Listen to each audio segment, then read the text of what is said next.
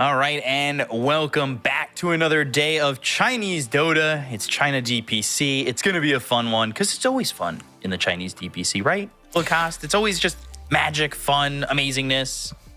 It is. I mean, Dota in China, China always had a special place in my heart because they were always different in terms of the style that they're playing. They were always sticking to what they know, what they think it's really good, and that's why I liked it. You know, these inter-regional matchups were always fun to watch, and now China looks, I would say, a little bit more stacked compared to the previous DPC tour.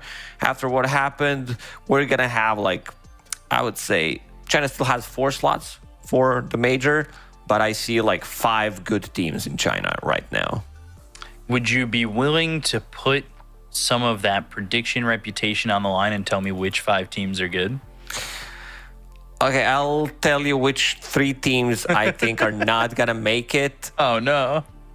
So the ones I'm seeing is definitely Team Bright. They seem I would say a better version from outsiders from China from the previous tour, that they're not going to be able to punch back against some of these stronger Chinese teams.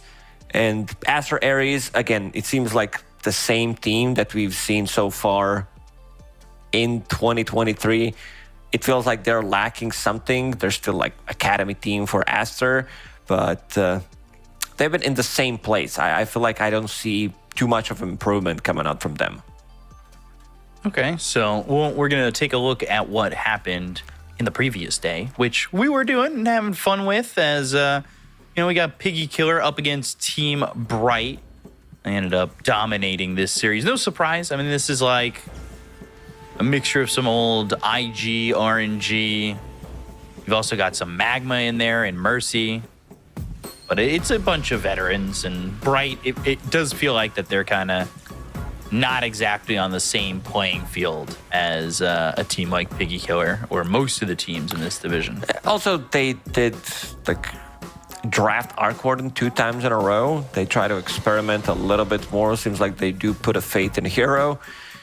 In the end, they lost. They managed to, second game, I felt like they did slightly better than what they did in game 1, but it was still not enough to be able to get the dub against Piggy Killer, and Piggy Killers look really strong as a team. So far, they did manage to beat Bright. They also managed to take game of Extreme Gaming, so looking good for them.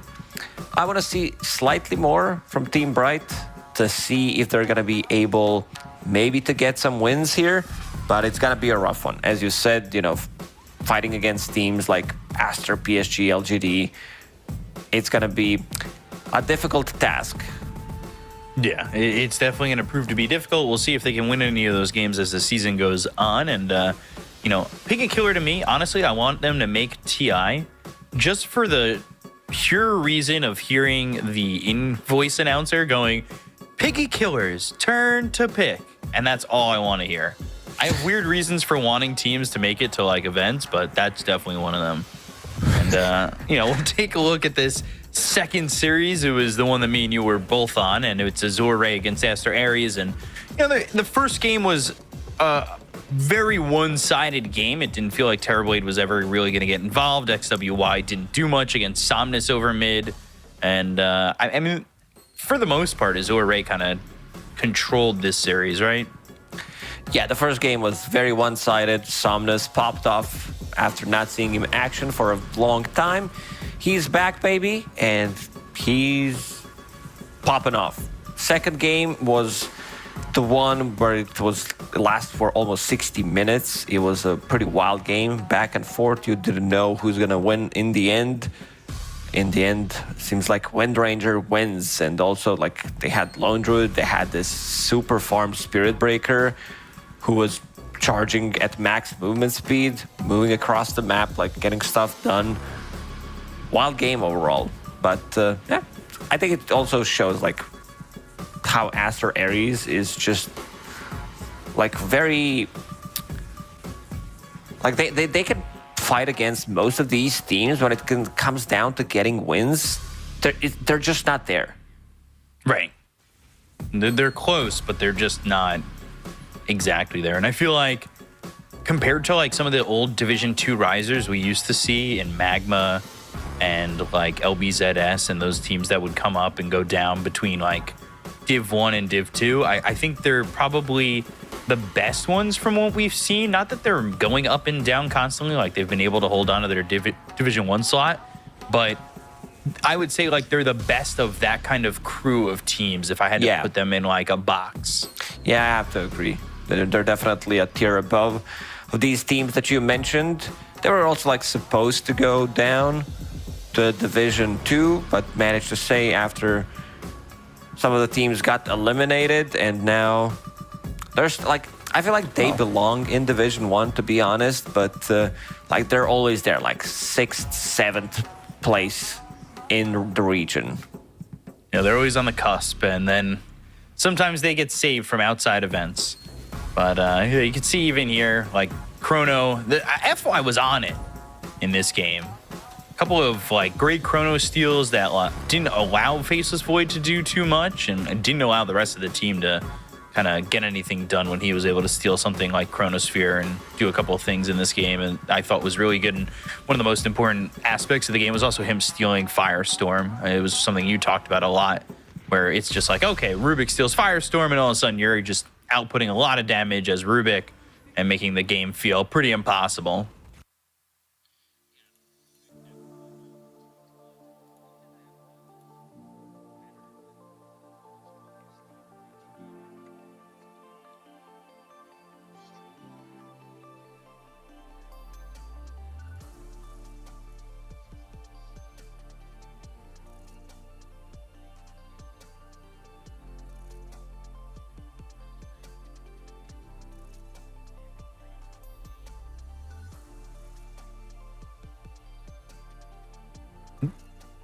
The guy losing Lacoste for a second, but you're taking a look at the standings, and you've got Azure Ray at the top, LGD there right with him in Extreme. Piggy Killer, win one, lose one. IG yet to play. They'll play later tonight, and so will Aster. They're playing right now. But you can already see Aster Aries at the bottom, 0-2. I could see that second relegation slot being between them and IG potentially, depending on which kind of IG we get. Truthfully, I look at Piggy Killer and I think about these top teams, and I feel like they might struggle as well against like the Extremes, the LGDs, and maybe even Azure Ray. But taking a look at today's schedule, you've got Aster against Piggy Killer. This is the Sumail debut, followed by IG and Team Bright. That's really kind of what do we have from IG going on in terms of what they're going to bring to the table. And then the Derby or Derby, I don't know, I'm not British, but it's Extreme against Azure Ray coming up at the end there. And it's not YBB, even though they have the same logo, but, you know, it's still the same org, maybe? I don't know. Sure. Could be. Yeah, the first matchup, I think, could be really big if Piggy Killers show up today. I think they could maybe take a game off. I want to see the drafts first, of course. Kind of hard to tell. But yeah, of course, Aster, they are the big boss in China right now. They're the ones leading the torch for the region pretty much, because PSG LGD, they have not been performing to their old standards, I would say. Yeah, LGD. Yeah. Going through offlaners. Pretty much. That's what they're doing. Every single tour, they have another offlaner. So we'll have to see. Fate Beyond, please unretire, so you can, come back and make LGD great again. Looking at like the DPC standings, there's still not a single team in top 12, at least coming out from China. So they will need to step it up. They need to get some DPC points in terms of like the major and how much points they did manage to get. 7th place for Aster at the Berlin major. They played with Sumail, and he seemed like a really, really good fit. So now they take him and get rid of XWY, and they look good. I would say considering everything, it was also like a last minute change, and now Emperor has arrived in China. Saw on Twitter yesterday, so we'll see how he performs. Not sure like when he exactly arrived, but seems like very short notice and wants to be able to get into the game and play as soon as possible. Yeah, I am looking at the DPC standings right now, and Aster were technically in the top 12, but they lost 152 points by replacing XWY. They removed XWY, which was minus 72, and then for Sumail standing into the Berlin Major, it was like minus 80. So they like had the points, but with the deductions, they're out of it. And LGD's also lost 156 points. Like both these teams, if you assume maybe they get first, second, or something like that, 400 and 300 points, it could put them, sneaking into the bottom of that top 12, at least going into the major. And then you kind of want teams like Azure Ray or Extreme. They need to get points throughout the major as well. So you could see like 3 teams be in the top 12, but then need to like kind of place well in the major, which will be interesting considering China's placement in the first 2 majors so far hasn't exactly been amazing. The region's not dead, guys. I promise. It's not dead. Still a great region. Still number 2 in my eyes. It's just like there's a shift. Some old guard did retire, and now we're seeing like some of the new blood coming in combined to be these old guards. But we also see like old players coming back in. Azure Ray's a good example of it. You have FY, you have Somnus, like Chalice as well. He's coming back, and they are looking good. Like it's kind of hard to tell judging by like only one series that they played, but I think like when you see them in action, you already get the feeling. But I also want to see them like match up against some of these better teams like Aster, PSG, LGD, Extreme Gaming to see how they're going to be able to perform. Yeah, when you think about the major, and it's always something that I talk about, especially in Western Europe as well, when you've got 4 slots to work with, it's 4 wins is basically what you need, right? So pretty much, yeah. You gotta kind of find your wins here and there, and like Azure Ray, I think expected to beat Aster Aries. Like there's been no unexpected results so far. And I'm thinking about, like, what are the 4 wins that Azure Ray can get? I think they're better than IG. I think they'll have a big matchup against Piggy Killer. That will probably be, like, a major deciding series in my eyes. And they should beat Team Bright. So, overall, that will be, like, the 4 series that I think Azure Ray need to take to get to the major, unless they have, like, a shocking win over XG, Aster, or LGD. Yeah, you already have everything planned in your head, how things are going to work out. I like it, but yeah, you're definitely not wrong. I could see this happening. It's going to come down to whether they do get W against Big Killer or not. And it's all it takes, because as you said, in a region with 4 teams going to the major, you need 4 wins, and that's about it. Yeah, unless there's tiebreakers, and then, we'll see from there. I could see, again, Azure Ray or Piggy Killer grabbing one of those like shock wins, especially like Extreme, who maybe haven't looked amazing. They did win the region last tour, but we'll have to see who does what and how it goes down, because it's a long season. We're only in play day number 3, and there are still a bunch to go. I won't do the math, but it's a number. That is a play day is still available to come for China. And it'll be interesting to see. Like, I really want to see Azure Ray back on, or these players back on LAN. I want to see Somnus. How is he going to do? It's interesting to see Sumail, what he's going to bring from, all his play from NA to Western Europe to now China. Like, has there ever really been, besides, I would say Black would be the only guy, right? Who's made like a transition like this? I mean, we had back in the days Not Home, or what would they call? I think Not Home, because when they came to China, this was like Dota 1 when we transitioned to Dota 2. Misery with his stack, he did go to China, played there.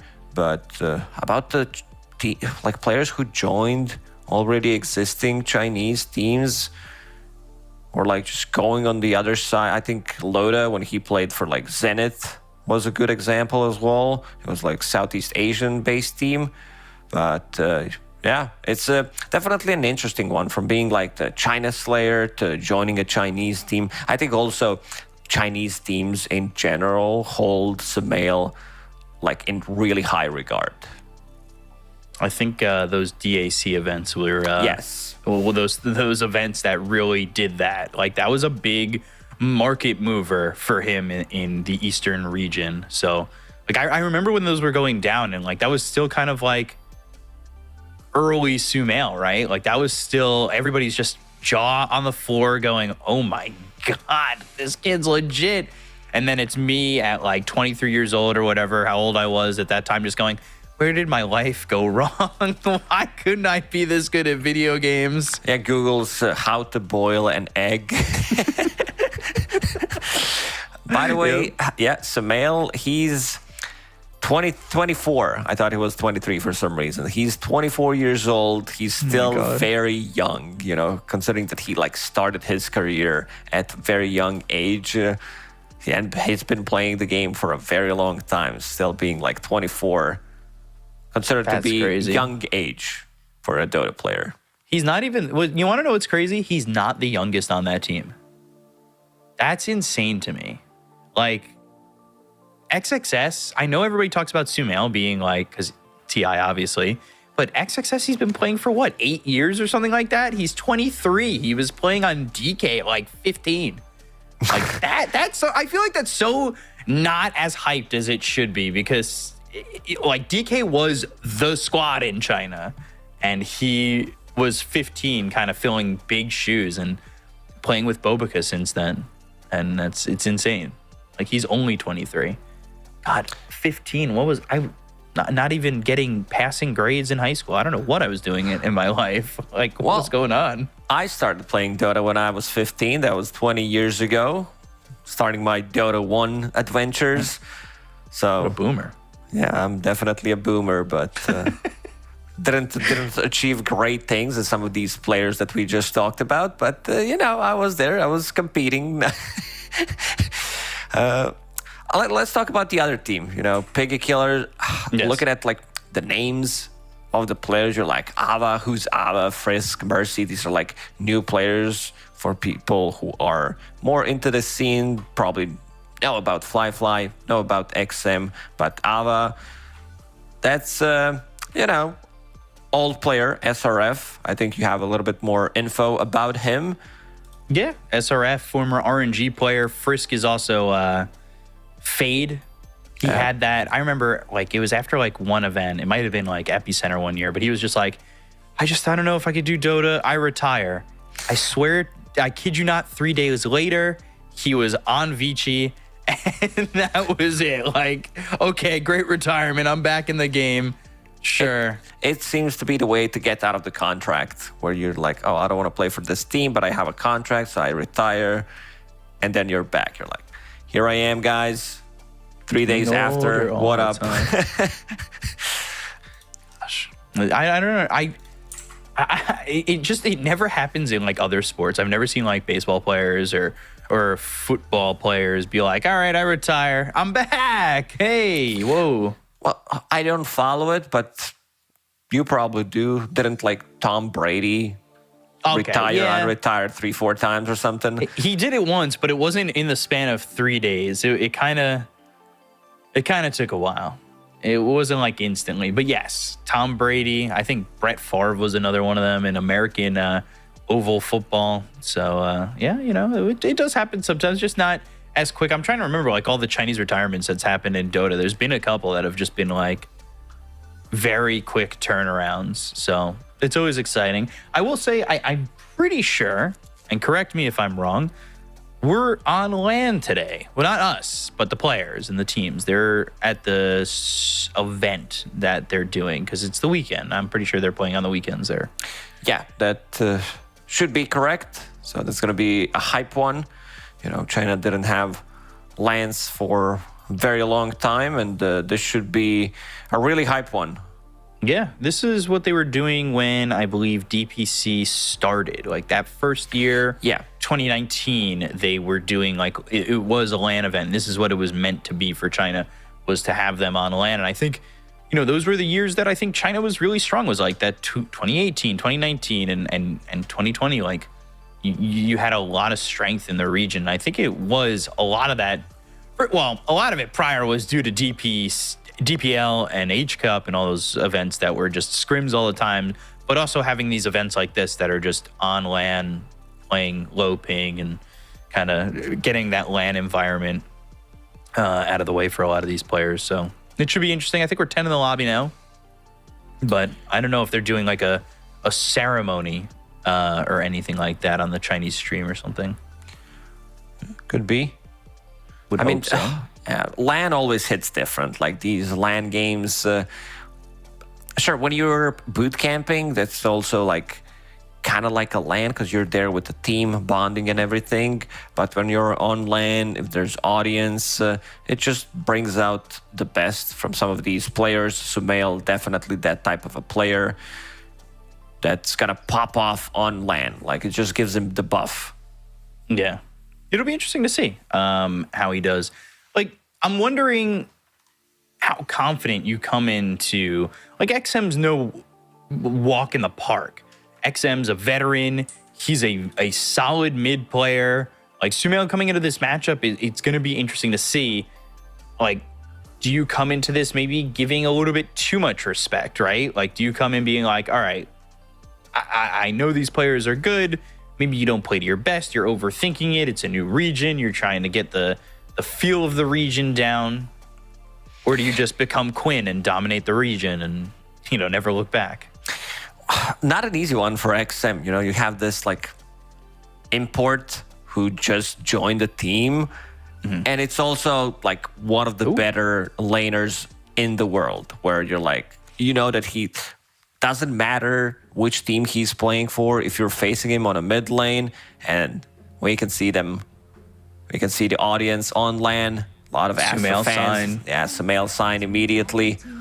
Wonder if they're selling merch over there. Maybe I'll have to take a flight over, get some DPC tickets. I think it's much cheaper if you just get it shipped instead of buying a ticket, getting there, and getting a return ticket. But hey, that's me. Do anything for the merch. I know. Okay, so draft started. Medusa gone. Piggy Killer banning it out. Team Astra will have first pick in this one. There's a lot of good heroes that are still left in the pool. I think Doom is the one that stands out. Techies. Sorry, I need a Piggy Killer jersey. Just the button down with the half ironed on Piggy Killer logo. All right, back to the draft. I'm sorry, it looks so amazing. It reminds me of what was that Moo team that was the business Business Associates was Business Associates, yeah. That's what it kind of reminded me of right there. Techies. Dude, Techies, you know, did you know Techies is the most contested pick in all of DPC right now? I would say I am not surprised. He looks really good. I mean, I've seen this matchup before with Oracle. I think it was Insania who played Oracle against Techies. And Oracle, like, he was supposed to be the good one, like, I use Fate Sidic, you don't receive damage.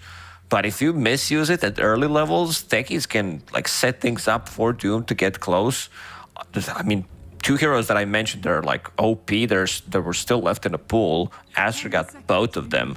So looking at the opener, Team Astra just got these Imba heroes right now. On the side of Piggy Killer, Oracle, Magnus has been on the rise, whether that's a position 1 mag, whether that's an off lane. You know that he's going to get the farm. Also stacking, very important, coming out from the supports. This is where position 4 gets the gold, gets the extra experience that has been added in 733C. Love me some extra experience. Taking a look as didn't we see this matchup already? You're already talking about it, but didn't we see the Techies Oracle matchup and they were diving the tower? Was it the Chinese? matchup. I swear, I watched too much Dota. It's Yeah, I mean, we were casting 7 hours ago, so I want to say it was Western Europe. It was Western Europe, yeah. It was Liquid against someone, can't remember. But definitely saw the matchup. And looking at what Aster is banning, they do ban out Monkey King, which could make things more difficult in the laning stage against Doom. Also have an Oracle. This is one of those, like, Dead Prophet type of a hero that if you do manage to put an ulti on top of him, suddenly he's back to full HP. Turns the whole fight around. The other one also that they just banned is Terrorblade, gives you like Sunder availability. And Pick a Killer banning out Void Spirit, so at least they're banning out one of these heroes that look super strong in pretty much every single region. When I went to bed yesterday in Europe, yesterday 5 out of 5 games were won by Void Spirit, and that's not a coincidence by any means. Yeah, the heroes felt very strong as we get a close-up of that beautiful jersey as Mercy showing it off. Artist formerly known as Man Man, if you guys remember the name, but a solid 5. I feel like we've talked about him in the past, and I've really had a lot of good things to say about him. And it's no surprise, I think, with like Piggy Killer kind of feels like this great player reject team in a way, and that's meant as a compliment, not as an insult in any way. But I'm not surprised to see him with a squad of good players like this around him. One thing China has are really good 5 players, like Innocence, Y, DY, Pichu, like some of the like newer generation, I would say. Like Red Panda is like, sure, he plays for Aster Ares, but I feel like he could play for a better team as well. Yeah. I think that time in Elephant, and unfortunately for him, kind of hurt his credibility. That was unfair. Definitely. That was a superstar team, and he was just not the superstar. Like, he didn't have that kind of pull. They seem to be talking a lot, talking to Sumail. I wonder how that conversation's going. Yeah, I think also Sumail will be getting some Chinese lessons as well, from what I read on Reddit. So he wants to... Seems like ultimate news source. Yeah, if it's on Reddit, it must be true. Internet in general. No, wait. If it's true, that means terrible things for me. Spirit Breaker picked up by Piggy Killer. This could also be a core. This could also be position 4. We've seen it the other day being played by Chalice. Looked amazing on the Spirit Breaker, but I feel like position 4 kind of fits what hero wants to do in the game. Be the one moving around the map. There's always something to do. Collect the lotuses. Go for these XP runes where you have a stun so you can contest it. Shadow Demon. It's a really good pickup here. It has the spell. Nice spin on that pen. The 360. Can you do that? I can try. I just need to find the pen. But yeah, Shadow Demon, great against both Spirit Breaker. There's a lot of things that can be dispelled in this game, and it's also great save. Like things from Oracle, you remove Empower, you remove Bulldoze, and also having a save, having a setup like later down the line for Techies, Doomstun, Bloodright in the laning stage. And I like the Bloodseeker pick as well, because looking at the heroes that Piggy Killers have, Spirit Breaker relies on moving in a fight to deal damage. Same goes for Magnus. Okay, Piggy Killer. They're taking one out of Tundra's book. This is the other day when Tundra kind of dominated the whole day. They got 20-minute wins. This has been their offlane duo, Spirit Breaker plus Visage. Right. Not sure if it's that great in this game and how they're going to be able to execute, because Tundra as a team is very innovative and they like theory craft a lot. And seems like they are talking about Sumail's hero. We already seen some of these bans from the mid lane, pretty much heavily targeting him in the second, like even in the first banning phase, removing Storm, Void Spirit, Pango, now banning out Puck. But Sumail, he has a couple of aces up his sleeve. His hero pool is gigantic. He can pretty much play anything, so can't really ban him out. So now you need to figure out which heroes you don't want to play against. And look at Sumail.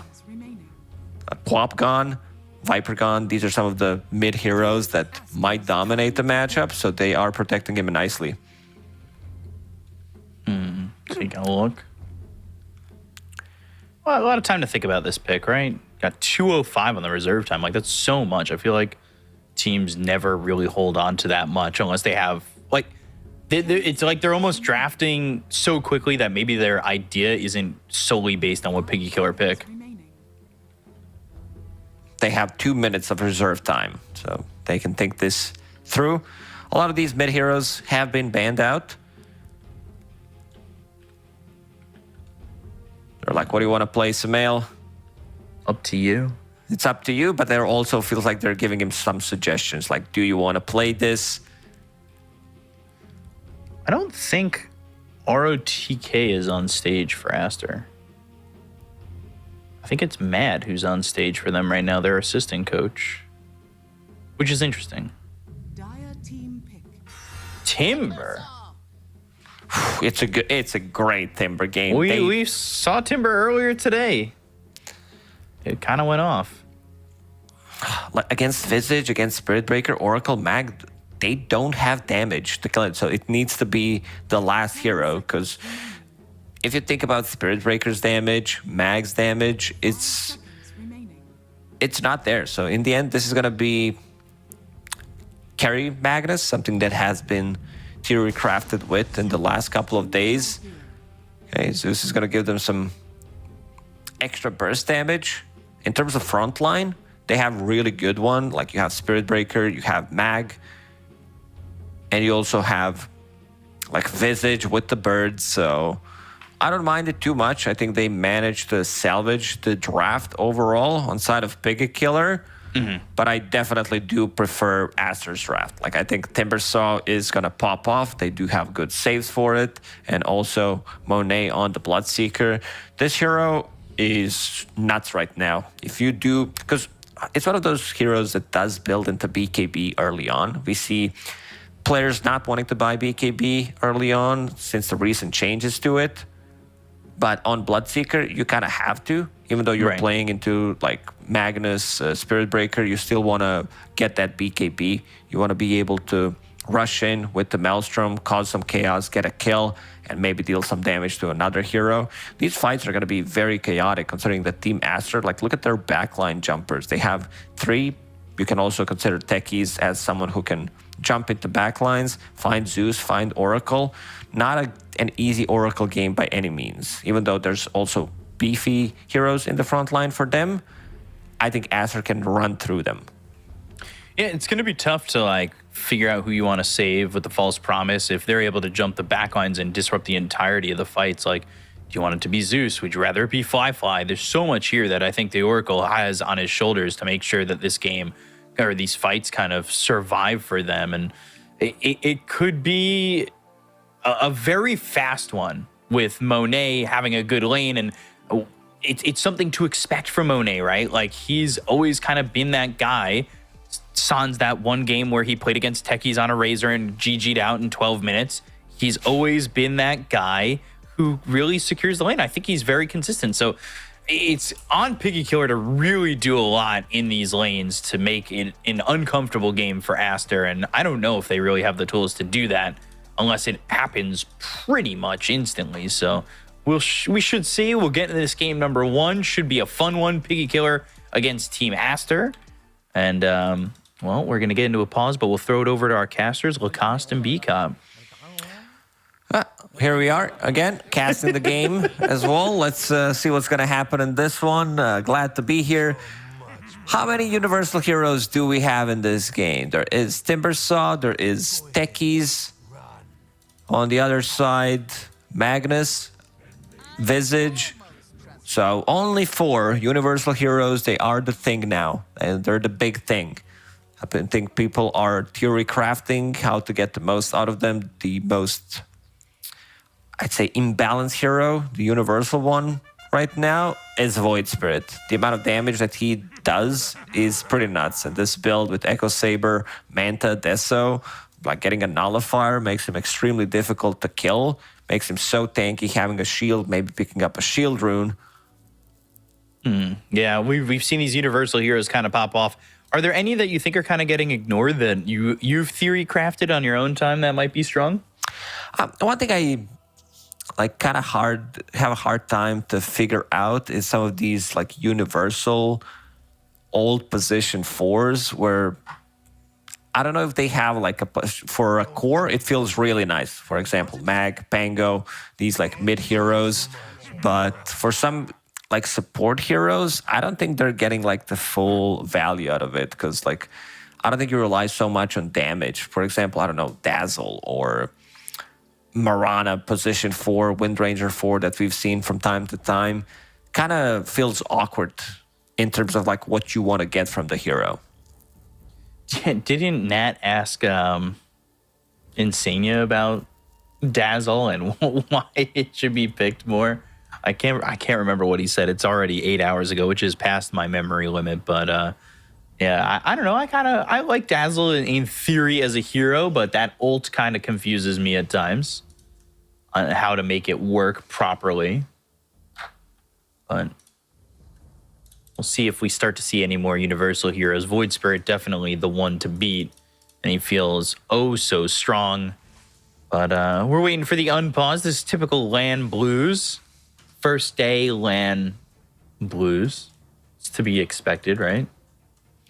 Yeah, you gotta make sure that there's a pause right now, fix the issues so they don't happen later on. Pretty standard for LAN environment. Yeah. In which case we'll get another pause eventually. I'm looking to see any cores. Do they have Blood Grenade? I see one on Techies, one on Shadow Demon, so 2 supports buying it. On the other side, there's one on Oracle, one on Spirit Breaker, and that's about it. You're lying to me. This is just a support item. It's not. You can buy it on the off lane, but you can buy like one charge, have a little bit of extra HP, gives you that kill potential, but mostly it's bought by supports. Yeah. Don't be afraid to buy it. Get that first blood. Invest in your future. Right? It's really not an investment in the future by any means. You use it, you lose it, and yeah, these consumables. Well, if you get a kill. Yeah, for sure. I mean, this item is OP, no doubt about it. It's just so good. 15% slow, 5 seconds, damage, relatively big AoE. When are we going to see the 5-stack, like, buy out all the blood grenades you can, run in, invade, and just throw them? Get kills. Yeah. When are we going to see a team do that? Invade the other side with a full arsenal of blood grenades and just go for the kills. Well, we're seeing that right now. Both no, teams. they don't. They only have 2. I'm talking about everybody. Getting every blood grenade you can find. Well, you don't have as many on start. True. You have 3 only, so. Yeah, so we need that extra one. I need the full all out. You get 2 stunning heroes, 3 blood grenades, jump in, go. Please. Make me happy one time. Who's up here top? Fly, nowhere near where this 30 seconds. potential fight could have happened with the rest of his team. Doesn't look like there'll be any massive aggression, but just an obs placed down for both sides towards the bottom end of the map. How are you suspecting this mid matchup goes? Sumail on Timber, not like his all-time super comfort hero. When you mentioned Timbersaw, Sumail, there's like one game that he played, I believe it was NA. Let's see if there's going to be a fight. Oh, might be Blood Grenade and Pichu. He's going to die to XM. So the full invade, the Blood Grenade, they get a kill. Look at that. Yeah, good start for XM. He already has bottle available, but to go back to Timbersaw point, there was one game where he was zoned out. I think it was like Sammy Boy who sat on his high ground as Undying did not allow him to get close to creeps for a really long time. In the end, he did manage to get the dub in that one. And maybe some even old chatting happened, if I remember correctly. Damn. That's quite the memory that you've got going on over here.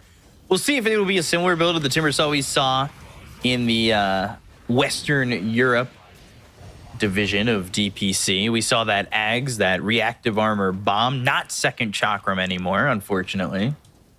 That comes at level 25. It's so sad. I mean, it's more guaranteed these days, but yeah, have to get deeper especially into these games. Mid Timbersaw, you are getting the levels. For now, they've been tri-laning on side of Pig Killer. Fly doesn't have Skewer, so if they can get something out of this, they've got that sticky grenade, but doesn't really do much of anything at level 1. And now Fly level 2. We'll see if he gets Skewer or Shockwave. Any of these lanes, bloodbaths to you? Anything that's really going to be like massive kills? The ones that have blood grenades in it. Okay. Just Techies has a blood grenade still. And I have to keep looking at top. Everybody's holding on to blood grenade early on. You get a kill, you buy another one, keep repeating that. And now Mercy, he's holding a point in case he needs Fate's Edict to reduce some of that damage. Great against techies in general, against the blast off if you're quick enough to be able to execute. And it's such a good ability right now because only disarms enemies now and provides magic resistance only to allies. Skewer back, Fly underneath the tower. This is why techies is such a menace to deal with in the laning stage. This is level 1 techies. Like, he does deal decent amount of damage. He had some struggles before. I remember the time when Hero had like 28, 29 damage or something. Now being Universal Hero, you buy a little bit of stats, and he's sitting at 62, level 2, so not too bad. Did you ever think that we'd come to a day and time in the DPC where Techies was the most contested hero in the game? No, but I'm really glad that they changed the way this hero works. Kind of kept a bit of his identity, but it's not that annoying. You're like, oh, I just ran into some mines, I died. Kind of like he's been like that for way too long and kind of killed the game pretty much. It was one of the heroes that it was off the map, and then you're like, I just died. Like, nothing you can do about it. One of the most obnoxious things we had in Dota, I would say. Yeah, but I like the old stuff better. This new Techies feels like a cash grab. I just want old Techies back. I liked it better, truthfully. Something's wrong with you. There's no way. You and Slacks are probably the only people out there who love Techies. Visage, he's in trouble. Ava, the artist formerly known as SRF, will die to Monet. Like I was saying earlier, Monet is one of those guys who just seems to secure his lane 90% more, 90% plus. It's always seeming to go his way. Sumail already level 5. XM going to hit that level 5 as well. 25 and 4 to the 22 to 2. And at least for the moment, even-ish about. But net worth higher, of course, because of that first blood for XM. Boboka securing the rune, stealing it from XM, Sumail picking the other one, and also managing to kill Mercy's courier. While XXS is farming underneath the tower, which does allow Boboka to move around the map, get stuff done without XXS being pressured. Fly, how's he doing on his mag? He's going for Power Treads. This is a new tech build. Power Treads, Mask of Madness, Echo Saber. Mercy. Blast off hits. He's in trouble. Not a lot of health remaining. XXS is going to get the kill. Fly trying to hit away at Boboka. And this is definitely a lane with a lot of chemistry in it, and it's not because of the heroes, it's because of the players that hold the most games as a duo together. By now, at this point, a pretty large margin. It was at the beginning of last year, I want to say, that they broke that record of No Tail and Fly. So at this point, they've got to have a lot more games ahead. Yeah. And Mercy not having a point in Fate's Edict, I think that's a mistake in the laning stage. You definitely need to have it. You're playing against Doom and most importantly, techies. So having 2 points in Purifying Flames, sure, it's tempting because you want to get the kills, but it's more about the defense rather than offense in this lane. So XXS, he can kind of be left here at a certain point, I want to say, to do whatever he wants. And maybe we'll see Bobica kind of roam around, and that's exactly what he's going to do.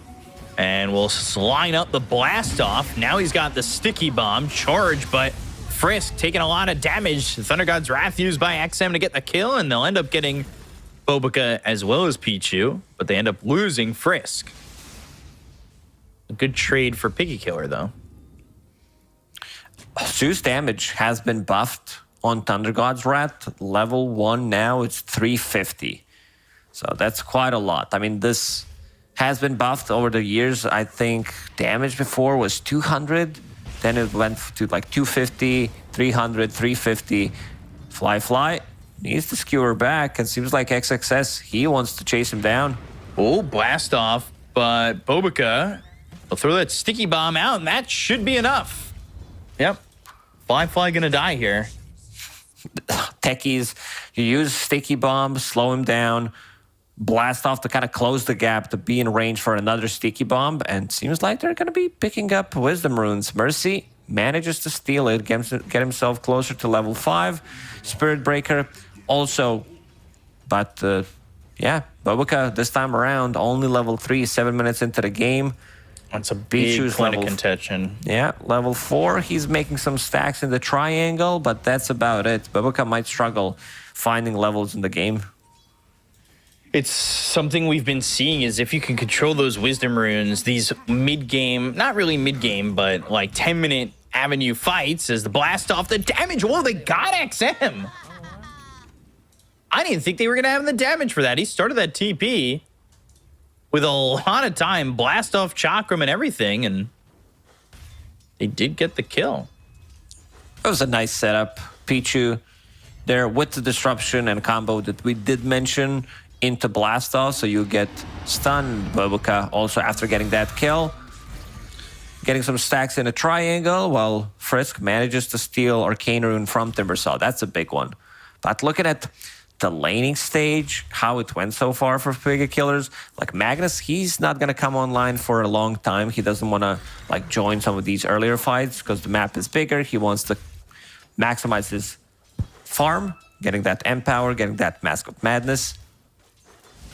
Like Oracle doesn't provide you with much. Spirit Breaker's level 5.5. Visage also needs level 6 to have a bit more lane presence as well. And looking at the item build that Piggy Killers are going for, 2, what's it called again? Phylacteries being built. One on Zeus, one on offlane Visage.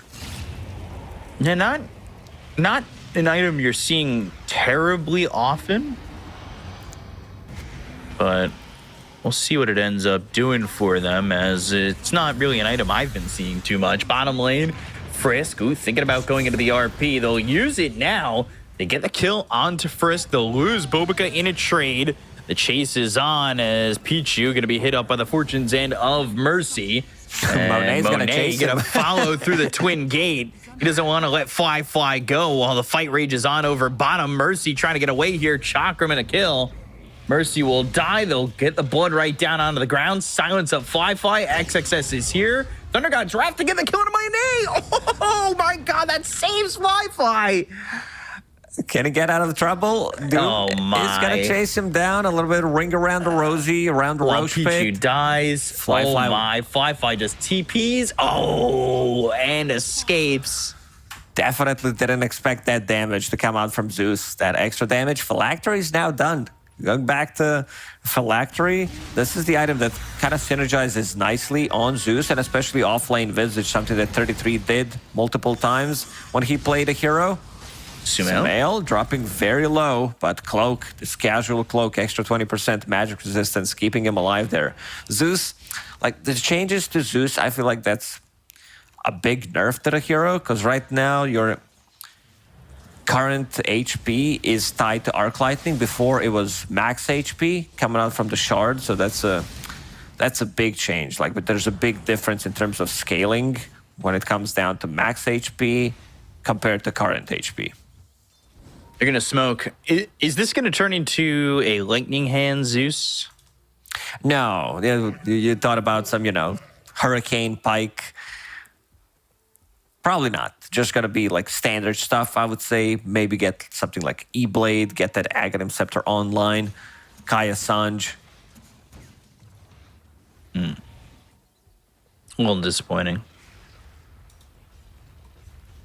Meanwhile, you've got Sumail top of the net worth. Not top of the net worth yet is XXS. He's going into that Midas. And of course, he's got Devour, but only level 2 at the moment. And that bonus gold taking a little bit of a decrease on the current C patch. Really starting to see what these heroes can do. You've got a lot of gold on Bobica. As he finally hits that level 6, he's ahead of this Spirit Breaker by a lot. And actually, Visage isn't nearly as farmed as maybe you'd like him to be, especially compared to the Doom, but that's going to be a little bit difficult. Another strike and the Soul Assumption. They get the kill on a Pichu, so they'll combine to get that kill. And that's a big difference here between the levels, I would say, is at this point, you've got Frisk and Mercy who are getting towards that level 7 and have a bit more experience thanks to those Wisdom runes. Blast off, Sticky Bomb, Mercy, false promising himself. And I'm pretty sure he's still dead to rights anyway. Yeah, not getting out of this one. Which will just put False Promise on a pretty significant cooldown. I think bigger killers can take these fights. Like, as soon as Magnus gets his Echo Saber, I think right now he feels like he could be joining the fight if he's, like, close to it. But looking at Zeus with his Phylactery, Visage with Phylactery, it's a lot of damage. Pre-BKBs that we talked about, Monet is going for 1. Immediately after finishing off that Maelstrom, wants to be able to run in, get the damage done. I feel like Bigger Killer right now, even though it says like 2k gold lead for Aster, they're in a good spot if they can keep getting these fights going. So let's see if they can find any openings. There's that Midas for the Doom, so he's going to start to take over. Top of the net worth, he's right there with Sumail towards the top, who's got the Kai as well as the Arcane Boots. See what he goes for. His Oracle's also picked up some Arcane Boots. Wonder if Bobica somehow turns into a core here. He's got a lot of gold. He's going pipe, so... Or a techies. Sure. Definitely need it. Charge? They are playing against Visage Zeus. Gets the mind down. Do you really want to fight into that? Frisk, Sticky Bomb, Blood Right. There's the Silence, Timber Chain forward. A lot of heroes here for the side. A Picky Killer and Esther starting to run the other way. Not sure they exactly want to be here. The Nether Strike on XXS. The damage is so fast. Blast Off is short. You've got Bobica in a little bit too deep. Blood Right's down again. Frisk is going to die here. And Bloodseeker Monet is going to start to be able to move pretty quickly, but XM, he doesn't have a lot of mana to work with. They've got another mine down, and they go to the RP as well as the Skewer. Disruption from Pichu before he dies. It's on a Monet. The damage is there. They'll get the kill. They'll end up losing Mercy to Sumail. But 4 heroes dead on the side of Aster as XM has just been on the back lines, putting out so much damage. Yeah, I like that they are taking these fights. I said that they feel super strong with these 2 phylacteries where both Visage and Zeus are keeping the distance, having like 900, over 1,000 mana pool on Zeus, and just kept spamming. Arc Lightning, Phylactery procs, it's a 6-second cooldown item, so getting that extra damage, extra slow. As soon as they connect onto a target, someone's dead if they can't get out of trouble, and I like the target prioritization in their fights. Going for the Shadow Demon, so there's not going to be any saves coming out. Shadow Demon also deals a lot of damage, loves to play these drawn-out fights. Sumail, it's the only one who didn't die in the previous fight. Yeah, I think Monet needs to not join these fights and focus on getting that BKB, because you could see how quickly he takes the damage. Truthfully, I'd like to see, if you're an Aster fan, you'd probably want to see them both, him and XXS, both go for BKB, right? Like, you saw how quickly XXS just dies in that fight. They will need this pipe to come online as soon as possible. You talked about Bobica having a lot of gold, and they need to give him some farm priority still, because pipe is a type of an item that could change things around. And suddenly you have Ava finishing off Solar Crest, going into Pipe next. So these smaller items that are easily built are going to come online. I want to see Pika Killers take another fight. Pre-BKBs, pre-Pipe on their side. XM all of a sudden top of the net worth. Blink's going to come out for the Doom, which we haven't seen Doom from him yet. Top tower is under attack. He feels like he needs a different item to be able to get the jump in the back lines and getting another pick off. Structures are fortified. Oh, Pichu dying. These towers can go pretty quickly if you're not too careful on Aster. Aster's not in a good spot right now. I see this Bloodseeker trying to farm to get his BKB online. Pre-BKB, he can't really do much. There's just way too much stuff on the ground. And They found Bobica. Bobo, again. Oh, blast off with the reactive taser, not doing anything as he misses the mark on that one. So both supports are going to end up dying in succession. And, well, you know, Pig Killer, they're kind of listening to. They just want to keep on fighting, keep the pressure on. Keep this going. Mag's still getting a lot of farm. Zeus on top of the net worth right now. Magnus just finished off his Harpoon. Also, the build on Mag, what I'm seeing is like he's also maxing out the Shockwave. From position 1 Mags, I've seen more of like 1-4-1 build. Maybe you max out the Skewer. I don't know if you need more points in Shockwave because you are Universal Hero, so all the stats that you get from taking stats instead of the Shockwave, you get Doom. damage as well. Where's the follow-up? Immediately, they've got a charge coming into XXS. They'll look for the blast off. That'll land, but the charge coming in. Sticky Bomb, Remote Mine, both down. There is the False Promise. That's going to keep Fly alive for the moment, but they still have enough damage to get this kill post False Promise. So that'll start with one, but they'll end up trading Bobica. Fortune's End lands on the Pichu. Charge all the way in. That hits off Sumail for a second. Soul Assumption, as well as these familiars, they'll take the kill onto a second. Still a good trade for Pika Killers. They're keeping these fights going. Phylactery with Soul Assumption, Grave Chill, Zeus also. I like this double Phylactery build that they are going for.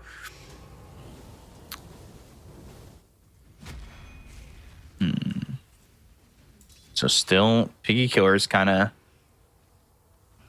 getting the best out of these fights. Monet's just about got the BKB, so might be more willing to fight, especially once this Doom is off cooldown again. And you can see the BKB is next on the list for Doom. He still has that Octarine core queued up. Wants to get BKB before that. He was thinking about going different item builds, but understands that needs to, like, sure, you have already 2 components for your Octarine in that Vanguard that you can disassemble, make it 3 because you have Arcane Boots on top of it. So after he finishes off BKB, getting Octarine core is going to be easy peasy for him. So we'll see when that happens. We've got ourselves a hopefully quick pause coming out. And right now, like, Aster, we kind of see the game plan, get BKBs and go. But if you're Piggy Killer, is it just stay on the gas? Yes, Steph, I think they need to even force these fights even more. Because once Acer gets their BKBs online, and they are going for 3, you said Monet has one finished in 20 gold or something. I see Sumail also going for one. He's relatively tanky with that Kaya Sanj casual cloak. Pipe will also be finished, so all they need to do is delay the game. They don't need to like rush anything, go for these pickoffs. The lineup really scales nicely into late game.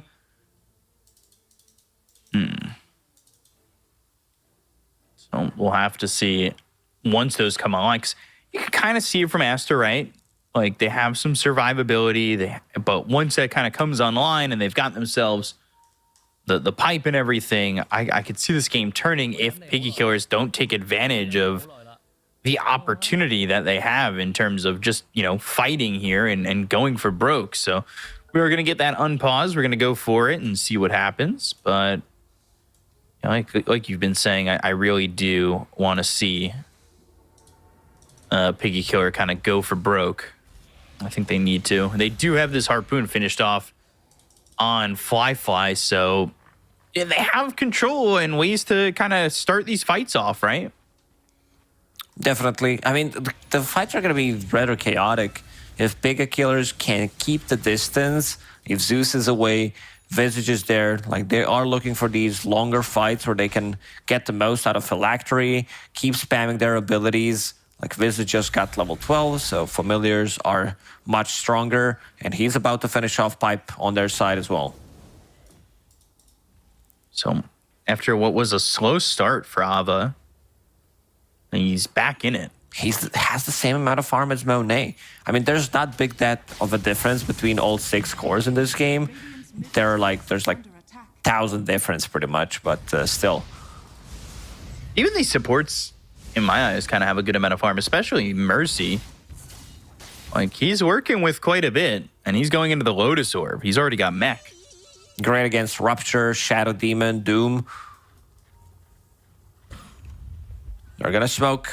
Yeah, 5-man smoke. Keep this going. Roshan's gonna go Tormentor. to Radiant side.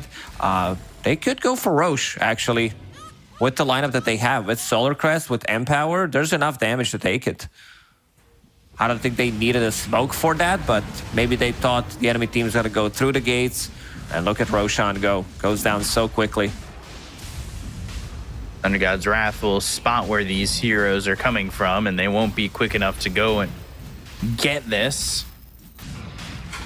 They are smoked, but it isn't fast enough.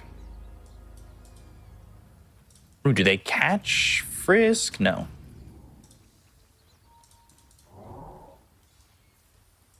Unfortunate. Unable to get it.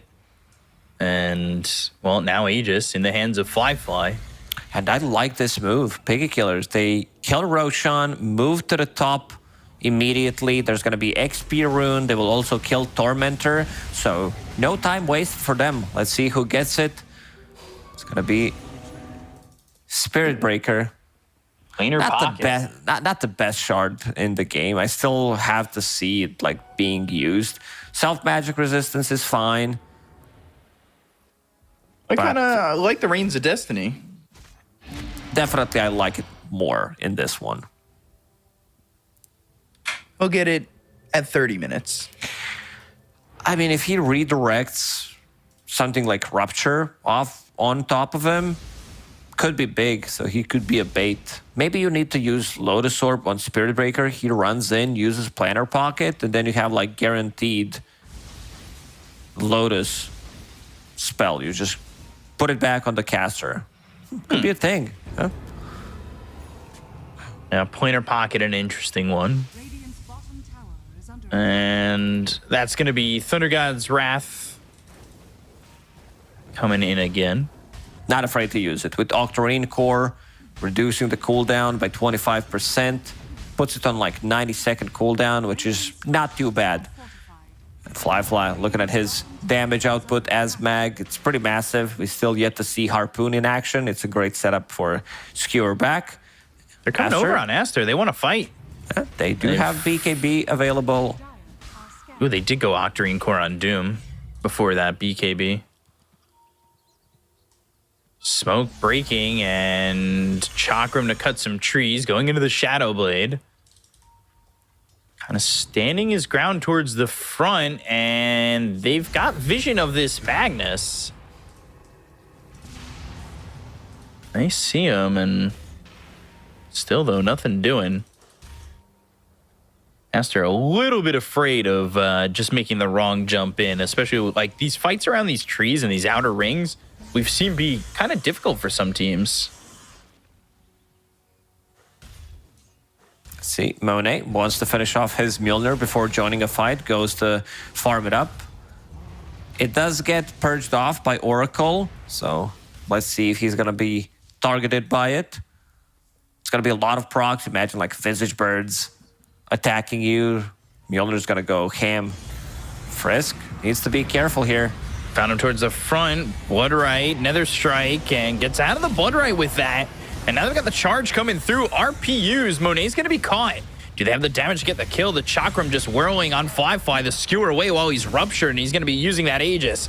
They use the Doom on XM, so that means no damage coming out from the Zeus. False Promise, now over the threshold, trying to run while he's invis and get out of this fight is Firefly. Eventually, this Oracle should die, and now with no Doom on XM any longer, he's going to start to turn it around and go for the damage. He's got the output, and he has the mana to do what he wants, but they've got the disruption.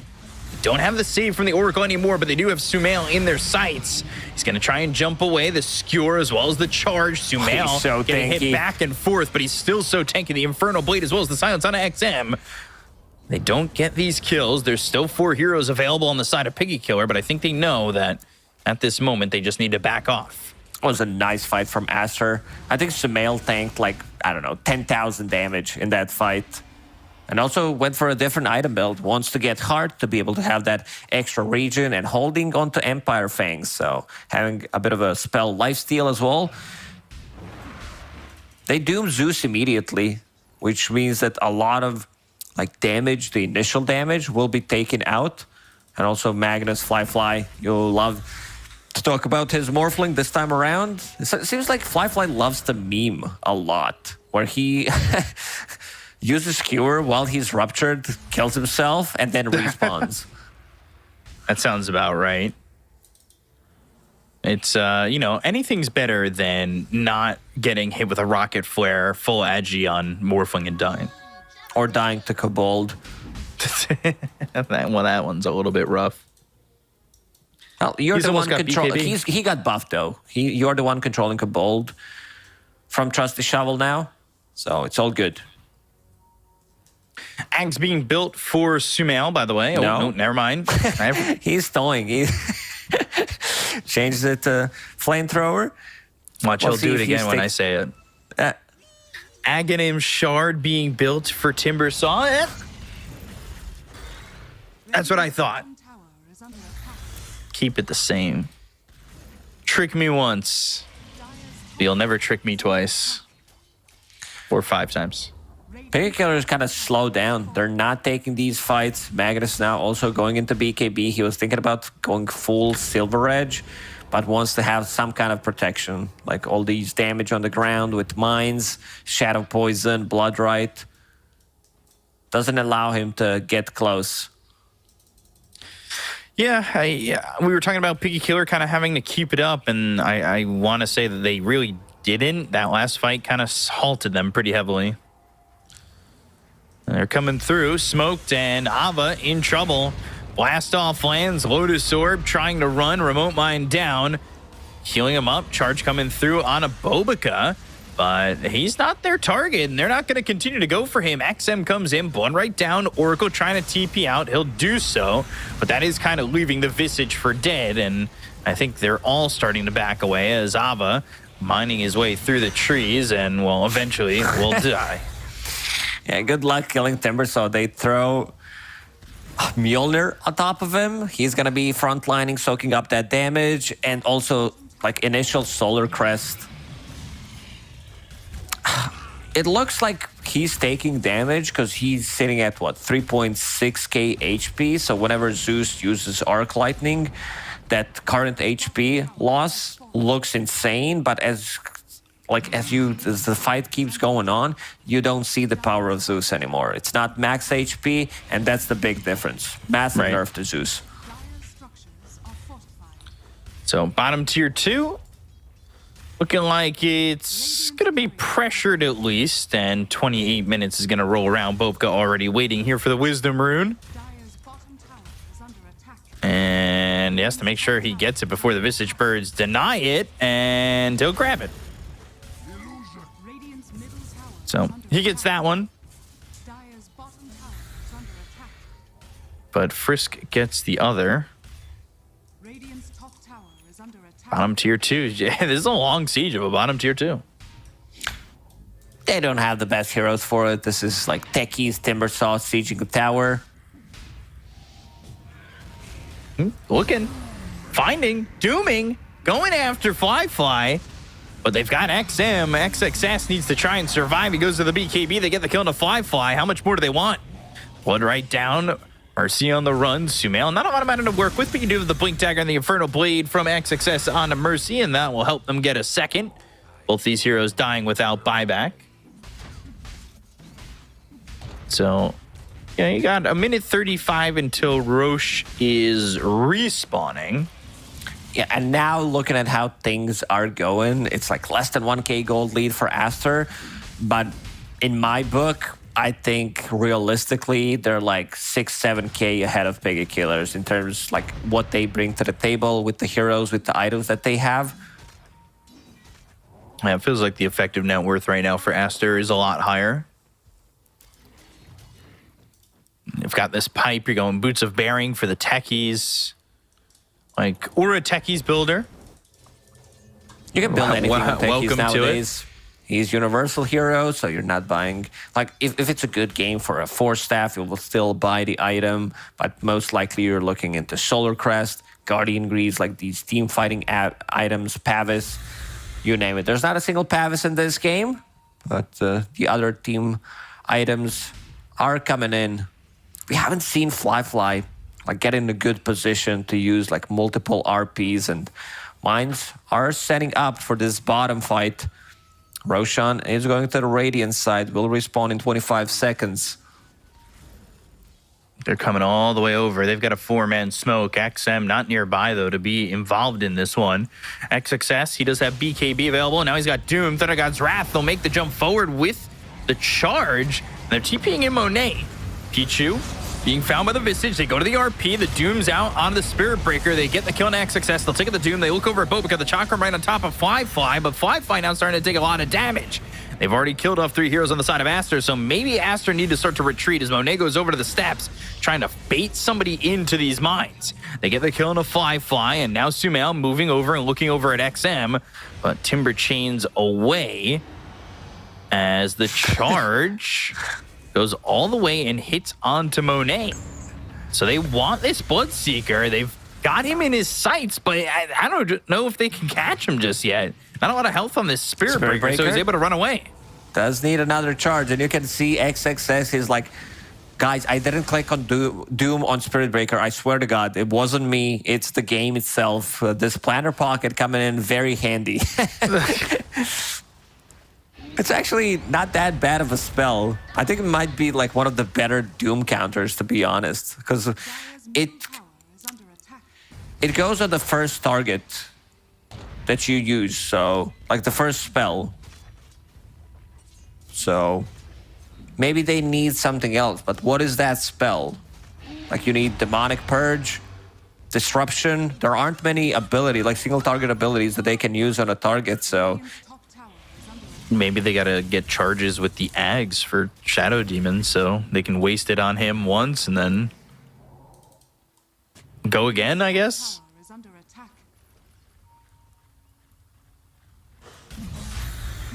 Roche. They don't have time to go for that Tormentor while this Roche is being taken down to half health. They're starting to run over. They're going to make it in time. It's going to be close.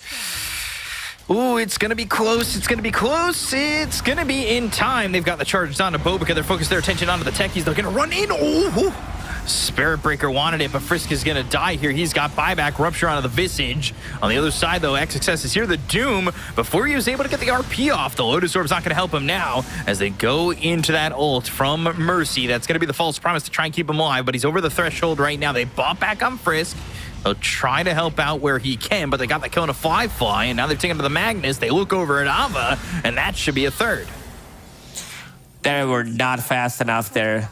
Also, XM immediately TPs out, and now they're chasing him down. Sumail wants to get stuff done here. He's unkillable. Like, they did not manage to kill him once in this game. This is, bear in mind, last pick Timbersaw.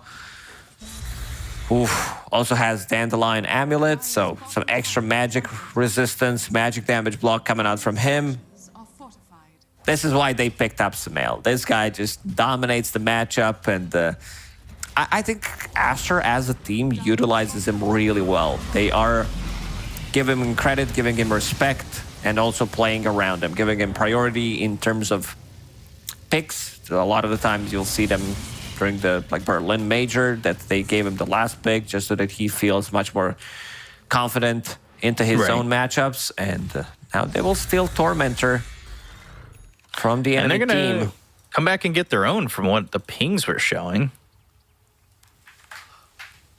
So that will be another shard. Who do they want it on at this point? Probably Shadow Demon. He's the only one who work? doesn't have it. Yeah, okay. I was going to say, everybody else has to have one because Sumail just got one and he's top of the net worth. I was like, that's not how it works, I thought. But then everybody else has shard. I guess it was him and Shadow Demon, and Shadow Demon just kind of got screwed a little bit, but he ends up getting his at the end of the day. It's fine. Not winning that 50-50. But now he's got Demonic Cleanse. A little bit of a heal in terms of things that they can dispel on allies. These are not like the... I don't see that like one good thing. Like maybe you can dispel Solar Crest, Phylactery doesn't last long enough, Grave Chill. There's nothing too significant. It's going to be all about that extra heal. It's a male. Level 21 Timbersaw has that magic resistance as well. Brings it up to 47% magic. On the Spirit Breaker. Fly coming over, though. BKB's been popped. And they're going to try and fight this. Monet's trying to TP in. They got the kill and a Frisk. They'll use the RP. And the damage, though, on a Mercy still, as they will take out the Oracle. So they don't have a false promise to work with. There's the Flamethrower. Fly trying to TP out and will do so. And Ava on the run. And will fly and escape for now, but now sees Bulka has Bulka. dust, but doesn't have any kind of vision, and there's going to be a Wisdom Rune here as well. They're going to give it to Sumail, push him closer to that second Chakram, level 25 talent. Things are getting really rough for Piggy Killers right now. They don't have the damage output. Mag deals some heavy right clicks, but it's not enough. Like some of these last 2 or 3 fights, they have been really all over the place because Aster runs at them. This Timbersaw draws a lot of attention and then forces you into really bad fights, catches you out of position. All Bloodseeker needs to do is use Rupture on Magnus so that he can't move because they have enough sustain. Like I already talked about Sumail having this almost 50% magic resistance. There's Pipe on Techies. There's like Doom with the BKB. He just hit level 20 as well, so with Octarine Core. And that level 20 talent, Doom cooldown is pretty nuts. You can keep fighting pretty much every minute. By the way, they're going at... Well, never mind. There it is. There's the Ags. Not going for. He's got the Ags. He's got the Blood Mist. How do you like Blood Mist?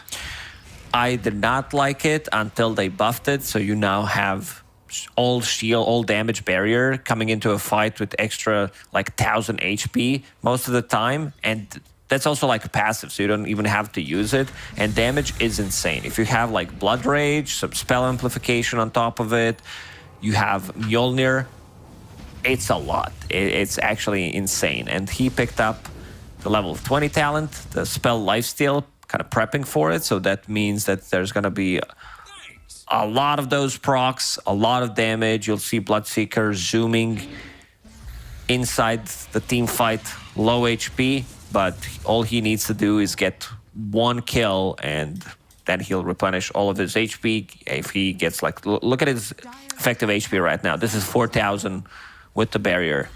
Damn. That is pretty insane.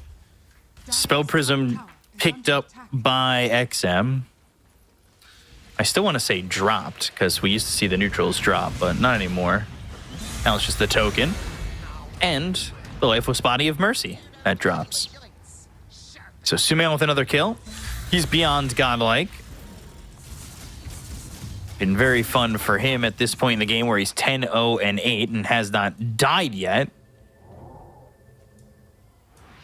So 7K net worth lead. It kind of feels like Aster's able to do whatever they want at this point in the game, right? Doom's going to be used here on Fly. Sumail, he's going to TP in. He's got the bots level 2. They get the kill onto Fly and take out another. He doesn't have buyback for 77 seconds. things are looking really rough. Monet, there is no Basher available. Frisk. Obica? Frisk? Ships in the night? XXS used Refresher, wanted to get another Doom, has BKB available. He was hunting, also not too afraid to use Refresher. This also tells you a lot about the state of this game. Yeah, having that ultimate confidence and ready to go. They're going to try and break this high ground. Dire's middle tower is under attack. So let's see if they can do it. Should be pretty easy. Nothing really stopping Sumail. Is now level 25 and has that second chakram. Lotus Orb is going to bounce back the Nullifier, but I don't think it matters. They'll get the kill on a Frisk. They look over at X and they still don't have 5-5 for 20 seconds as XM able to just skirt away. But they've lost the tier 3, and there's the blink forward from Sumail. He's got that overwhelming blink, overwhelming mercy, getting the kill on the Oracle. XM starting to do some damage, but Sumail really doesn't feel it at all.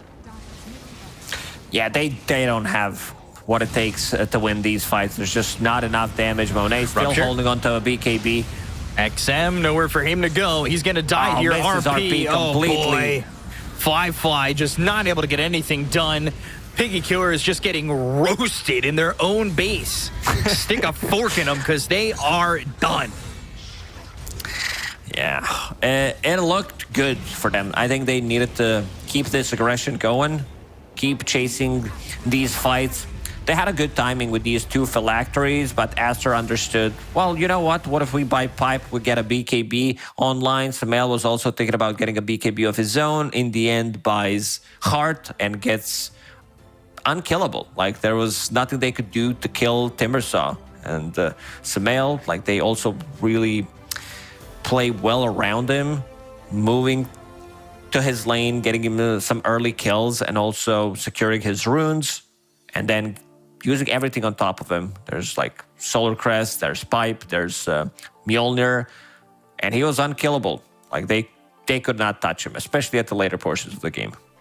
Yeah, so he ends up going 13-0 and 12, involved with 25 of the 29 kills. Definitely feeling like the MVP of that game. I don't think there are really many other options when a player goes 13-0 and 12.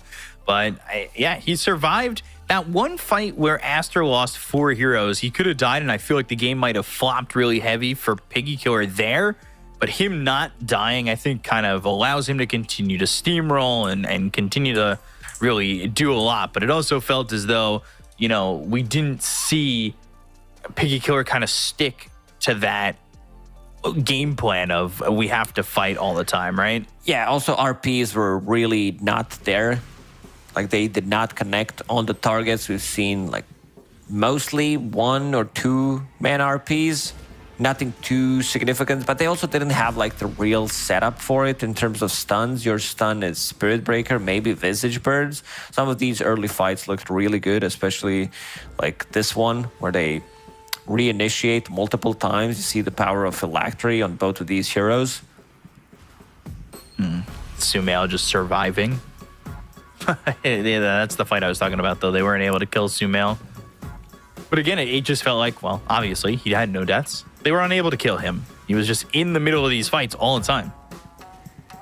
I was kind of wondering, because he never had that Ags, right? So if he's been in the center of these fights, I would have loved to see him kind of just explode here and go for it. But he ended up going like Overwhelming Blink, Heart, Boots of Travel level 2. Heart definitely made him unkillable. At this point, the game looked already over pretty much, even though the network says Piggy Killers are in the lead, I would say. But considering the items and everything, you know that they're going to be outscaling what Piggy Killers have. Right. And so they really just had to keep their foot on the gas to make anything kind of work together. And you can see a desperate effort by Frisk to get the Aegis there. And then the fight just kind of rages on. And yeah, Fly unable to get the RP off. He ends up getting doomed. And that's where this fight completely falls apart. Not that I really think that RP would have done a lot, as it was only going to be onto the Doom. So it just, like you said, the RP opportunities weren't exactly presenting themselves. The one good thing that I learned from this game is that Planner Pocket could be used in a good way. We saw that Doom being retargeted back to Spirit Breaker, which was a nice thing. But yeah, I don't know how to make this better. In this one, it looked good because they did not have single target abilities to throw onto targets. They had like 1, 2, 3, 4 abilities in total, which is not as much you would expect them to have. So was a good one. I think in certain situations you can make it work. You definitely don't want to spend money on that shard. Right. But yeah, was fun to watch. I thought I'm not gonna see the day where I'm gonna go like, wow, this is actually good. Well, you've seen it now, and now I'm hoping that maybe you think it's good, and you see that 0 turn to a 1 Team Master take the victory here, and we're taking a look at the stats. Look good for XXS 4, 3, and 15. Not dying a lot, doing as much as he can. Monet only dying twice, and had a couple of really solid ruptures out there. I feel like XM at the beginning of his game was decent, but everybody else kind of lackluster overall for Piggy Killer. Yeah, it's so much you can do with Zeus. Can't really like get more chain lightnings going or like get some stuns happen. It's like you're limited, and a huge nerf to Zeus. No shard where he has like max HP as damage. Now it's tied to your first spell and its current HP. And a big difference. Like in a situation, I don't know if Timbersaw would go for more HP if that was the thing on Zeus, because he would get dismantled. Imagine having like 4,000 HP coming into a fight, couple of zaps from Zeus, all your HP is gone in a couple of seconds. Yeah, would have been really handled for. So, we see the MVP, of course, is Sumail. That's no surprise.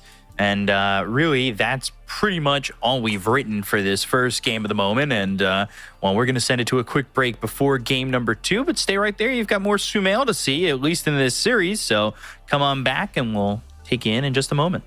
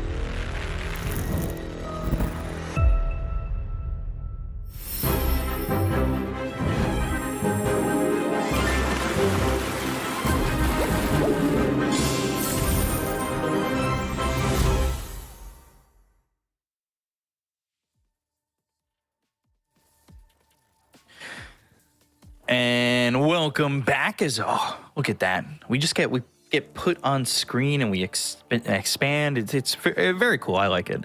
But we're here back with Chinese DPC, Piggy Killer against Team Aster, game number 2. Should be getting into the draft in just a moment. And, on land should be fun. Aster take a 1-0 lead as Sumail is unkilled so far in the Chinese DPC. I don't think you can ask for anything better.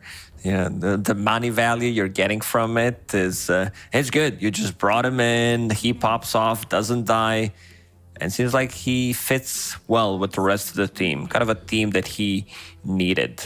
Let's see what happens in the second game. Aster banning out Batrider, same thing as they did in the previous one. And Medusa banned out by Pig Killer. Same thing. Same thing. Aster, again, they do have first pick. I don't think they should be banning out Storm Spirit in the first phase. Sure, maybe when I see their draft right now, and if they already plan to go for Oracle Zeus, then this Storm Spirit ban does make a lot of sense. But I think there are better heroes to ban out in the laning stage. For example, Techies. Okay, they actually banned Techies, so... All right, now the Spirit Breaker for Team Aster. By the way, I just wanted to give you a little insight. I'm being fed some good information, hopefully. But apparently on the forums and whatnot, they're calling Sumail, and I'm going to botch this, Su Zhenhua, which apparently means that Su is going to make China great again. So... I think they have a lot of expectations on Sumail for the Chinese region to make sure that they go and win TI and actually get to a top 6 finish at a major. Well, I like the Chinese community. They're very vocal about things. We see only the glimpse of it, I would say. Right. Like what we see on Reddit when people translate and stuff. But one thing I liked, especially when Jack was getting deeper into memes, like Chinese memes, they have 10 layers of it, why something is called like that and stuff. And also they're not afraid to speak about the things that are good or are not as good. So Team Aster this time around, they're going to be the one opening up with... we already said it, Tundra did kind of pioneer this thing the other day. Spirit Breaker plus Visage, strong offlane duo. It's something that Piggy Killer did play in the previous game. And a new hero, Dark Willow. Not sure what to think about Dark Willow. She's universal hero right now. Some of the changes, like max damage on the Shadow Realm, has been increased. And you can allies can target you in Shadow Realm, which is nice. They couldn't throw any of the saving spells on top of you, which was kind of awkward, I would say. Now, finally, you can use, target yourself as well, so you can use Force Staff while in Shadow Realm. I always thought that this hero has not been used enough. I'm not sure about this patch, but I definitely felt like the hero could have been used more in the previous one. Yeah, I always feel like Dark Willow has the tools necessary to kind of get a lot done, right? Especially in these close combat fights. Bramble Maze is always nice. Terrorize can kind of be combined with a bit. It's fun to see sometimes, what Dark Willow can do, by the way. And not that you're...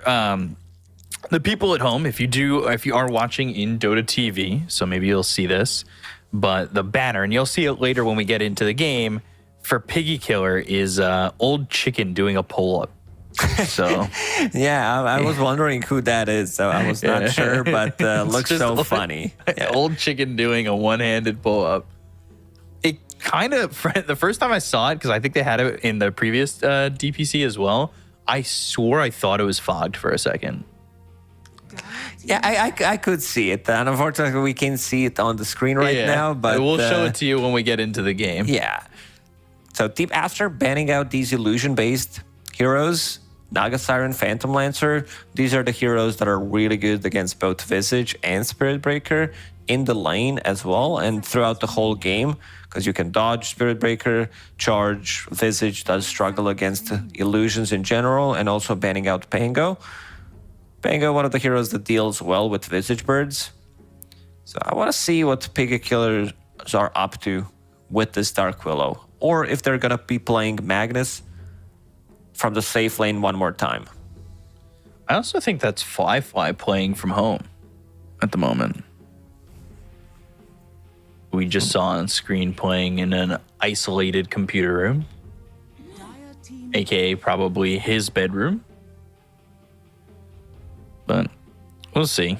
I thought that was him. I forget what he looks like, but I swore that was him. Enchantress. All right, Picky Killer going something still a little bit different here with the Enchantress pick. Enchantress, Dark Willow. These heroes are very squishy, especially early on. Against Visage does thrive killing these heroes. 10 seconds remaining. I want to see a bit more reasoning to this Enchantress. Want to see like what the last pick is going to be. So this is going to be Dark Willow 4. Enchantress position 5 most likely. They could swap things around, but I would prefer Dark Willow to get some farm priority, get some items going. Master's turn to pick. Okay, so I'm always a fan of the anything you can do, we can do better. I mean, just pick Zeus right now. Seriously, just pick Zeus. But there's Void Spirit. All right, GG. I hate to be that guy, but it has been feeling that way with this hero a lot. Is there enough lockdown for Void Spirit? You need to get something. Sure, there's Dark Willow with Bramble Maze, Stun, Terrorize. Some of these abilities are relatively hard to execute. Like if Bramble Maze doesn't connect, he can dodge it with Astral Step, like the Stun, get away from the trouble, Dissimulate as well, like dodge, Terrorize. Samael, he is adjusting the armrest or something, or he might be cold, getting the t-shirt on. Master's turn to ban. Faceless Void. Okay, that's 2 long cooldowns on side of Piggy Killers, while Team Aster doesn't have any. So this is very punishable. And also in terms of damage inside Chrono, there is none. There isn't like that. You don't necessarily need to have like, I don't know, have Chain Frost running plus some big AoE Static Storm or something, but you need some kind of a damage that goes through Shockwave, Impetus, or if you catch someone on the edge of Chrono with Bed, I still don't think it's enough. And one hero that does destroy Dark Willow, that's Oracle. So kind of making it hard, and also having a Dispel mechanic against Empower. I feel like we're going to see definitely more from Oracle because of all these new auras, all these new items. They are dispellable. I think Piggy Killers have worse draft so far than they had in game number 1. I think they did manage to fight back in the previous one because of Zeus and Visage, the fights that they took. This one's going to be a lot rougher, I would say. One of these games that, because Faceless Void, he needs time to come online.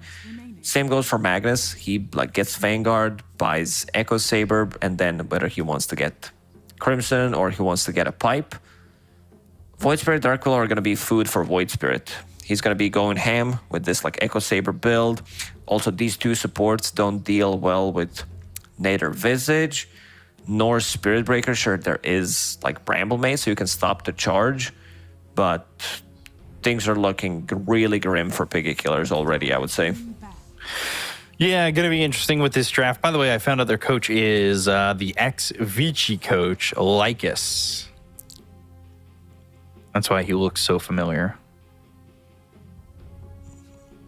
Might be why the results of Piggy Killer are looking so familiar. Turn to pick. Team pick. Just kidding, just kidding. Monkey King getting picked up last year for Team Aster. This lineup kind of sets up pretty nicely for them, right? Monet on the Monkey King, Sumail on the Void Spirit, offlane Visage. Could they go 4 Visage and 3 Spirit Breaker? 10 seconds Or is that just not worth it? No, you want to get those auras up. This is such a strong tempo lineup from Aster that doesn't rely on it has 0 cooldowns. Like all 3 cores, every single hero can just doesn't need ulti to play Dota pretty much.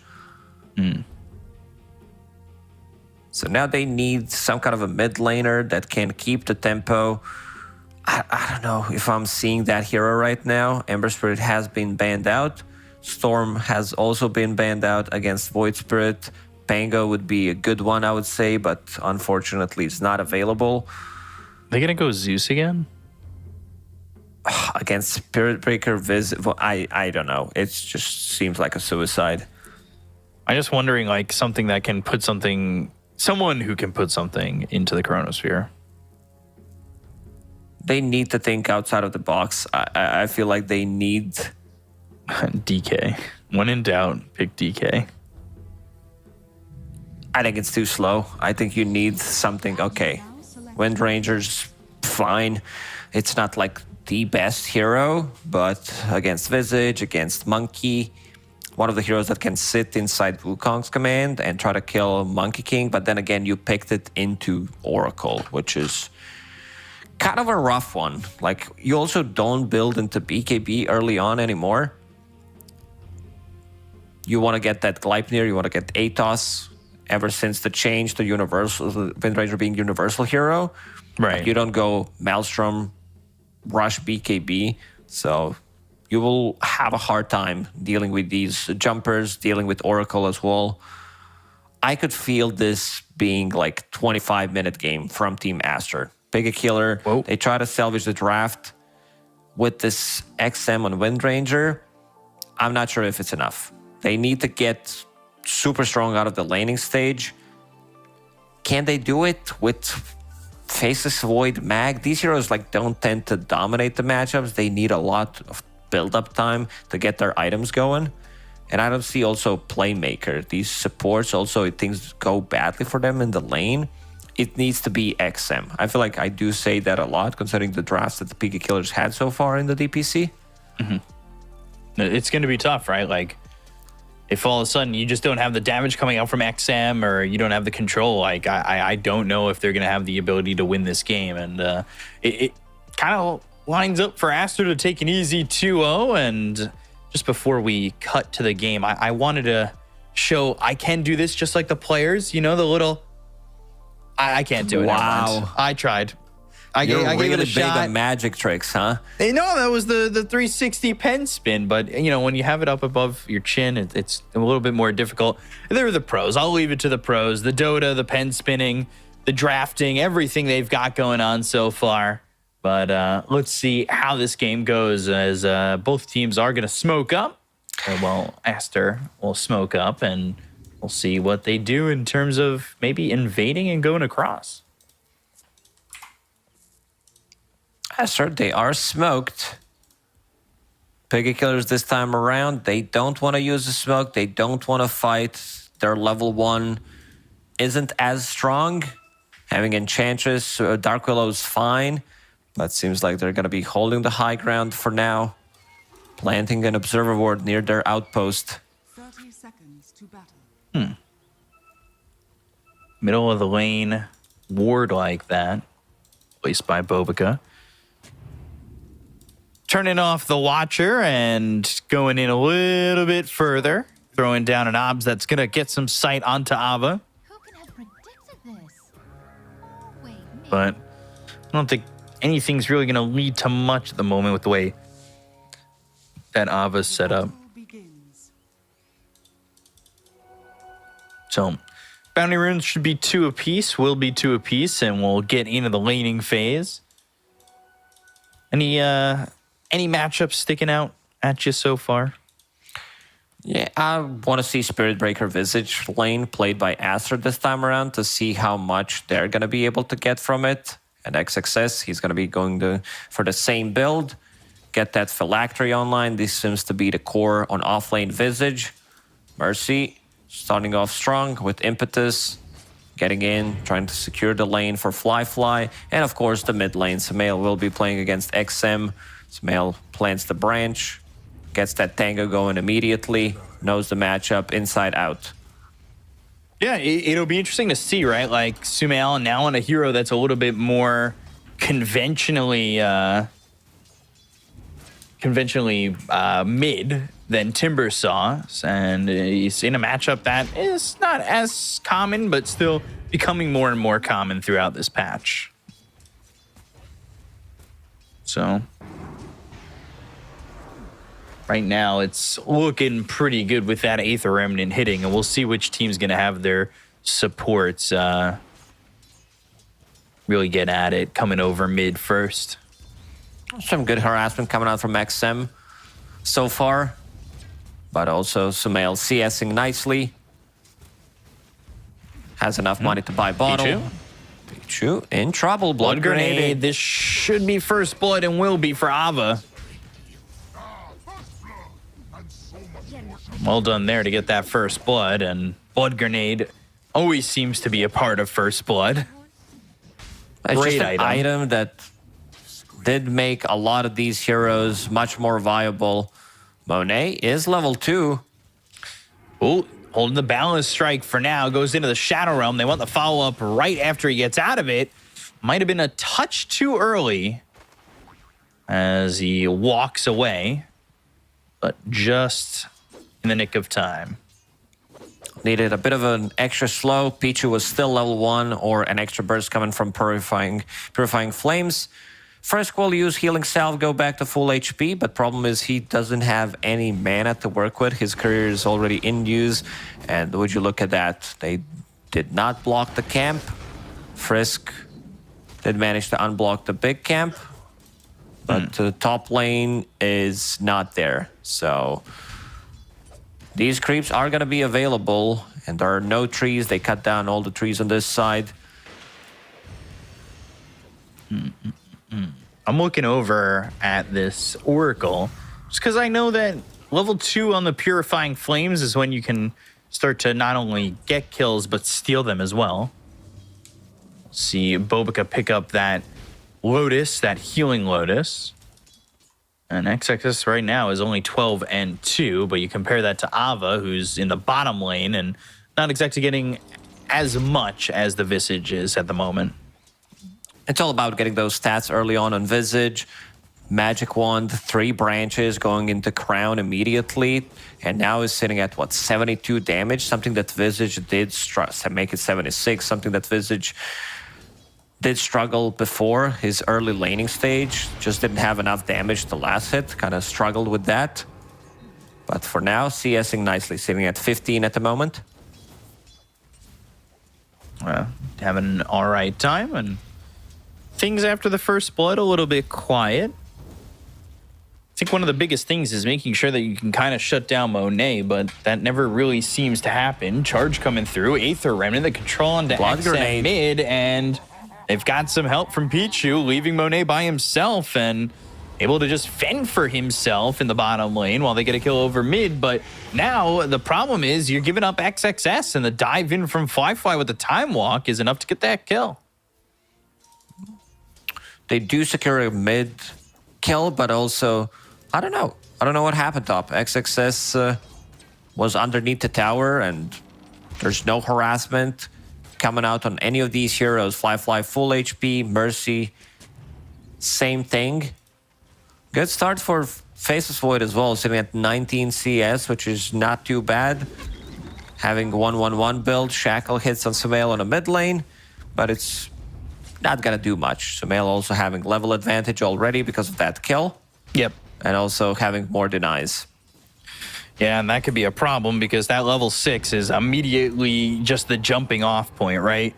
You get that level 6, you have Astral Step, especially if you've got a +1 in, say, maybe the Spirit Breaker, it can be an issue. And you could see Bobica helping to get that kill up top on Mercy. So already seeing that power of the Spirit Breaker, despite the fact that he is only level 3. Bobica, he's going for the courier potentially. He was thinking about it for a second, but also scouts out Frisk. So that means that this potential aggression on the top lane is not going to be there, which does allow Aster to potentially, go go for him. And he cliffed Oracle, Pichu will TP mid. Give Tango to Sumail. He's like, I can't refill your bottle. There's not much I can do. I TP'd from not from the base, so let's see. If they make a rotation. Sumail's about to crack level 6. Windranger's still level 5. Aether Remnant lands on Frisk, so now you're wondering, does Sumail make the jump? Bobica can't really charge through the brambles. Has to wait, but they do still have Pichu nearby, and well, there is a Invis rune that will be picked up by this Oracle. And the whole time, it's just leaving Monet to do whatever he wants in this bottom lane. Like, he's picking up these healing lotuses, and he's sitting 35 and 14 for free. Ava's not putting much pressure on him at all. Kind of hard as Magnus when you're left in this position, 1 versus 1 against Monkey. It's pretty similar to what happens if you leave like Morphling. Let's see, Pichu. He's trying to battle it out against Frisk here. Let's have Invis running. Should be... let's see if it's going to run out. Feels like it's going to run out before... Like 3 seconds before. Are you an auto clicker kind of guy? The hold right click down to click? Oh, charge. Bouncing him. Grab it, grab it, grab it. Oh, Frisk still gets it. 2 heroes there. And now he's starting to heal. Uh-oh. Bobica. XM showing up. And will use the ult. Oh my god. And he's just going to TP away. What? He finds the angle. He charges away.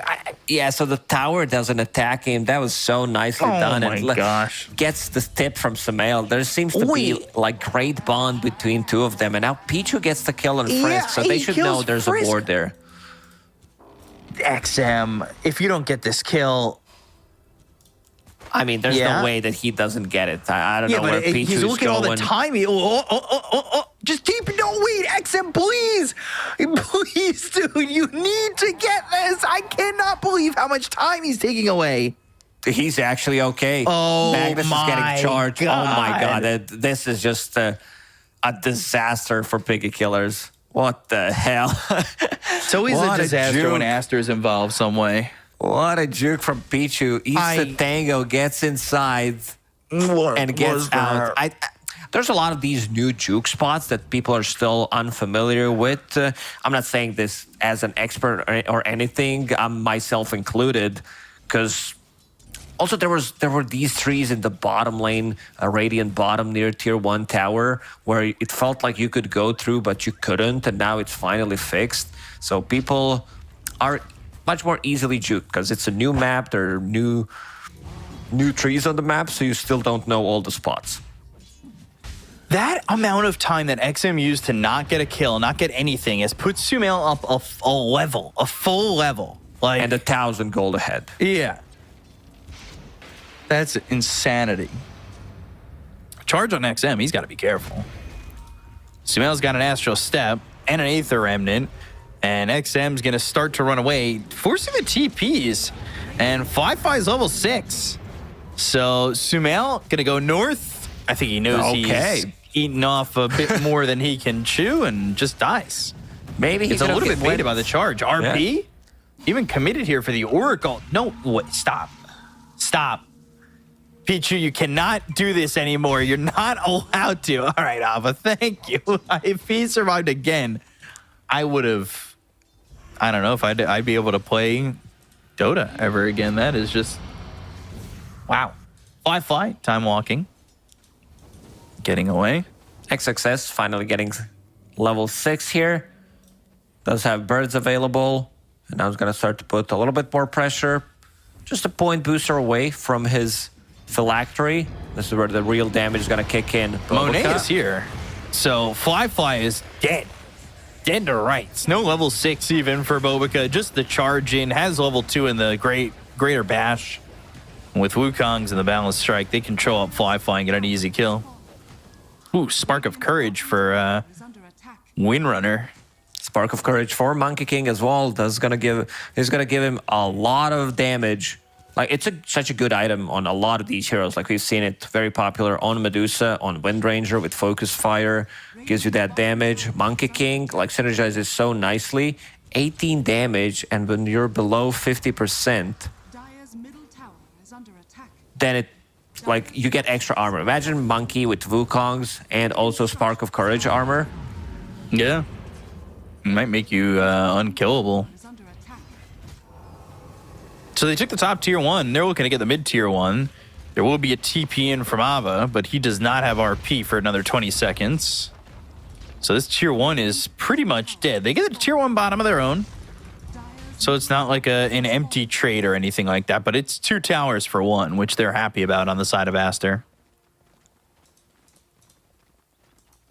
Monkey King is one of those heroes that gets involved early on compared to, like, sure, Faceless Void might join in, land the Chrono, go back to farming. Fly this time around decided to go for Hand of Midas, which I really like. The game is kind of slower on their side.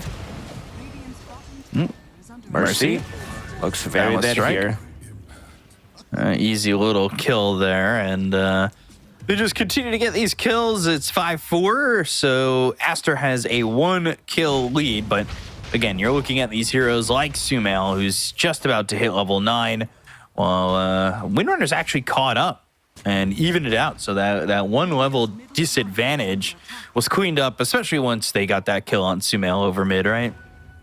Yeah, the problem is they lost mid tower, and also Aster understanding who's the playmaker of Pega Killers, going for XM, knows that 2 supports can't really do much.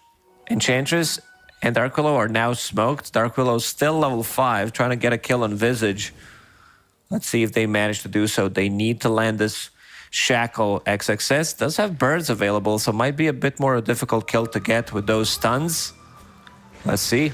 Oh, Bramble Maze, the damage, and getting out. At least for now, XM, he might not be so fortunate.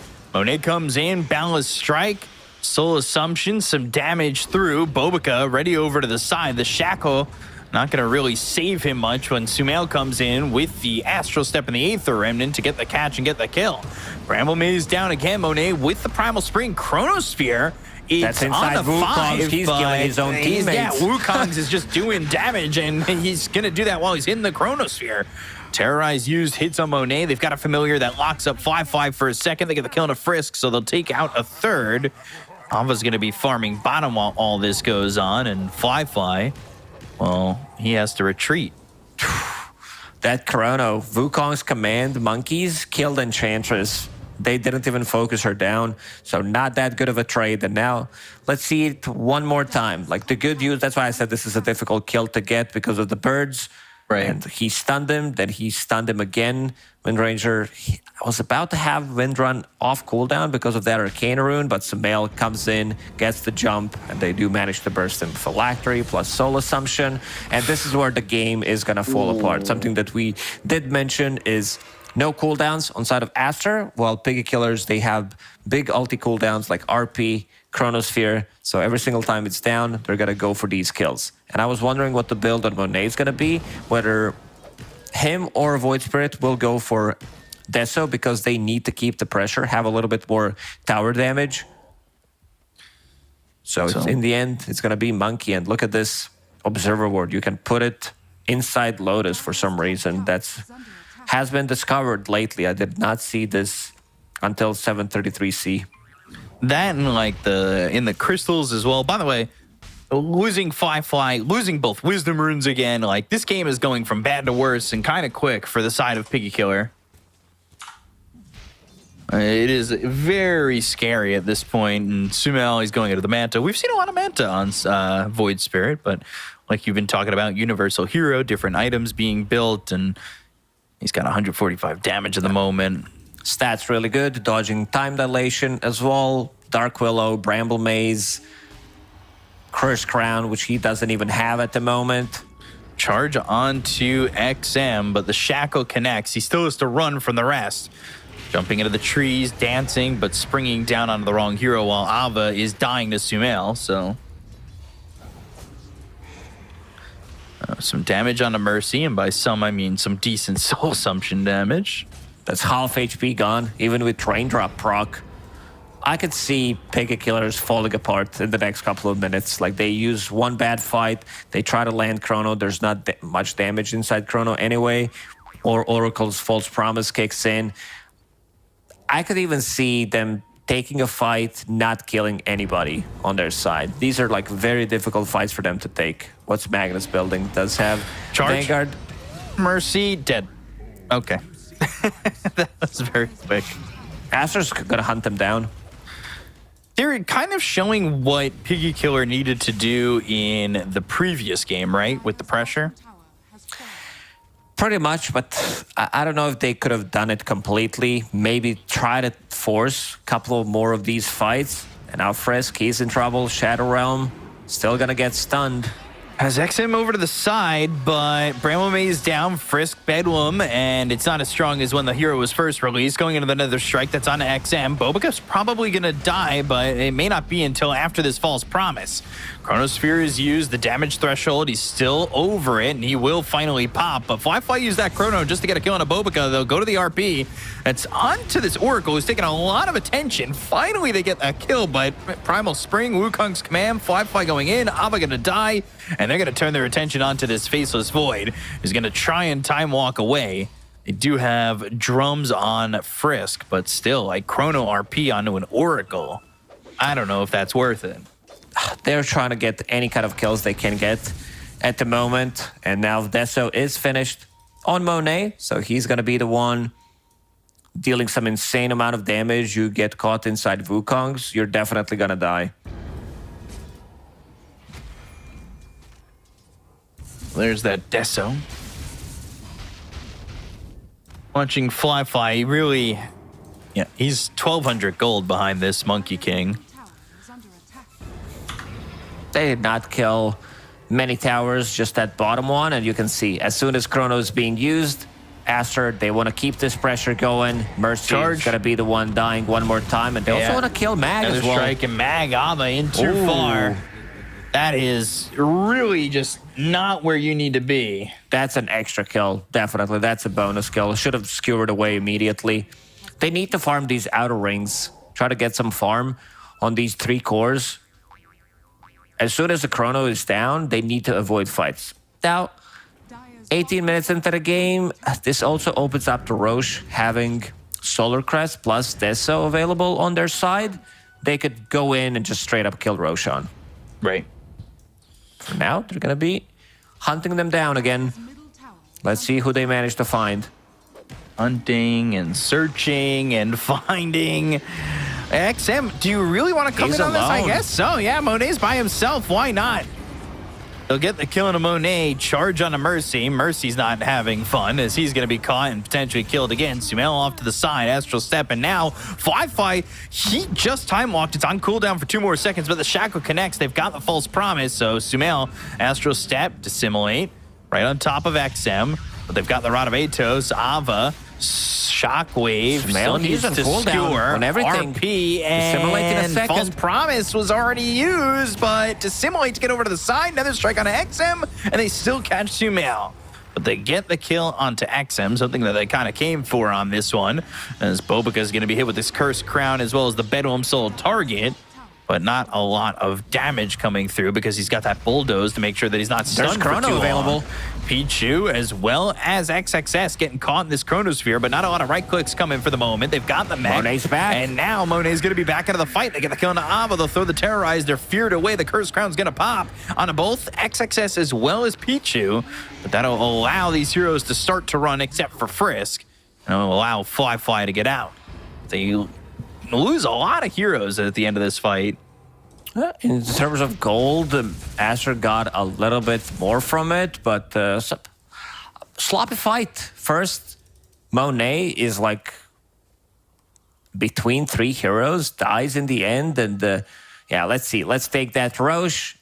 This is I think this might be like the perfect timing to go for Roche when you're playing Radiant. If you have enough damage, 20 minutes into the game, he goes to the Radiant side, you kill Roche in like 30-40 seconds, and you invade enemy Tormentor, try to steal their XP rune. I think that's a big one. Let's see if they have enough time to do it. There is smoke available on Oracle.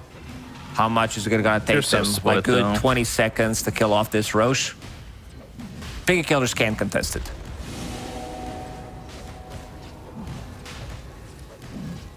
Yeah, not the quickest. Radiant's middle tower is under attack. Not that it necessarily needs to be.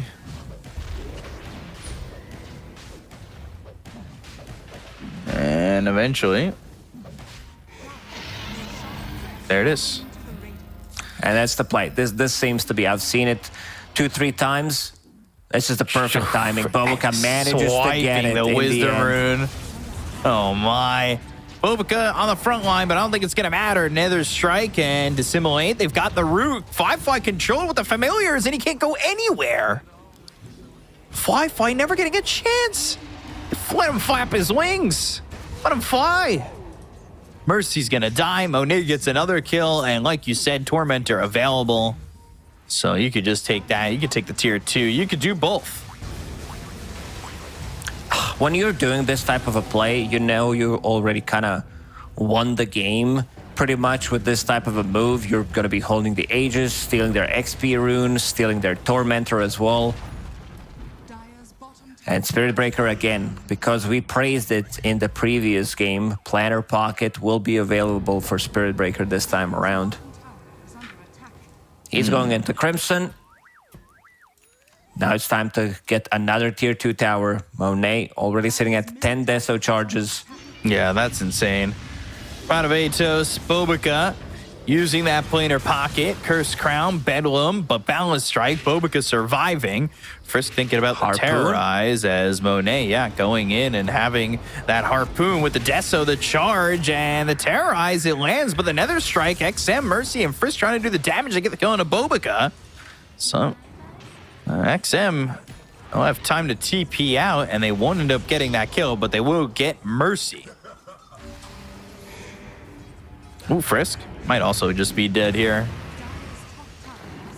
They will catch him and kill him off. Purifying Flames finish there for Pichu.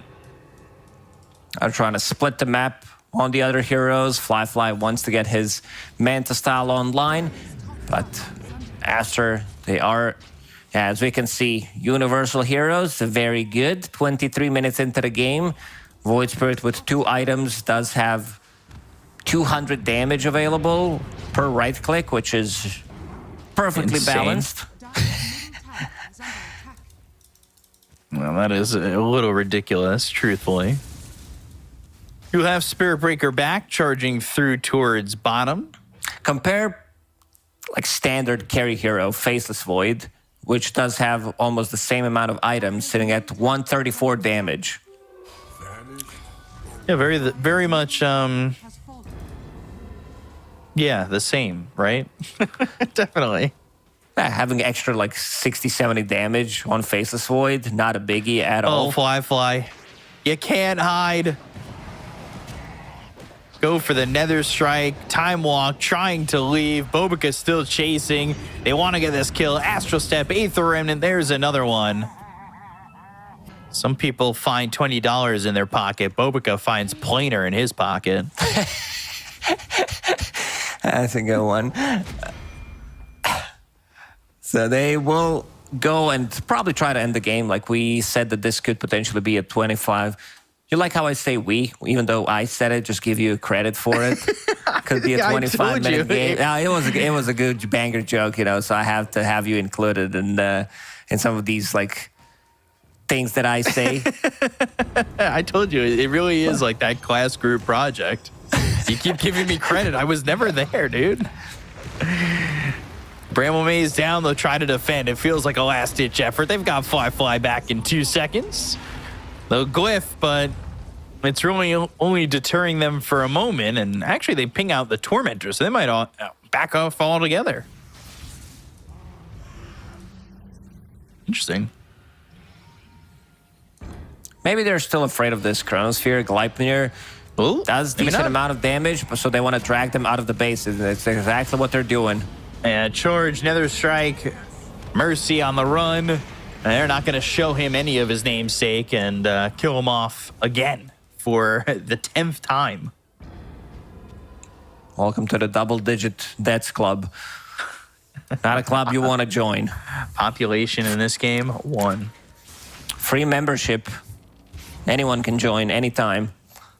I'm in that group a lot. But for the right reasons. I put my life on the line for my team all the time. Sumail.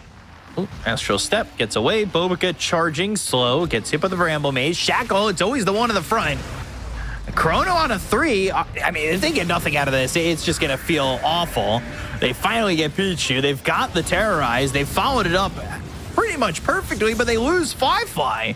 RP, the damage, impetus shots, and the Astral Step. Sumail getting the kill onto XM. The look over at Ava. The chase is on. I mean, Chrono, Terrorize, Shackle Shot, everything going the way of Piggy Killer, and they still can't get more than just the supports. And now with all this extra damage, Monkey King, sure, they got Pichu. It was a good Chrono in the end, but something we said, lack of damage inside the Chronosphere, it's not there. And you see, again, Monkey, Nullifier, this item has been, I'd say, picked up in every single game so far that I've been watching, at least the one that needs to have some kind of dispel. Mercy. And Mercy, again, is going to drop. Monet. Welcome to the 11 kill club. Solo kill again. All this minus armor coming out from Solar Crest. Monkey King Deso. Visage is about to finish off his AC as well. As soon as you land that Chrono, it feels like Aster can do whatever the hell they want for 2.5 minutes. Everybody back up now, so Aster, free reign of the space. Shackle connects, but there's no Chrono to follow this one up. They don't have Terrorize for another 20 seconds either, so bottom set of racks will go. They're going to head towards mid. No, I thought maybe top, but okay. He caught a big one. He harpooned in a big fish, and that was Fly. Weigh that thing on the scale. It might be a world record for how quick he died. They'll look for more. Aether Remnant. Ava forced to stay near the tier 4 towers. They'll go after the tier 3 top. I mean, this game kind of looks pretty over. Yeah, definitely looks donezo. There's no damage. Sumail jumping in. We'll set things XM. up. Balance Strike. There's the kill for XXS. And they call GG. Be a 2-0 for Team Aster. Making What it a look shocker. really easy in the Sumail debut. Yeah, definitely. Like, the first game was relatively close for the first 15, 20 minutes of the game. But then Aster just put it in the next gear, and just another day in the office for the boys, pretty much. Super experienced team overall. And you can see that, you can feel that in their gameplay, the way they itemize, the way they choose fights. Aster, one of the teams that I was like, you should never underestimate them when it comes down to them playing like mid and late game. It was mid, it was early game, it was late game. Everything there from Aster felt very one-sided. So we're taking a look at the replay of the second game, which gave them the 2-0 victory in this series. And they felt like from the beginning, it really started to just crumble so fast for Piggy Killer. Not much going right in this game for them, unfortunately. Yeah, kind of expected. I think this one is on the draft for sure. Too long of a cooldown. It's very greedy draft. 2 supports that can't really make aggressive plays. Again, relying on XM just to carry the game from the mid lane. Something that did happen when he was playing Queen of Pain the other day. But Aster, knowing that if they shut him down, the damage output on their side is very limited. And just a very clean execution in the second game. Yeah, Piggy Killer, they're supposed to be the killers of piggies, but, some piggies go to market, some piggies roll all the way home. And I guess in this case, if you're a Piggy Killer, Aster are the piggies, and they were just feasting the entire game. So there was nothing really that they could do. There was Mercy. I mean, he died like 12 times. No openings really for Piggy Killer to get it done. Even in that last fight in the jungle, where they stacked Chrono, Terrorize, and Bedlam, and Bramble Maze, and everything. They only got the supports out of it. Like, the game just felt lost so early on. Fly never really finding space at all. It didn't feel like he could do much of anything except put a chrono over the heads of some of these heroes.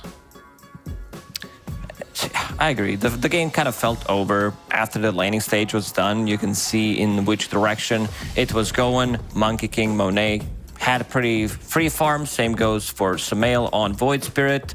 And I think the big play for Monet was when he TP'd to the top lane, went through the gate, set things up on Faceless Void. They killed the tower, then they killed mid tower after that. He goes back to farming. We see a lot of these good usages of the Twin Gates to set things up, backstab the enemy carry hero, and go back to farming. So taking a look at these later fights, and you can see this fight kind of lasts forever. It allows Monet to come back in and just to really turn the fight around, like get numbers anyway. Even in fights that look kind of bad for Aster, they still were able to get quite a bunch of kills. And this is what I'm talking about. Shackle, Bramble, Chrono, and then just like Wukongs. It's like, all right, fight in my Wukongs and try to survive. But there really wasn't much of that. I like how Fly pinged out. I think we're gonna see it. Monkey King is missing because Wukong's destroyed him in that fight. Like he time walks in, uses Manta. It's still not enough to survive. There it is. I love that. You know what? I'll be honest. I love Fly. I've always had a special spot in my heart for him, especially the days of GGG. And I feel like he's still kind of having fun out there. He's still with competitive teams, and I do give him a little bit too much flack at times. But he's a good player, and I love watching him. It's not the result that he would have liked here because Monet dominated and Sumail just destroyed. So did XXS, actually, quietly, in my opinion. XXS, after that one death in the laning stage, didn't die at all. Got that level 6, nice usage of the birds, and this new build on Visage Phylactery feels really nice to have. The amount of burst, the slow that you need for setting things up, and then buying team items, buying Solar Crest, went for Guardian Greaves. It's like a lot of options to buy on Visage. MVP. Yeah, you can get, like, if you feel like you need drums, but Solar feels really nice. All these cheap items do feel extremely good on Visage. Yeah, he felt very strong. I think he was throwing down a bunch of soul assumptions that were doing a lot of damage. We saw a couple of them bring Mercy down to about half health. And 8-1-15 really spent a lot of that early game just kind of farming his own lane, right? Like there wasn't really much that he needed to do, and it just kind of got to this point where it felt like, all right, I'm at this critical mass where you need me to be, and I can help out where needed. 15,000 hero damage, a lot of building damage coming out. So even with that time spent in the laning phase, still 72% kill participation. So looked really good for XXS. Looked really good for Aster in general. And you do want to come out making a statement with a new mid player, especially again, White Album to XWY, now to Sumail.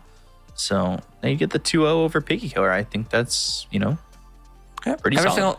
Every single time Aster gets a new mid player, it feels like they got an upgrade.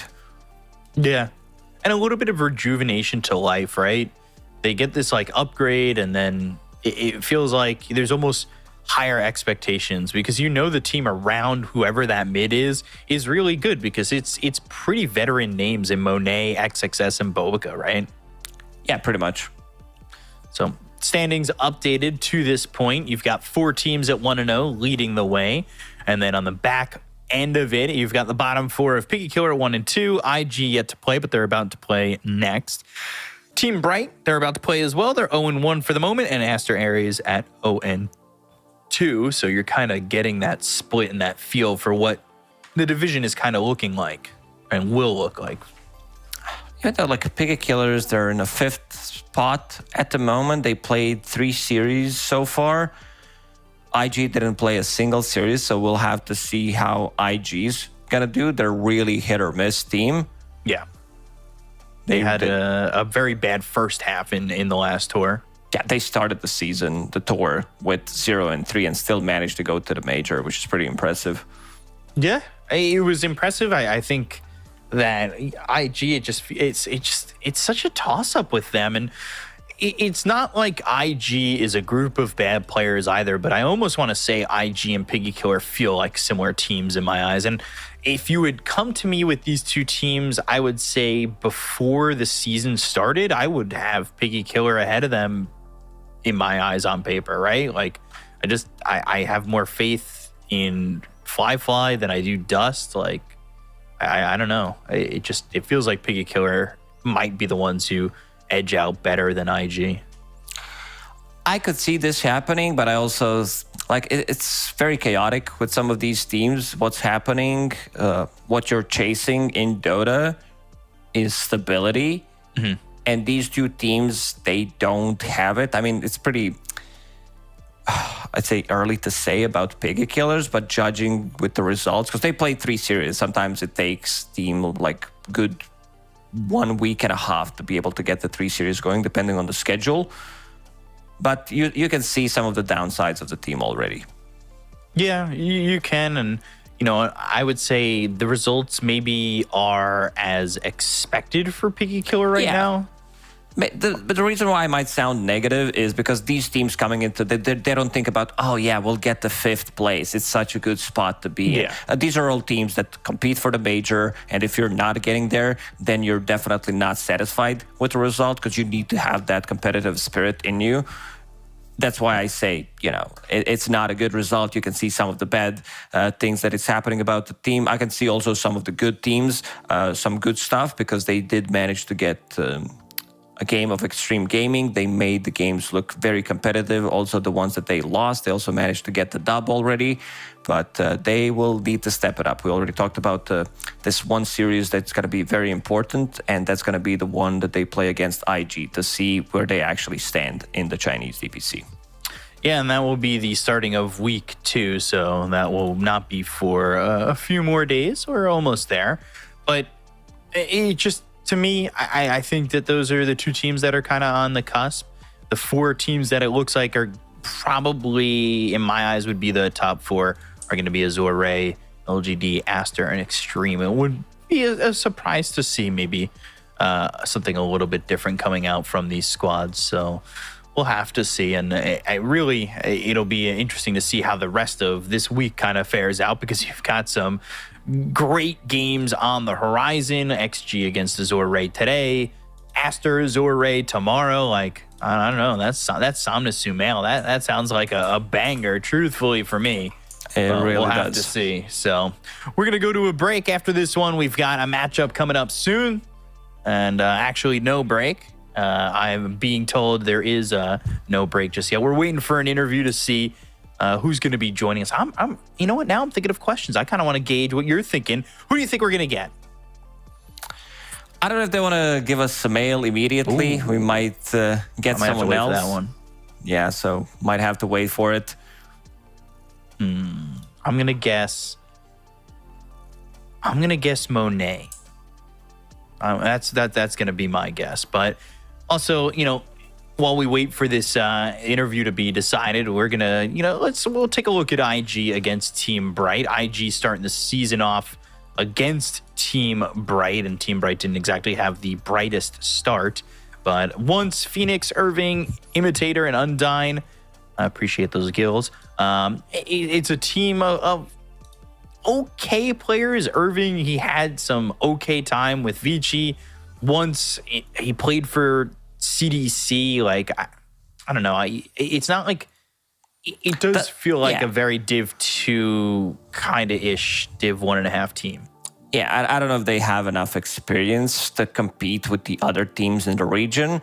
Sure, you're going to get some playing in this tour, but when it comes down to competing against these higher caliber teams, I can see them like falling apart in 25, 30 minutes. There's a similarity to some of these like LBZS, Magma back in the previous DPC seasons, where they looked like good in the laning stage. 10, 15 minutes of the game, they look okayish, but then when it comes down to what they need to do after the laning is done, they do crumble. Yeah, I definitely see that. Because, like, I would almost not put them that high, because we saw, like, LBZS, they were able to get like big leads early on in these games. Their laning was really good, and then that's where they crumble. I almost remember that game against Vici where they were up 40,000 net worth and ended up losing that game to Vici. They just didn't know how to finish the games off. It's the little things that are just, really kind of the bad parts here for some of these lower DPC teams. I would say that just don't know the integral parts of the back end of these games and what to do with their leads, how to finish these games. Or maybe, do you think it's a lot more upfront these days on how to finish the game? Like, is it more in your face, whereas I think before it kind of felt a little bit more of a struggle? I would say in the previous patch, it got figured out relatively quickly. That's why some of the games were kind of boring, where you felt like the game was over. There's also a snowball effect in this one, especially like, I guess the counter effect that we got from the updated Wisdom runes, where you, like, there's 2 heroes that get it. I think the thinking behind it was, okay, so we'll just, if the supports are not having enough XP, we'll give it to 2 of the heroes, and now you get even the bigger gap. We got the counter effect that we wanted. It seems like it. So if you invade enemy XP runes, then you'll have 2 supports who are like same level as their mid laners from time to time if they're having a good game, and then you'll have other supports who are like level 5, 11, 12, 13, 15 minutes into the game if things are going really rough for them. Right, yeah. So what do you think has been like, is that the biggest changes that you think have happened so far with the patch changes, or anything else? Like, is laning, it almost feels like lanes break up so fast, but it kind of similar timings at times, right? Yeah, we do have, like, laning stage has always been important in terms of like how the game's gonna go, and it seems to be very important in this patch as well, because a lot of the times you'll see teams having like advantage, 2k advantage, then they take another fight, they go for these 14-minute bounty rune, XP runes, and the game really snowballs out of control, especially for the more experienced teams. Mm-hmm. Similar to that second game that we saw right there, where it snowballs out of control and you have a lot more experience coming your way. So it does feel like maybe some aspects of the games are changing. Some teams got to kind of figure it out. And I'm surprised that a team like, say, Azure, where you've got guys who have been out of the scene for a little while, kind of picked up on it pretty quickly. So you have Somnus, who's going to be ending up playing Sumail soon. Like, that's one of the like matchups. I want to see him go up against Nothing to Say. Like, there's so many mids. Mid's always the position I talk about with China. There's so many good mids in this region. It's going to be such a trek for Sumail in terms of like getting all these matchups. And right now, 1-0, right? Got the victory over XM. So far, so good. I mean, didn't expect anything less coming out from the Sumail. And I mean, Aster just looks like a team that got a huge upgrade and a lot of confidence boost, because now you have a reliable mid player who, you know that he can carry the game. You know that his laning stage is super stable. And it seems like it's going to be working out for them. I mean, the way they played at the Berlin Major, now watching them play at the start of the DPC, so far so good. No complaints. Yeah, so you find yourself in a pretty decent spot, at least for Aster. They took, 4th in the last tour, so they're really trying to maybe get that top spot, secure a big amount of points, and find their way into an easier path to TI, just in case the major isn't exactly great for them if and when they go.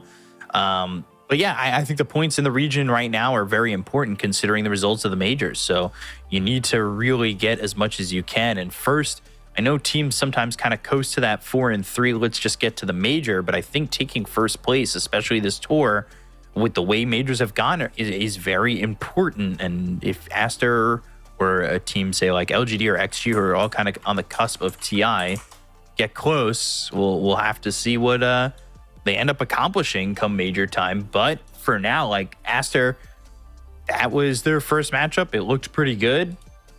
I'm kind of expecting more of that the whole way through, truthfully. Yeah, that definitely.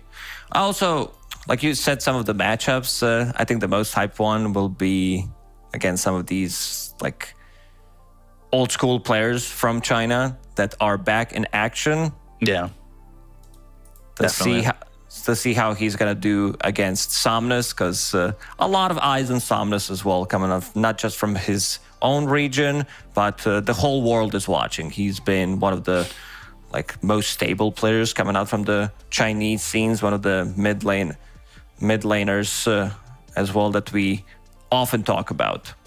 So we are going to have ourselves an interview. We've got Sumail coming in, and it should be a fun interview. So let's get him on in here and get it ready to go. So I'm not sure. We can't see you right now, but I don't know if you can hear us, Sumail. Let me know if we got you at the moment. Don't think we have him just yet. But, think he's there. Oh, there he is. There he is. There he is. Can you hear us now? You hear me? Yes, I do hear you. All right, so we're coming into this interview. You're coming out of your first matchup in China, LAN environment, pretty fun. Just kind of wondering what the feeling is so far. It's been good. I just landed last night actually. So yeah, it's fun. Right into it. Do you guys when you're on that LAN environment? It's completely different from any other DPC, right? Is it just a comfortable environment for you coming straight into this LAN setting? Yeah, I mean, it's always more fun to play on the stage. We have a crowd too. That's 100 people or something. So it's actually nice to get off right off the bat. You play in front of audience. It's way better than playing in a room, for sure. Yeah. It's definitely from room to stage. Definitely great. I don't know if you got any questions, Lukas. Shoot them his way. Yeah, talk to us how this whole Astra thing happened, because you've been known as the China Slayer, and now you're back to their region. How long has this been cooking? I mean, there were talks during COVID, before TI-10 to potentially join them, but I stood in for Liquid, and then OG popped up, so it didn't happen back then. But there was this talk from 2 years ago. And then standing in at the major, we kind of clicked, actually. I didn't expect it. I mean, obviously expected that it's not going to be awful. People overestimate this language stuff. But the chemistry was actually insanely good. So we just decided, why not continue? Was it always going to be Aster, or were there any other teams in the Chinese region that were kind of reaching out to you? No, I only talked to Aster. And I think at some point before TI-10, I may have messaged ex-Noah. I may have. So it was only Aster, mostly. Okay. So what's the plan for communication? Talk to us how this is working. I mean, sometimes as Dota player, you don't have to talk as much, but when it comes down to picking heroes and the stuff, is it just how much do you have to say in the draft as well? How does that work? I mean, usually drafting Mad, he does it on his own. I don't know if he talks a lot with the team, but as far as I can tell, he does it on his own. I just suggest my hero most of the times, and bands. Some of the bands, if I think the band is really good, or if I see really good hero for my teammate. Otherwise, I stay quiet and then let them do their stuff, which I think it's pretty good for both, to be honest. I see that you and Bobica kind of bonded together. What's up with that? You guys are having a lot of fun. When I was watching you play at Berlin Major and now on stage as well, he seems to be your favorite player from Team Master, huh? Yeah, I mean, I just talk to him. I don't even know if he understands me, but it's a good relation, I just talk to him. He just laughs at everything. Be it me praising him or flaming him, it doesn't matter. He just laughs, so it's good chemistry. Yeah, that's nice. What's the plan about learning Chinese? Are you gonna have someone teaching you, or you're just gonna stick with English?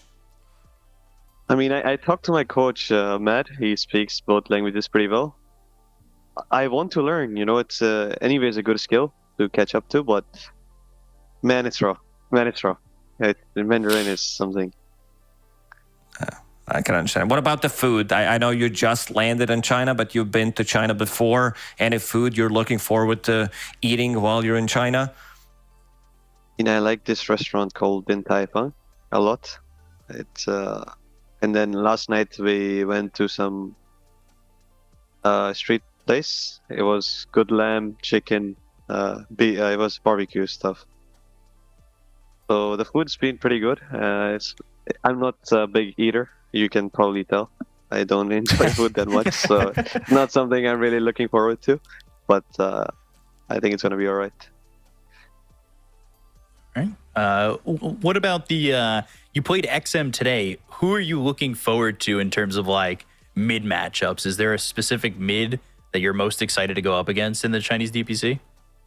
I mean, it has to be maybe. We have a long history. I think we are playing each other for 9 years now. And laning stage is always fun against him because he never really fell off his laning. And last time I played him was in Riyadh. It was almost a year ago. We had pretty good lanes, so I'm excited again. And kind of getting it out, just like Riyadh Masters when he was on RNG. So that should be a fun matchup. Wakas, you were going to say something? Yeah, I mean, we don't get the chance to talk to Samael often, so we have a lot more questions. But what about this new patch? What do you feel like it's really imbalanced? And talk to me about Universal Heroes in general. I mean, the new patch, people are... I don't know, I've heard mixed opinions, but I really enjoy it. Every time Dota changes vastly, I think it's good for the game. It reignites the mood actually for players to figure out stuff. I don't think anything is super imbalanced. Obviously, Universal Heroes seem to be just better than every other hero. That I think they're gonna fix it soon. But for now, I think it's fine because, you know, anybody can pick it, so it's even grounds. I think it's fun. I think I've been asking other players about like what they feel about Tormentors because they feel, you know, a bit in a kind of hard spot, kind of an awkward spot in the map where you don't want to rush it unless like I think this new timing where you like 20 minutes Roche, something that you guys did, where you go for Roche on Radiant side, kill it, go for Tormentor, invade enemy XP rune, these type of plays. But other than that, like what's your opinion on Tormentors? I think it's mostly I mean, it's one more objective, right? So it actually allows the teams to fight. Like, let's say if they were more ready, they were expecting this play, they actually have an opportunity to even win a fight against Aegis, because some of us are cleaning up Roche.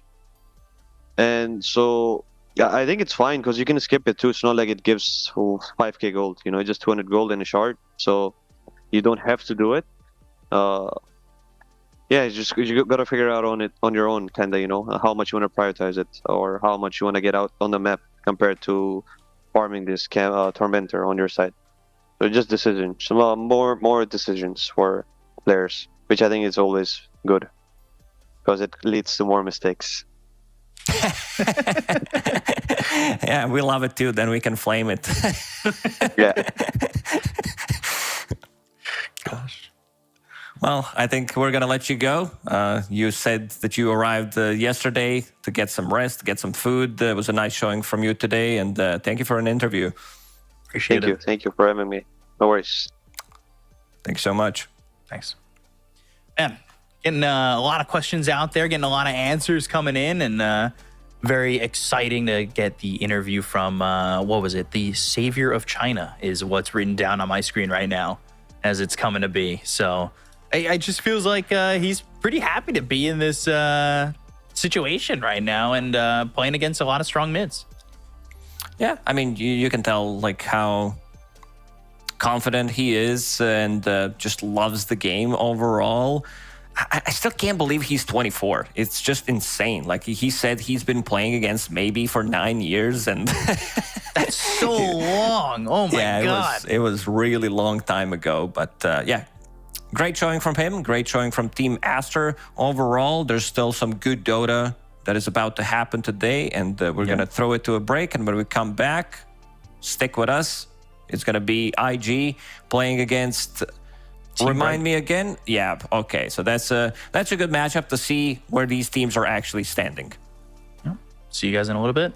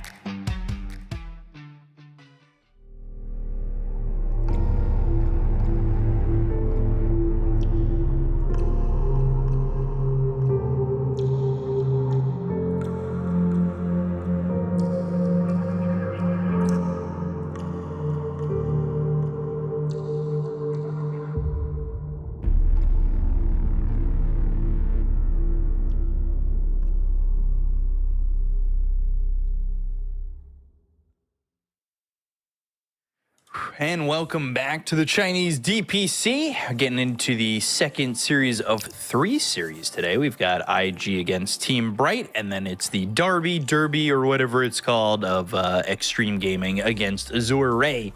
But we came back from that Sumail interview. He was very positive and, really making sure that he could give us a great interview, a great time after having such an easy time in that game. By the way, I don't know if you saw it. It was on Twitter, but Aster tweeted that he got to China and then played pubs and only slept for 3 hours last night or something like that, and still had a perfect performance in that series. That's pretty impressive. I didn't know what they tweeted about, but I was about to say, did he play a pub? And that's exactly what he did. Dota players, they don't change. It doesn't matter which continent they're on. They want to be playing some Dota. And I think it also shows how much his competitive spirit after all these years, even though he won TI at a very young age, that he still wants to be the best. He has a good working discipline, and there's a reason why people always talked highly about Sumail. Yeah, he's from how young, when he came into this scene, he's always been, no matter the age, very stoic and well respected. It's crazy how much respect at such a young age that he was able to garner, right? He was just immediately came onto the scene, and it was just oh my God, this might be one of the best players we ever see ever. It doesn't matter if you're 15 or 23 or 35 or your name's Lacoste, you're gonna get some respect. Yeah, we were definitely talking about me. Thought I'd sneak that one in here. But, we're going on to the next series. We have Team Bright against IG, and it's really the introduction to what we think we might get with IG. I never know with them. It's always a mystery, and I'm not Scooby-Doo or the mystery crew, so I have no idea what we're going to get. I don't know what's under the mask. But we're going to get this intro. Yeah, I mean, the way they played in the previous DPC tour started off really bad, 3 losses in a row, and still managed to go to the major. They really are a hit or miss team. They finished 3rd in the Chinese DPC region, but when it comes down to Berlin major, their performance was not the hottest. It feels like they need a little bit of extra to compete with these top tier international teams. Inside the region, they did manage to get some surprise wins, but let's see how they do it this time, because Berlin major, they got the last place. Right. Them and TSM, in terms of score, also not a lot of wins against some of these teams. They got couple, but that's about it. Yeah, it was a rough road even in the major. So it's just what are they going to have in terms of feeling on the team as well? Because IG, they really didn't make any changes, so not much has really changed anywhere for them. So are they just bringing the same roster and the same results and the same style? Whereas Team Bright, they really got nothing to lose. They're coming up from Division 2. It's all or nothing in this last tour, because it's always weird, I don't think anybody's ever really playing for next season. Yes, holding on to a Division 1 spot would be nice, but you never know in between seasons, or years, what's going to happen with teams, rosters, and ownerships of slots. Yeah, pretty much. So you want to play for the major. Definitely. I mean, some projects are long-term, but you'll see them falling apart, upgrading when things are not working out. And we saw the introduction for Team Bright. I think the one that stands out the most on their side probably is Irving, I would say. I think that's the most, for me at least, because he played for like LBCS, Magma, Vici Gaming for a short period of time, IG as well, IG Vitality, played for all these like academy teams as well, but still yet has to make a name for himself on the big stage. Like these are teams that you want to be competing against and you need to step it up. Yeah. I love those intros too, just because like, you see the typical esports intro poses and all that stuff. What's your go-to when you were, doing media day back in the day? What was that's your, arms crossed, the little, I don't know, maybe some finger guns. Can't remember, but usually they told you how to pose. They're like, yeah, do it like this, turn more to the left. Stop using finger guns. Come on, Lacoste, take it seriously. Yeah. Just put your arms like a normal pose, and that's it. And so we can be done with you, and you can do something else. Yeah, basically. I'm always a big fan of seeing like those media days, but it's nice. Going back to your point about Irving, like it's just, I don't know. I always feel like he's had a chip on his shoulder ever since that Vici like replacement where he played for Vici through like most of the season, and then they replaced him, and then they had a tiebreaker, and then they needed Irving, and Irving was like, sorry, bro, my back hurts. I can't play for you guys in the tiebreaker. You're going down to Div 2. Like, I feel like he's always got something to prove since then, because like that, it wasn't really the greatest situation for him in terms of like just getting replaced, and then it's like, okay, well, you replaced me and you didn't even do that well, and now I have to like come back up, prove myself again. Yeah, that's definitely one of those, stories that can be like damaging to your career, because other teams are like, well, do you want to like play or do you like want to do something else? But there's a lot of these players in China that have been in the scene for quite some time, but still haven't managed to just like make it through these like bigger teams, especially. We see, for example, I'd say PSG LGD trying new stuff with the less known offlaners. These are like less experienced offlaners. For example, now this tour, they have Niu, who had played for Vici Gaming and one more team, Blaze. So there's a new blood that's jumping on these higher caliber teams. It's just like you'll have opportunity, but this is your chance. Like you can't mess it up. You need to show what you're made of in this one. You can't just like, play for another tour, play for another season, especially if you like play bad, the other teams are not going to pick you up. So it's kind of a rough situation. I would say, especially in the offlane position, I think China is one of those regions that's always kind of struggled to have depth in that position. Yeah. But there's been great offlane players, and there still are great offlane players, but it's never flourished, say, like the mid position that I always talk about. And probably people are sick of me saying it, but it's just like mid, you could have a list the size of a CVS receipt, if you guys get that. And offlaners, it was for a long time, it was like, okay, you've got Faith Beyond, Chalice, XXS. Old 11. Yeah, and even Old 11 towards the back end, people were like, all right, well, he's not as good as Faith Beyond and XXS and Chalice. Like, those were the top three. Those were S tier. And I thought Old 11 was still one of those very secure offlaners, but offlane just as a whole is not exactly the biggest depth region in China.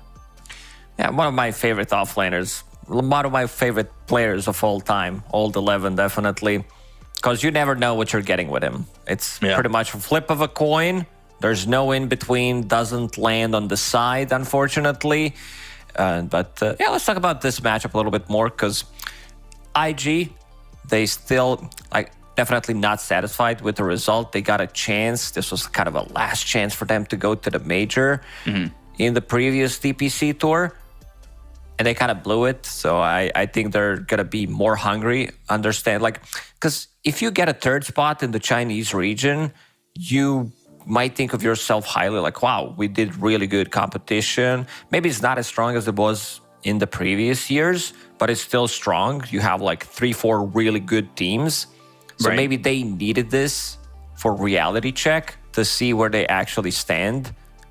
and now they need to like work even harder because they know that the international competition is just too good. Like the teams are very strong, and they need to work harder to be able to compete with them.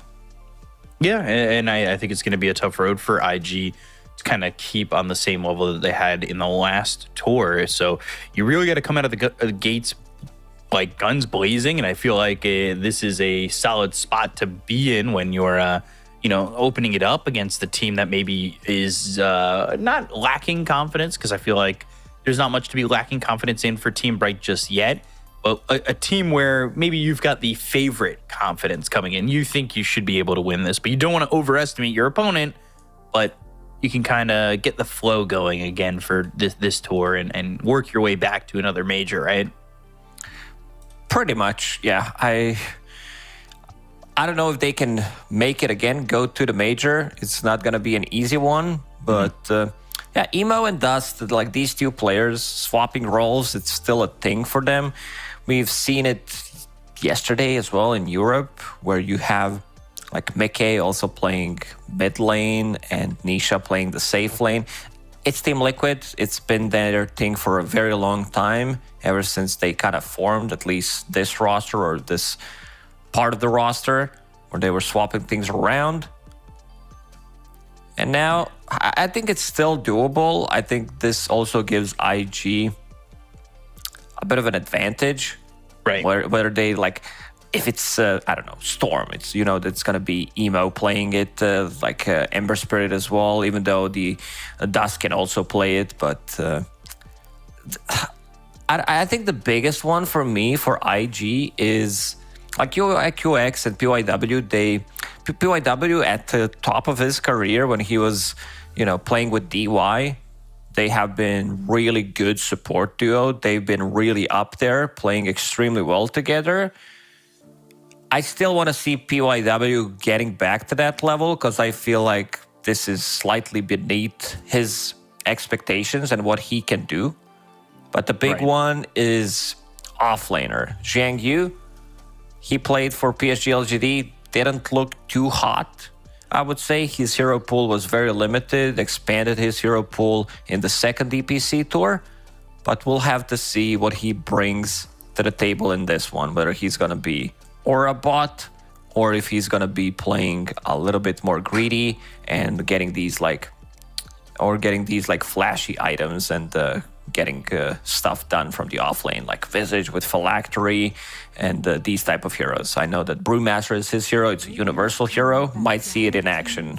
And speaking of Visage, Team Bright, they're going to ban out that Visage immediately. Maybe seeing it be a little bit too strong in that previous series. Going back to your point about Zhang Yu, I don't think he performed too poorly with LGD. They just made that swap.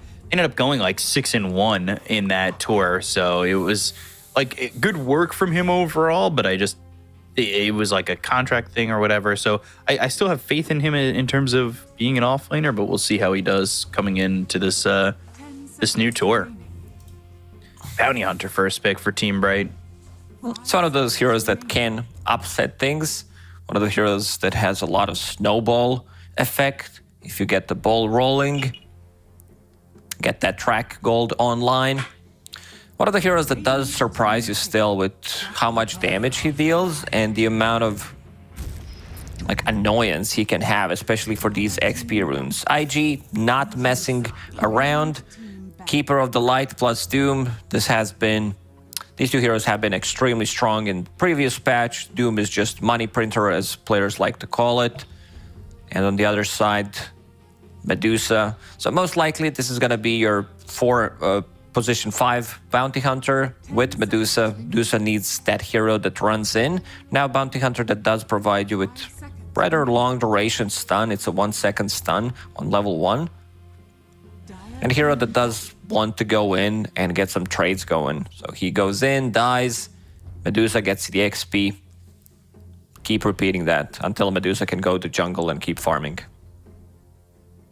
Yeah, Bounty Hunter is one of those heroes, by the way, that I think is super reliant on those first Wisdom runes.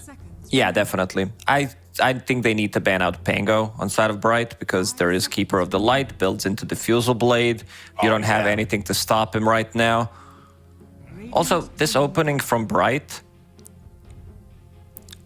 like, you don't have control. I want to see them have like some kind of a control, some low cooldown tempo mid hero that does provide like ganking on the lanes that can just not rely on any cooldowns. Void Spirit's definitely that hero, so IG is going to ban it out.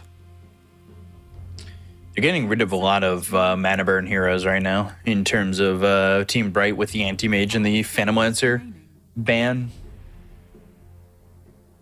I could see them getting rid of Pango if they're just thinking straight up like diffusal mana burn players or heroes. Pango definitely fits that list, right? Definitely. But looking at the heroes that they played, both Dust and Emo did not touch Pango at the Berlin Major. So I'm not sure if they don't think it's strong. If they don't want to play it, they can't play it. Not sure what the deal is with Pango. It's a hero that I feel like they should definitely pick up on their side now. 10 seconds remaining. And that Void Spirit, a hero we have talked about 5 seconds remaining. quite a bit. Did we get the full answer if Sumail thought it was broken? He said some of these heroes are very strong. Does that mean broken or just, he didn't want to... If he says broken, it gets changed tomorrow. So I feel like he Has to choose his words carefully. Yeah, and that's, you don't want to... You never want to be the guy who gets your hero nerfed, right? This was the same thing for me. I was getting a lot of dubs with Pango, and I did not want to say anything during the broadcast. I think it took me a good year and a half to actually start saying that Pango's broken. I was like, nah, he's perfectly fine, Don't want to get that into anyone's head. Sometimes if someone's listening from Valve, they're like, well, maybe we should nerf this hero. I'm not going to say it. I don't want them to nerf my favorite hero. Yeah, I agree with that. And I will say, I do want to be the guy who gets my hero buffs. As much as everybody thinks Ancient Apparition's super strong right now, nobody's picking it, so it needs more buffs, obviously. Yeah, there's that Pango call, and that's pretty easy. And by the way, they've got Super as their coach on IG, so he's doing the drafting at the moment. So Super's like, you'll play this. I don't care if you can't play it, if you did not practice it. It's such a good Pango game. I mean, a lot of these bans, I think you need to take something like Ember Spirit just to have good hero against Pango. Sure, you can go for Puck. It's also a decent Puck game. I don't know if you want to reveal Puck straight away. Fire team pick. Undying. Offlane Undying? Probably going to be 5 and Bounty 4 in this case. Does a slightly better job than Bounty in the lane, I would say, in terms of securing Medusa's lane. 10 seconds remaining. Again, these are not stuns. You have now... Radiant team Sure, Bounty does have a stun, but then again, it's not a real stun. In the end, they go with Ember. Right. Yeah, do you need a... I think if you need a Tombstone killer, you could get a Snapfire here. I don't mind it too much. You can also get something a little bit more defensive to have Purge, which this is good. Purge, I mean Dispel, against Ember Spirit Shield, against Bounty Hunter's Track. I don't know how Disarm much I like this on Oracle. Medusa. 10 seconds remaining. Maybe there's a lot of healing on their side. 5 seconds remaining. Keeper of the Light, Oracle, add some Guardian Greaves / Mech on one of these heroes. Because you have Pango. Pango does checks a lot of boxes. Because he's the hero that can move, can set things up, gives you team fight. Doom, Oracle, Coddle, they don't have like the real ganking potential until Doom gets the Blink Dagger. Seconds remaining. So they are also limited in terms of stuns. Yeah, I'm trying to figure out just like Tombstone Breaker, who fits like that carry, Tombstone Breaker, mana burning. Medusa. Sorry, Ursa. Yeah. Against Medusa, it can work out. You have a Tombstone Killer. Do they have too much to kite Ursa already with like Searing Chains and a Tombstone, and or is it like, is there... There are no stuns. I think it could Yeah. be really good Ursa pickup. If you want to get something like more explosive as damage, I think Sven works out. Doesn't Okay. necessarily need to be like diffusal carrier or anything. Yeah, right now, I'm agreeing with the Ursa advice. We'll see what Super thinks when they finally get to it. If Team Bright don't ban it out here, I feel like Ursa's been a last phase ban a couple of times in the games we've covered together. He's been banned, but he hasn't been picked as much as he was before. Right. Because his win rate, I remember during Berlin Major and even Lima Major, it looked, the hero's fine. There was nothing wrong with the hero. It's just that win rate was abysmal. It was really bad. I think it was hitting sub 20% at one point. This is also a good ban. Monkey King does tend to do well against Medusa, gets on top of her, like can match up her ulti with Wukong's command, kind of nullifies it, and also could potentially build into Diffusal. It's not so much about Diffusal, don't get me wrong, but having that option always does benefit you. And one of the heroes that does have this explosive damage that Medusa does not like to play into. So, looking at the bans from IG, they banned out Ricky in the last phase, so they could think that this might be offlane Undying that you mentioned. I think this is a potential. Not sure what they're aiming into. I want to see one more ban. I'm hoping to see a safe lane axe for IG, Dire team pick. just to kill the Medusa all the time.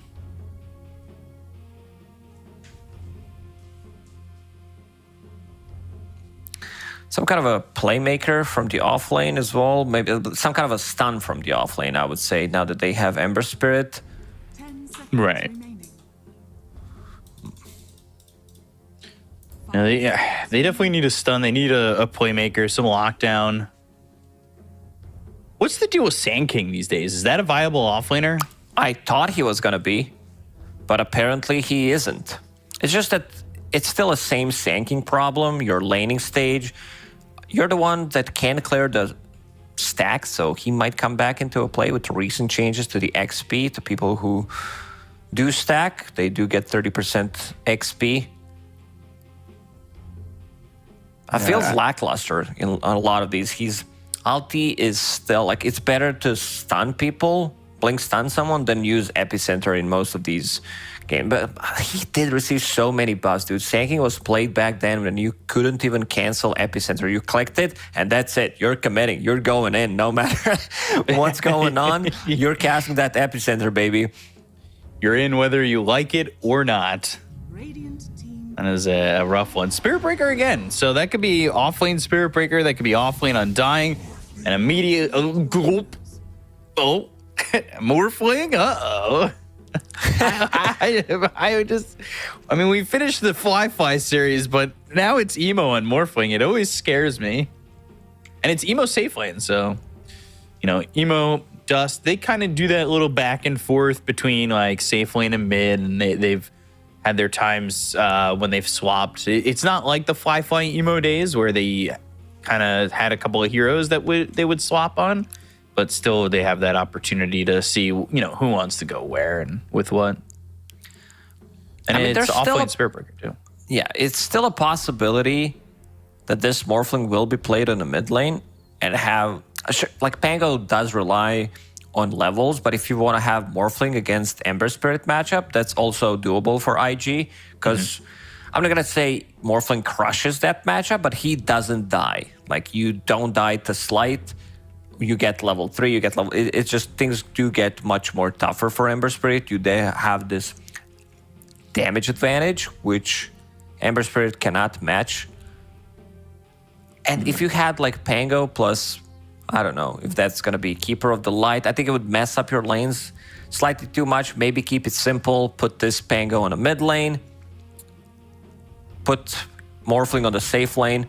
But could be a thing if Pango says, I don't want to lane into Ember Spirit. Sorry about that. Right. So, looking at all these heroes, who do you think has the advantage in the game overall? I would say IG. Looking at Team Bright, it's Bounty, Undying, Spirit Breaker, I know what they're trying to go for with kind of like 4 protect 1, keep them busy until Medusa farms so they don't have any cooldowns. Ember can keep fighting all the time. Same goes for Bounty and Undying. The thing is, if you lose the laning stage, then your Spirit Breaker, Bounty, they can't really do as much. These heroes are like pretty... Spirit Breaker can move, don't get me wrong, but like Undying, Medusa, these heroes can't really make plays around the map, and you're playing against Morphling. Pango gets his Diffusal Blade timing. Also, if the game slows down, Doom does love to play these type of games. So we'll see how it goes and see who takes game number 1 here. There's nobody really going for anything too crazy just yet. 30 seconds to battle. We'll say it's going to be fun to say Undying for Undying. But other than that, I'm ready to see this game go. Ready to see, hopefully, a big start coming out to this one. And PYW, my man, bought 2 blood grenades on Coddle while QIQX is holding on to 1. So he's ready. He's ready for those early fights. Get in, The battle get the trades going. Irving will not be able to pick it up, and also PYW using Blinding Light just in case there is a Bounty Hunter to push him back, secure Bounty Rune. It's going to be 2 for 2 in the end. And Something that'll bring us in the lane, right? Yeah, some things that teams have been doing is one thing is keep this tri lane, try to surprise them with like blood grenade, but PYW will go back to the top lane through the gates.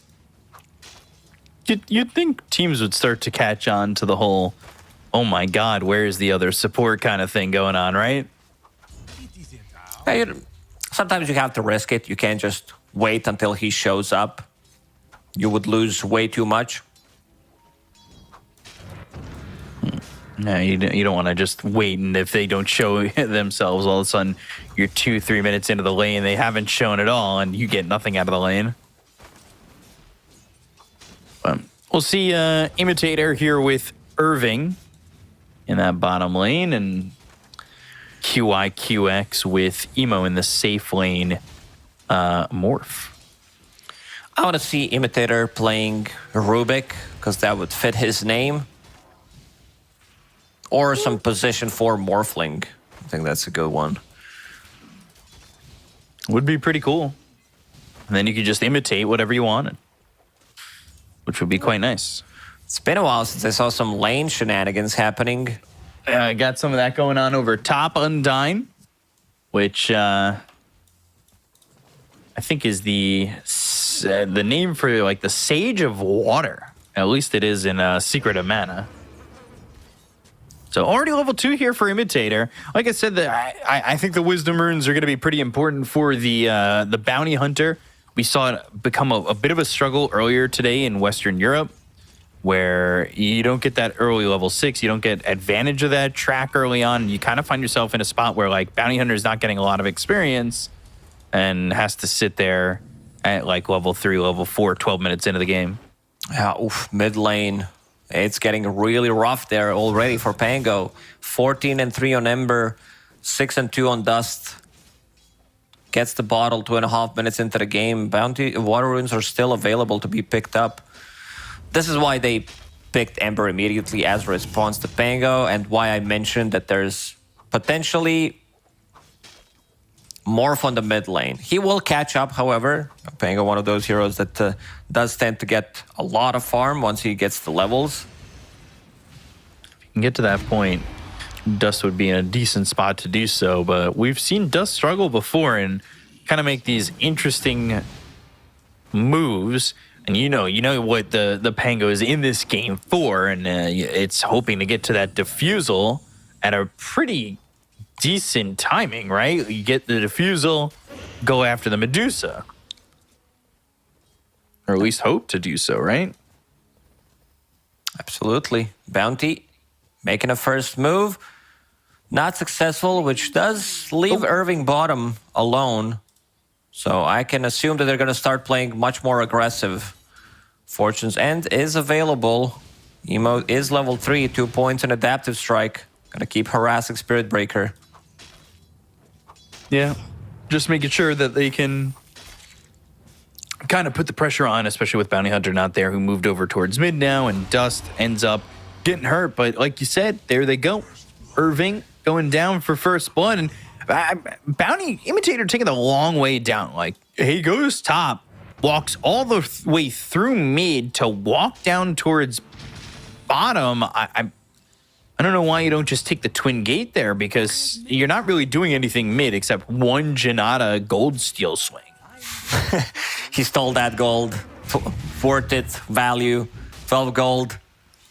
This lane now gets really difficult for Bright. You gave first blood to Emo, who's bringing in some extra items on the courier. It's going to be full Falcon Blade. In terms of damage that they have against Morphling, there isn't really that damage that he's afraid of. There's not that magical burst. He's playing against Spirit Breaker and Dying Bounty. Like, even Ember Spirit doesn't have that magical burst. We don't really see Falcon Blade picked up too much anymore. Ooh, Fortune's End. Oh my god. Imitator, jeez, the damage. So quick. That's the Falcon Blade damage right there. It's still a good item.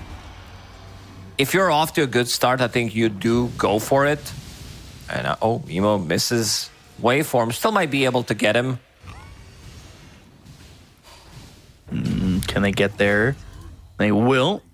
QYQX getting that kill on to Irving.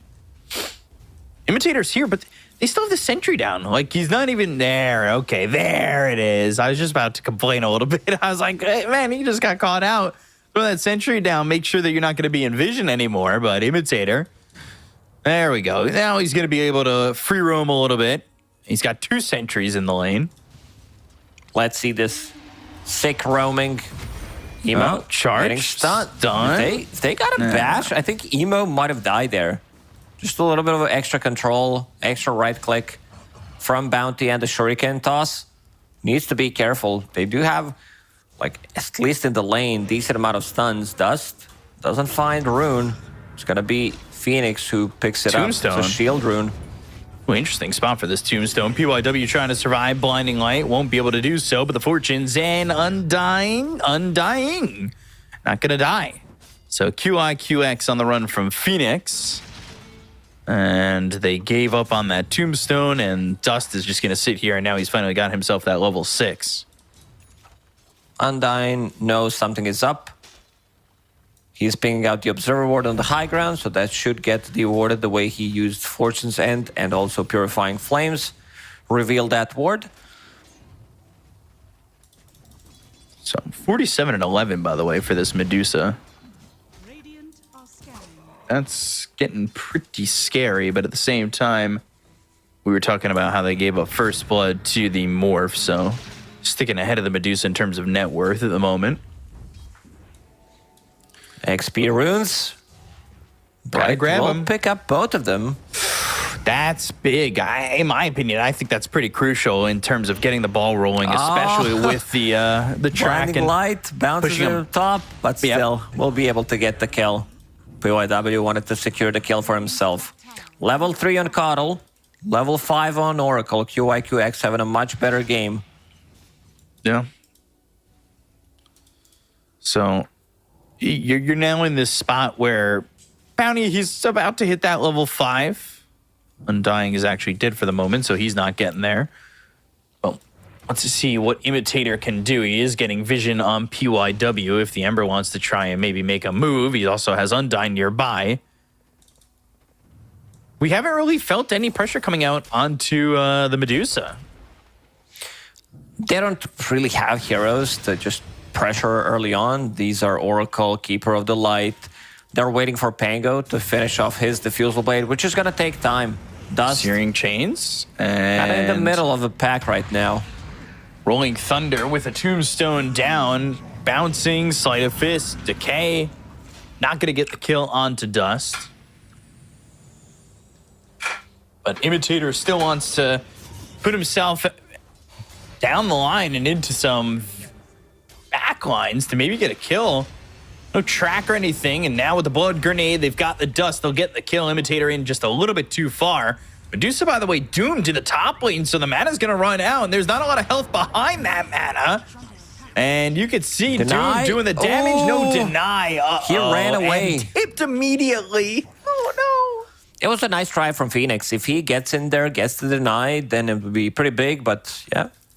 Zhang Yu getting a solo kill, gets himself to level 7. He's pretty unkillable in this lane, having a Vanguard, 3 gauntlets. I don't know what you do to this hero. I mean, they could kill him with like Medusa, Undying, and charge from Spirit Breaker while having Nether Strike. I think he would be able to die in this lane. Let's see if Spirit Breaker decides to charge him. Because other heroes are really not showing, so it needs to go somewhere. They're not really touching him at all. And he's going to get to that Midas. He's maybe going to go...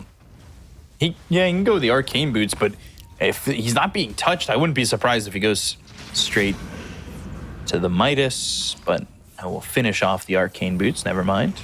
I don't like talking about items. Look at the code of PYW Rolling Thunder. It's going to be on an Imitator. They'll swashbuckle. He survives with just 26 health, but eventually goes down here to Zhang Yu. Here comes Emo. And they'll get the kill onto the Doom. Emo coming into this one. Nether Strike and the damage onto the Oracle to take out QIQX. Emo trying to fight. And now they've got the charge. They'll get the kill on the Emo. Uh-oh. Not really what you're looking to do with that first appearance. I don't really think Emo should have been there, but... This is the classic Emo move right there. Shows up in a fight, dies for no reason. They could have fallen back immediately, but as soon as your carry joins, that means that you are probably taking that fight, so baiting the rest of the team. Good fight for Bright. Spirit Breaker getting some stuff done. He still needs to recover because of his bad laning stage. Going into Hand of Midas, has only gloves available at the moment, but that's gonna take a while until he farms it. They desperately need Diffusal Blade on Pango. Pango going into Diff, skipping Orb of Corrosion, which I really like. He will go back to it because the other item's too good on Pango. He just wants to hit an earlier timing, especially because you do have Keeper of the Light in the team, which does have 3 points in Chakra. And then you can also gank Medusa one more time. There is Doom available. But as soon as Pango hits that Diffusal timing, I could see them smoking, rotating to Medusa's lane, and try to get a kill. And of course, Medusa finds Spark of Courage, because why not? Radiant's bottom tower is I will say, I hope when they make that gank, when he does have the Diffusal Blade, it's not with Emo. He needs to farm. But looking like he might lose that tier 1 over bottom as he's under some vision. So they know exactly where he is. under attack. He needs to be very careful, because they're just taking this tower for free. Imitator going into the jungle. They've got heroes rotating. And they know Emo is looking to potentially defend coming off of that camp. So they could just back away for free and make sure that they're safe. He canceled his TP. He saw that there's not going to be an opportunity to take that fight. And there's the Diffusal Blade reveal. They're going to go on Phoenix. And they're going to try and get that kill. And Phoenix going to remnant back. Oh, it's not even onto the high ground. But they're going Rolling Thunder, and that's through onto Irving. But after all is said and done, is that really the kill that you wanted? And if they can even get it, they finally do. But now Undone comes in with Imitator. They drop down the Tombstone. They've got the Swashbuckle, the damage onto the Undying to at least get a second. Tombstone down there thanks to Emo, and makes it a little bit tough for Bright. They do get the kills. Medusa is still farming up, getting a lot of CS on top of the net worth, about to finish off her Manta style. I want to see another smoke. Rotate to Medusa's lane, try to get a kill, take this tier 1 tower on the top lane. Pango also finds a really nice item for himself, Lance of Pursuit, so some extra damage, extra slow as well when hitting people from behind, which most of the time you are doing it because people do run away. And there is the smoke that I mentioned. They want to get this Medusa. You've got the comms in their ears? He should know something is up. Thing is, how far is he going to back up? Because I think just to these camps isn't far enough away. And they're going to follow this courier all the way to him. Or kill it. Okay. No, wait. He'll come to it. What? What? He gets the Manta. They didn't even kill the courier. Now they stone gaze and he just runs away. Oh, IG, what have you What? done? They try to kill the What? courier so that he doesn't have Manta. He had a point in Stone Gaze, gets Manta, removes that Solar Bind. Dire's top I don't know if the right play is to try to kill courier. I think you just lock onto her. I can understand why, but you're also revealing the gank that is going. Swashbuckle misses. All right, let's use smoke one more time. Bounty, he's going for that Wisdom Rune. There's one available on Dire's side, so he will pick it up. is under attack. It's just like they could have committed to the courier Yeah, could've, kill and then should've, take would've. away. Yeah. I don't know. I don't want to harp on it too much. I'm not a pro player. I'm not even an amateur. I'm not even a noob. I'm worse than that. Jesus. Keep it going. All right. When it comes to game skill and sense, for me, some might call me equivalent to an infant. All right. All right, that's Imitator. enough. That's okay. He's already dead. Stop. All right, Imitator coming over. He's level 8, so they do have track. They might want to fight, get some gold, getting under their belt. But it is maybe a little bit tough. They do have Maelstrom or Ember, and they're trying to get the Lincolns. There's the track. So let's see if they can start fighting with this. Oh, there goes the track. Fortune's End. Nothing really doing just yet, and that gank could have been big if they got the Medusa, but instead, Medusa just gets to back up and honestly just continuing to farm. She's getting a lot. The net worth difference stays the same at this point because Emo is keeping up, but that one death on Emo should have not happened. I want to see what the item build is going to be on Emo. Definitely love the Aghanim Scepter against these heavy carry heroes like Medusa. So stealing the stats, stealing the attack speed from Medusa is going to be pretty big.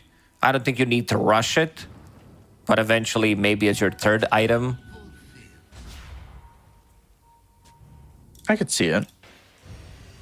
Right now, he's got 2 Blades, Yasha and Falcon Blade. There's the Crimson Guard for the Doom, who doesn't have a Devoured ability right now. Okay. Tier 1 tower mid going to be taken out most likely. They are going to try and defend, so I say most likely, but it was really just a 50-50 shot of me being right or wrong as they back away from this tower completely after putting 1 right click into it. They don't have that much tower damage on their side. Like Morphling is the tower damage, but you also want to take a fight probably before just slow sieging it. So might need to take a gank. There is Invis available on Dust. There is 1 smoke on Oracle.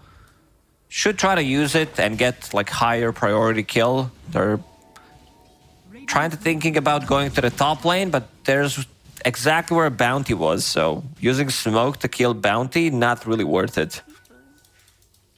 No, not at all. They might not even get it. Oh, gosh. I don't think they're going to get anything out of this at the moment. Close down that Watcher, and this Bounty Hunter Invis just throwing tracks, not even hit by that dust. And Imitator just gets to waltz on away. Radiant's middle tower It feels like IG haven't woken up properly today. But the amount of like smokes that they use, get nothing out of it. Some of the spell usage, Emo joining that 1 fight. They're still in the lead, but definitely not looking crisp. Yeah, I mean, that's a proper excuse when you're the first series of the day. I don't know if when you're the second series of the day, if that pans out too well. Okay, gamers have, especially e-gamers, they have different sleep schedule, okay? Pro e-gamers.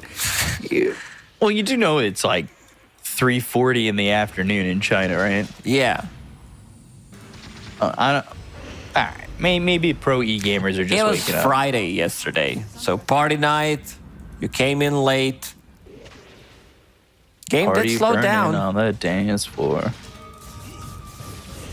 They're still trying to kill this tier 1 tower on the mid lane. No one wants to commit. Couple of right clicks in, And that's about it. Emo feels like he needs to join. He wants to be the one taking that tower. Does have Manta Style available to dispel things off, Searing Chains, track if needed, and we'll kill it in the end. Has fallen.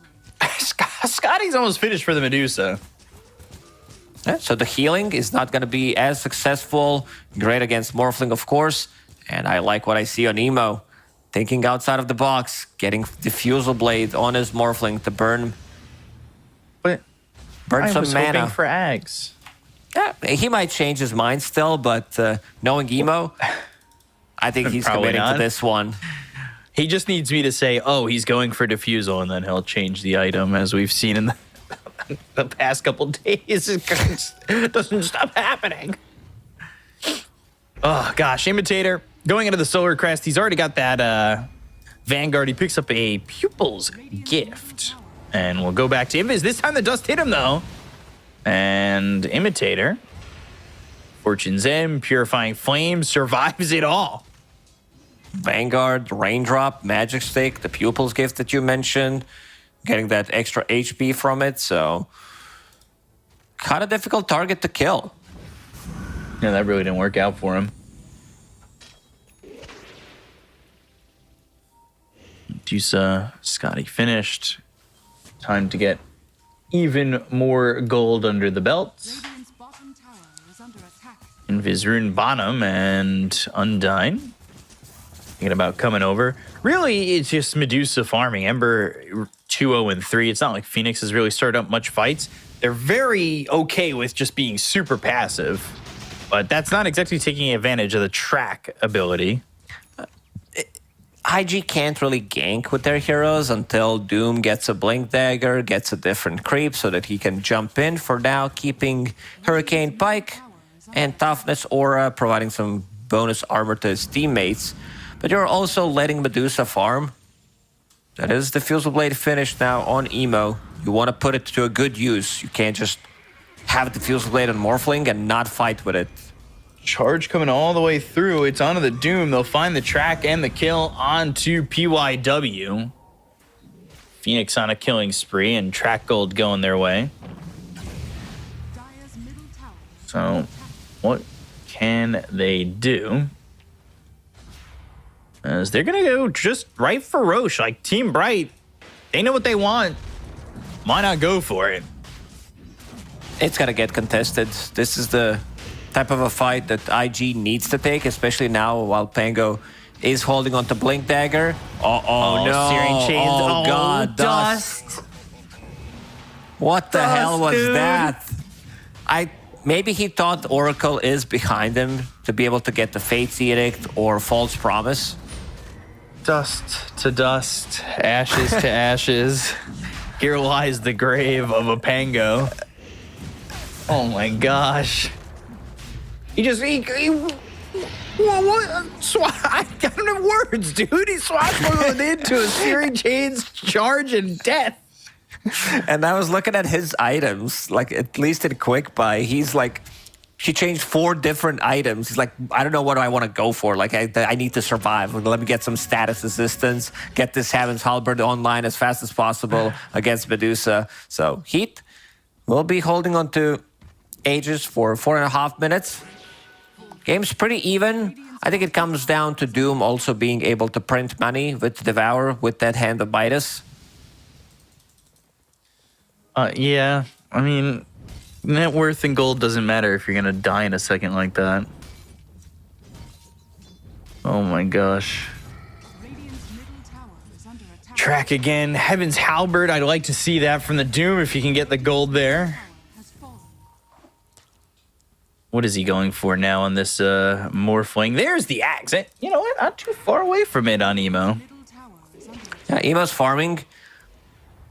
The Diffusal Blade is finished. They haven't really put it to a good use. I think those 2 failed smoke ganks on Medusa kind of put them in a rough spot because they should have been the ones like controlling the game with Pango, but it's just not happening right now.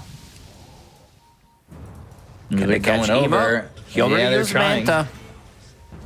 Sleight of Fist, Searing Chains, Medusa hitting away a little bit. I don't really know what Medusa's got to be scared about. The Crystal is picked up and has an Aegis. truthfully, I don't see any reason to be. Radiant's top Take the tower top tier one, so there we go. Phoenix gonna TP towards bottom. He'll grab some extra gold. Dust getting charged, but I won't expect this to go through considering the positioning. And there it is. That'll be stopped. So we're at the 24-minute mark. And Tormentors, of course, have been available. We'll see who takes them, if and when. But it feels like IG have none of the map to really play with. But they also don't have a playmaker, tower is under attack. because your supports are Oracle and Keeper of the Light, which means that you can't really go for gank plays. You're waiting until the fight comes close to you. Emo. Very close to Aghanim's Scepter. There's a bunch of items that's going to come out relatively soon on IG. This is Heaven's Halberd on Pango. So they need to keep this farm going, dodge the fights if possible until Aegis expires, and I think they're going to be good to go. It's all going to be all about the execution, how much they're going to be able to do in team fights. Pango with the shield crash, with the swashbuckles, disarm on Medusa, having that status resistance. Let's say you get 2-3 man shield crash off in a fight, Pavis from Oracle, you're almost unkillable. Dire's bottom tower is Okay. under attack. But almost unkillable in IG. Don't exactly go hand in hand. Yeah, that's also true. So, Tormentor? Question mark? No. Maybe with Emo coming over. I was definitely interested to hear Sumail answer that question about Tormentor. It doesn't feel like it's such a convincing objective. He explained it as it's just another objective.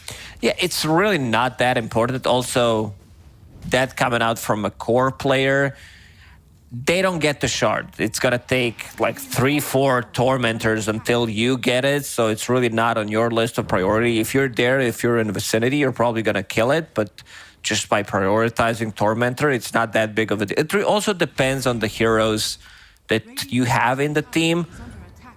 For example, I don't know, in this type of a game, getting shard on Keeper of the Light isn't really that good. I feel like you get more value when you are the one controlling the map with Keeper of the Light shard.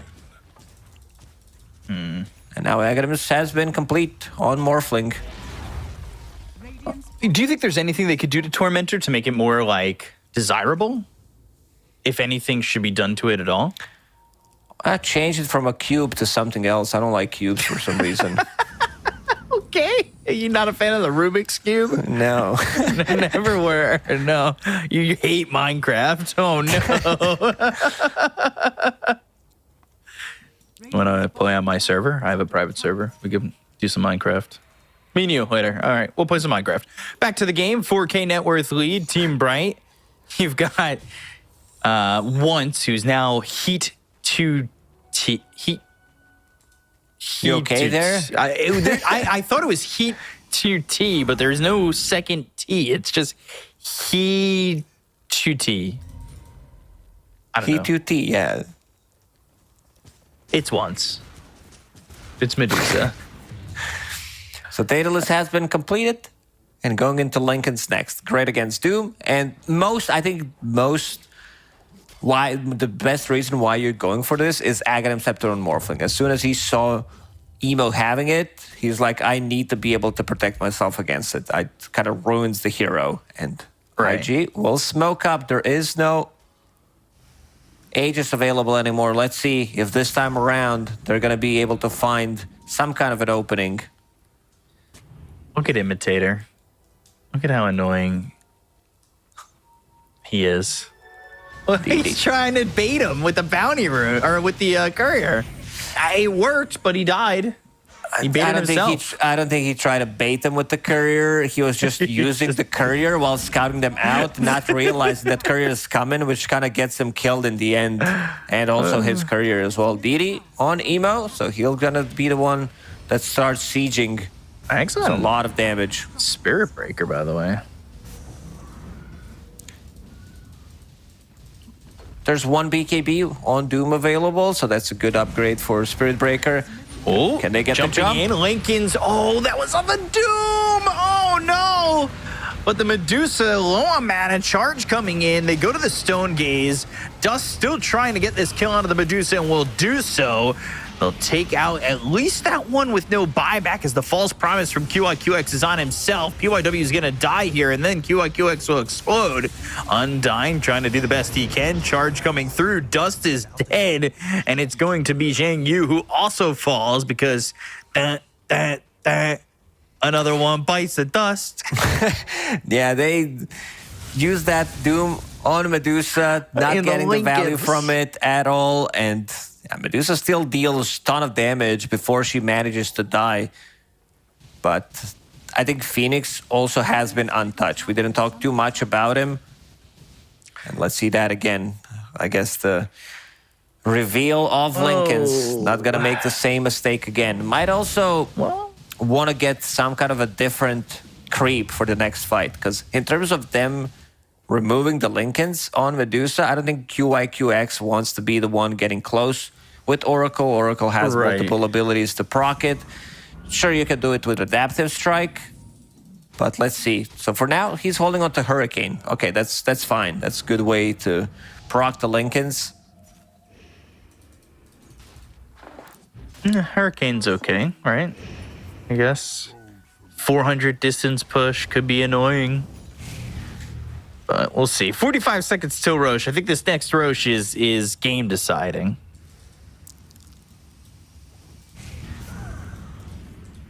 So we'll see if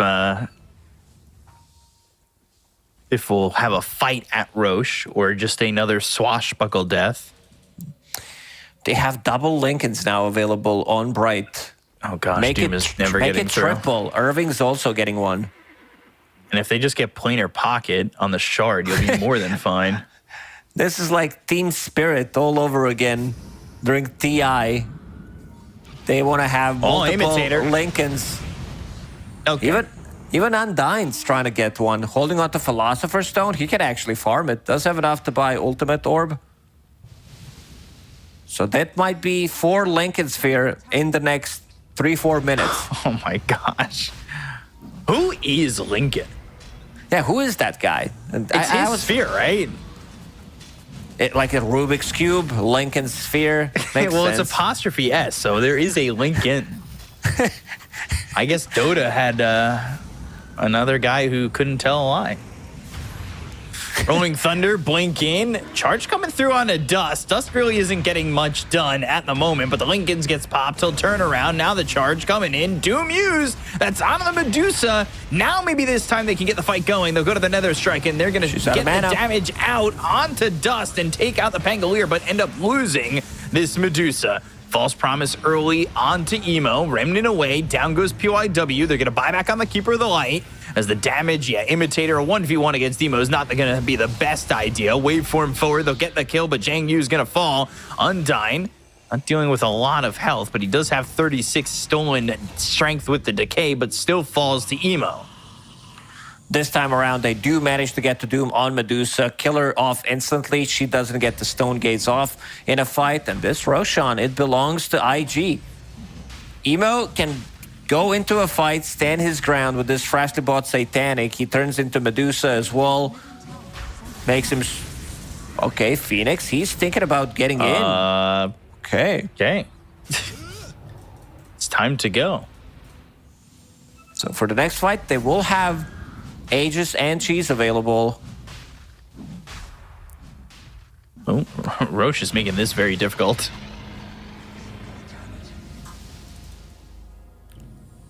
So they get the Aegis. Emo's got that. Is he holding onto the cheese too? No, that should be on Dust, right? Yep. Okay. Radiant's middle tower is under Cool. So now this 5k gold lead doesn't seem as big as it did before. Crimson on Doom, soaking up some of that damage. Heaven's Halberd about to be finished. That's the second Heaven's Halberd. I also see a third one being built on PYW. Seems like both of these teams think that there is one item to counter the enemy team. Bright thinks it's Lincoln Sphere, and IG's like, hell yeah, Heaven's Halberd, let's go. I guess Heavens is apostrophe S too, so. Yeah, who's that guy, Heaven? Light of Heaven, could be him. Item named after him, that'd be pretty hype. So, I mean, we do have items named after people. Yule, Ginso's Sight of Wise. These were the people that worked on Dota. so who's Lincoln? I don't know. I don't know the answer yet. So Daedalus next for the Morphling could probably buy out, considering the fact that he does have this Aegis, if he chooses to, and, you know, we'll almost have enough for that Demon Edge. Get there for the gold in just a moment. Not too far away. Who Pango holding the shield rune in bottle, plus the shield crash, plus Pavis, which is also a shield. Basically no damage taken.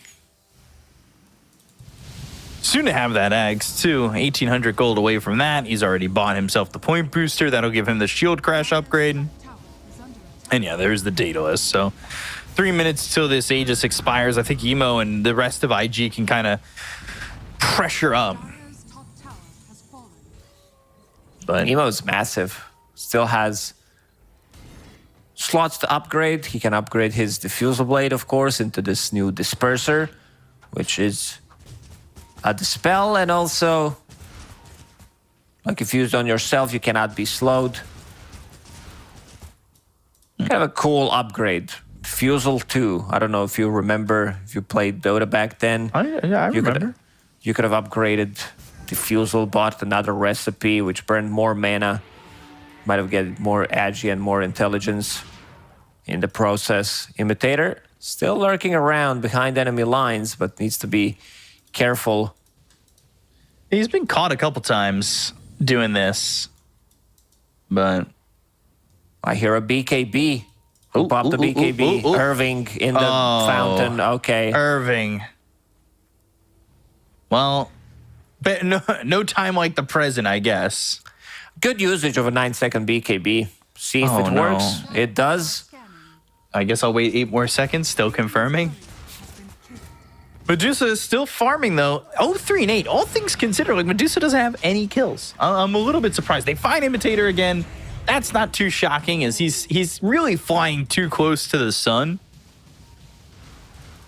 But he'll die again. Medusa, meanwhile, has Ags, now going to the Shard. We'll have that Cold-Blooded. We'll have the Mystic Snake causing people to turn to stone. It's a bit of a utility build on Medusa.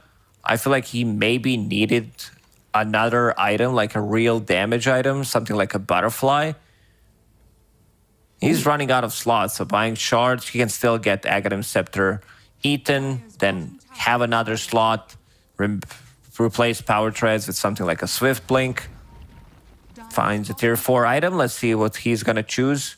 Oh. We're getting shown the Stalwart statues plus 2 bonus armor. And then just the other one was Dota Tooltip modifier bonus. Yeah. It has more text to it. I'm wondering what it is after modifier bonus. I'm not sure. 4K net worth lead for Team Bright, but it does not feel like they're in control of the game at the moment. They are still trying to wait out this Aegis, which expires in 15 seconds. So, you know, it will expire while they pressure this tier 2 over bottom. 5 seconds left on that Aegis. And he'll swap in. Working Ags. with Ags. I mean, he can also eat the Ags. Have another slot available, but I think he's prepping to replace Power Treads, considering that he picked up Ninja Gear, so having that extra move speed is going to help out. Ooh, Pango finds Mindbreaker for himself. Back in the days when Lucky Shot was disarm plus silence plus minus armor. No, plus minus armor equals minus armor. That is math right there for you. So good. Tombstone down, and IG will just retreat. Both teams a little bit scared at the moment. And it's Dust going Shiva's next. Okay, so he's got that Ags upgrade going into the Shivas. A lot of gold for Irving, by the way, but we haven't. What? There hasn't really been a fight in a while. Oh, I haven't noticed. Thanks for saying it. I was wondering what was going on. Why there's no fight? I mean, we had this like one big fight when Emo went ham, which did secure the Roche. Emo now holding double damage in bottle. Has Lincoln Sphere available. Does not want to get tracked. Does not want to get charged. Who is this man? So, Team Bright, they're going to try and, I would say maybe defend if the pressure really comes out from IG, but they're not exactly confident enough just yet. They're cleaning up the creep wave over bottom, and cleaning up the creep wave top is Irving. Every time he can just go in, charge, clean up a whole wave of creeps, and grab a bunch of gold. He's also got that Midas still.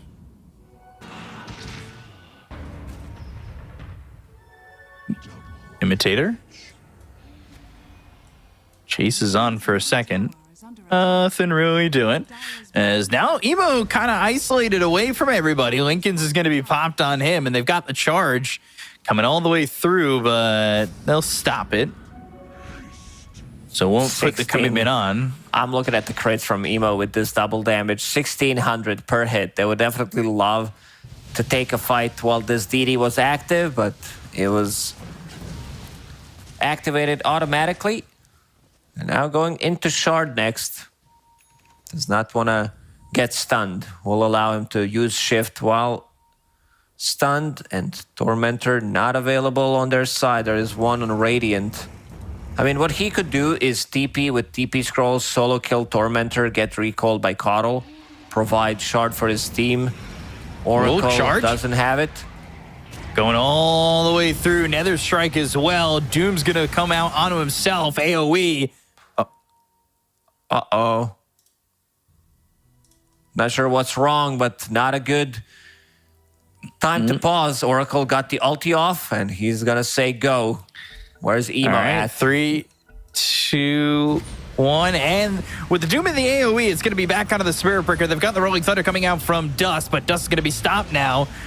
Bump him up into the air. QIQX finally falls. They'll buy back on both those heroes, and they'll get the kill on the Imitator, taken to the Bounty Hunter, but he's going to buy back too. Dust is going to fall to Phoenix. Emo trying to fight, but here comes the charge. The right-click's in. Wait for him over to Phoenix, and now continuing to go this time as a Spirit Breaker. So Emo, Pop of the Manta, Medusa. Jingyu, going after this Medusa. Medusa losing a lot of health, but so is the Doom, so is Emo, and he dies. Oh, the Bashes.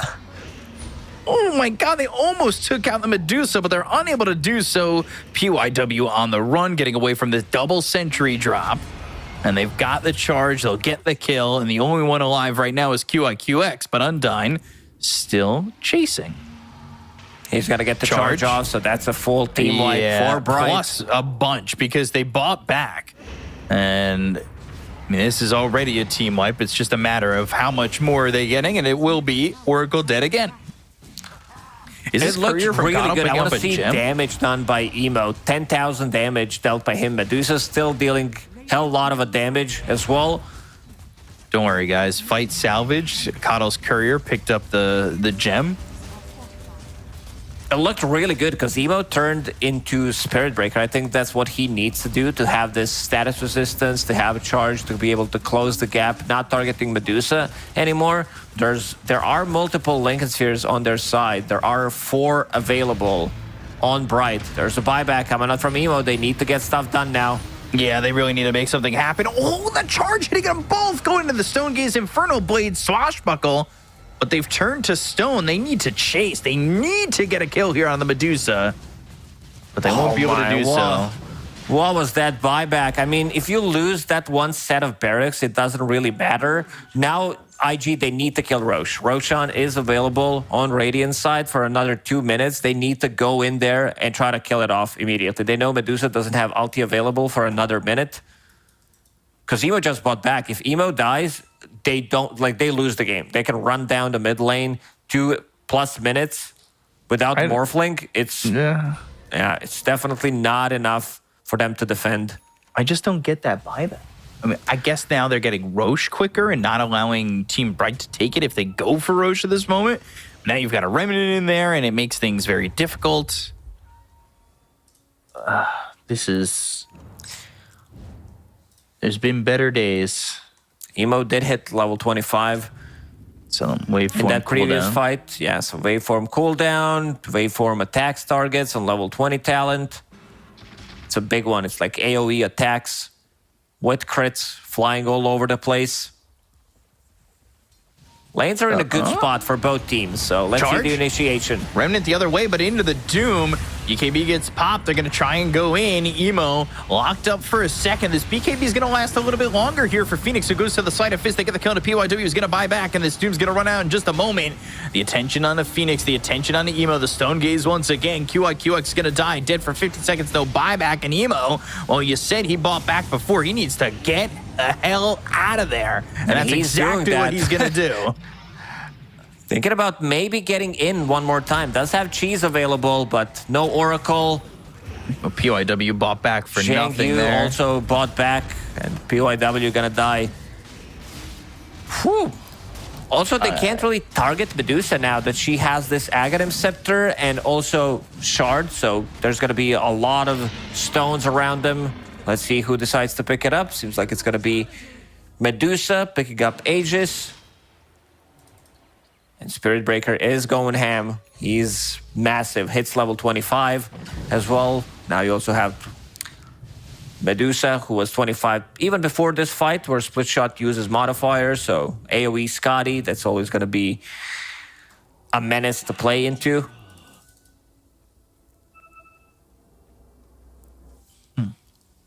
Wisdom Rune. Tormentor, if they want it. Who do you think is going to be the first person to die to Tormentor? Like, just in this Chinese DPC tour? I don't know. What? Diffusal for Medusa? No, and the Disperser in full. Okay. Okay. Interesting. What does he want to be able to dispel? I guess he wants to dispel Disarm from Lucky Shot. And have, like, I don't know, maybe there was a better option, better item. He ate Aghanim Scepter, created a slot.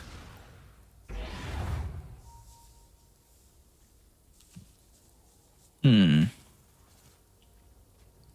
guess it's possible. Like, you also can't be slowed, so that's always a good thing. Emo also getting Disperser. So we'll see how that goes. In terms of getting this Disperser and then trying to hold the high ground here against Team Bright. Things are shining on them, though. Things are looking bright. Even during the nighttime. Yeah. But there was so much time in this game where both teams were kind of scared of fighting. And at the end of the day, Team Bright kind of got the best out of that. With Medusa getting so much farm during that time. I want to see them go high ground with this Aegis. 2.5 minutes. Poke, see what happens. Now Disperser is finished on Morphling. He's been holding onto that Diffusal Blade plus Pango. Just burning Medusa's mana. She does get some mana back from Cold-Blooded, from Mystic Snake as well. Oracle, by the way, got that shard from that last Tormentor, so he's got the Reign of Destiny. I love saying these cool names. Reign of Destiny. Second Chakram. They're the same. So Imitator looking bottom. You got two heroes nearby. Maybe they can bait him in, but I don't know if it's really baiting when he's just going to grab the vision here and go for a charge onto the Doom.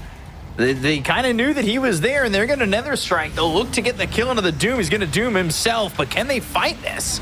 Rolling Thunder, control right now onto the Medusa, but, well, Emo's turned to stone. He's shifting, he's trying, but they eat the cheese. They're trying to get the kill now out of mana. The Doom's still going, and the fight's still raging on as the charge comes in and hits onto PYW as well as QIQX. They get the kill on Undyne, but Dust not going to make it up onto the high ground. He'll end up falling. He doesn't have buyback. Emo's still trying to fight. Irving going in with the charge.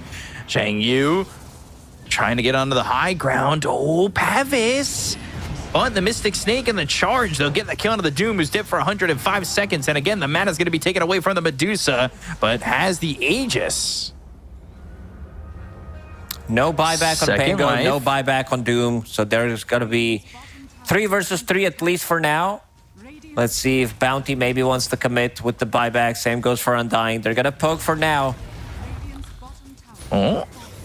Oh, God, the damage on Oracle. Charge coming through. Oracle dead. Has buyback if he wants to get back out there and is going to use it, but they've already lost themselves. PYW, who doesn't have buyback himself. Medusa's going to clear this set of barracks, go through the mid lane. There is no tower anymore available, so these are long 25 seconds without a Pango, which means there is no disarm. 20 seconds, and I mean, we saw that Morph can still kill the Medusa, but you need to be able to get a little bit more control out there, and Oracle's not your guy. Middle barracks has fallen. So, Are fortified. top tier 3. As the charges away to the creeps, and that's to cut the creep wave and make sure that these creeps push in. They've got the silence. They're thinking about the Rolling Thunder. That's going to come in, and now all of a sudden the mana's starting to deplete pretty quickly. They go to the Stone Gaze, and Medusa needs to back away. That's the last set of barracks for them. They could wait potentially for the next Roche to respawn. Also, some of these initiations from Zhang Yu were really not there, not on point. Rest of the team unable to connect on top of his Doom. And also, 50 minutes into the game, there is no refresher available. Yeah, he was caught out. That's how that fight started, was him getting caught by Imitator to give the charge opportunity to Irving, so...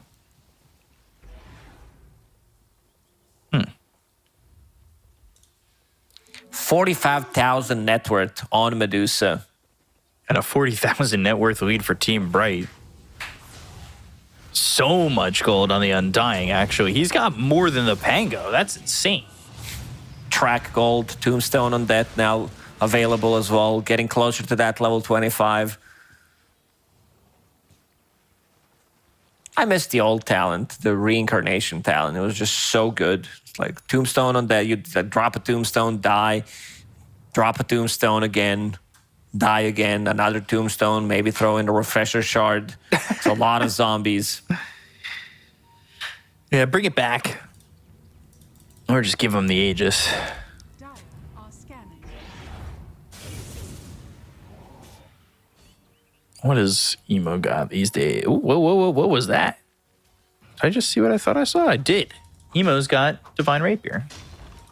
Going all in. I think you need to risk it here. He's doing good damage. The rest of the team is just not surviving with him.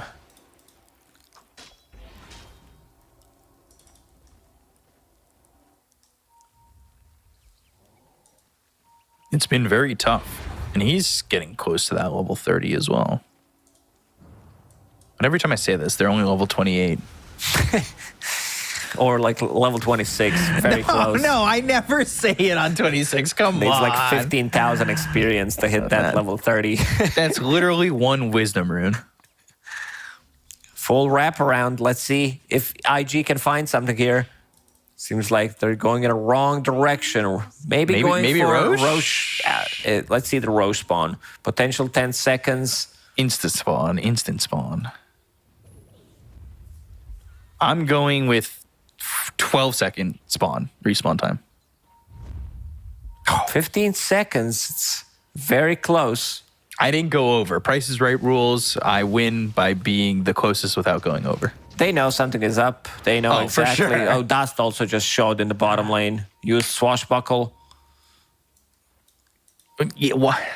Well, Emo just Oh, DP'd Emo's out. gone. They do have no. a recall from Keeper of the Light, so could pull him back in if necessary.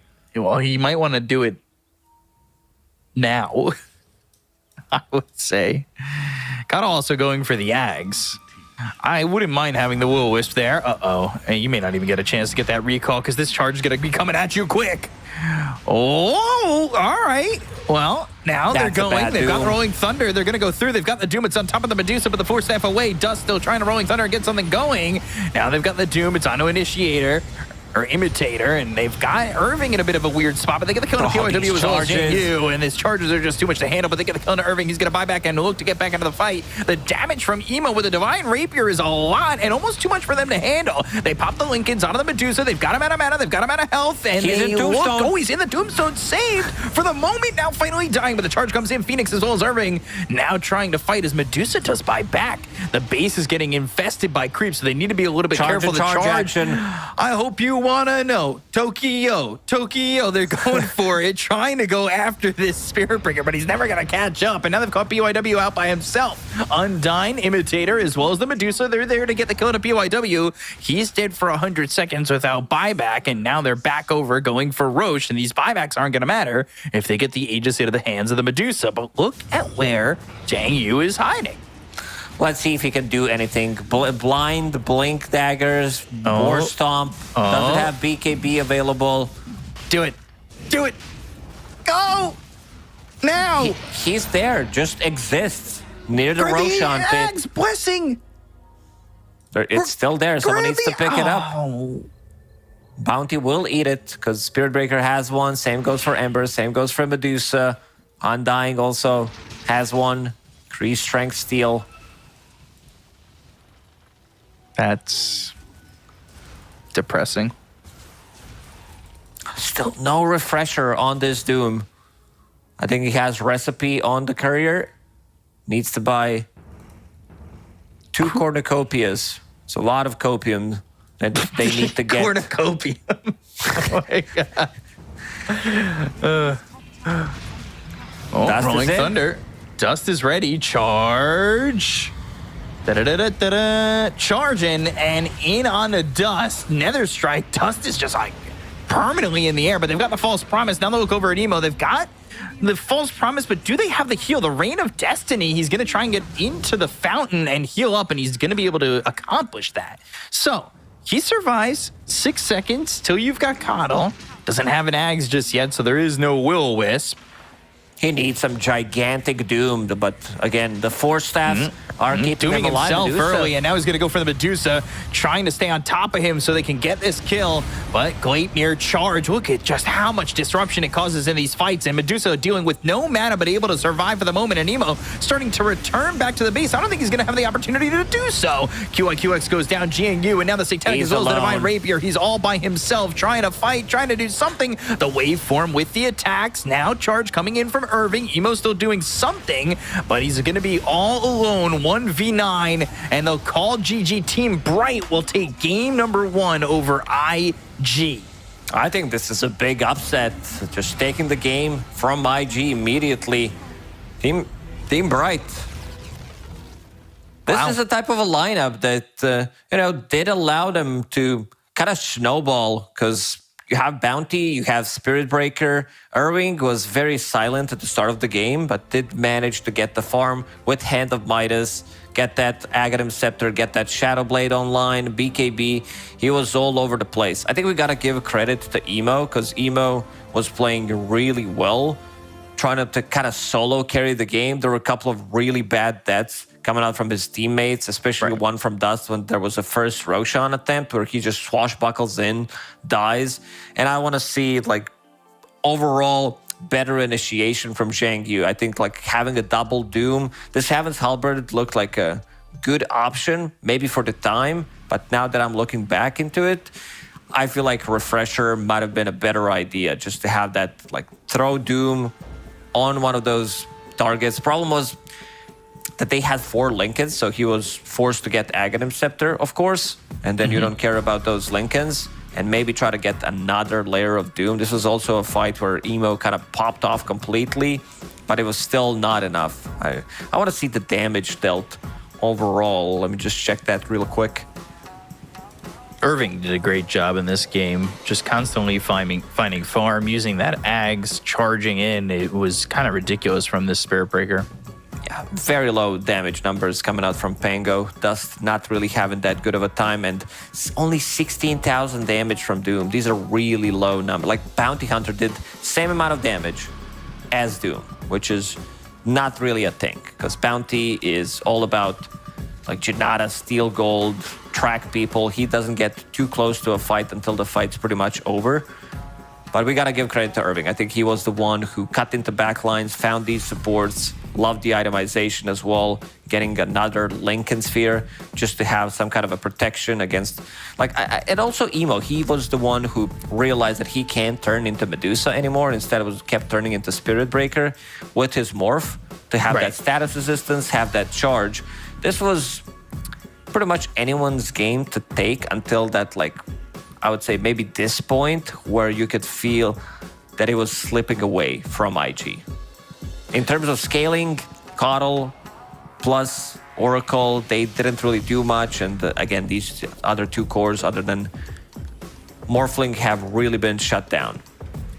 Yeah, Emo was really the only one who was accomplishing much. They were able to rip through the supports, and you could see, like, Doom wasn't really doing much of anything at these fights either, even with the AoE Doom. So it's just super tough to get things done and accomplished when the team's just falling apart at the seams so early on into these fights. So I'm not sure what to really expect from IG going into the next game, because Bright, and that's a demoralizing victory that they had towards IG, right? Definitely. This is also a team that finished 3rd in the last DPC tour that went to the major. The result was disappointing, of course, but they can't allow themselves to lose games like this if they want to compete for major again. Yeah, it's really tough for them. And you see this fight going on, Medusa surviving with no mana, and just Emo didn't want to commit any further out of the base, and he ends up losing his entire team. And then it's just him by himself, and he can't do anything, right? Pretty much. Also, I want to see a bit of a different support duo from IG. I think having Oracle, Coddle, and then also having Doom, it does take you a lot of time, and it puts Pango in a position where he does feel like he needs to go and do stuff, kind of forcing him. But yeah, I think for MVP, Phoenix did one hell of a job on this Ember Spirit. He was all over the place, causing a lot of chaos, also being able to catch either PYW or QIQX off guard multiple times, setting things up for his own teammates, and also just dying once, playing into Doom, playing into Morphling. He was really pushing it to the limits. Yeah. So you could see the XP per minute very up there, a lot of kill participation, 36 kills he participated in, 12 kills, 22 assists, getting it all done. That Gleipnir proving to be a bit of an annoying item for him. And yeah, let's take a look at these secondary numbers. Almost 60k hero damage and 92% on the kill participation. It's really just, oof. I mean, like, really great numbers here from Phoenix overall on the Ember Spirit. So Team Bright, they looked good. Any last words on this first game before we throw it to a break? I want to see less throwing from IG, but wanted to see more from Bright. How they're going to perform against some of these like stronger teams. I don't know what to think of IG because they've been really all over the place ever since like Singapore Major, I would say. They've been really up and down. They still need to figure things out. And the way they're playing, I could see Bright also taking the second game. Yeah, so we'll see what the results end up being when we come back for the second game. We're going to take a quick break. We'll be back in a moment. Stay tuned.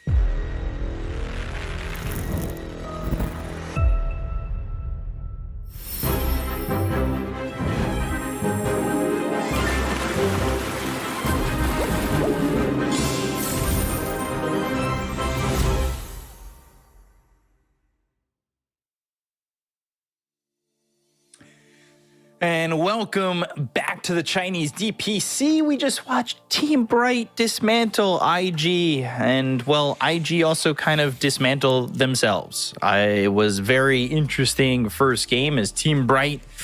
They showed promise. I was excited. I thought what they showed was enough heart to not only win game one, but potentially take this series 2-0, and it would be a big kick in the teeth to IG, especially starting off the season.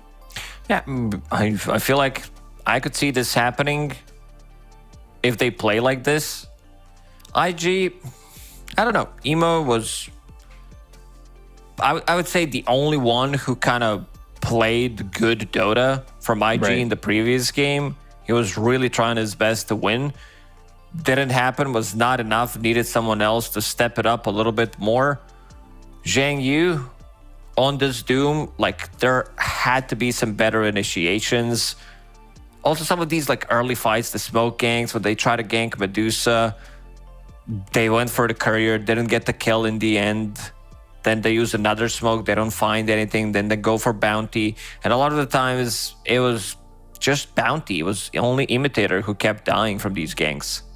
Yeah, he was constantly under them with just that shadow walk and everything like that, and it felt very interesting to really see what was like going on in the minds of IG, because I think the game kind of plummeted, like you said, or not like you said, but the plummeted, and the moment that you talked about is what I wanted to say, when they went for the courier and then they didn't kill it, and then they didn't kill the Medusa. And the game just, it felt like IG at that point were just like, okay, I guess we'll just hope, pray that we're going to kill this Medusa ever again. Because it was really rough. IG needed to hit that timing with the Fusel Blade on Pango. It was still a good timing. Play off the Chakra Magic on the Swashbuckle, kill off Medusa, keep the pressure, get to the item timings. Like, Emo was surprisingly well farmed in the previous game. He kept with Medusa pretty much throughout the whole game, managed to get some kills, but it was not enough. I also want to see them pick different supports. I feel there's a time where it can work, where you have like these, I don't know, Silencer, Coddle type of supports, or Oracle, Coddle, Oracle, Silencer, some of these like heroes that don't move as much as you would want them to, because they're pretty static in the lane, but you need to have someone else that's going to do that for you. Doom is definitely not that hero, so it needed to be Pango, but Pango was shut down. Yeah, Pango, like, there was a point where I think even the Undying had more net worth than the Pango. It was kind of ridiculous, just the amount of gold that Bright were getting around the map. And of course, that comes from the track as well, which supplies them with so much gold. So IG, we're going to have to see a different draft from them and something a little bit more secure. Like, I don't think the games can be reliant on just Emo. Emo can only do so much. So we'll see what they draft. We're getting into the second draft in just a moment. As Bright with a 1-0 lead, they have a chance to 2-0 and really upset IG in their first series back. It would be quite the statement as we see our draft screen show up for a second. This time around, Bright will ban out Medusa. Since they don't have the first pick, they're still afraid of the hero. For a good reason, they showed it in the previous game. 10 seconds remaining. Yeah, get the Medusa out of here, please. 5 seconds remaining. So we'll see where the bans land.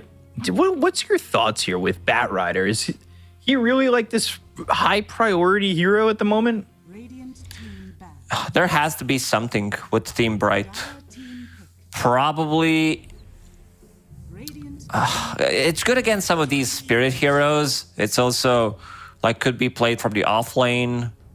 Batrider, Blood Grenade, pair him up with the strong position 4 could cause a lot of troubles. They probably have some inside info from the screams where and who plays it 10 seconds remaining. from Bright. So IG will open up with techies. No real surprise there. This hero just has been extremely good, strong laner. gives you Beastmaster that kill Crystal. potential. This is also a strong opener from Bright. Just running right into it. I mean, Techies, Beastmaster, Crystal Maiden, Terrorblade. Are there any more T heroes we have to worry about for IG? Tinker. Yeah, they could go Tinker. Templar Assassin. 10 seconds remaining. Crystal Maiden will provide him, like, in the lane. It's good against techies, a root mechanic, so he can get the blast off. Providing a little bit more mana for Beastmaster, who does tend to spam in the laning stage. I want to see some more magical damage coming out from position 4 on this Terrorblade. I think Hero, like, I don't know if IG wants to protect him banning out some position 4 heroes like Skyrat Mage. I think that's a really good ban against both techies and mostly Terrorblade, where you have like insane amount of burst damage that you can throw onto TB, good in the laning stage, have some kind of a slow blood grenade again on top, makes the hero very viable, plus a Beastmaster. I think the other one 10 seconds. could be something like a Snapfire, the overwhelming damage, but IG just protecting carry-to-carry matchup against their TB. So one of the big counters that used to be talked about, I feel like, and maybe not anymore because it's not as popular at the moment, but Elder Titan used to be a big counter for Terrorblade, right? Yeah, I could see it happen. If they want to play this Crystal Maiden as position 4, which is also pretty open, strong lane with the Beastmaster, of course, and then they can pick different position 5. There's a lot of Terrorblade picks. I'm wondering when is Necro gonna show up? Because TB has been super popular in the Western European region. Sure, there are all of these dispels coming out. You have Nullifier, and you also have Oracle, who did receive a little bit of loving from the Frog in pretty much every single patch, so it makes the hero viable. Underlord getting banned. Let's see what this ban is. Zeus. We saw some good Zeus damage from XM earlier today, but it wasn't enough for Piggy Killer to win that game. But definitely continuing to protect that Terrorblade, right? Yeah, just all 3 bans targeted for Terrorblade to have a good game. There is still, again, Ember Spirit available for Phoenix, which is good against both Terrorblade, decent against techies. You can dodge like his blast off, put him in a difficult spot. Let's see if they want to show it off immediately. We'll get Coddle. So Blinding Light against Terrorblade. That bit of an extra burst damage, magical damage that we talked about. Buys auras. He can buy Pavis, which is always good against TB and his overwhelming right-click damage. 10 seconds remaining. You were talking about supports for IG not exactly being the best in game number 1. Is this support duo that we're seeing from Team Bright right now something that instills confidence in you? Crystal Maiden does like a lot of different things. I think this hero scales extremely well, and you can't afford to pick these two together because Crystal Maiden is much more maneuverable compared to some other like these 5s that want to sit in the lane.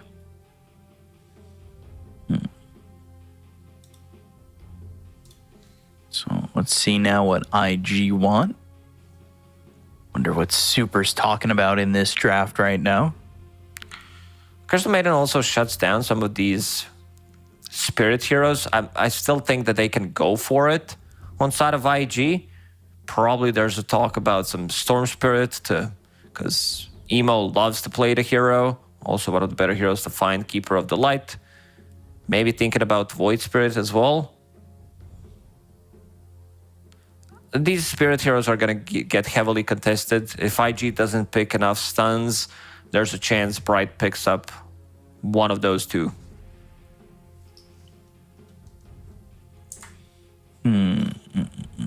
So I guess if you're thinking about putting Dust on the Terrorblade, but just based on the way that Dust was playing, I don't know if I would have faith throwing him in a 1 position after a game like that.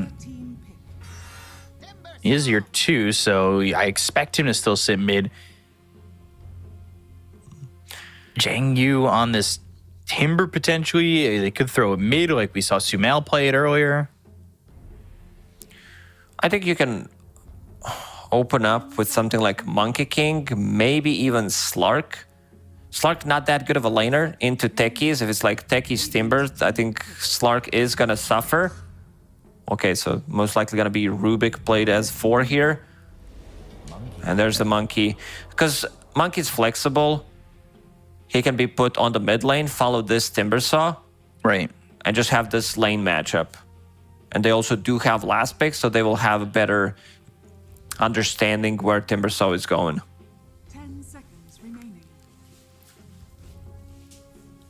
So final bans. Get more of a idea of where this timber is going. Radiant team banned. Get a Dire team inkling of a thought is they are banning mids for both teams. So maybe they're thinking that that's going to be an offlane timber. Maybe they'll ban a mid as well as an offlaner. It would be a good co-op game. Limited amount of stuns. They might need to ban out, again, Storm Spirit or Void Spirit. I think these are 2 really good pickups for IG. 5 seconds remaining. They need someone that can make plays. There goes the Ember. Yeah, Void Spirit being ignored up to this point is kind of wild. They're more afraid of Ember Spirit because Ember is relying on 10 seconds. more of a like magical type of damage, has Flame Guard, has Maelstrom build, 5 seconds. while Void Spirit is more physical nowadays. With his ulti, with Echo Saber, and I guess Terrorblade isn't afraid. It could be Storm Spirit for Team Bright. Like, looks really good in terms of instant lockdowns. There is Rubik's Lift, and that's about it. You also have Crystal Maiden Aura, plus Keeper of the Light, so this might be the hero that Team Bright is... Okay, never mind. It's just... both... I mean, we talked about the Spirit heroes. Oh, There's going to gosh. be a third one. So now I want to see how they approach it. I swear to God, if it's a Conca pick, I'm going to freaking lose it. Earth Spirit. Go all 4 spirits. Why? You don't... well, no, I say why, but that's... 10 seconds. I know why. You said it in the Western Europe broadcast earlier today for me. Seconds remaining. Every single time I see this hero, the hero just straight up loses. All right, bang out some Tinker for IG, for Team Bright. Let's go.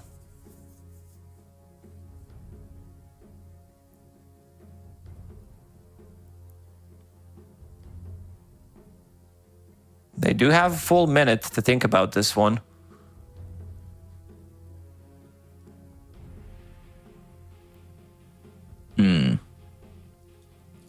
I'm here for the Tinker. I want to see it. I want to see it so we can get a not Kunkka in.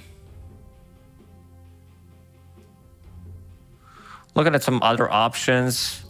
Maybe I'm thinking outside of the box too much. I still do see Necro as a potential pick. Does that round out the lineup enough, though? You have Monkey, who comes online relatively fast. This type of a hero wants to join early on. Does not want to be static, kept farming. Okay, this is a good option. I forgot about this hero for some reason. But is it... I feel like this hero just has such a low win rate right now. I'll get you some actual stats on that. Win rate, sure. That's why it's so low. I don't know. It feels that this hero can work. You need to be off to a good start. So I want to see some rotations to the mid lane. I can see Wind Ranger popping off if she gets a good timing on that Gleipnir against Timbersaw, against Void Spirit, Terrorblade. Could be really, really good. And I think they should be winning the off lane with this Beastmaster plus Keeper of the Light. 2 heroes are extremely strong. And again, all eyes on Emo. This time around, he will be playing Void Spirit. Thus will be on Terrorblade. So I want to see how much Emo is going to be able to do. You are on this playmaker, kind of fits Emo's style, this Void Spirit. I will say, just to give you that updated statistic on Wind Ranger, Picked in Division 1 in all regions 17 times. Can you guess the win rate? 43%. 23.5%. Okay, I got the second number right. What about Yeah. Void Spirit? His win rate should be pretty high. Void Spirit's win rate. Scrolling. His win rate is 62.96% in 27 games. And yeah, just getting a lot of picks out there. He's one of the highest picked heroes. The highest picked hero is Techies. 45 picks, 64% win rate. Looking good for IG, at least in terms of the heroes that they picked. High win rate. Makes the game easy compared to Wind Ranger, who's sitting at 20%. Yeah. So 1 in 5. I think the other better option would be if they picked up Storm Spirit, or if they just left Storm in the pool, and then I think they would have better options because Puck was still available. They could have gone for it. I think that would be a better trade. Or if IG does not want to pick Storm Spirit, you would get Storm against like Void, Terrorblade, and it would still do a better job than Wind Ranger. But it is what it is. You got to play with what you just drafted for yourself. Can't go backwards, can't repick heroes. Maybe they can get it done. I wouldn't be surprised. You know, IG, one of the things that IG just struggles with is to not give any advantages to the other team. They just make kind of too many mistakes at times. So, you know, Team Bright isn't exactly LGD or Aster or Extreme who are going to take advantage of those mistakes cleanly, but they definitely showed in that first game. If you give them something to work with, they're going to take advantage at least somewhat. So, nothing doing so far, but I'm always interested to see if blood grenades are involved in the first blood kill. First blood grenade, that's what's it called. Because it's always there, like someone always pops it to get it. Undyne. Try to go for a D ward on the high ground. Oof. Early Illuminate on the Dust. That does some decent damage. Dust, you gotta think that you need to be a little bit careful. Blood Grenade, Illuminate, Irving moving forward, and another set of axes. Whoa, 40 health. Where do you go? You need to be careful. Another Illuminate, and you could just be finding yourself dead in this top lane. Let's see, Illuminate, Wild Axes. It's not so much about, you know, killing him instantly. It's also about not letting him get the farm. But I could see QIQX also landing a blast off as soon as they hit level 2 with Reflection, with Sticky Bomb. Yeah. Keeper of the Light, even though he has a lot of movement speed, he can be bursted. Doesn't have that much HP to work with. Ooh, missing that Illuminate.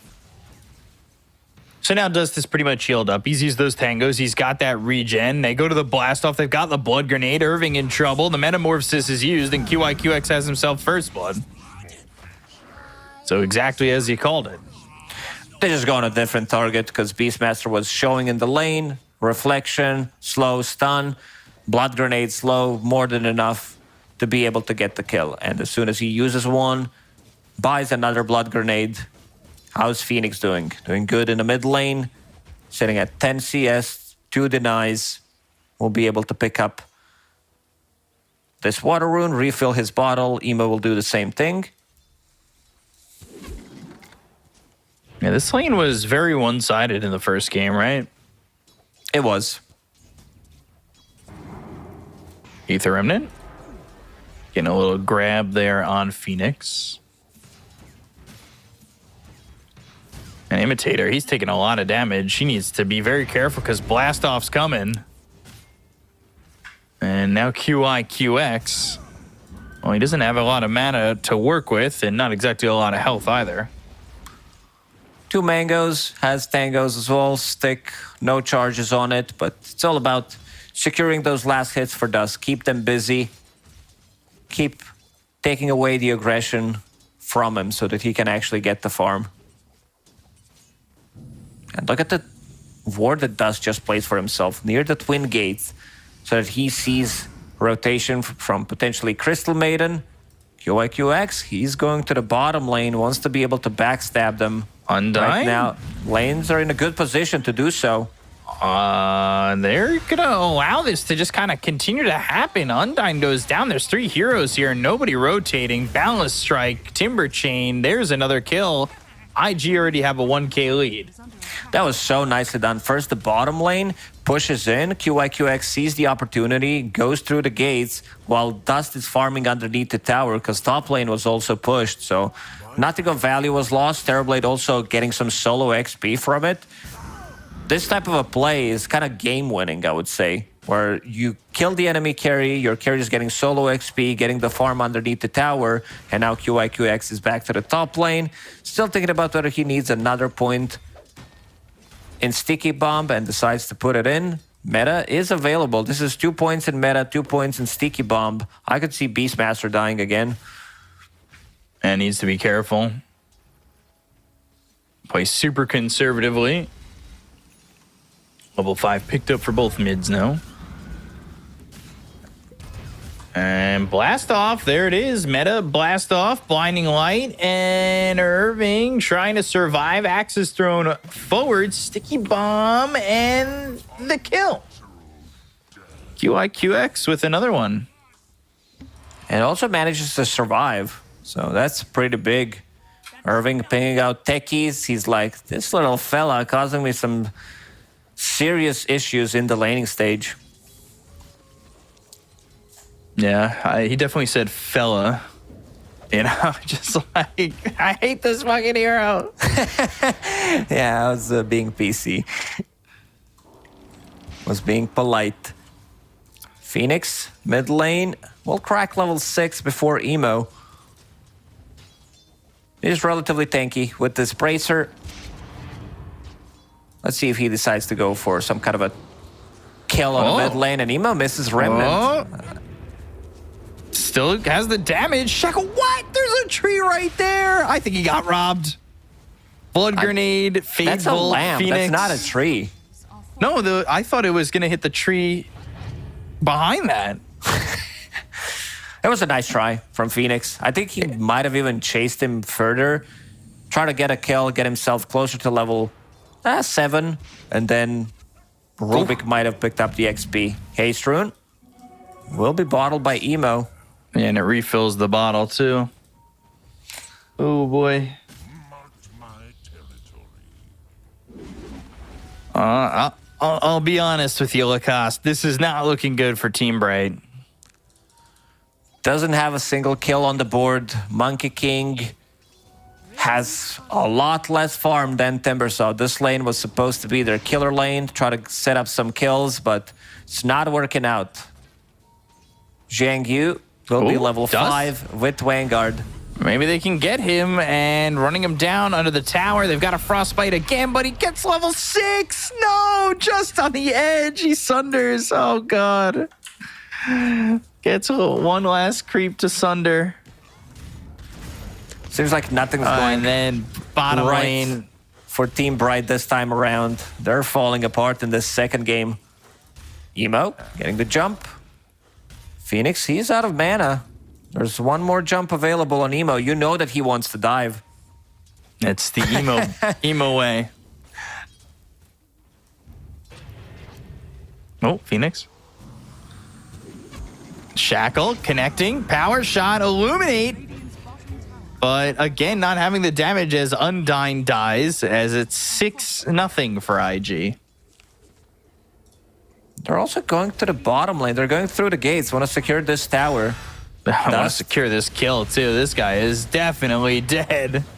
Oh, brother. This guy's dead. It's collateral damage. The main focus was the tower. Dust gets it, and he can go back to farming. Not a single kill on the board. Let's see if they can kill Emo this time around. Still a lamppost, but they get the kill with the power shot. There's and also they a plant some Rune flowers. available. It's going to be Power Treads finished for Wind Ranger. Not an easy one by any means. Beastmaster also struggling. Now you see Zhang Yu deeping to the top lane with his Vanguard mana boots. Got a difficult target to kill. I'm just wondering how this bottom lane went so bad for them. I was mostly watching the top lane because it was a killer lane. Techies was in a lot of action. Monkey doesn't have anything. He has almost the same farm as Techies at this point. I'm exaggerating, but not far from truth. He's almost level 30. 7-1. Well, 2014 Brazil scoreline for you. As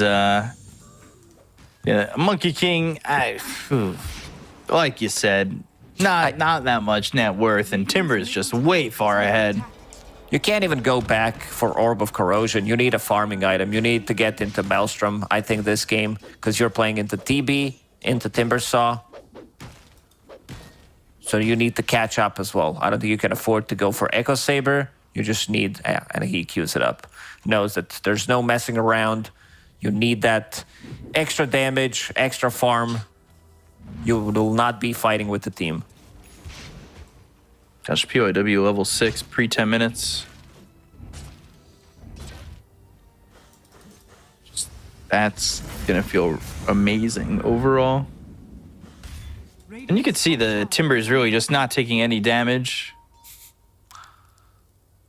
I don't know what you really want to do to him either. I don't know, something about Dota players and picking Windranger into Timbersaw who goes for Crimson Guard. It's just not working out. See, Phoenix using ulti on Emo. Who's got double damage, but choosing to just leap and go away. Frostbite, Freezing Field, and the stun from the blast off. Stolen Freezing Field, and Undyne's gonna die to his own spell. That doesn't feel good at all. Definitely doesn't. Looking at the build that Emo's trying to go for, he wants Witchblade. It's an interesting build, kind of from the previous patch. Is it still viable? Tier 1 token on the ground. No one's going to pick that up. It's viable, I would say. You play against Windranger, so you have True Strike on your hit, which is always nice. Have a little bit of extra damage. Might change his mind. Stacking going on for Emo as he's sitting, not with the most farm, but keeping it middle of the pack. He's finally getting passed by this Monkey King. So I guess Monkey King's starting to get something. And like you said, he can't go for the Orb of Corrosion. He's got to go farming item. It'll be Maelstrom. So we'll see how long that takes him because he needs some time. Mid lane, a lot of heroes here. Undyne looking dead again.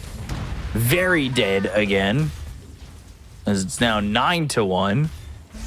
And Rubik holding on to Power Shot. It's so much burst damage. What is that? It's like 500 damage. And with also, Arcane Supremacy. He's going into a phylactery. Oh, Beastmaster getting chased. Astral Step, Aether Remnant, Timber Chain with the Whirling Death. They've got the kill onto Irving once again, 10-1. I will say I'm a little surprised that it's only 4,000 at this point. Monkey's slowly catching up, trying to get some farm in this bottom lane. But right now, they can't take these fights. Phoenix at least gets a deny on the tower, so that's something.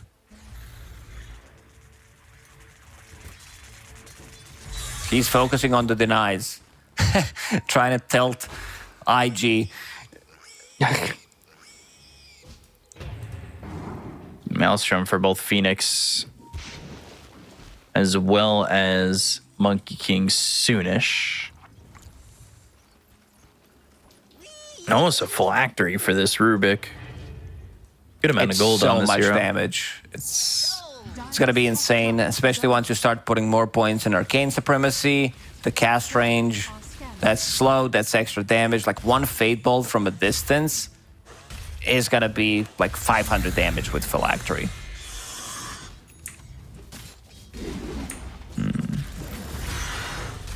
So still farming in the jungle over here. Timber Saw, top lane, looking over. We haven't really talked much about Irving this game. He's kind of been quiet. Well, for a good reason. Yeah, 0-3-0 on Beastmaster. Not having that good of a time. Was thinking about finishing off Crimson Guard, but also feels like they need a little bit more magic resistance on the team. Both cores of Bright going for Maelstrom, trying to catch up. Phoenix might in the end up going for BKB as second item, just to have that extra kill threat. I don't think he can allow himself to get Gleipnir as first item. We'll have to see. Yeah, we'll see how the game kind of progresses.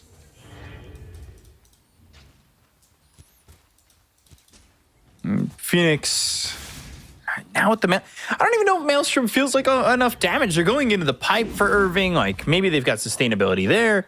Maelstrom for both like the Wind Ranger and the Monkey King. The BKB right after for Monkey King too. Primal Roar on a Timber. And okay. All right. They're still gonna go. They want to use everything on Timber. Timber happy to be a sponge. But still, right-click damage. More Maelstrom procs would have done it. But they still just can't kill him. They're not on the same page this game. Beastmaster initiating straight away. Rest of the team not there to connect. Undyne will just disappear immediately. Gosh. Emo outputting so much damage. And they want more. They want this Beastmaster, but they won't get it. And we'll get themselves QIQX, though. Phoenix. With enough damage to take away that 3-time spree. Radiant are scanning. So 11-2. That's their first kill in like... In a long time, yeah. Monkey also trying to get some farm in these outer rings, stacking the Ancients, getting the farm. But they still don't feel fight ready. I mean, they show that they can kill Timbersaw if they execute properly. Right. Timbersaw also going for Aghanim Scepter. I don't know what to feel about the item. I've seen it in action decent amount of times, kind of have a split opinion on it. Always feels like there's a better item, I would say, especially in a game like this when you play against Monkey Wind Ranger. Heaven's Halberd, a lot of value from the item. Oh, Monkey King in trouble. Wukong's, I don't know how long this is going to last for. He's trying to survive, but at the edge, Blastoff kills him. And Undyne in between all these heroes. He'll end up dead. 2 heroes gone on the side of Team Bright. And Imitator trying to imitate life, but I don't know if he'll survive if they want to dive under this tower, and they will. So Imitator still running. Solar Bind, Chakram, Astral Step, Aether Remnant. Emo gets the kill on Imitator. I think they need to dodge fights on side of Bright. Can't allow, because right now Terrorblade's too massive. Team fight on their side. Techie's dealing hell lot of a damage, and same goes for Emo on his Void Spirit. Still, Emo going for the old school build. Aghanim Scepter queued up next after finishing off that Witchblade to have a little bit more control for the backlines. It's also, I would say, still viable build. It's just the other one is better and suits the meta. But in this situation, I think this one's also fine. Being able to silence Wind Ranger, you get the first jump. Silence Keeper of the Light, Crystal Maiden. You'll have enough damage to kill them nonetheless. So, when do you think teams are going to start to realize that Windrunner ain't it? When the win rate drops below 20%. So you still have a couple of games left. Problem is, the more it gets picked, the less each loss percentage lowers it. It's math right there. Maybe eventually we'll get there. Pavis for the Crystal Maiden. See if it means anything in terms of survivability for this team. They seem to be getting blown up quite often. And it will be the round of Atos for the Windrunner, so it looks like it's going to be straight Gleipnir off that Maelstrom. He's gonna risk it. We'll go for Gleipnir instead, keep them in place, maybe try to get a kill on Void Spirit with that extra lockdown. Extra damage as well on the TB and his illusions. We'll have to see if it actually pays off. Monkey's going for BKB. The game kind of slowed down every single time IG decides to group up. They're like, okay, we're gonna win this fight. There's not much you can do about it. And they're also controlling a lot of areas off the map. Look at them spread on the minimap. All 3 lanes pushed in, using illusions from Terrorblades. Emo also using illusions. And he's the one who's controlling these power runes. Yeah.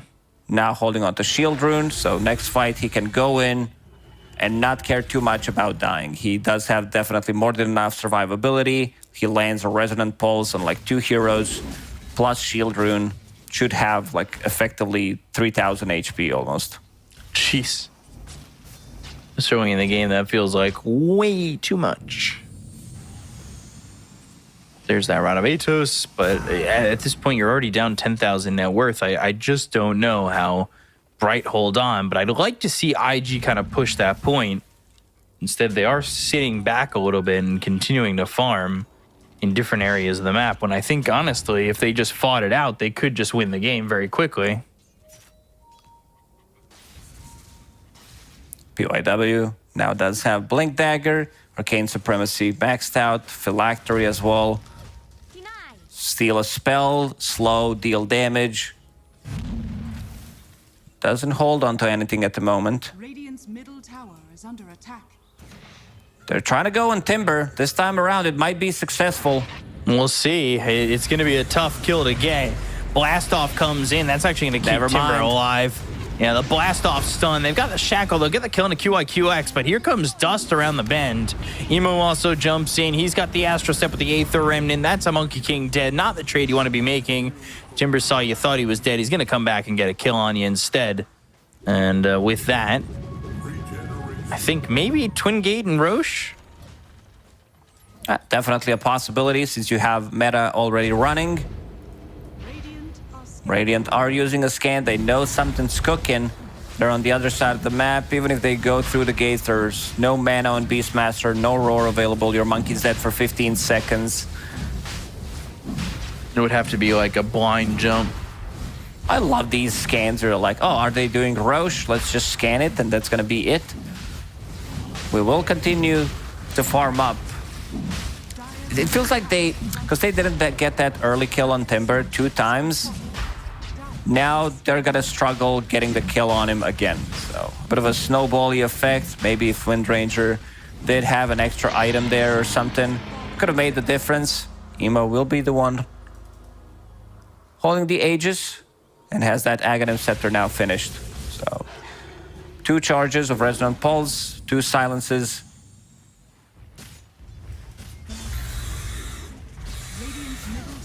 Just feels very tough here for the side of Team Bright to find anything. I mean, they only have 3 kills overall, and they are just falling so far behind, where the damage just doesn't feel like it's there at all for them. Radiant's bottom tower. So how do you start to kill heroes when you can't even damage them? I don't know if there's actually a real answer to that. I was trying to think of something, some kind of a lie to give it to you, but I couldn't think of anything. Can't be lying to me. On He2T about to be finished. That's something, but there's still a lot of physical damage from both Void Spirit, Terrorblade, who finished off Scotty.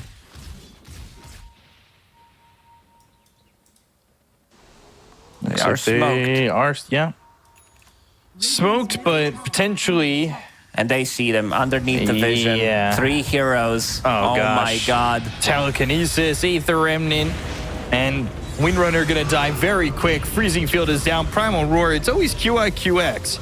But that's all it's gonna be, is Undyne's gonna explode here. Already getting the wave goodbye. Power Shot comes in from the Rubik, and they get the kill on to Undyne.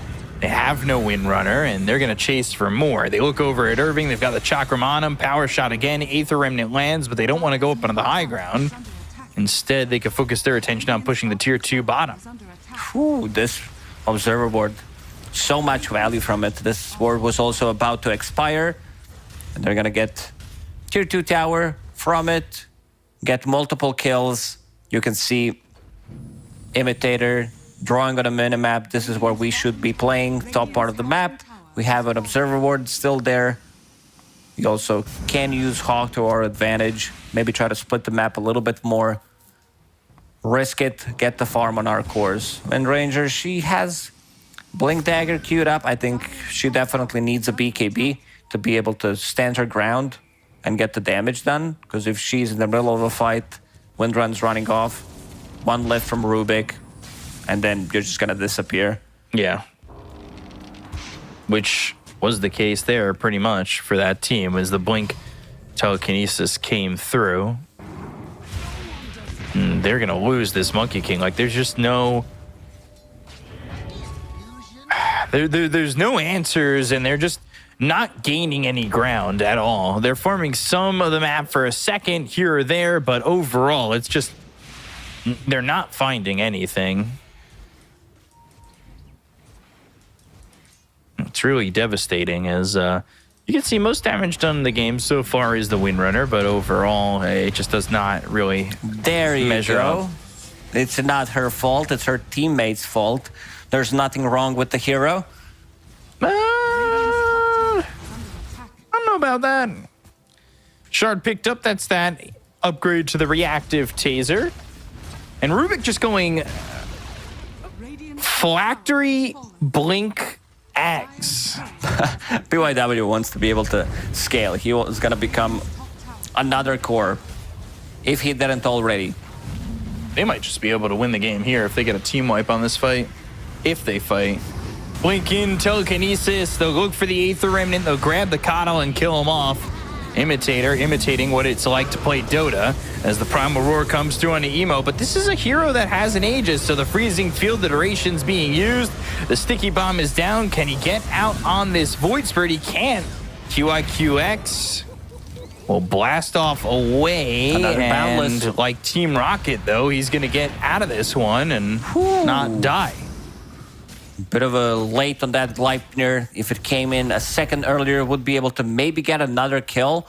So the Roar looked like they're not going to get the most out of it. But then again, he respawns in Wukong's command. Good Frostbite.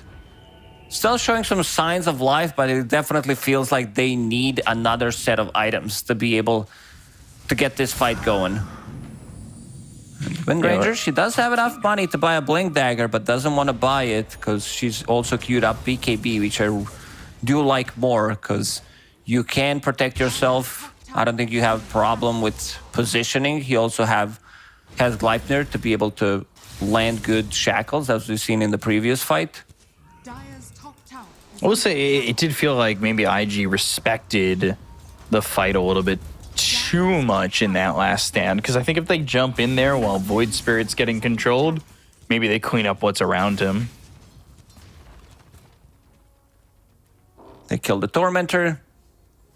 Aghanim Shard. Aether Remnant upgrade. Not the best one, I would say. It's only good because it's upsetting their support. Why didn't I get the shard? Techies has one. Rubik would probably love to get one so he can save people when they get shackled, when they get roared. Also, this observer ward near the, what's it called? These gates that you can enter, but the enemy team cannot enter from. Ooh, Wukong's.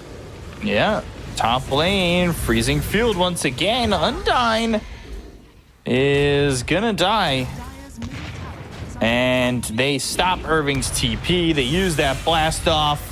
And Irving, he's got Ag, so the drums of Slom will do nothing.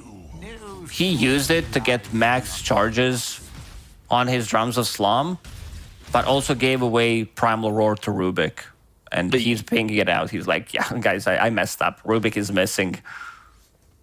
Oh boy. Dire's middle tower That is feels under attack. truthfully really bad when you're giving that up as well. A lot of things going wrong here for Team Bright. Feeling like they're the IG of the first game. IG, still, as you said, giving them respect, waiting for next Roche to respawn. This is a big kill if they can get it. Radiant's top tower is under attack. All right, now that we'll go over. Void, no. Okay. Primal Roar will stop that attack in its tracks. Tower has fallen. This was a nice move from Bright to be able to get outside of the base, risk it a little bit more, maybe get a trade, but also get like a big kill. But in the end, they don't get it. So, just moving on up. Meta available for Dust. He's going into the Hurricane Pike as well as the Satanic. I don't know if they have to be sitting back as much. Like I said, I kind of believe that they can really put the pressure on and push the high ground again. Radiant's middle tower is under attack. But we'll see how fast they want to go through with this. Like, it's giving time for Bright, but I don't think Bright are really finding enough farm for it to matter the time that they're being given. Radiant's middle tower. Yeah, it definitely feels like they need some kind of an extra boost, maybe delay the game for another 5 to 10 minutes if they can, try to get these pickoffs. I don't know if they can contest Roche. The answer is probably no. But they might be forced to go in and just do so. Scotty is the big upgrade for Monkey King against Timbersaw, like on your Wukongs as well. If you manage to get the slow going, could be a decent one. But I also don't like what Windranger's buying. In the end, she decided to go for Blink Dagger and has Aghanim Scepter queued up. Okay. So the upgraded win run, if they get there. Now it's going to MKB. I like that choice more if he wants to just get the damage in. Any kind of damage. MKB, of course, going to be good because it's magical, the procs, against both Timbersaw and Terrorblade. Terrorblade, who's already holding onto MKB to have something against the Windranger, already prepped for it. And Dust ready for this one. As he sits top of the net worth by a significant margin.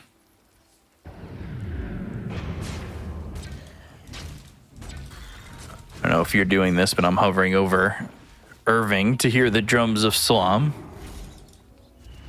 Boom. Such a satisfying boom, sound. Boom, boom, boom, boom. But then it feels like he gets tired, you know? As the drum weakens out. But then we're at 20 stacks all of a sudden. Dum, dum, dum, dum, dum, dum. Is under attack. You should be able to break that threshold. I want to see 50 stacks of Salam. Sounds very balanced. People are complaining that Ags is broken, the amount of damage that it does, and you would want to increase this from 20 to 50. No, I just wanted to hear the pacing of it. Meanwhile, BKB popped by the Monkey King. He's going to try and TP out, and will do so. So BKB popped. He'll get out. He'll escape. But now only has that BKB in another 75 seconds at 7 seconds.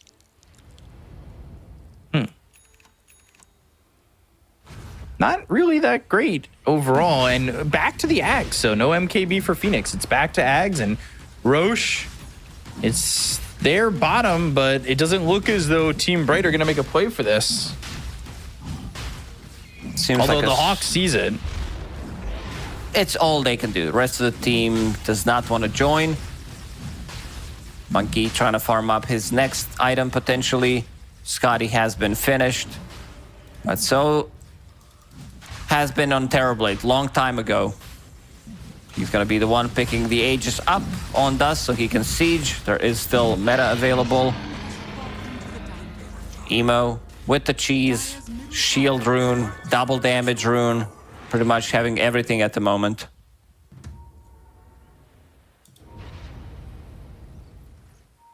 So Twin Gate to the top lane.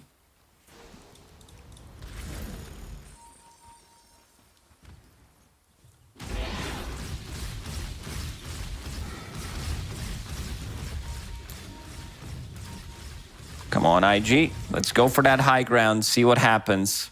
22k gold lead, 22 kills. Should make the move. We'll see how quickly they want to do so. Again, putting respect towards Team Bright after losing that first game. But 33 minutes into the game, you'd think maybe with the fact that it is a 22k net worth lead that they might just make the jump.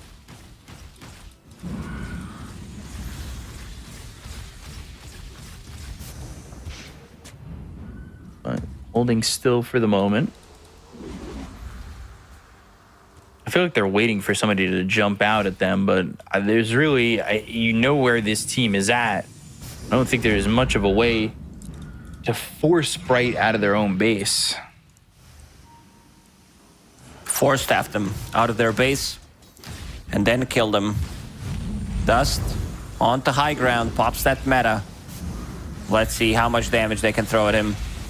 Power shot, illuminate, some axis spam, still back to full HP. With that satanic, solar crest on top of him. It seems like it's just gonna be slow and painful death for Bright in this second game. Radiant's top What did he steal? Crystal Nova. And he takes those racks and it's pretty much for free. Radiant's middle tower is under attack. Nobody's really going after him and nobody wants to step forward on the side of Team Bright. I think Rubik just stole the creeps away from Dust, who probably wanted to use Satanic to go back to full HP. Now needs to find another camp to do so. Potentially find heroes to do so on.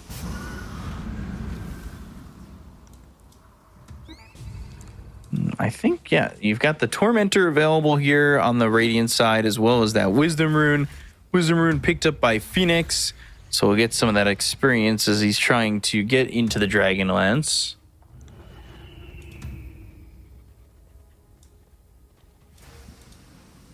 IG, well, they no longer have Emo nearby, as he's sitting in the bottom lane.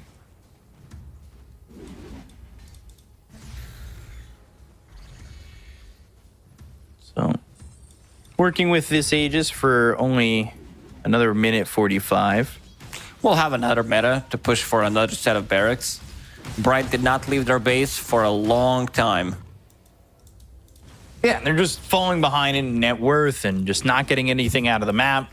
And look at two illusions from Dust. One bottom, one top, sending one on the mid lane.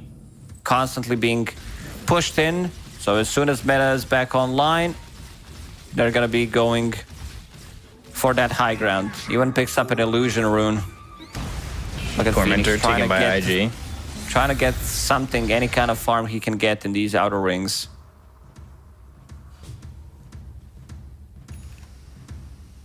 So Dust stepping forward again. Has meta available, so could just do that.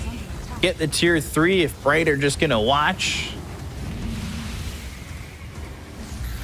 And no power shot, but nobody really willing to make that jump. They know that there is that Rubik there to get the save, but Force Staff, Primal Roar, now they've got themselves the Will-O-Wisp with the Balance Strike. They get the kill on a Dust. They take him out, Freezing Field, and Aether Remnant, Emo trying to help out. They've got the sweep with the Will-O-Wisp, but the Force Staff away, he's able to survive. So Second Life coming in handy as they get the tier 3 mid. And it seems like they're gonna stop, wait until next Roshan respawns, get another set of barracks. I mean, there's no Primal Roar, there is no Wukong's command, so I want to see IG go in and still try to take a fight, even without meta. Seems like the rest of the team, they're not on the same page. Dust went away to farm some creeps.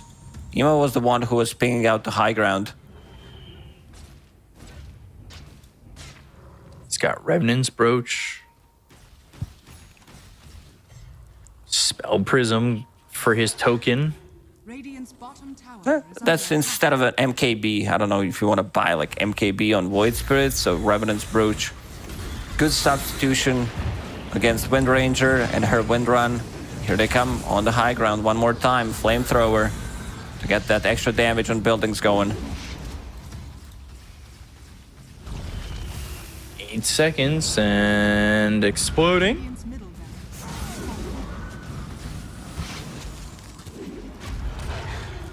This rack's pretty much just gonna go down here. And again, not really much of a defense with no freezing field, no primal roar, which they do have available now. So maybe they'll make a jump and try to defend this one.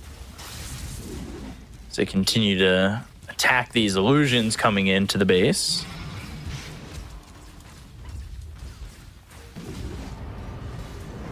PYW not able to make anything happen, but the 8th Remnant hits Irving and will end up stealing the win run. They're going to go and they're going to make this jump. They've got the Wukong's command, and Undyne goes in. The Primal Roar is going to be used on the Terrorblade. Do they have the damage to get the kill over here? Locked up, continually being stunned, and Dust. Oh, he's able to escape. QIQX goes down. Dust, he does have Sunder if he wants to Sunder somebody.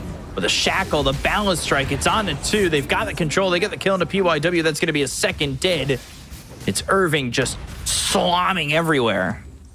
Okay, I think Dust needs to stay there a little longer, pop that Sunder, use meta, and just fight back. Because without that, there's just not that much damage on their side, especially now that they are tanking up. There's Pipe, there's Crimson on a Beastmaster. And items are slowly stacking up. There is this Basher on Monkey King that gets them a little bit of extra control. And the combo that they've been using in the last 2 fights, Will-O-Wisp plus Wukong's command, to drag them in, to keep them inside the ring. So 40-minute mark. 260 gold there for Undyne. Who's going for the BKB? Very far away from it. I won't round up on this But one he's for you, going Lacoste. for it, okay. But he's willing to go for it. Triple Bounty Rune will definitely help already.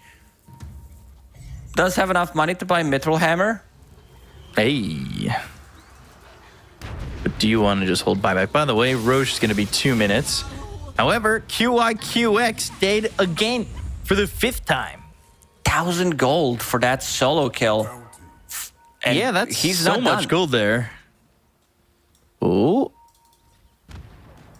They're smoked. Can they get a fight to go their way? This could be interesting. They do have Primal Roar, and it's going to be used on the Timber. Stolen and Roar. Stolen. That's not good. You got to evacuate from the fight now. But they're going to go forward, throw a Primal Roar of their own. Not really doing too much. Flamethrower going off. Void Spirit over to the side, waiting for the moment to jump in. Radiant structures Illuminate clearing up some They had the glyph. Look at the mid lane. are under attack. They still have, this is 35, 40 minutes. 2 catapult wave. So we'll clear the set of barracks. These are melee barracks, so they just gave up on them. Oh, boy. Roshan's not even And, alive. Yeah, a minute 10 till Roche, so they're going to back up and try and throw an Illuminate out there from Imitator. And they've got the scan. It's onto these heroes, but there's no Roche that they're taking.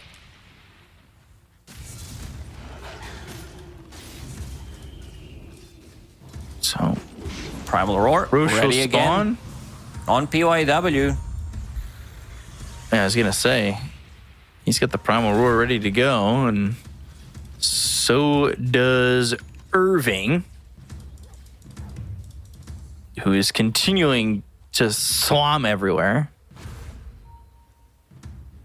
Dum, dum, dum. Oh, the backstab. They found Balance strike. PYW. That's a big Late kill. here, Primal Roar. It's a Primal Roar onto the Monkey King. They've got the Will-O-Wisp. Do they have the damage to get the kill here onto the Monkey King? They go to the Wukong's command, and now Primal Roar is used. As they've got the control of the Can they burst him? Terrorblade. Oh, he's going Satanic. to pop the Satanic. And now turning it the other way into Irving. They get the kill there on the Monkey King as well. They'll take out Phoenix. 3 heroes dead to the side of Team Bright. They have Oh, Wind buyback Ranger with the Roche buyback. Are right they actually now. committing, or No. they needed to be on the same page? First, this Stolen Roar 2 times in a row. Used it on Monkey King, so he can't get like the immediate damage onto Terrorblade.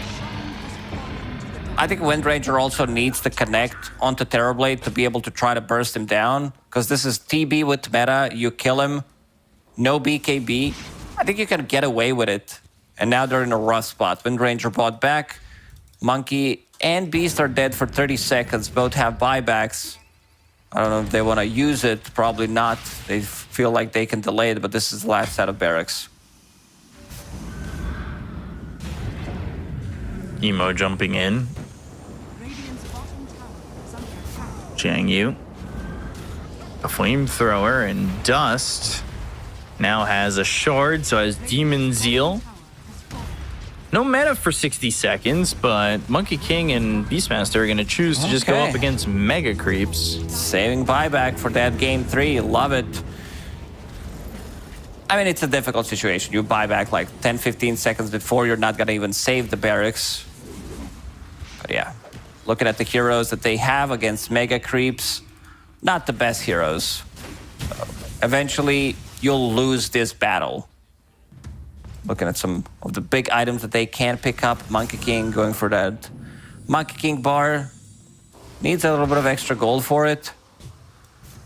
With next meta, they can come in and try to force it. Start hitting those tier 4 towers, spread the illusions around. Timbersaw can buy a little bit more time, plant some mines.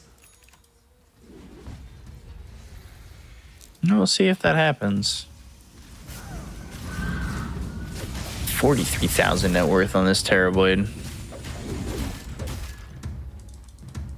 Basically, a full Terrorblade's worth of net worth ahead of Team Bright. Yeah, imagine if you had like one more Terrorblade on your team, 6 slotted, make it 7 slotted. Seriously.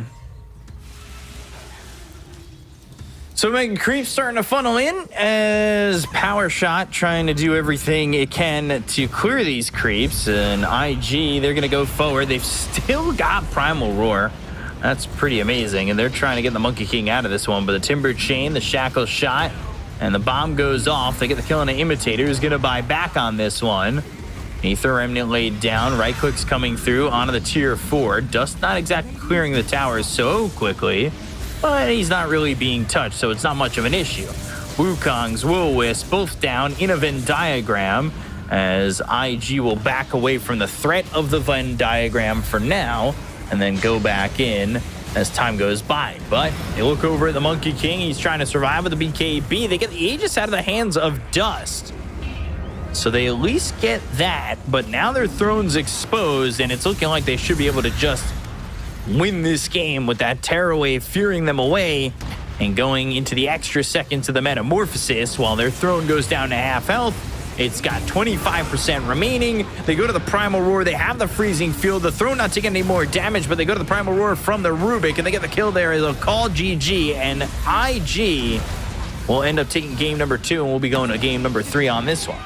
That was slow, methodical game from IG. They did not want to risk anything after Emo went in one time and died. They kind of took it even slower.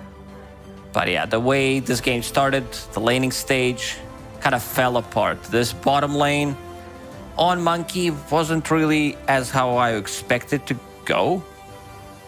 Crystal Maiden plus Monkey, it's a killer lane. They did not get a single kill in the first 7 or 8 minutes at all. You play against Timber, you play against Rubik, you definitely need to play much more aggressive in this lane to be able to get those kills going. Mid lane was, I would say, fine until they started to group around.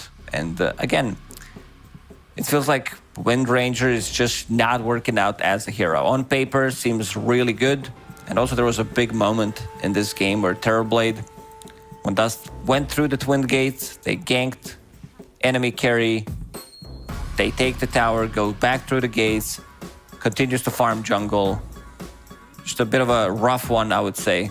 I think already mentioned it at the start of the game, the way the band, when panel talked about it. I definitely agreed with the panel where you could have, maybe left Storm Spirit in the pool and then went for the Storm Spirit yourself or go for Puck. I think if you have Puck in this situation, it would have been so much better compared to Wind Ranger. Just because it does give you so much more kill threat, hold them in place, much better combo overall with the Wukong's command, but it is what it is. I want to see some adjustments made for Game 3 from Team Bright, because they played one hell of a game in the first one, and see how that one's going to go. Yeah, because Game 2 is nothing like what we saw from them in Game number 1, and you know, IG, you could still see, and I guess this kind of comes from last tour as well, just the fear in their eyes from going in a little bit too far and making any mistakes. Because this game was, in my eyes, over at about 23 minutes in, and it still took them another, and it still took them another 20-25 minutes to just end the game. And I feel like that's coming from maybe a little bit of lack of confidence from IG. Only managing to get, 8 kills total? Only 2 of those were on core. Emo died twice, Dust, and Zhang Yu did not die a single time. Yeah, without the Aegis, yeah. Doesn't count. You see the score with 0, still a 0. Yeah. So you see them finish the game here, but it's not even like they're committing so heavily. Like you even see IG retreating at this point, and like they're not looking to just, they're not even confident at this point. It's weird, the movements. It's just like, not weird. I think that's really the wrong word. It's just like, you could just see their movements don't go confidently forward. They're always scared at a situation like this where they do have a 50,000 net worth lead. Yeah, definitely IG finally doesn't strike me as a confident team. Emo, usually he is the one that tends to jump in, let's see what happens type of a guy after I pop my spells. But not this time around. They were much more, I guess they understand like the importance of every single game. They did not want to throw it. So pretty understandable that they take it slow. Yeah, I mean, for me, I think, I know the cores did okay, but I think PYW with the steals and everything has got to be my MVP. Really helped a lot of these fights be favorable with the Primal Roar steals and everything like that. These were big ones, but it's also Beastmaster comes down to his play. But I like the build on PYW. Going for that Phylactery, turning into a core, like one Fate Bolt, like he's there for long, drawn-out fights where he can get multiple spells off, Fate Bolt, anything he steals, get the value out of that Phylactery. He's been involved in 84% of the kills. Yeah, it was very confident from the Rubik, at least in my eyes. And honestly, I think IG maybe going into Game 3, as long as they can work with a little bit of confidence, we can see them take the series. So it is 1-1. We're going to be coming back with game number 3 between these teams. We'll see who's got the confidence, to take this series. We'll be back with that in just a moment. Stay tuned. We'll be right back.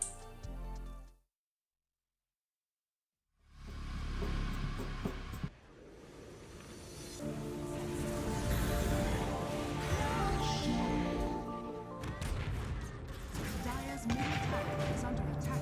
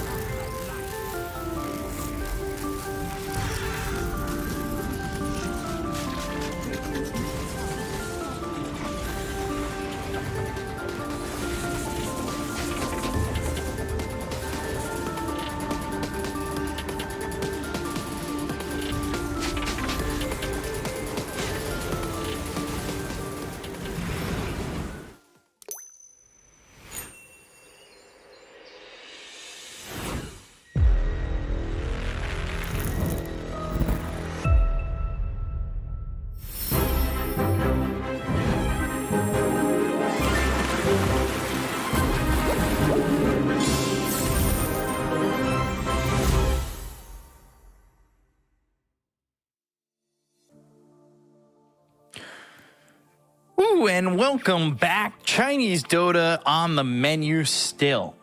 If this was a 3-course meal, we'd be on the second course. And we'd be having ourselves some good food, because in the second course, it's been 3 courses because we're going into the third course of the second course. I don't know if you guys get food terminology, but, you know, it's delicious. More Dota at you. Team Bright taking game 1, IG taking game 2, and game 3 going to be underway soon. Everybody in the lobby. So we're going to be looking at this one, and it's really a battle of confidence, or whoever's got the most at the time, because it really, that second game, IG, I think, had pretty much signed, sealed, and delivered at about 15 minutes in, but they could not find the path to victory. And that is something we've talked about a lot with teams on the cusp of going to Division 2 in and out. It's something we've talked about earlier today, that, you know, you get these massive leads and you just don't know how to close them out. Now, you got to be crisp. I mean, first 15 minutes, 20 minutes from IG, I would say that they were on point. QIQX, PYW, like the laning stage-wise, everything was going good. And then a bit of a couple of those deaths, and also losing confidence to go for the high ground, maybe giving them a little bit too much respect, I would say. I can understand why, you know, considering that they started off previous DPC tour with 3 losses, so they want to play it safe, so can't really blame them for doing it. Yeah, you know, sometimes there's playing it safe, though, and playing it too safe. I don't know. Because if you're IG and you get a lead like that, and you're going up against LGD, Aster, or Extreme, I don't think they let you take that kind of time.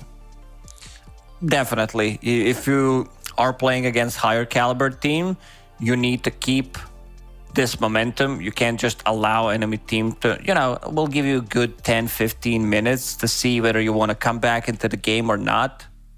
Right. So we'll see what happens in game 3. Absolutely. Yep. With that third draft, which we're loading, connecting into, drum rolling in. Look at that. Hey, what was that server that was always giving us a problem? The Guangdong server? Yeah, that's it. Shanghai server always works, exactly. So let's see how they approach this one. Team Bright banning out Visage.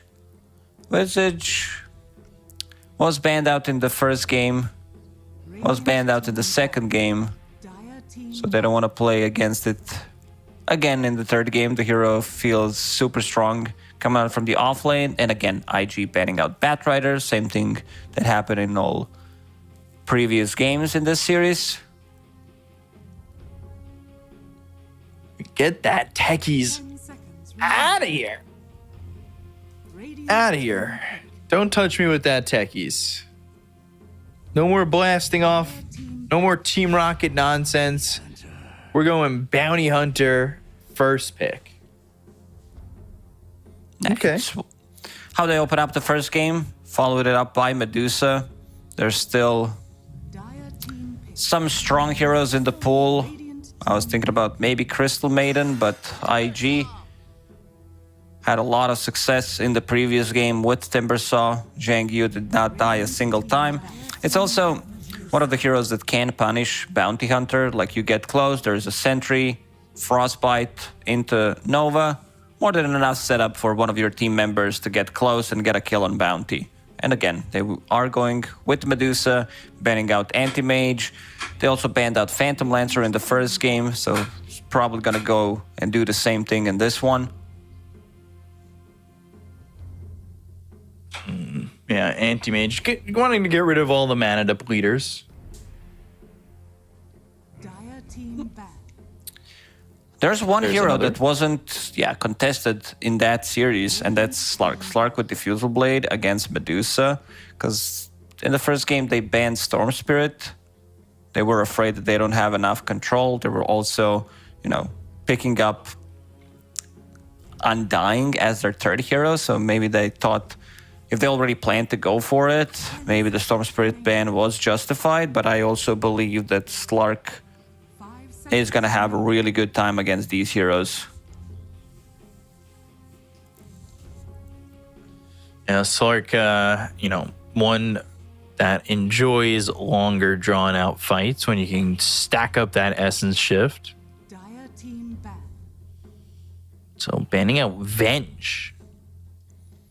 Yeah, I don't know Okay. what this is about. Venge could be indicating Monkey King. I don't know. That this is the first thing that comes to my mind where he gets swapped out of Wukong's command. Definitely not a hero that I would expect to see banned out. 5 seconds remaining.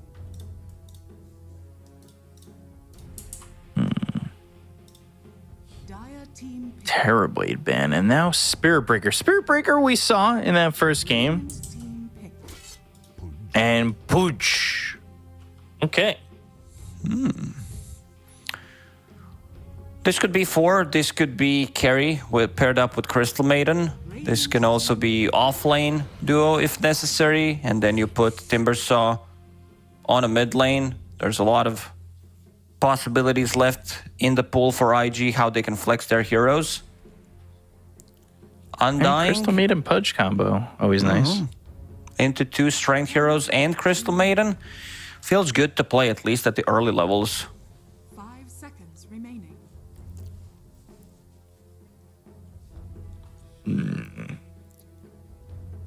Dire team pick. So, Void Spirit.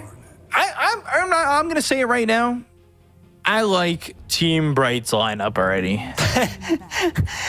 Anytime a team picks up Void Spirit, the lineup becomes 10 times better instantly. Yeah, and that's something even someone as bad at Dota as myself can see straight up these days. 10 seconds remaining. That hero is strong. That hero sounds like free MMR. 5 seconds remaining. Let's see how IG is going to lane this. Because if you want to put, I don't know, if your Pudge is going to be 4 in this game, and then you have Timber Pudge into Medusa Undying, you're straight up not going to have a good time in this lane. So you might want to play Pudge as position 5, or you want to play him as carry with Crystal Maiden. Still yet to be revealed. Gonna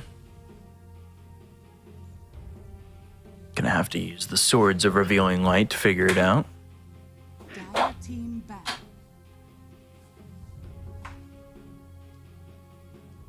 We'll see what we get here. Is Naga banned out?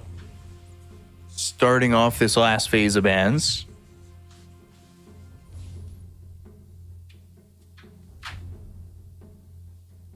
Seconds remaining.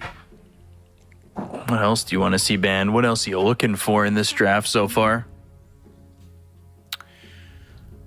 What did I mention? I still think it's a good Slark game. They just don't have enough lockdown if they want to play it. Crystal Maiden Slark is also super strong, but then if you like, it's hard to Radiant team guess what IG's thinking, how they want to lane this. Like, who wants to be playing 4-5? Maybe they want to sack this lane with Timber Pudge.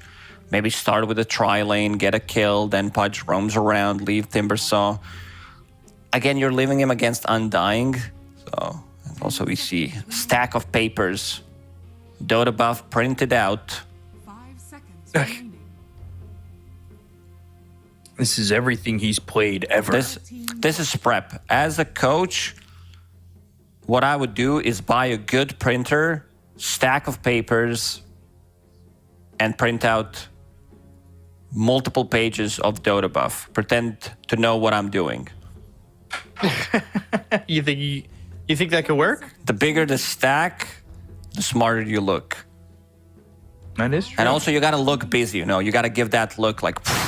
Leave me when you're in the office. You know, someone's like, you know, doing that, shaking your head like, I have so much work. Don't ask me anything. I don't know if it works in Dota office, but you know, in real office it does. Well, looking busy with a stack full of papers, yes, I can confirm, does work. Let's see what this final ban is. Radiant team pick. Banned out Ricky also in one of those games. Or was it the other team? It's been a long day today. Darkseer, who's only had 5 picks prior to this. Darkseer Bounty. You will have Bounty and Shadow Walk with Ion Shell on top of him. Interesting. Remaining. I'm still down for some Slark. I think that works. You may now select your hero. This is also But is there enough okay-ish. to... I think they were thinking about more not to get Ren over in the laning stage, so they went with Void instead, just to have something to remove the damage. Like they go on you, you time walk it off, while Slark would be put under a lot of pressure, I would say. All eyes on this bottom lane, PYW and Zhang Yu, how much they're going to be able to get against Undying plus He2T on his Medusa. I think Team Bright drafted themselves a really nice draft overall. Yeah, I agree. I think this draft can be pretty aggressive, and we'll see what Medusa can get out of the game and how open the map's going to be. We've seen some okay Faceless Void, but we'll see if we continue to see some okay Faceless Void. There's definitely opportunity for Hook, and I'm going to say we're definitely seeing PYW and QIQX start in the same lane and then twin gate it out, right? Yeah, that's probably happening. Later down the line, you will have emote to set things up for your own Hook. So that's going to be a good one. Right. QIQX, of course, with the Frostbite as well. So you don't necessarily need to try hard in this game as Pudge. But yeah, I want to see how this lane goes. Undying against 2 strength heroes should not be an easy one for them. Yeah, for sure. So we'll see who gets the better of this third game, this third and final game in the series.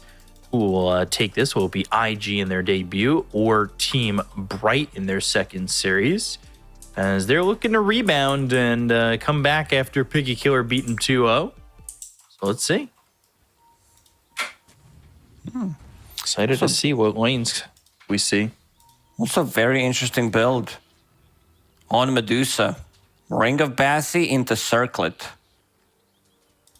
I don't think I've seen this before. I mean, I've probably seen it before a couple of years back when we had Ring of Aquila being an item that you could purchase. And when Ring of Bassi gave damage. 30 seconds to battle. Back in the damage days of Ring of Bassi. I never understood where the damage came from. Was Sage Mask plus Ring of Protection suddenly damage? I mean, you can make damage out of nothing, right? Hopefully. PYW. What some of these players got to do. Also starting with Orb of Venom. There was a one game Battle begins. when I saw this Pudge Orb of Venom. Hook gets Hook? it, but no reveal. All right. Okay. QIQX should have instantly placed down Sentry, Frostbite, Bounty, and Emo. Still had a point in chains. There should be enough slow with this Orb of Venom Blood Grenade, so kind of missed the first blood here. And as you said, they will be going for this first blood try in the top lane.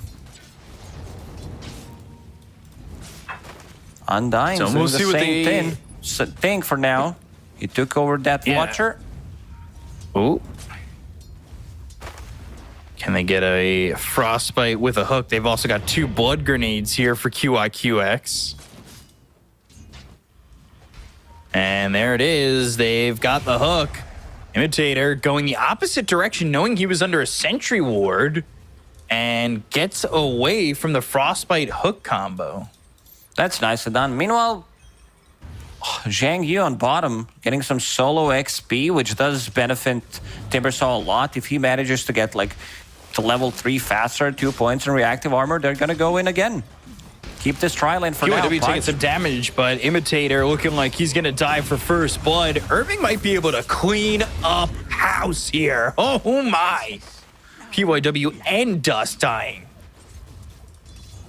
That's I don't think that's a fine trade for Darkseer. Yeah, that's really not worth it for IG. This tri-lane. Also, I feel like Orb of Venom Pudge, it works only on level 1, pretty much. Like later, it just doesn't do much. Hook. They have Now dust this time they're ready with around. the dust. Blood grenade, and they're gonna get this kill. It's just a matter of time. So Imitator, who just TP'd top, 55 seconds, walk of shame incoming. Look at this Yang Yu, not a lot of health remaining. Undyne actually throwing down the tombstone and forcing this Timbersaw away. Ooh. This could have been very close. Didn't use his magic wand. Will deny himself to neutrals. Does not want to That run just back. opens up the map for Medusa, or the lane. Like, that's not a good spot to be in, especially giving Irving a double kill earlier.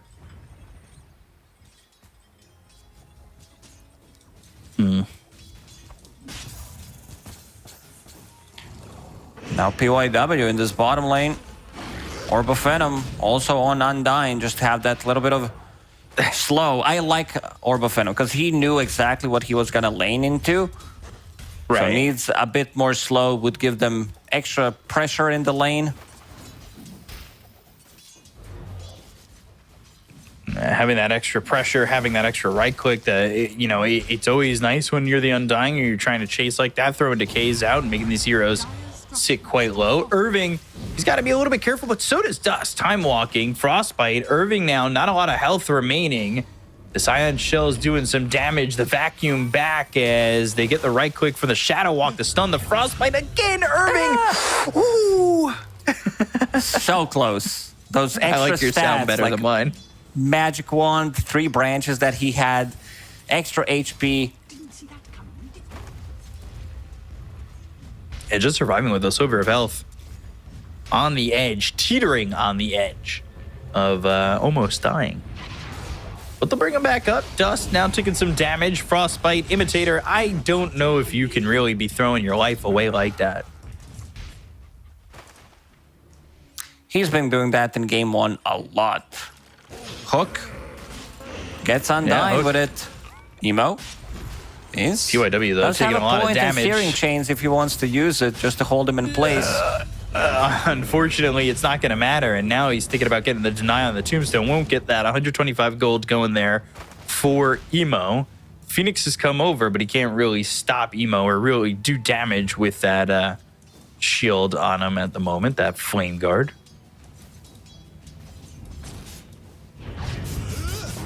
So, not much doing there for the time being. It's Imitator a little bit of again a on hitter top lane, lane. but Another Imitator Frostbite. Whew. surged away, just barely. They've got 3 heroes up here top once again, and Frostbite setting up the hook. Now you've already used the surge on the Bounty Hunter. That means Irving's going to die here. Vacuum on the 3, but there's nothing more to follow that up, so it doesn't really matter. I swear we've had like 8 blood grenades used so far in this game. Every single time it's available, Pudge throws one, wants to get those early kills. Imitator, they do have Sentry. He is close. He needs to be very careful. I honestly, it's a little bit rough that he's been throwing his life away a lot in this top lane. I know they've been getting kills there with Irving every now and then, but you kind of need to slow down giving up all that gold to Dust, right?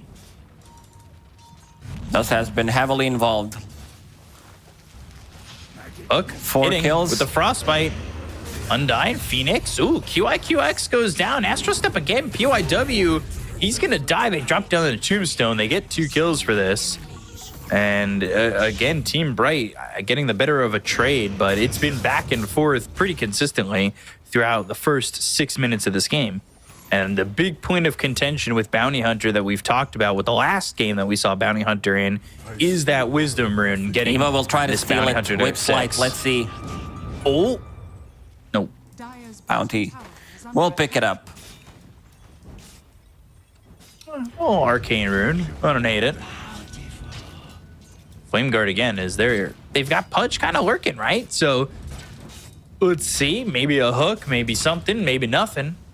Maybe just some time wasted. That's what it's looking like it's going to be, is you've got a Undying coming around the back on a Dust, and Imitators here with Irving. So Frostbite under the tower, but they've glyphed the creeps. They want to be able to go after Dust and trying to kite out this Faceless Void and get that Time Walk, and then go after him with a Shadow Walk strike to get the stun and continue with the Ion Shell. Instead, QIQX stays a little bit too close and gets vacuumed back and killed off by Irving. QIQX will gladly die. Emo now making his first rotation. Emo, would he gladly die? Because he's running into some trouble here. He's shielded they've got immediately, Dust, but now they've got this Pudge. Good hook. And a first hit bash, but a Soul Rip and a Time Walk kill on a Irving. While that's all going on, Medusa's getting run down by this Timber Saw. They drop down the Tombstone, maybe trying to turn this around the other way, but the Tombstone's going to be dispatched very quickly. Imitator comes in with a Shadow Walk stun, and they get the kill onto the Medusa. They'll take out Imitator, and now things are falling apart for the side of Team Bright. Dust, not a lot of health, but it doesn't really quite matter. They're going to go with him through these twin gates, or he's going to juke him out. Now go back in. Nobody right-clicking him. He's got the Flame Guard, and eventually Undyne dies to Emo. I've seen this play. You try to force them to go through the twin gates. You channel at the same time. Then you cancel last moment. They go through. You're like, ha, I see you, nerd. But yeah, Zhang Yu managed to get the kill on Medusa. It looked like, oh, she's fine. You see the green bar being full HP, and then dies to one tick of Chakram because her HP is 160. So much health. 160 is just, yeah, I don't know. You're going to need a little bit more than that. What if we tweak all the numbers in Dota and heroes have like 70 HP while spells deal 3 damage? I think people like big number. Especially PYW in their dying there bank to accounts. Phoenix. Phoenix Yes. getting that money. Going for more of a standard nowadays build that we see on Void Spirit. Going for that Echo Saber build, even though Emo did win the game previously. Going for Witchblade and Aghanim Scepter to have a little bit more control, to have that extra damage, and also True Strike against Windranger. We didn't see Harpoon, did we, on the Void Spirit last time we saw Echo Saber? Some people do upgrade it, but it's not like a must. There are better upgrades when you run out of items. You can go for it. Ooh, hook misses. Still gonna go now down. drops the Tombstone. Problem is, he might die, but the rest of the team might fall afterwards. They got 125 gold there for the Crystal Maiden on the Tombstone. They get the kill on a PYW and QIQX, but they really could have used the kill on to that Ember Spirit too. Especially with dropping down that wall. Emo though. Level 4. Phoenix didn't want more. Ion Shell, level 4 Resonant Pulse on Void Spirit. He's gonna go ham in some of these fights because they did allow Irving to have a good time in the laning stage, getting that double kill at start, also playing around him. He was also the one who got 5 last hits on heroes already. As long as they could survive long enough to get the Iron Shell damage out there. And that's exactly what he's looking to help accomplish, right? Like, he's going into the Guardian Greaves to make sure that, hey, we get a little low. We got these heroes here that are ready to fight. They've got themselves the Iron Shell on them. But I'm going to give them Guardian Greaves, heal them up, and keep them pretty secure going into the later parts of these exchanges. And he's pretty free to farm up top. So Irving having a very fun and easy time. And that's, you know, once they get track, going to be even better. Chrono? For a bounty? I guess a kill's a kill, especially when you're using those early chronos. You're not really looking for something too drastic. I guess Bounty's the guy, right? Bounty is the guy that wants to die a lot. We've seen this movie before. Medusa keeps on farming. She's very close to the top, but the 2 heroes I'm looking at the most are Void Spirit plus Darkshire. These 2 heroes can play off each other very nicely. Badgers just like vacuum into Resonant Pulse. Emo. Emo, Can they get a he's stun? got the sentry. They do No, have he's got the sentry down. They have see him. another one. Yeah, even for the further down of the line. But Phoenix, I want to say he could have maybe jumped and gotten an Aether Remnant, but if you don't land it and he just goes to the Slight, it's not going to work out for you. Remnant down, Aether Remnant now. Emo. The only remnant he has is back over to the camp, so him going away could be back towards the team if they had seen that. Shadow Walk again, Astral Step. There he goes, back to the camp. Bounty still level 5. Same goes for Undying. Are scanning. He's about to crack The level supports 6. on IG are 6. Big difference, especially when it comes to team fighting. Imagine Crystal Maiden, ulti getting off. There aren't many abilities that can stop it from going off. Undying has nothing. Bounty can't really get close to use Shadow Walk, so it has to be either Vacuum or Aether Remnant. And Crystal Maiden is not the hero that comes into a fight and just front lines. She kind of waits for a perfect opportunity. Imitator, again, Dead will again, die. yeah. He dies. And the thing once is, he's every not 2 getting minutes. 6. Radiant's bottom tower is So, under attack. you know, this death is holding him back from getting 6, and he's still 3/4 though the level away from that. And it's 13 minutes into the game. We've constantly seen this from bounty hunters where they're level 5, 13, 14, 15 minutes into the game. Vanished, but not gone. If he keeps Like, playing uh, on like this, maybe it's better that he's under leveled, feeding less gold and experience. Right, right. That sounds very truthful. Still somehow has more gold than the Crystal Maiden. But Pudge has racked up a lot of gold. He's been jungling, clearing some stats, Yeah. stacked some smaller camps for himself, managed to find some farm, get that Vanguard going into Crimson next. PYW? He's Mid, tanky. and they're going to try to go for this. He is pretty tanky, but he's not going to be tanky enough. Frostbite, Chakram, Freezing Field, Tombstone, committed, Undyne trying to survive, Soul Rips himself and dies, and now that means you're giving up even more gold to the way of IG when you drop those tombstones, and that's constant. I think he's dropped about 4 or 5 in a row that have been cleaned up by IG. Definitely heads up. They saw Imitator one more time. And now they've Yu dusted does have him. dust available at QAQX. He's coming. Juking. Dead Courier. Oh. And that Wisdom Rune doesn't even get him to 6. Or, well, that Wisdom Rune picked up by Emo, and then the other one, PYW. So the Wisdom Rune doesn't get him to 6 because they didn't pick him up. They both went to IG. Really rough one. At least he's keeping them busy. Medusa is farming. Same goes for Darkseer. He's about to finish off his Crimson Guard after getting that mech. So all the aura items are being built. Phoenix, looking at him. Oh, go. vacuum off the mark. For Emo, but yeah, just damage is not there. Also, the lockdown, they are kind of lacking it on side of Bright. They still have a little bit of a lead, and now they finally have track. And the Guardian Greaves are there, so maybe the sustainability means they could just go in and fight.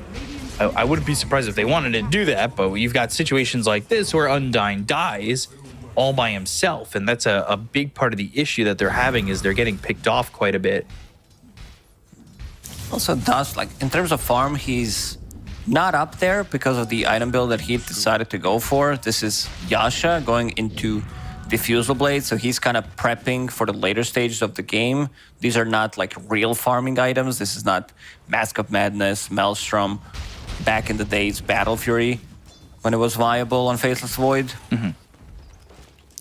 So he wants to burn that mana Radiant's middle tower is under on attack. Medusa, have those illusions, burn some as well.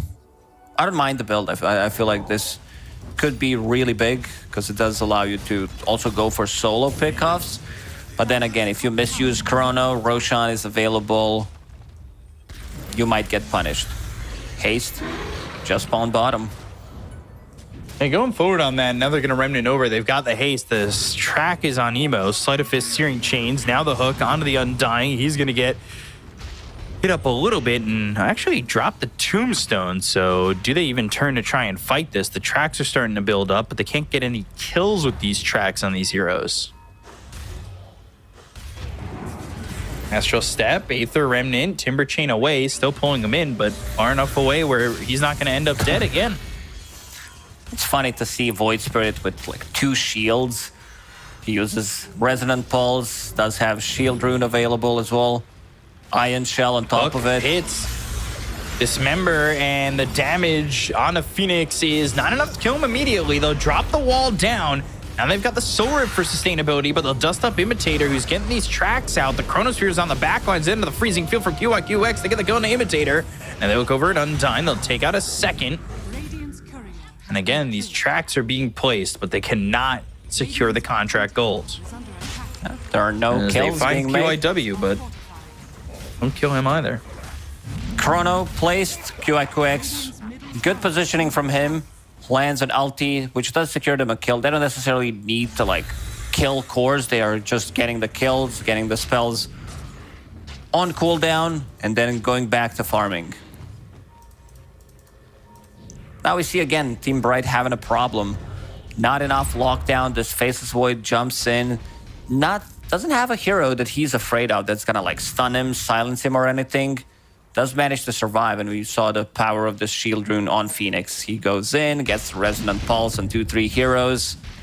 More than tanky to survive all the damage that they can throw at him. So, game's sitting about even in terms of net worth, and you've got 16-11 in kills. This isn't like that second game where Bright weren't getting anything on the board. They're still finding some pickoffs, but they haven't taken advantage of the biggest needle mover on the team, and that is the track. So when they're finally able to get some gold in their hands, maybe we could start to see them finish off a couple of these mid-game items that allow them to take fights a little bit more effectively. But they've had sentries, they've had the vision ready for this bounty hunter constantly. This game kind of broke you, B-Cop, for a second. Does happen to be quite often. Phoenix will get QIQX. he will get a kill, and getting closer to that Manta style, so more damage. Where is he sitting at right now in Void Spirit? 186. How much gold did they get from that? Decent amount, 358. Dire's bottom tower is under attack. Could see Dust trying to farm up Tower is under attack. in the triangle. Has a couple of stacks there, but Imitator also looking around, trying to find whatever he can. There's not another Wisdom Rune for 2 more minutes. Void Spirit going for this Manta, by the way. Nothing to really again- dispel other than track, but it's more about his tankiness and also his illusions, creating chaos and mana burning Medusa. How's her mana pool looking at? 1400 for now. Going into Butterfly next. Wants to have that evasion. I don't know if Butterfly is the item of a choice here, considering there's only Void Spirit who relies on heavy right clicks. Maybe if there's another physical core, I would be okay with that. Searing Chains, Hook, dead. Astral Step, and the Vacuum into the wall. It's going to be on to 3, that wall. But they've got the dust onto a couple, and they're starting to move forward. They want more out of this. All they got so far was the Undying. There's the Butterfly finish for the Medusa, but not getting into the fight. Now, continuing to put the tracks on, but can they finish these contracts? That's really what they need to do. And Imitator's putting these tracks in, but like Medusa's not fighting with them yet. Maybe now with a Butterfly, she's gonna feel much more comfortable coming into a fight. Imitator, he has been very annoying with the tracks, but as you said, no real gold coming out from it yet. It's been a while since Bright managed to get some big kills. I feel like the core didn't die in a long time. Emo didn't die a single time this game. Zhengyu died once. Same goes for Dust. No. Dire's top tower is under Still attack. keeping like a 1k net worth lead, and that's because Medusa's getting a lot of space to farm. I could see it being 3-4 if they were able to get more kills again with this track, but for the moment, nothing doing. Dust tracked up. But just illusions from the Medusa hitting away.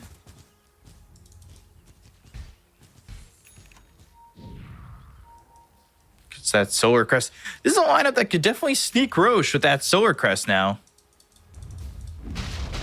Solar definitely helps out. I mean, Void Spirit going into Deso after finishing off his Manta style. Like, even though Bounty didn't get any track gold, was pretty much didn't have track for a long time. Breaking now the you smoke, can see them dust. going for it. Dismember, they'll get the kill on the Imitator. Now they're going to have to bail from the pit. They only have track on Emo.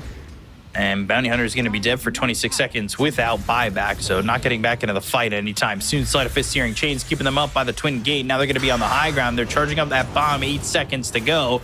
Tombstone down. 4, 3, 2, 1. The countdown. The explosion doing a good amount of damage, but has the Guardian Greaves to sustain a little bit further. So they have the Bounty back into the fight in just a moment. Undyne still sustaining himself with these decays, and now they go to the Chrono. But the Stone Gaze comes out, so this Chrono's not really going to be effective.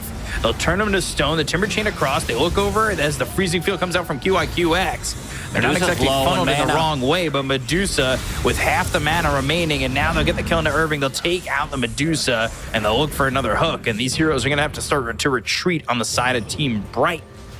Sleight of Fist, Searing Chains, catching Imitator. He'll die for the second time in this engagement.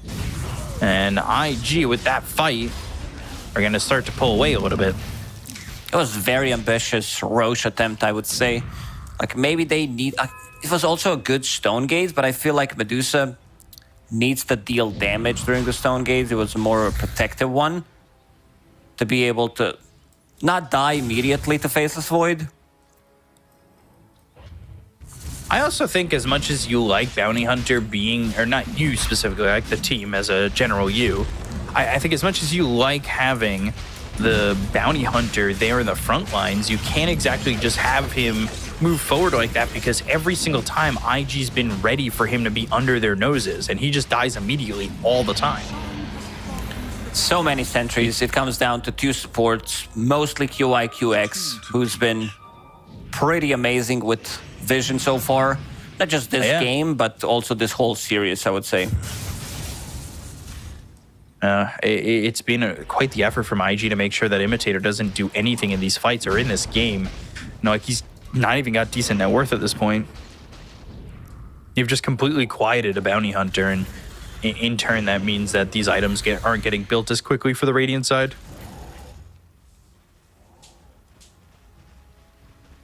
Making this game very difficult. I think with a couple more fights like that, or even one more fight that really goes the way of the side of IG straight up like that, you could just see them really pull away with the game. Yeah, most definitely. I mean, Faceless Void's getting a lot. I like the itemization that he's going for. Scotty into MKB understands that he doesn't need that MKB straight away to deal damage against Medusa. It's more about survivability, coming back into a fight, getting a good time walk off.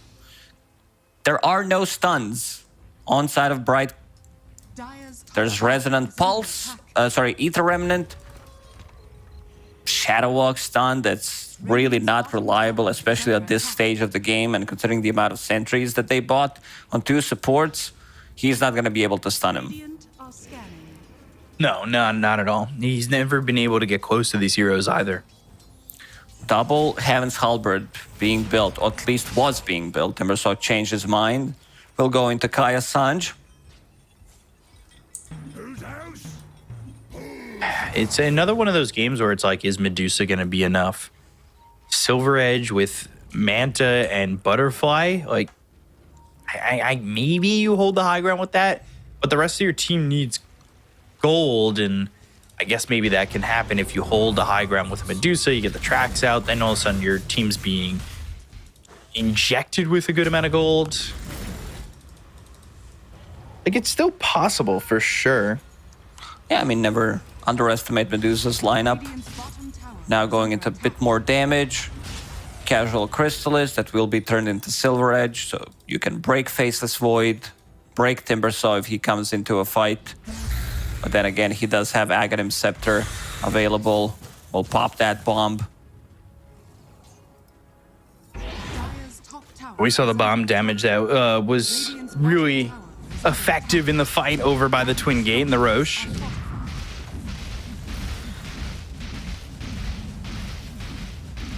Well, let's see what the next move ends up being. What do you think of the item progression for the Void Spirit?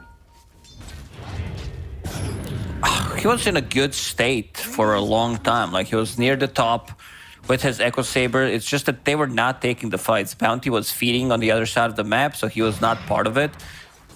And the only hero he could have played with was Darkseer, and they were not on the same page. Like, they showed on the mid one time, but that was about it. They're converging for a moment. It looks like they might be able to catch Imitator if he's too far out. And only a minute 20 seconds remain on this Aegis.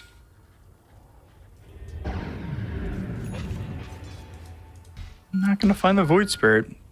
But they have the Ags finally finished off on the Ember too. So items starting to come the way of IG, and they're going to smoke. They want to go for something.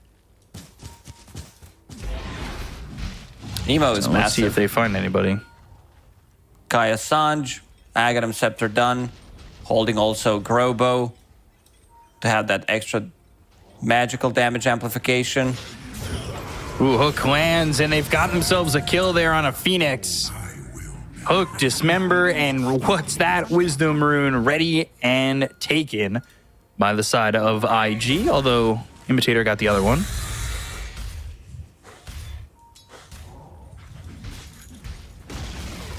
Radiant's top tower has fallen. So Again. 4K lead, Aegis about to expire for him. And Scotty picked up for the Faceless Void. Things looking good for the side of IG. Slow and steady game. They don't want to rush anything one more time. Scotty has been finished on Dust, holding the Aegis. For now, that will expire in a couple of seconds. Dire's bottom tower. But they're still in full control of this game. They understand that they're itemizing against Medusa, MKB on Faceless Void. Radiant's top Timber tower Saw. is under attack. Was thinking about getting that Heaven's Halberd Pudge. Already has his. This is position 4 Pudge we're talking about. PYW, Radiant's middle Heaven's tower is under Halberd, attack. Crimson Guard, Flash Heap makes him extremely tanky. Now Medusa's got an Ags too, so Medusa's still farming up quite a bit.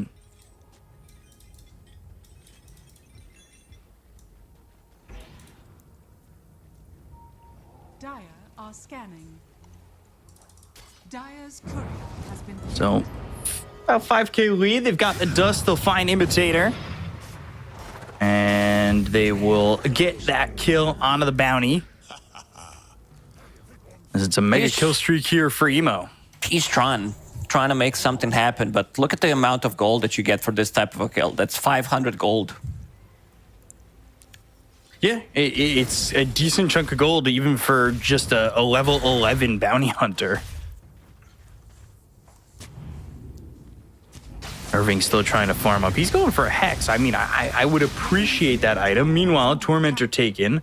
So Undying gets the Tombstone upgrade where you can bunker inside the Tombstone.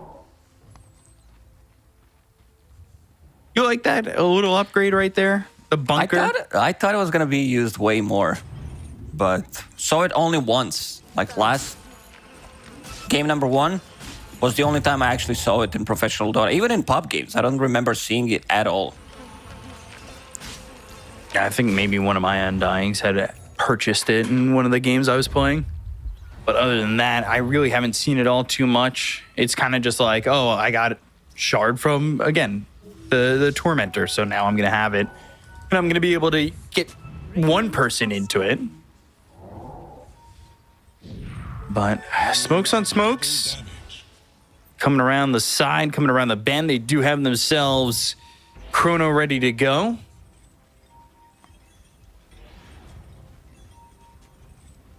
So let's see. And they won't find the side of Team Bright yet. If they go a little bit deeper, maybe they find Irving, and that's Sleight of Fist, Searing Chains with the double damage. Time Walk in, and Tombstone off to the side. But nothing doing quite yet. Still kind of waiting for the opportunity to jump forward and make something happen. So Medusa just trying to hold her ground. They've got the Solar Crest buff coming in from the Bounty Hunter, but again, this might be more gold going their way from the Tombstone. 200 this time for the Void.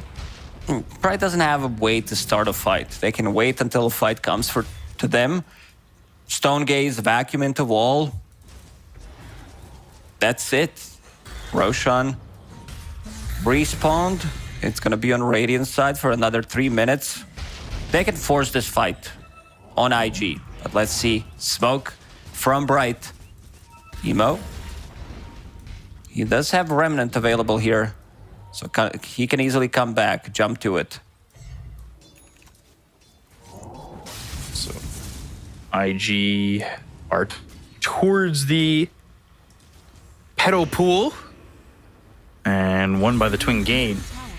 So Medusa spots this Timber and avoids the hook for now. Charging up that bomb, now on the run, getting retreated thanks to this bomb, and they've got the Silver Edge. So now they'll have a little bit of a break mechanic as the Remnant in, the Sleight of Fist, the Searing Chains, and that's going to force out the Guardian Greaves pretty early on in to this fight. Everybody's still full health and full mana. Hit the hook even with the Manta. So they go to the Chrono on the edge, vacuum onto 3 with the wall. Not bad from Irving, but is it going to turn into anything more because the Medusa's already out of mana and out of life. So they have nothing more to give. Without the Medusa, this fight's already over. Undyne, Imitator, they're gone. Irving falls. Vacuum Wall, while nice looking, doesn't really do anything for them. And Phoenix already away from the exchange. That was a good hook, and Dust immediately places a Chrono. Even though Vacuum pushes them all away from Medusa, they still have more damage, more than enough damage, and time to kill Medusa during the Chronosphere. She loses all of her mana instantly. This build on Faithless Void also working miraculously with Diffusal Blade, Manta Style Illusions, burning his mana, and now they did not kill a single core on side of IG in like 25-30 minutes. Yeah, it's been just a time for IG to just put Team Bright in the famine because they're not getting anything out of this. I want to say they've maybe gotten one track kill. Yeah, they did not get a kill. I don't know if we can check when the last kill happened because it feels it was so long ago. Radiant's middle tower So- is under attack. Some observer Destroyed a wards. sentry. There we go. Okay, at 20, Yeah. what is that, like 17 minute 18 into the game? minutes, 17, 18 minutes. Yeah, so half the game ago. And it was a kill on Crystal Maiden, so... Sure, they are getting the farm, but they're not getting kills, they're not getting value of the track. Because he wasn't what? He wasn't 6 until 13 minutes into the game. So you get that Crystal Maiden kill at 17 minutes, but you That's don't that one have kill any that other you kills. mentioned. Yeah. That was the only track kill. They'll try to fight this. They have the Aether Remnant, but a Frostbite, Manta, Dissimulate, Remnant forward, and a Crystal Nova, but another 200 gold going the way of Dust thanks to the Tombstone. He must have given away at least 4,000 gold with Tombstones. Every single one is being taken out. What about Bounty with his 12 deaths? That one death was, what, 500 Has fallen. to Emo when he was inside their triangle. Oof, looking at the score, Medusa 0-3-0. Not a good look. Yeah. It's like you didn't do anything except farming. Sure, you showed up in a team fight. There were a couple of team fights where she was there, but the rest of the team was not able to get a kill. A way to just survive it all. Imitator's been doing this on the Bounty Hunter all game long. He has just been insta-dead. Not a lot of mana on Phoenix, so coming into this to land right inside a Chrono, walls down. They've got the vacuum, but they won't be able to save Phoenix. Emo using that Remnant even inside the Chrono to get that kill. The bomb's going to explode in a second, and it explodes and puts Irving into chunks. They look over at Undyne. Undyne's going to get run down, bashed up, killed off, and gone. 4 heroes dead. Medusa while safe in the well, won't be able to do anything. Yeah, this game, I think, is now officially over. Not officially, but in my book, the game feels uncomebackable, if that's a word. Maybe I just made that up. I mean, there's a lot of made-up words in Dota that don't exist in English. Phylactery. Yeah, there you go. Probably a real word. Lincoln. We're back to Lincoln. We've come full circle. And these tracks have been good for vision, I guess. Sure. Or arrows pointing at them gets a real every one. time. Every time he's getting the real one, and he does not care about the illusions. He'll split the seams any day. And they'll look to get a kill on Undyne, who will pop that ult and pop that respawn time. Freezing field down from QIQX. Not really doing much of anything. Medusa trying to fight here, but it doesn't quite have the damage. Bomb in 3, 2, 1. Not going to be needed as they get the kill into the Medusa. No buyback. There's the pull with the hook. Will dissimulate back into the base. As they take Can the they mid kill a hero? melee For the rounds. last 20 minutes, they were unable to do so. Let's see if they can kill one. All they need is Crystal Maiden. Yeah, exactly. Go in with Void Spirit, kill Crystal Maiden, call GG. Vacuum wall on a 3, kill Crystal Maiden, call GG. As Irving, he's gonna die here. Buy back. No way you just called this perfectly. And they're not calling GG, however. No, I mean, they're still not. like relying on Darkseer combo. You can see like Vacuum into Ion Shell, some Resonant Pulse. Damage is okay, but it's still lacking for this stage of the game. 39 minutes, they need Medusa to be able to right-click them down.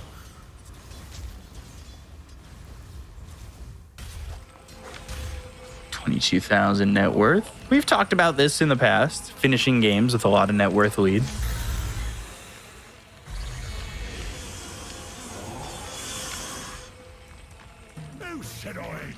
We'll see if maybe Medusa can get another item here to get back into it. Looking for the Disperser.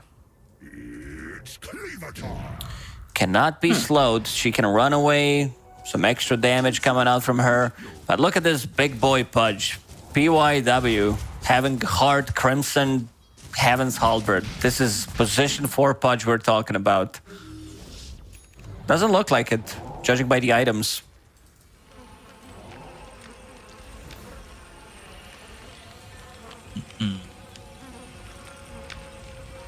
Man, heart. Gotta love it. Ag's next. I truthfully, I understand and I get it, wanting to be meticulous and figure out where you can finish these games safely. I can tell you a place. Go inside enemy base. This is where you finish it. They don't need to wait. I'm just thinking, they like, just have way yeah. too much gold advantage. There's a little bit inside of me that wants me to see this game get a little bit rocky for IG for waiting too long. I don't know if it can. Like, in terms of scaling, Phoenix just finished off Daedalus, has 2 Deso charges that they got that 1 kill from Crystal Maiden. Remember when he bought Deso? That was ages ago. Radiant's top tower is He's also got a greater healing Lotus, and if he can get a couple more healing Lotuses, he could get potentially with the cheese, with the Roche kill, that upgraded cheese. The And greatest, then this game turns around. the greatest healing Lotus cheese. Yeah. Yeah, I forget what it's called. Gouda. Gouda cheese.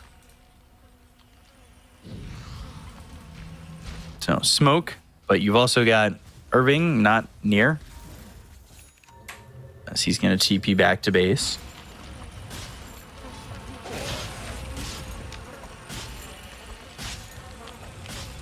I'll smoke again. Let's see if they can make a way out. They've got the vacuum wall combo ready to go. 2 charges on this Desolator. And Shard going to Pudge, Shard going to Crystal Maiden. They took the last 2 Tormentors. There's nothing to take on the map anymore except the enemy base, No. but seems like they're waiting for another Roche. It's going to be a long spawn, almost full 3 minutes. And the longest of spawns. What has Emo got here? Well, he's Hex. They have the hook, they'll save him, and now the bomb getting armed, looking to go off here in just 2, 1, explode. Doesn't really do much of anything as Dust is going to come over. He's trying to grab a Chrono, and now you see these split shots coming through. Chrono on the edge! She looks like she's outside. Yeah, I don't think that's in there, but now, mana recovered, the damage, and they're going to bring in this Timber Saw to finish off Irving, but they end up losing QIQX, which has been the game plan all the time. As Undyne, Medusa die, they'll call GG. They don't even need to lose their base. They just lose the Medusa again. And Imitator dies, and IG will take the series 2-1. They managed to kill Crystal Maiden 2 times in the last 25 minutes, and these are all the kills that they managed to get. Sure, the similar lineup did work out for them in the first game, but in this third game, they were definitely lacking some levels on Bounty Hunter, also playing into Pudge, Crystal Maiden. Just a bit too much damage for Bounty. All the sentries, oh my god, Dust almost fell. Not a way you want to end a victory, but yeah, maybe. A little shaking of the hands. I'm always a big fan of this. In the hockey playoffs, it's done after the series is concluded. It's good sportsmanship. I'm always a big fan of good sportsmanship. When you really mean the handshake, right? Yeah, I mean, it's okay to say someone you are playing better. For now, you say for now in yourself. You don't say that out loud, and then you keep practicing. I'll see you next time. Exactly. Like, you got to have that confidence. They were lucky today getting all the runes, getting the crits, uphill misses, all that good stuff. Whatever makes you sleep. There should never be... Good at night. There should never be... Yeah, whatever helps you sleep, but there should never be a handshake with anger. Yeah, exactly. Not in any circumstance. IG were a better team today. They played better, like second game. They also, like, slow, painful death. Same thing happened in this third game. They wanted to farm it up and just understood that they don't care too much about Medusa. They do have counters. They can lock her down. Emo finishes off the game with some insane score, 13, 0, and 17. I mean, again, same goes for game 2. 3 cores combined, died 2 times. That's it. That's the score. Okay. Well, 32-12. We're taking a look at this replay, cutting it and condensing it pretty heavily between the moving around here. And the Medusa just not able to survive in a lot of these fights. That explosion, we saw a lot more effectiveness from that Ags on the Timber Saw, I think, in this game than we saw in the Western Europe one. Or even, what was it? It was when Sumail had it, right? I can't remember today. He did not have Ags today. But it was in the, it was definitely in the Western Europe series we did. Yeah, for sure. I'm just thinking how good it is. It feels a little bit of like a bait, I would say. Yeah, I think there's definitely opportunity for it to do a lot of damage, and we've seen it there, but it can be a little bit misleading at times. But you look at this lineup, it's like 0, 5, and 1 for the Medusa, 110 and 7, 315 and 3 for Imitator. He was not able to survive at all in this game, and they were always ready for him. And I know, I think Emo, he deserves the MVP, 13-0 and 17, but QIQX, the supporting that they did with the vision needed to kill Imitator 15 times should not you go can't do that. unannounced. You can't do it's not doable, B-Cup. You can't give MVP to someone else if there's a hero in the game that has 13, 0, and 17. Doesn't matter what you did. This is the MVP. It's just the way it is. I'm not saying he should be MVP. I'm just saying you know, there's always someone behind the curtain. Now helping out. he played extremely well, but Emo, like we talked about his spirit performances for a good reason. He was all over the place, building damage, not as high as you would expect coming out from the Ember Spirit, of course, but getting all these kills, setting things up, getting out of the trouble.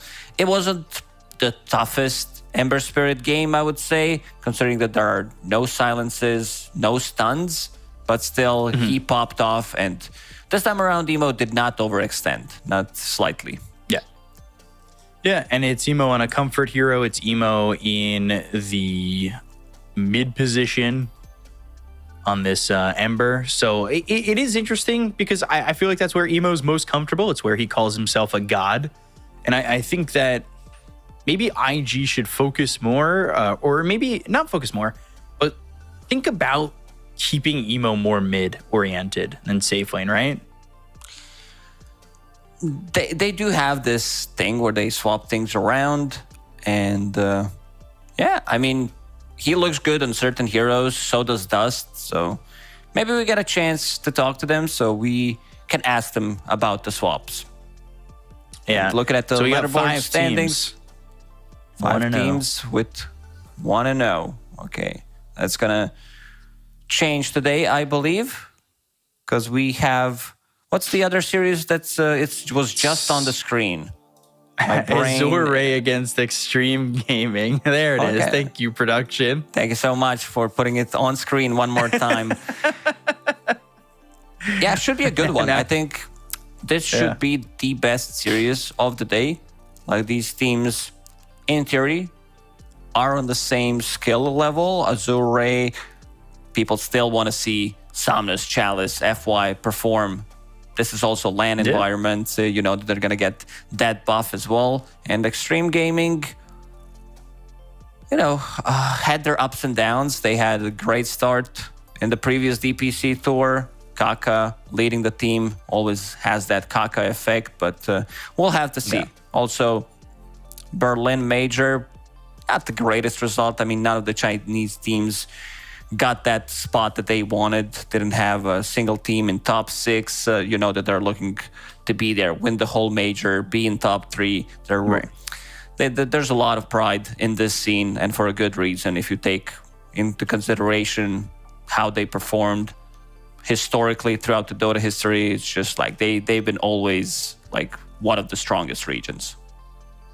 Yeah, you know, and it's going to be a good matchup. Somnus against Paparazzi. That is a classic, which I am always, it's visceral in me. Classic. Like, I am so in for that matchup. And as much as I am kind of tired, I am going to be watching this matchup because it's been so long since we've seen Somnus against Paparazzi, because there was a good chunk of time when Somnus was playing mid and Paparazzi was Eurus and playing safe lane. So, you know, I need to see this matchup again against 2 legitimate top tier god mid players, especially Paparazzi, that 1v1 mid DAC back-to-back champion. It's always got to be stated. You can't leave out the awards and the accomplishments of Paparazzi.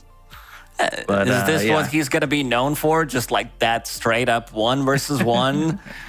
I mean, DAC champion. Yeah, it should be a good one. Good old times, you know, brings back a lot of memories back when they were on top, and they might be on top again.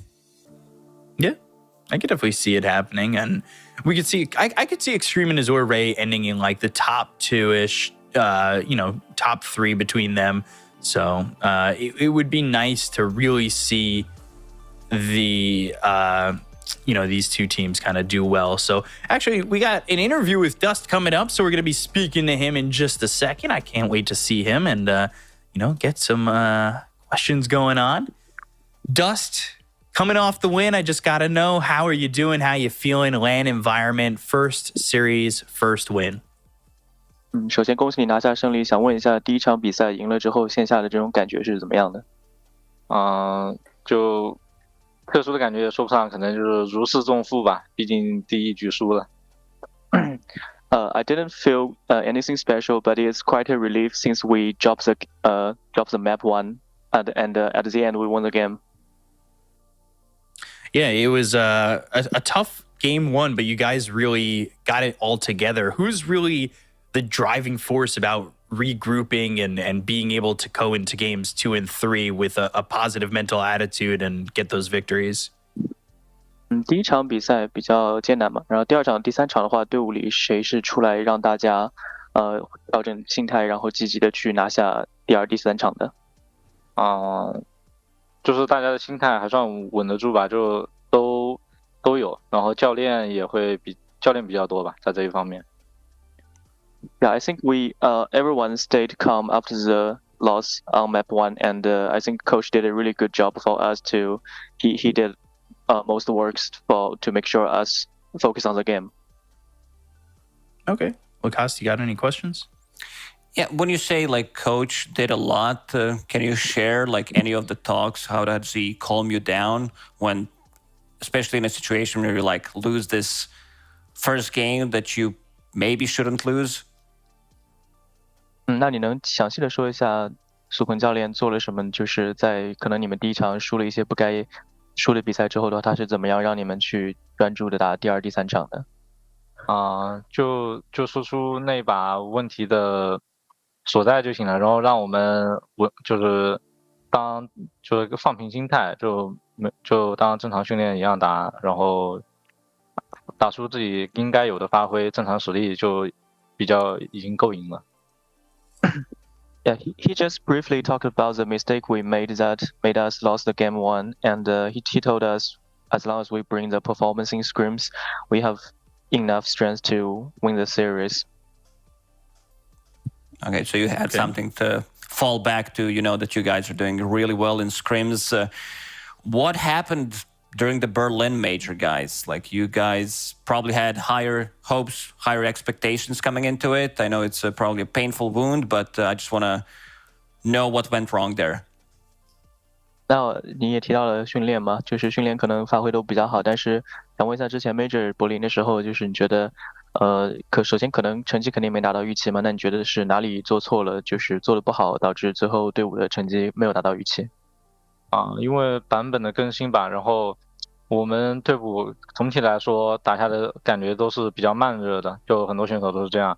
然后版本更新之后，我们的英雄在新版本就不够实用，没有别的英雄和别的体系更适合这个版本在初期的时候。Yeah, I think it has to do with the patch as well. Us as players, as a whole team, individual players, we are all kind of slow starter. So coming to the new patch, we weren't really ready for that patch, and the heroes we prefer to use, the heroes we are good at, is not really so much meta heroes. So I think that's a big reason of our losses. Do you feel like this patch suits you guys, suits your playstyle, the hero pool fits you well? 那你现在觉得就是你们队伍的话，就是有没有根据版本去调整？就是觉得现在就是可能更适合这个版本了。我们只能说还在调整状态之中，因为说了比较慢热嘛，因为我们现在的状态还没有调到最好的时候，我们还需要继续练习，然后去获得更高的熟练度，然后去掌握这个版本最适合我们的打法。Yeah, like I said before, I think we are a little bit slow on starting. So right now, I feel like we are still in adjustment. We haven't reached our peak yet, but we will definitely try to work hard and try to figure out all the heroes that fit our hero pool and fit the meta. Is there a certain team that you look up to? Doesn't necessarily need to be a Chinese team, from other regions as well. Is there someone you look some of their replays and try to copy some of their ideas and bring it into your own gameplay and style? 那有没有就是一两支队伍不一定是中国的赛区的队伍，你们会经常去参考一下他们的阵容，然后去尝试从他们身上学到一些能够运用到自己战术里面的一些英雄啊或者技战术？会有一些吧，就是一些小部分，但不是整体的。就和一些东南亚队伍训练的时候，他们有一些细节或者一些做得好的地方会学一下。Yeah, we definitely watch other teams replay and learn from other teams, but I think that's only a small part of our own strategy. Recently, we scrim with a lot with Southeast Asia teams, and yes, they have really interesting mechanics and really interesting ideas. We really learn a lot from them. Okay, I got one more question regarding you and Emo swapping roles. Some of your heroes do overlap. How do you decide in the end who's going to be playing carry, who's going to be playing mid? 你跟 emo 的话，经常会换一些位置吗？但是你们有的时候也会有一些大家都能玩的英雄。就这种情况下的话，最后这个1-2换位是谁来决定的？是谁来说了算的？是会经常换位，因为就是看我们双方英雄的熟练度和感觉吧。有些英雄确实会重合，但重合的就看具体情况更适合谁去玩，这一把那个英雄的定位是怎么样的，然后再去做这个分配。一般没有什么会纠结的地方。So yeah, we do swap the roles quite frequently, and I feel like it's just a synergy between me and him. Of course, there are some heroes we both can use. We share some same hero pools, but it's not a problem for us. We will just, according to the draft, we will just slowly decide who's gonna play which role and which hero gonna perform better on the certain player. So it's not a problem for us. It just happened very naturally for us. Okay. After a victory like this, is there anything you guys do as a team to kind of decompress after the DPC matches? 像这样的胜利之后的话，队伍一般会怎么来放松一下呢？吃顿饭吧，或者有队员想看电影，可以去看一下。Yeah, we will probably eat together, go out and have good meal, or if some player want to go see a certain movie, we'll just go together. Well, I hope you guys have a good meal after a great victory. Thanks so much for speaking with us, Dust, and have a good night. 感谢你接受我们采访，希望你今天晚上过得愉快。谢谢。Thank you. Thank you so much, Dust. Nice answers. Cool guy overall. Yeah. I know we know a little bit more about dynamics. I like that he talked about, them being a slower team and slowly picking up the pace, especially on the new patch. Sometimes these things happen, and they still. I want to see more, definitely, of IG, how they're going to be able to perform, especially in LAN environment. Their next matchup's not going to be an easy one. They're going to be playing against PSG LGD, so want to see how that one goes. Yeah, they're playing them tomorrow, so it's not like you get a long time to rest. And they talk about how they're a slow starting team, but you don't exactly have a lot of time to kind of change the way you're playing at the moment. So they really need to adapt pretty quickly, and hopefully they find their stride and continue on the winning way. But they get themselves the 2-1 victory over Team Bright. We still have one more series to come. We're going to go to a break. We'll be back with that one in just a moment. Stay tuned. We'll see you in a bit.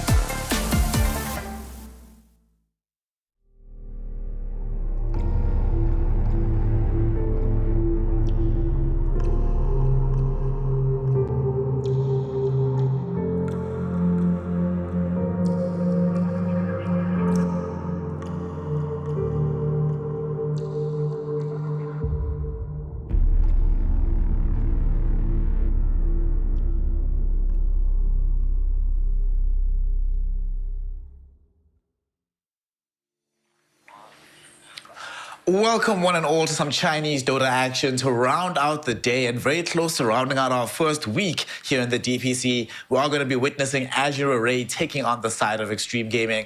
Not only are we going to be very excited to see a very close matchup, we're also very excited to welcome Kezu back to China. What's up, OG? How you feeling? What's going on? You excited for the games today, bro? Let's go, bro. Yeah, I'm excited. You know, I want to see this team. I haven't. I mean, I know that there's a new team, you know, with maybe FY Chalice, but I haven't really seen any of their games. You know, I'm just excited to see some old faces come back to the Chinese region, because from what we've seen in this year so far from China, they haven't looked good. They need these veteran players, I think, to come back or at least help out in some capacity. So yeah, I'm just looking forward to, you know, seeing a resurgence of China. It's time to strike back. I fully agree. I mean, like you said, we have seen a year of transition for the most part. But in other regions, when we've seen transitions happen, the best mix seems to be when you have a couple of pros, ex-pros, veterans on your lineup with some new up-and-coming hungry young stars. Sadly, with China, like all the big players retired, but a lot of them are coming back right now in the form of Azure Array. What's very intriguing for me about this Azure Array lineup here, Kezu, is we have Lu, of course, playing in the carry role, Tianming as a support. The two of them played together on YBB in the prior iteration of this team before the slot got bought over by Azure Array. But for Somnus, Chalice, and FY, since these guys broke up back in 2020, they actually haven't had any success since then. All three of them were incredibly successful in the LGD roster, playing a lot of games together, dominating tournaments, coming very close to winning TI. I'll still never forgive OG for 2i8, but since then it's been a bit on the fritz for them, you know. Somnus played a little bit with Chalice. It didn't work out for them when they were playing for RNG. He played with FY on Elephant. That didn't work out for them either. Yeah, so now that the three of them are back together, what do you think? Is there some greater expectation for the three of them playing at full strength with the team coming back together? There should be, for sure, right? They all know how good they are. It should also give some confidence to both Lu and Tianming as well when you play with these big boy names. The only thing that sometimes worries me a little bit in China is that I'm not sure if they have the same culture of like helping each other in terms of like how to play and help each other improve. Like I think there's like, it's maybe a little different to Western Europe, where if you play with some of these big names, I hope that they don't feel too discouraged, Lu and Tianming that is, to like give feedback and say what they actually need and not just be puppets, because it's very important that you do your own thing, you stay true to your own style while, you know, having your teammates help you improve. And if they can do that, then they should be a good team. Tianming, he was a 4 player before, right? Like he swapped to 5 to facilitate FY. Yeah, so I hope that, you know, they will help him and give him some time to, yeah, just get used to his new role, because this guy was very good. I was very impressed with his post 4 play, so I would assume his post 5 play should just be A-okay as well. He's very clearly shown that he has the mechanical skill, and the more we've been watching Dota lately, we have seen that these 5 players, you can't get away with just being a big brain anymore in the 5 role. You also have to have that mechanical skill to back you up. So Tianming is certainly going to be bang on in that direction. Their opponents, though, the side of Extreme Gaming, a team that didn't necessarily have the best fare at the major. They found themselves qualifying not just for the major, Kezu, but they won the region. They found themselves being the best team within China, at least for a little bit of time. Once we actually got into the major, things didn't necessarily work out for them. But I think a lot of it is also down to like their experience on that LAN environment. They don't actually have that much of it as this roster. That was their first LAN as these 5, and only their 3rd time playing on LAN as the Extreme Gaming brand in its entirety. So I'm willing to give them a little bit of slack, especially because there was also a return of Kaka into that position. And that's apparently also where a bit of a schism started between Kaka and Lanem. And that's why Lanem joined Azure Array as their coach, leaving the side of Extreme Gaming. So what do you think? Is that going to have an impact on how Extreme Gaming goes into this game, knowing that their prior coach is on Azure Array now? I'm not sure.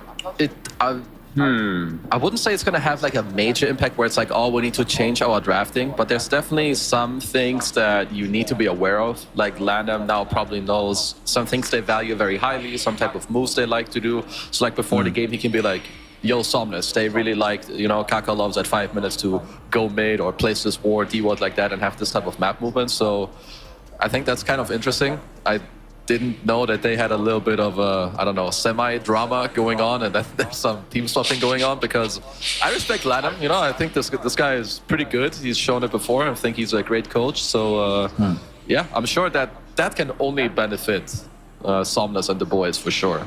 Yeah, definitely. And especially considering that Somnus and the boys, it's Somnus coming back into competitive play. Chalice was also out for quite some time.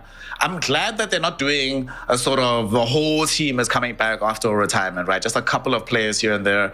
Yeah. And although it is interesting because I kind of feel I would have been a little bit more comfortable if it was their 3 and 4 who are long-term players and maybe like their 1 and 2 are the ones coming back. Right now, Kezu, as an offlaner yourself, it does really feel like the offlane is such a pivotal role in the game of Dota right now. So I'm a bit concerned that one of their newcomers / coming out of retirement, Chalice, as good as he is, the fact that he wasn't playing competitively for quite some time. So as an offlaner yourself, how much effort does it take to acclimate back into what the offlane role is supposed to do in this patch? And how important do you think this role is overall in the game right now?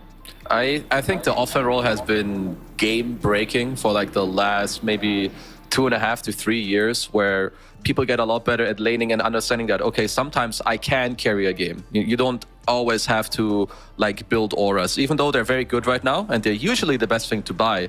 You can very often like see offlaners just like chat it up and kind of, you know, like 1v5 the game. And offlaners, when they have a good game, they can really dictate the game. Like it's gonna be it could be your Underlord, Tidehunter, whatever, like being constantly putting himself in a spot where he is unkillable and he gives you so much map control. And then other games, it could be your Doom that always goes in first, Doom's the perfect target and just has like a really insane performance. So the offlane role is really hard. I would maybe deem it as maybe one of the hardest roles in Dota, at least when it comes to the full capacity of the role. So I hope Chalice has been playing a lot of pubs, hopefully been watching some replays, because yeah, this role is, you've got some work to do for sure in this one. Yeah.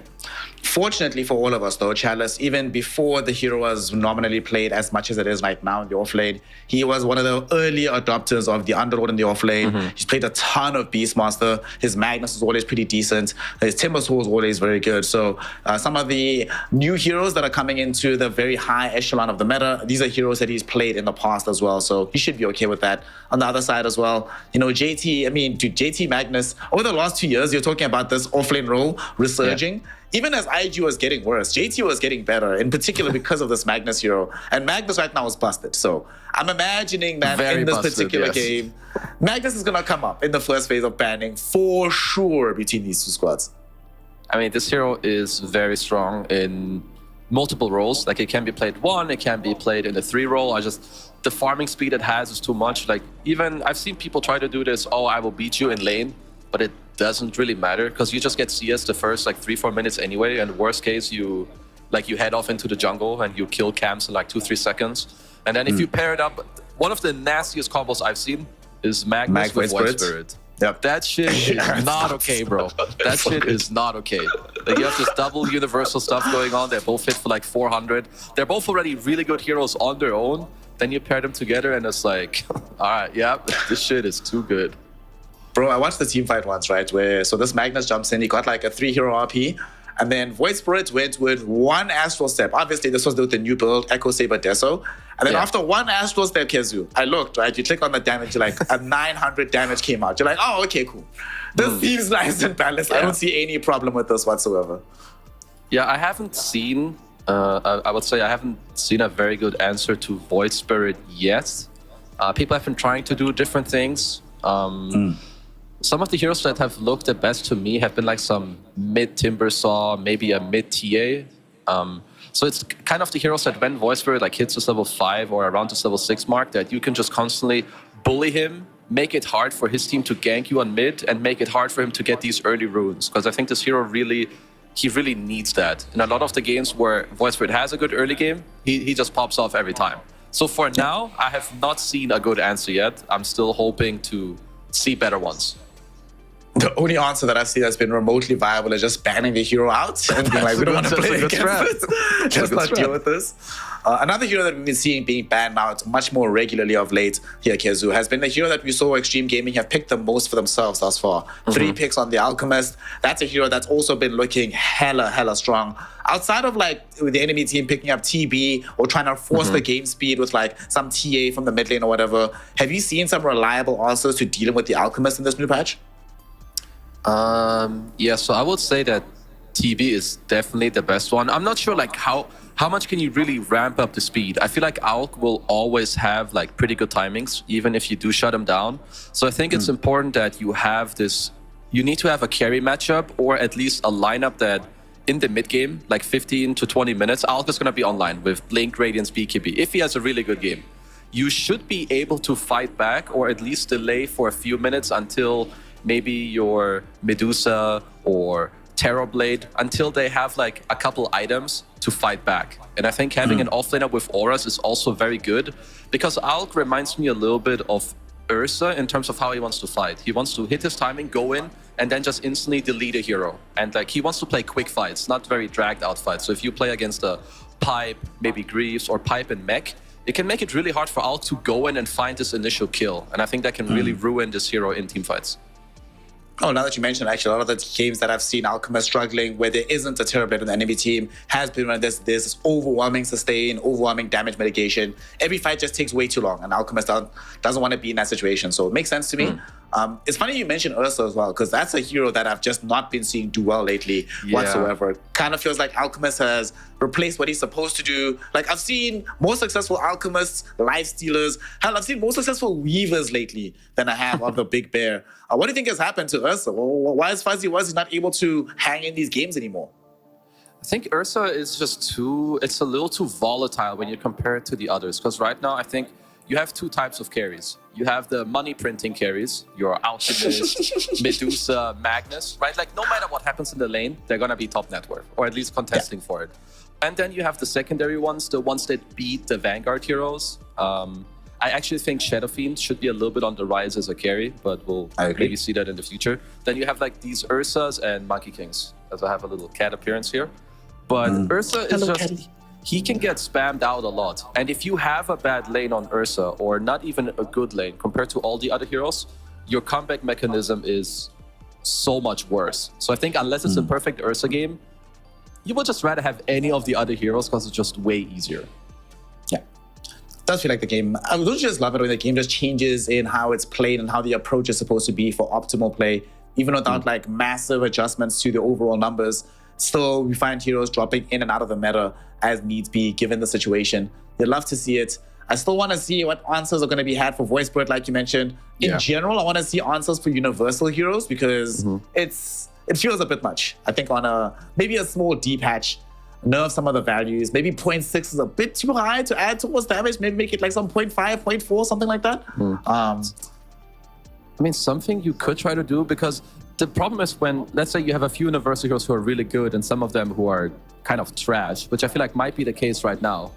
Maybe something you can do is you keep the 0.7 thing the same, but you lower like the stat gain of the really good universal heroes. I don't know if that will be better. Or if you tone down from 0.7 to 0.6, you need to like, I guess then in return, buff all the worst universal heroes so that they don't get even worse. Something like that. I'm sure the Frog, he will know. He's listening right now. He's like, yes, okay.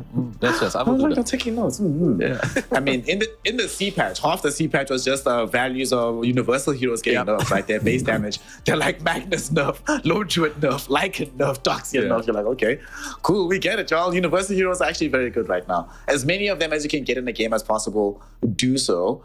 And very soon when we do get underway with this particular game, I really want to see which team is going to get Magnus. I feel like that hero is going to be highly contested. Let's actually talk about it. Like, what do you think should be... In last patch, we saw like it became, after a while, a very clear order of what 4 heroes should be banned every single game. Are we at that point in this patch just yet? Where are there 4 heroes that you feel should never be allowed to be played no matter what? Okay, so I think there's a couple of heroes that are very, very strong. I don't know if we're at the point yet where I would ban the same 4 heroes every time, but heroes I would consider. I don't know if this is different from China to Europe, but I would say Alchemist needs to be a contender. I think Doom should be banned every game. Agreed. I think Doom Magnus are some of the strongest. Like they're probably, I would consider banning them every time. And then there's like a few that should float in your mind, which is gonna be like your Medusa, maybe Techies. Did I mention? I think I mentioned Alchemist already. You did, yeah. And maybe Kodo. I think these heroes are all very strong in their own regard. Do you remember, actually, funnily enough, when we were doing Tour 2, we were in the studio together, there was a panel very early on in the Chinese season. It was myself, you, and T-Gov. And I remember T-Gov specifically mentioned that he feels that Doombringer is underpicked. And then you specifically mentioned that if they just tweak anything about this hero will be first phase every single game. So turns out you know what you're talking about, brother. Good job. Good job. You saw it coming a month in advance. Every now and then, even I can make a good point because they hella overbuffed the Doombringer, man. He just gets so much gold. And again, what I love about heroes, or what makes heroes even stronger, is when you have options of what you want to do and what you can do. And I think Doom just has a lot of different items. You can go Midas, you can go Vanguard, you can split it into Octarine, you can build auras, you can carry the game. Even if you have a shit lane, you just get gold from Devour. So it's kind of like a very safe hero, unless you get really counterpicked by like some IO strat or TB. And even then, you'll always have your own game. And you always have the Doom spell, right? There's always some kind of counterplay. If the game extends long enough for you to get Ags, there's always something you can do. And I think for me personally, that's where I feel Dota is right now. That even if you don't end up winning lanes, you have to have options once you get into the mid game. Don't allow yourself to be drafted into those corners where losing lanes necessarily means that you lose the game. Going into the draft, though, kids who are about to get started here, between Azure Ray and XG, Extreme Gaming won the coin toss, and they opted for having the second pick. And then Diacide was chosen up by Azure Ray. Before we just look at exactly what heroes are picked, you're at the major, at the Berlin major. Listen to this, Kezu. 68% win rate for Radiant first pick. Is this one of these random stats, or is it one of these things that there's actually something to having Radiant side and or first pick that makes them so good in tandem together? I'm not sure what it could be about Radiant first pick. I don't know about the other stats. I know that personally, I like the Radiant safe lane quite a lot. Agreed. I think the easy camp is like, I think it's impossible to contest because you click on the creep and you already like pull your safe lane, which feels very nice. And I guess usually when you want to do Roche, it's in like a pretty nice timing for you. But other than that, I don't have like a clear-cut reason for that. Well, I just playing on Radiant nowadays. I moved back to carry, and I must say, farming on Radiant side with that additional mana, thank you very much, Icefrog. I appreciate it. We're getting into the draft now. One thing that everybody should be aware of is that on weekends, the Chinese teams are basically playing on LAN, which makes these games even more entertaining than they would be otherwise. Also gives them some practice in this environment. The side of it, Azure Ray, they went for the Doom first pick. We discussed how good this hero can be. Underlord got taken out. No Medusa, no Alk, no Batrider. And Extreme, they say, okay, well, y'all have Doom. We are going to get the lane counter. If needed, we can have Ghost play as Monkey King in the safe lane. We can have Paparazzi play it mid. Kaka can play it as a 4. Very versatile hero to grab. And I've always thought if you have second pick here, you should always make sure you have as versatile a draft up until the 18th pick as humanly possible. Yeah, absolutely. It's a very good point. And I think they also show that already with the Monkey King. You most likely want to lane it against the Doom, but if something else pops up, right, you could also potentially play it mid. Your techies, I think, can go 4 and 5. And I'm just overall a fan when you do see, like, you see a team first pick this core that they think is overpowered, Beastmaster, Doom, or whatever. I think you should instantly answer it, like, with the strongest core that you think is possible to be taken at the spot. Because if you don't, let's say you don't pick Monkey King or TB here, well, congrats, because you're not going to get them in the second phase because they're just going to ban it. So I do like the response because you can't just give these heroes a free game and then they respond with the CM. I think anything from like CM to maybe Coddle, or you take a different 4 later, because now what you need to do is to help the Doom to get through the lane against Monkey King. So anything that can maybe slow or stun or push away with like some Coddle Blinding Light to make sure that the counter pick from the Monkey King isn't just going to ruin your Doom's game. Fully agreed. I've been loving Crystal Maiden the more and more that I see it nowadays. It just feels good in these games. Also enables a lot of these raft of uber active mid laners, your Pucks, your Quaps, your Embers, your Void Spirits. So I like what they're doing so far for Azure Array. One thing that's going to be very interesting, if you all will see the icons, the team icons here, YBB's one is still going to be used by Azure Array because Azure Array bought their slot. And apparently, the Extreme Gaming owner was prepared to help facilitate them going independent for Somnus and them. But Somnus said no. Somnus is like, we'll do this route. We'll just stick with this team. We'll buy the slot, play this normally before we get a bigger investment. So one of the things he mentioned, Kezu, that I'm sure you're going to be very much feeling a kinship with is that if you've been out of the game for a while, don't have too many high expectations. Come back, build up first before you start taking some big money contracts. That's what he said. I think it's a very good choice. Like, especially when you just come back, and also, I would say that they're gonna be pretty chill for a while, right? Like, even if they weren't gonna make any money, these guys have had a lot of success. They know what it takes. But overall, coming back and making sure that you're not paid, I don't know, like 100K a month, and then like, oh, I can just lay back, lose every game, and who cares? So it's more like, just take the pressure off, just enjoy the game and play with your friends and bros, and just like continue like that. I respect it, but I also think it's a good choice for them. Definitely is. So let's look towards the second phase of picks, though. Extreme Gaming have banned out the Phoenix. They're not going to give YBB additional sustain behind the Doombringer, nor give them that massive team fight of having a freezing field and the Nova. No Timbersaw, no Coddle. Thank God, no Medusa earlier on that got banned away. So what feels good here? Extreme Gaming has to pick first. They're going to probably have to reveal... Do you think they should reveal the support duo, or do we pick up an offlaner and still keep things open for the Monkey King? Probably, yeah, I would prefer if you pick the other support. I don't know if they've played techies before, but I do think that this hero is more suited on the 4 role. So that Kaka should be playing that, and that you pick a 5 that allows you to lane strongly into this Doom with your Monkey King. So like maybe some Lich. I mean, I personally am always a little bit biased towards Io when I do see Doom, because Doom will never pressure Io in lane, and you always have an answer later on if people do get Doom to like disengage or heal through and stand your ground. I think Io Monkey is good. So those are heroes that I would like, but I feel like with the Chinese region, they always play and draft quite differently from the Western region. Yeah. In bygone eras, it was a good thing because it would mean that the Chinese teams, what would normally happen is that European teams would innovate, Chinese teams would perfect, and then at a LAN tournament, some European team innovates in like the top 3. But right now, China, by Xiaowei's own admission, are a little bit behind the pace in terms of their understanding of the meta. But the world is better off when we have a strong Chinese region, because it leads into better Dota overall.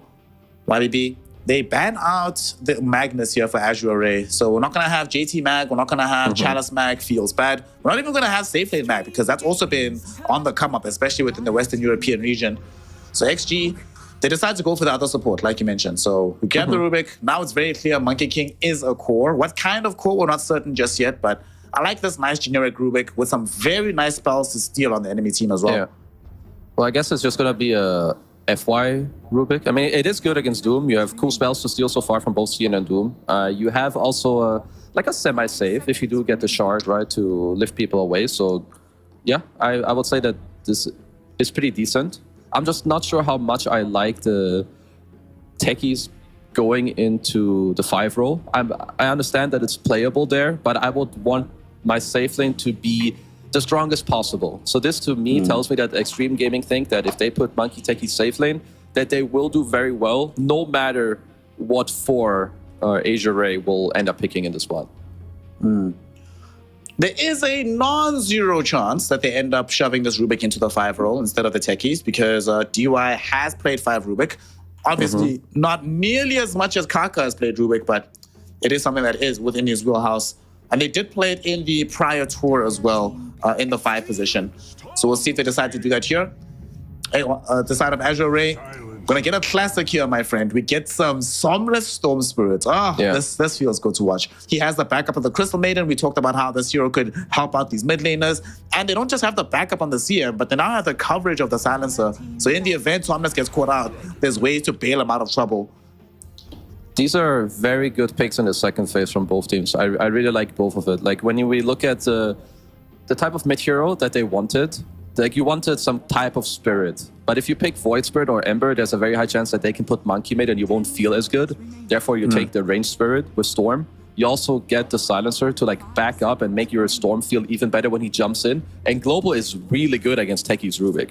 I mean, Global is usually very good against supports because they rely on their spells, but especially these supports, they're like very heavy on, using like in combinations to one another. And then Extreme Gaming, they followed up with like you don't want a really squishy mid hero, right? In return, you don't really want to play some Void Spirit into Storm, CM, Silencer. So they go for a tanky hero that if he can just go in, blink, stun, even if a global comes out, people will still be stunned and you're tanky enough to live through. So I think both of these closing picks of the second phase from both teams were very spot on. Yeah. I also love the fact that with this DK in the draft, Extreme Gaming still have versatility with these heroes. It's not 100% banged on who goes where. That's true. Love it for them. For the side of Azure Array, like you mentioned, very good. For it was more cohesive from their side because now we know exactly what they need to do. Now they just need damage. They're going to come from the safe lane for Lu.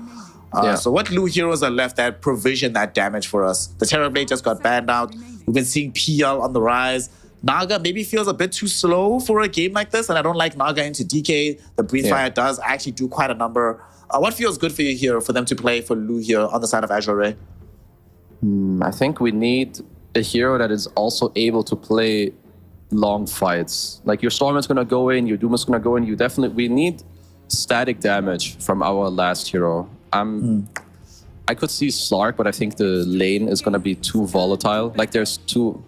They do ban Bloodseekers, so maybe there is a chance of them to end up with a Slark pick. It's a good hero for them, but there is definitely a chance for Extreme if a Slark comes out that they have a lot of picks in their pool that will make this guy's lane like really, really hard. 5 seconds. Let's see here.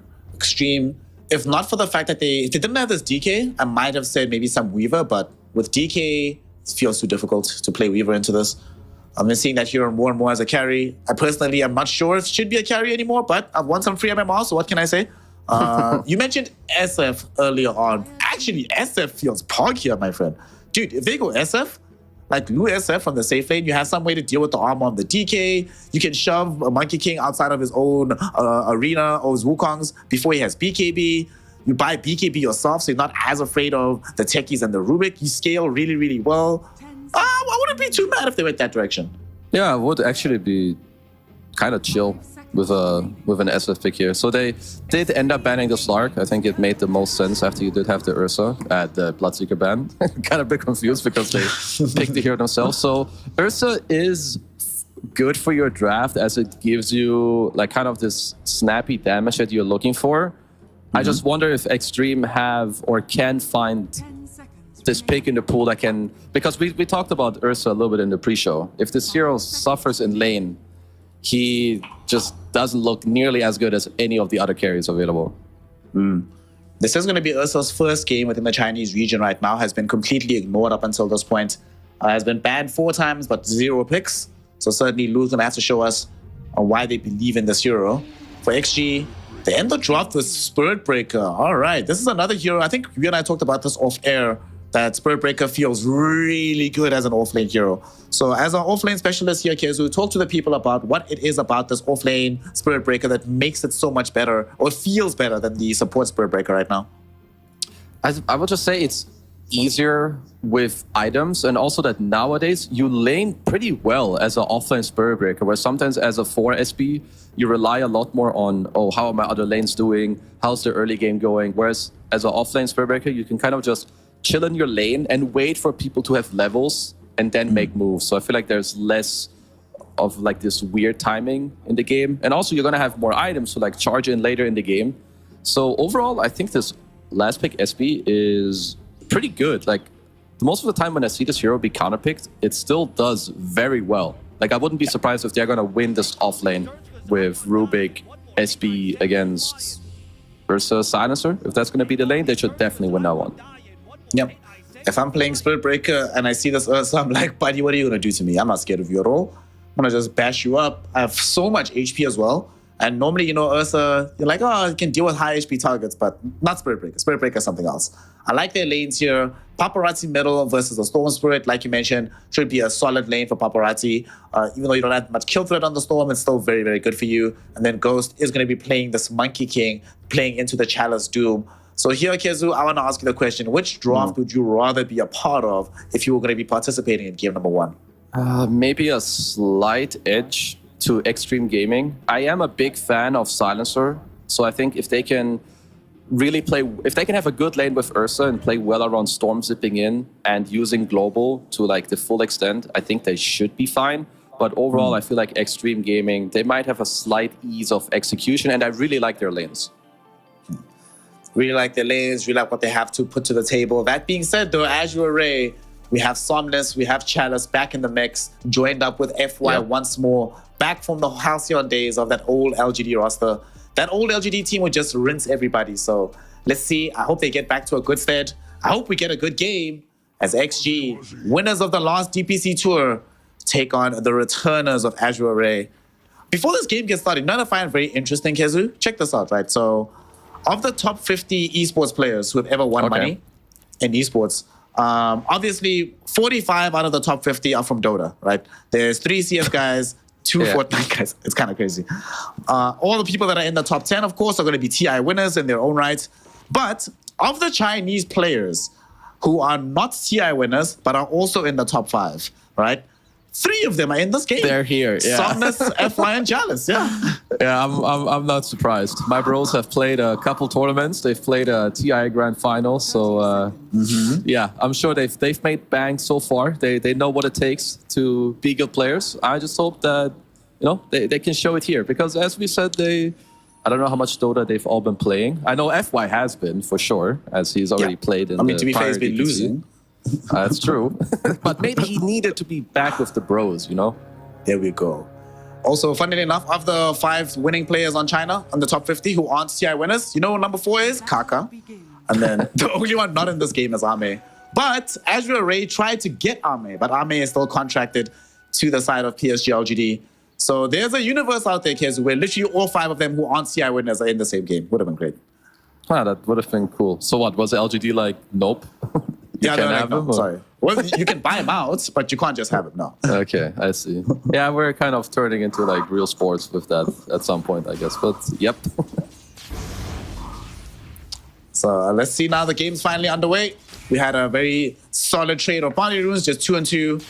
Mid lane is going to be boring as hell. DK versus Storm. Storm will farm with the Overload and the Electric, Static Remnants, and Breathe Fire and some right clicks for the DK. So since nothing is going to happen middle, which lane should we be paying attention to, Kezu, where things could actually take place? Bottom lane should have the most aggression, followed by the top lane slightly less. Like, I think the Ursa Silencer against SB Rubik, there's going to be a lot of trading, and there's only going to be kills if people overplay. But bottom, I feel like you will gonna constantly have people throw spells at each other, being on low HP, trying to fight back with Jingu, and like throwing Techie's bombs around and Crystal Novaing. So bottom is gonna have the most action, I would presume. I mean, we already see that FY and Chalice have most of their HP pools stolen away from them, and DY has been very happy to just spam sticky bombs onto FY. But a kill could very easily happen at level 2 here. Both sides of the map have some way to try and aggress onto those supports, especially. Yeah, they need to care bottom. Like, this level 2 timing on Techie's Monkey King is no joke. Like, you can have some Bounder Strike into Blast Off, and they have it now already. Yep, they're going for it. Bounder Strike, Blast Off, like you mentioned, Sticky Bomb connects onto Chalice, and that's going to secure them the first blood. DY will get the bonus gold. And the older Dars used to be, Kezu, that you would hope that your supports don't get these kills. If that support is Techie's, dude, give him all the kills early. These items that he can buy and the experience he gets are actually kind of game-changing on this hero. I feel like supports nowadays, they can do so much. Like, there are so many good items, and you scale better as supports nowadays than you used to. And Techies is even here that can just kind of pop off. I think they didn't fully respect... Like, the strongest timings you have in side lanes is when people hit level 2. Like, that early on, having this bonus, like, having 2 more skills than your opponents at, like, what? Minute 1 is just such a big deal. That's why when you have a stronger lane, if you can push a little more, maybe you get 1 deny more, or you kill 1 creep earlier suddenly, bam, you get this first blood, and it can really just elevate your lane so much. It's already starting to make a difference. We'll have to see. Ghost still getting more CS out of this, but nice drag back on the creep wave from the Techies. DY ensuring that he has as good a time as possible. Over on the top lane, though, in terms of CS numbers, of the side lanes, Lu is so far the dominant party on the map. 15 and 1, completely unencumbered here. And Tian Ming, I'm actually kind of surprised that pretty much Tian Ming by himself has done such a good job of zoning back Kaka and JT. Might die for this now, though, as he gets lifted back. You just mentioned the power of level 2 timings. They reached it in the top lane, but Tian Ming not dead just yet. Can they kill him? JT, 1 more right click. He can't find it. Oh, no. And Tian Ming just gets back, pops us out. He'll be fine. Fairy Fire is Too strong. I mean, it's really nicely done by him. Like, he's making a lot more space for Lu, as you've already been mentioning. Lu is sitting very comfortably up in this lane as JT is building into a Vanguard. So what I've seen a lot of the times when people did play the Spellbreaker, they want to go like early boots. And I mean, he does have early boots. Okay, so he just bought the Ring of Hell for the sustain. Because I don't like this naked Vanguard into Ursa. I feel like he's one of the heroes that can actually deal with it pretty well. So I'm happy to see him go boots. He can aggress a little more and just be a little more maneuverable against the Ursa in the lane. That's also one of the reasons why I was asking you earlier about Ursa and why this hero hasn't been that successful. Because in this Vanguard meta, my brain tells me this should be the hero in the safe lane. Every offlaner buys Vanguard. This hero doesn't care if the enemy hero has damage block, but hasn't necessarily worked out that way. That being said, this is only the 10th game of Ursa in the DPC overall so far, so still a little bit more time available for us before we can make concrete conclusions about the nature of these heroes. Down bottom, they want to try and make some aggression happen as Azure Ray going on to Ghost right now. And this time, they didn't get level 2 time, and they got level 3. Unfortunately, though, the blast off from DY still doing a pretty big number on them, and they do not have the tank ability to chase them beyond the tier 1 tower. So they bring them low, but they can't bring them down. Yeah, I really like the Inferno Blade as they're going to go again. Not going to be quite enough. He didn't have Scorched at this time. It was back off cooldown, or back on cooldown rather, so couldn't find the kill. DY, he just right-clicks FY. FY just ran back into him, and now they have a chance to bring down Chalice in this bottom lane. He's getting chased away down bottom. Oh no, Boundless Strike brings him down. Ghost didn't Boundless Strike after he got the Jingle proc. He did it before, so he didn't get the lifesteal, but should be able to get it back off the creep wave. This should not have happened here, Kezu. Big mistake coming in from FY God. Unlucky. I mean, even like in the top lane too, there's so much stuff going on. I wanted to say that I really liked Doom's build with the Inferno Blade as once again, you can't talk more yet. gaming. Mid lane. Paparazzi. Okay, you can talk. He's dead. He's very dead. That's a very nice rotation. With the Siege Keep, you go mid, you refill the bottom lane. 3 heroes again. Oh no, Chalice, he's the one being rotated on right now. Both supports are here, and they should be able to bring him down. Boundless Strike from Ghost will get the kill. Okay, so we do see dual support rotations happening on 2 sides of the map. One mid, one bottom. Nope, I wish he was happier from this though. And we're not done just yet. Like you say, Kaka, he's suffering some damage. He will end up dying to 2 supports. And that's also going to be some bonus intelligence. Oh, he didn't get it. No bonus intelligence. He wasn't close enough. So nothing for Tianmeng just yet.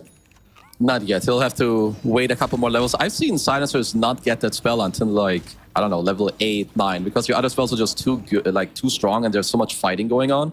So we'll see if he decides to get it a little bit earlier, as they're looking to go around mid again. You were asking who it benefits more. It's a little hard to say, because I feel like Chalice having this bad of a game, as there's another potential kill on DY. It's just the techies. That's fine. He ticks down. So Ghost is having a really good game, and I think Chalice is suffering a bit. So I do like that the supports are kind of swinging between mid and bottom, because they can go mid and help Somnus, or if they're off map, it makes it harder for Ghost to play aggressive down there, because Chalice he's gonna need some help to recover in this game, like a little bit of space or some free time. He will also need to institute that Midas technology. The way things are looking right now, top lane, we see a zip in from the Storm Spirit, lifted back into the creep wave. They just wanted to make sure that they get the Wisdom Rune. And Kaka will die for this, but honestly, #worth. But he might not be able to escape. As Somnus, oh no, his TP got cancelled. He doesn't have mana, doesn't have 1 charges. He is dead for sure. He's going to try and deny himself right now to this Ancient Stack. If he gets this, then Somnus is still a god. He's still a demon. Does he make it happen? No, he does not. He dies. DY gets the kill. This is just very nice turn play from... But middle though. Do they have enough damage to kill here? Because Ursa's also shown up to this mid lane. They really want Paparazzi. Frostbite holds him in place for the bear to come in. The damage is there, but Paparazzi throws out some damage reduction with the breathe fire. It's not going to be enough. Will eventually take a tumble. JT showed up to the mid lane to try and find some revenge immediately onto Ulu. Nice little earth shock to the low ground. Ulu's still alive. Oh, but the blast off, even better. Blast off plus Primal Spring. There's 2 heroes all of a sudden in the middle of the river. They brought down 2. They take out a 3rd. Ghost gets a double kill. And XG, they clean up 4 heroes on the map here, kids, because they also brought down Chalice in the bottom lane while all of this was happening. That was some beautiful synchronized jumping from Ghost and DY there with their Monkey and Techies. And yeah, I mean, this is just one of the big upsides with Monkey King if he has a good lane. Like if you TP mid, you can instantly be on the other side of the river because you TP in, Primal Spring on a tree, go off, jump in there. It's just very nice and quick rotations in this early game. We have 16 kills in 8 minutes.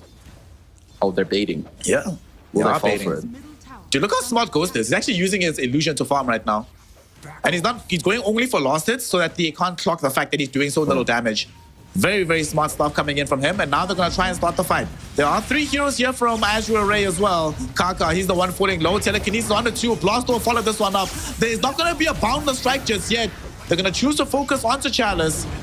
They get the easier target. They thought about going on Somnus, but they're like, this guy still has zip. We don't have the burst. Let's let him go. It is 1 for 1. But I think they want more out of this as XG. They popped the Ghost for the Elder Dragon form for this as well here, Kesu. So they want the tower on top of this. I really like their aggression. Even if they don't end up getting this kill on the CM, like forcing these heroes away and playing together this early on, they're going to get a lot of chip damage on this tower. I don't know if they will commit to ending up killing it if Dire bring enough heroes here to defend, which it might just be enough now. Because you might want to go back to mid soon for the 10-minute rune. Oh, never mind. They're like, screw you. You're 0-5 on Doom. You're not getting to defend your tower. Exactly. I was going to make that point. You just said it just now. That Chalice needs time to recover. Him being here is not a threat at all. He has phase boots, level 5. Who cares? So they take the tower. JT, Twin Gates down bottom, so he's ready for this rune fight. All right. Who's he charging? Who's got the target on them? It's going on to FY. They end up getting the fight started. They find the haste rune for Kaka on the other side of the map. He's showing up for this fight. Chalice now gets stunned down. 3 heroes stunned into tandem by DY with the blast off. They brought down the Doom. Wukong's command gets triggered out right now by Ghost. And they end up losing the techies, but it might also cost the life of this Ursa. Lu trying to get himself away from this fight as quickly as possible. Will he be able to escape? Ghost right on top of him, and Ghost is able to get this kill. And now they want to chase back here. The Silencer running away from this DK. DK goes into the ultimate. There's going to be the range yellow dragon form, and Ghost mops it up with an additional Bounder Strike. That's going to find a triple kill for the Monkey King. Azure Array struggling in this early game, or more appropriately, who's struggling to deal with the Ghost Monkey King. Damn, yeah. I mean, what Extreme are doing in the map right now is pretty sick. I really love what they're doing. If you're Azure Array, you need to chill for like maybe 1 minute. Allow Tianming to hit a lane. He's very close to level 6 because you need this global. Like when one guy gets stunned or charged, there's too much trash that's just flying down on you and just killing you. You need this global silence in this next fight. Yeah, they absolutely require the global. And here we see how that fight ended up going. This blast off. DY has just been on point with these. Like, I don't know why they changed it to be a stun instead of the silence as it used to be. I feel like it was fine. It didn't need to be a stun, dude. This is actually a bit too good. It didn't need to be, but now Techies is just a Pog hero. Like, he's just hitting all these blast offs, and then you follow up with the mine, you get his bonus, magic resistance. And a lot of these annoying Techies players, as Lou up top, is just dead. Well, actually, I think Lou would probably want to hear your points about Techies right now, because he's suffering against the Techies at the moment. Oh, my bros. I love what they're doing around the map. Like, I'll say it for the 3rd time. You have Spur Breaker, Techies, Monkey King. These heroes are so mobile, and they're all over the place. Like, Ghost now has been everywhere on the map. I think JT has been everywhere on the map, and same with DY. Because they know that wherever we go, if there's one Bounder Strike or one charge, and I blast off on their ass, they're just dead. Yep. We're about to have it even become more complicated for Azure Array as Paparazzi picks up a Blink Dagger. So he's going to be even more around the map than he has been already. But the very scary itemization that's coming in for me. First, I see the Spirit Breaker going into a Silver Edge eventually, starting off with the Shadow Blade. But we have Ghost building a Radiance. Oh, okay, he changed it. Okay. Whew. I'm glad he's playing BKB. I was going to say that I want to just keep fighting. Just go like Echo, BKB, and then go like some Nullifier or whatever. And just never stop the tempo on the map. Yeah, I think it's definitely a good choice for him to swap away from Radiance. I think the item is too expensive. You wanna keep ramping up right now. You wanna buy like these mid-cost items, right? Like some Echo, Diffu, maybe Echo into BKB as DY setting up bottom. They're also smoking. They found the stun onto Chalice. There's going to be the first global silence of the game, but Tianming won't be able to bail them out of trouble because they are a bit too speedy. JT charging in onto Chalice. Somnus does manage to at least get the avoidance on this primary charge, but he cannot do anything about the Nether Strike. He gets caught in by it, and there's the additional damage flying in from Ghost. Kaka set them up as well to make sure nobody could escape this fight. Bro, between Blast Off, between Telekinesis, these Boundless Strikes, these charges, these damn Dragon Tail stuns. Man, they need Linkins and they need BKBs on everybody here, Kezu. Otherwise, you just have no movement in this team fight. Ooh, they can catch a break right now. And right now, Extreme, they want to set up for the 40-minute rune. As, I don't know if that's the hiding spot. Let's see. Who's setting up for who here? 1 mines, 2 mines. Just like Minesweeper. He just lost like a third of his HP. Just like that. They might kill Kaka at the very least. Somnus showing up, but Somnus might have gone too far. Wukong's potentially being triggered by Ghost. Goes in for it onto Chalice, and yeah, they'll lose Kaka, but they'll happily claim back the life of this Doom. And the Blast Off it was claims the kill.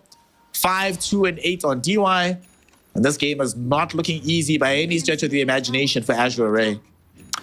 They definitely have some problems on their hand right now, because ideally you want the game to be a little more even when you get global, and then like just make an aggressive move yourself, right? Allow Somnus to jump, follow up with global so he feels good and that you can get some kills, because if they find Chalice and you global for him, I think it's gonna turn out the same way every time. He's still gonna die. So they should look to keep the Ursa farming, keep Chalice farming, and do exactly what they're doing now, where these 3 heroes play as a group. They're gonna be your killing trio, but they're gonna miss. Yeah. Gank goes nowhere. They're actually gonna smoke up as 4, but I don't think they'll find anything unless they find this Ursa farming the triangle. By the way, Kezu, before this gank happens, I want you to, what's your experience button to bring up like the experience graph for yourself? Like to pull up the graph? I don't know. I always We'll see I it always now. click it. Because as Chalice is about to die, I want you to just look at what Chalice's level is, basically. I want you to see the relative level of Chalice versus everybody else in this game. Ouch. That's not, Dude, not this where is a you Doom want to with be. Midas. How is a Doom with Midas level 7 at 15 minutes? When you die, I don't know how many deaths he has. 6? 7? It's something like that. 9? Oh, in the lane. He has 9 deaths now, but he has 6 in the lane, yeah. He has as many deaths as his team has kills. Yeah, I mean, there's your answer. That's how it's possible. Which is not normal, but when you get dumpstered this hard and the enemy team just runs all over the map because they can. Like, Extreme are playing to full force. He might be getting he's very close to getting a 10th death. Oh my gosh. He's actually in danger here. He could get jumped. Kaka doesn't have a blink yet, but Paparazzi does. But he's playing on the right-hand side, which is the smart play for now. Sadly, though, it's going to stop being the smart play because DY is starting to accrue some more vision control for his team. But they might punish DY for this, though. He gets zipped on by Somnus. FY, frustrated at his lack of impact in this game, just drops the freezing field for good measure. I mean, it's something, but it doesn't do anything for XG. They're just like, okay, we'll farm your jungle. We'll still keep pressure on mid. And we might still kill Chalice. No way. Chalice, no. Not again, mates. Frozen freezing field as well from Kaka. Oh, no. I mean, they had a good kill with a bit more map pressure going on, but Chalice is... I mean, at this point, I guess if he keeps dying, he's gonna still... I mean, he would love to have Max Devour at this point. Like, I'm not gonna lie. I think his build is it's 2 for 1, so hopefully he can ramp up a bit more levels there. But if you look at the wards from Extreme Gaming, I really love them. You have like this trio from top to middle, 1 deep and bottom as well, because they know whoever they see, if they get on top of that hero, they're dead. You also have a Shadowblade charge now, you have a Blink DK, you have a BKB or Monkey King. Like, they're equipped to just continue to play at this pace because they know that Azure Array, they don't deserve shit right now. If we see them, they're supposed to die. Literally can't really do much on the map. As they lose a tier 2 in the top lane, JT already dragging in half the creep wave in through from middle. This is quite smart because they did just trigger the Dragon Form to take the tier 2 in the top lane. So if they can connect from top to middle with the same ultimate, that would feel super, super good. And it looks like that's exactly what's going to happen here. Can Azure Array stop this, Kezu, and protect the tower? Or do you just have to let this one go? It's really hard. You can maybe delay it. I don't think you can save it. Like, no one wants to be the point of contact to push out this wave, right? Like, if you go melee range with Doom. JT bottom. Oh, he died. Bro, he charged Somnus alone, by himself. No one else is with him. The rest of his team is here in this mid lane. He just went in. And you're like, okay. I'm making space, I guess, for Lu, because you need to be very careful with feeding kills in this meta right now, especially if you have killing streaks. Like suddenly the Ursa goes from like 1200 gold to 2k, and now suddenly if any fight happens, he has a blink. Because if you're Asia Ray, you kind of want to look for small fights with Global and then go back to farming until Ursa and Doom feel good enough to fight, which means Chalice probably wants his BKB, so he'll need like 2-3 minutes. And Lu wants to like take more scrappy fights, like maybe go in with Blink, get a kill with the Global, back off. Because when they have some double BKB timing, they're not weak. So if you're Extreme, you need to make sure that you continue to play crisp. In retrospect, not a small deal that JT died there. His dying meant that they couldn't actually put pressure on the mid tower. So it's still at full HP. They need this kill to actually happen for them if they want to keep the game going. They will find FY here in the river. Should be a very easy kill for them. He did have a Pavis, but didn't even bother using it. Knew that he was dead regardless. Okay, now the push will come with JT's respawn. They're not going to bother trying to do any shenanigans down in this bottom lane. Not this time, Should at least. Not this time. So once they get this, for Azure Ray, what's the next port of call for them? We're still playing with an Ursa lineup. They haven't been able to claim the first Roshan. They have a Blink Dagger, the Battle Fury, but very far from BKB, not even itemizing towards it right now anyway. So are they playing in the correct fashion right now, Azure Ray? And do you like the fact that Lu is opting for S and Y instead of BKB? I don't know if that's the correct play. So sometimes when you have Global, like when you have Silence on your team, you can treat him as like a soft BKB, because during Global, the enemies, obviously, they can't really cast spells. But some of the cores, they have BKBs. You know, like Monkey can pop BKB and stun you. I don't know if Paparazzi has his yet, but if he doesn't, he has his too. So I feel like you should probably want to build a BKB. But at some point, Asia Ray, they're going to hit a timing where Somnus is still doing very well, and Lu's Network is doing really good too. They just want Chalice's BKB, and I think then they're actually fighting ready. If they smoke up and get a good jump, they're just going to straight up delete a hero, or maybe two, if they're really good about who to jump. Lu's not dying just yet. Somnus not that far away from having Lincoln Sphere, which does feel like it could make a drastic impact on the game state. And what's Lu building? He's going back for that Nullifier we discussed earlier after getting his BKB. So very standard build for the most part. Nothing atypical from this particular route of itemization. Nullifier is pretty good. It's going to be good against the Ursa. You continuously take down the Overpower, and any buffs that might be thrown out from supports like Pavis, Glimmer Caves, or some Solar Crest is coming out, you'll always purge that. So that's very good. You also get the armor and damage, and they're going to be the ones to claim the first Roche. I think this is a very big deal. Like, if you wait maybe 2 minutes to make this move, Asia Ray get their timings, they make a smoke, kill one guy, and then suddenly they get Roche, this whole game could turn upside down. But they're going to wait. Maybe they're afraid that they're getting smoked on right now because they only see like one hero in mid. Nope, they're going to return now that they saw more heroes, I guess. Nah, bro, these are just homies. They want a JT to be here as well. They're like, man, we're not going to kill Roche without you. We want the whole fam to hit it. All right, my bad. Exactly. We want the whole fam to experience the clapping of the Roche. Bro, this is a team that understands that the new Fast and the Furious movie just released. It's all about the family right now. Great point. I never watched those movies, by the way. I think they're trash. I hope you feel the same way. They are trash, but they're so good. They're good trash. I haven't tried watching them in like 4 years, so I wouldn't know. Oh, you should. They're so much fun. I think there's two classes of like enjoyable movies. There's movies that are enjoyable because they're genuinely excellent movies. Yeah. There's movies that are just like, wow, this is what's happening. Okay. They're trash funny. Okay, I see what you mean, yeah. I can follow that sentiment. Well, with the Sages, Azure Ray have to now wonder about what to do without having an Aegis onto the hands of the Ursa. Unlike prior iterations of this game, though, I feel like Ursa, yes, you still want the Aegis, but unlike last patch where the second Roche it changes the whole game, now it doesn't feel as crazy, right? You still have to actually expend gold, still have to actually farm. Roshan isn't the be-all, end-all of Ursa lineups anymore.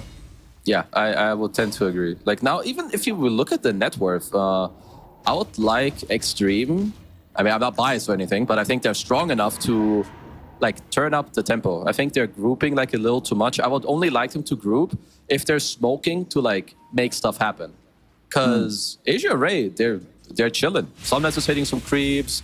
Doom is printing money with his Devour Midas. You know, Lu has his Battle Fury. He's chilling. Like, they're happy with the state of the game. If they get to this Blink BKB Doom, they're gonna be willing to fight. And if they get one good kill on Ghost, someone is about to get a big paycheck from that kill. I also just can't believe the turnaround that Chalice has had in this game. He was feeding uber hard earlier. He's still bottom net worth on the cores, but like you mentioned, he has money printers available. Yeah. So this set of circumstances will not last forever.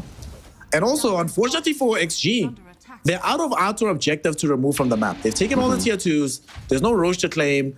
There's no outpost to fight for anymore. So they can't necessarily just keep Azure Ray downtrodden. And unlike in the last patch, Kezu, this map is so big, it's really hard to keep the enemy team from farming in its entirety. I like this gem that's picked up from Tianming to like remove all these deep wards, because right now for Extreme, I would say that they need to make a cut. They need to get out similar wards from what they had earlier. So I'm a fan of the smoke. Try to like place one deep ward in like this top second map area where you have like 12 cams from the Dire team, so you see them there exactly where they're drawing the line, because you need these wards. You need to charge someone and then go around the map and try to limit the space that Asia Array have. They might kill FY in this top lane. He's being hunted down by JT right now in the Spirit Breaker. And JT sees him. Nether Strike will come in, catches him inside the trees. And that should lead into a death for our Crystal Maiden.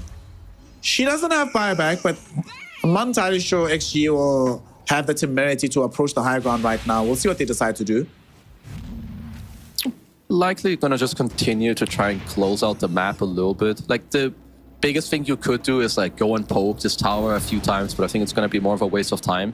You're more in the state of the game where you want to swing around the map. Like, you go top, you place a good ward, which means you can leave it for a little bit, maybe go bottom, kick them out. And if you do kick them out of bottom, they'll have to go back top where you have your ward, and then you kind of like play ping pong and you try to keep playing cat and mouse.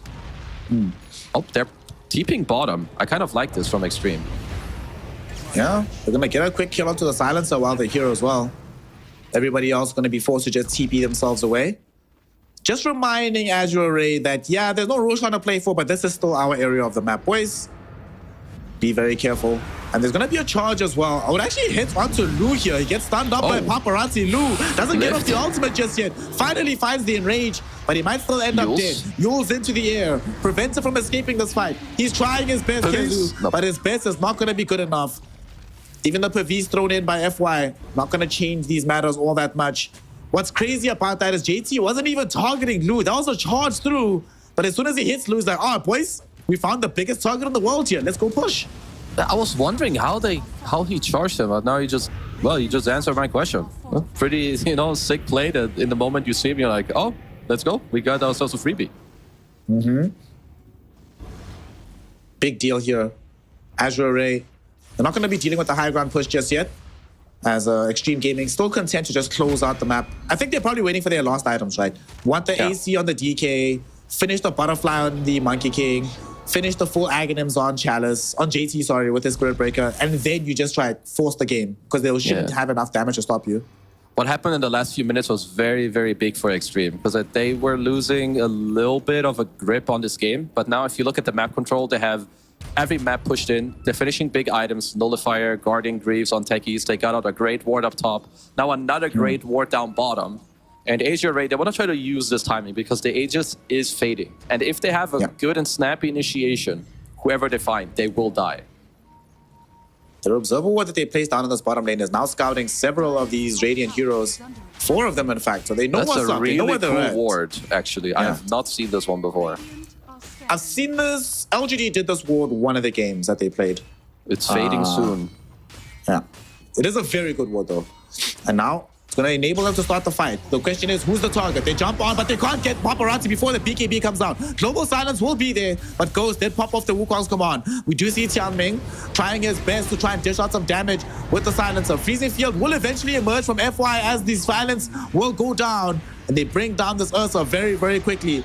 Lu, he was the only big damage here, so everybody else has to try and run themselves away. Somnus just zipping out to safety. There's a charge, though, going in towards Chalice, and Chalice will find himself dying here. Boundless Strike prevents an escape. FY also gets stunned on the high ground by Paparazzi. That turns into a triple kill. That was a dieback as well, because FY died twice in this one fight here. So Kezu is a 5-for-1 exchange at the end of the day and a lane of racks in favor of the side of XG. Yeah, this could even be like 2 racks potentially, or like you can threaten another tier 3 tower. They're gonna have such an incredible gold lead by the time that every one of the Dire heroes are back alive. And I mean, that is not how they want to engage in that fight. That one target you did see on like the tail end, it was Paparazzi on the DK, who was like 3k HP, and he was so fast on his stun too that the whole fight, actually at this point, the fight's already over. You're using Doom and all your initiations, like Doom is out on Monkey King, who already used everything. They all get to pop their BKBs, and now it's like, yeah, okay, this fight's over. Everything is just done. When the target you jump on immediately gets off their defensive item, you know you're in for a rough time. They So need they to turn the whole like, fight. The only way that they can fight, is, like the condition has to be, you see the 2 supports and like Monkey King. Storm needs to, I think, zip on the supports with Global, and Chalice needs to be able to like blink to Monkey King with Ursa jumping him. I feel if you cannot meet these conditions, like all of them while having vision, you will not win a fight. I know it's hard, but they need to be aiming for this. Somnus is dead. Somnus. Whoo. He's chilling. He is... Yo, we are so close to dying actually. TI Grand My Finals, God. bro. He's chilling. He's not even sweating. He knows. All right, fair enough. Those 2 podium finishes at TI kept them alive. It's fine. Yeah, for sure. Dude, that's actually also crazy. Speaking of Somnus, Somnus and Lu are madmen, bro. Both of them are just not buying BKB. Like, at all. Storm without BKB, Ursa without BKB, not even queued up 30 minutes into the game. This might actually be the first time in my life I've ever seen this, Kezu. Explain to me, why do you think they're going for this option, given how important BKB seems to be for their fighting prospects? Maybe they feel like they want less committal items, but rather items that will allow them to play longer fights. I would assume it goes back to the sense of Global.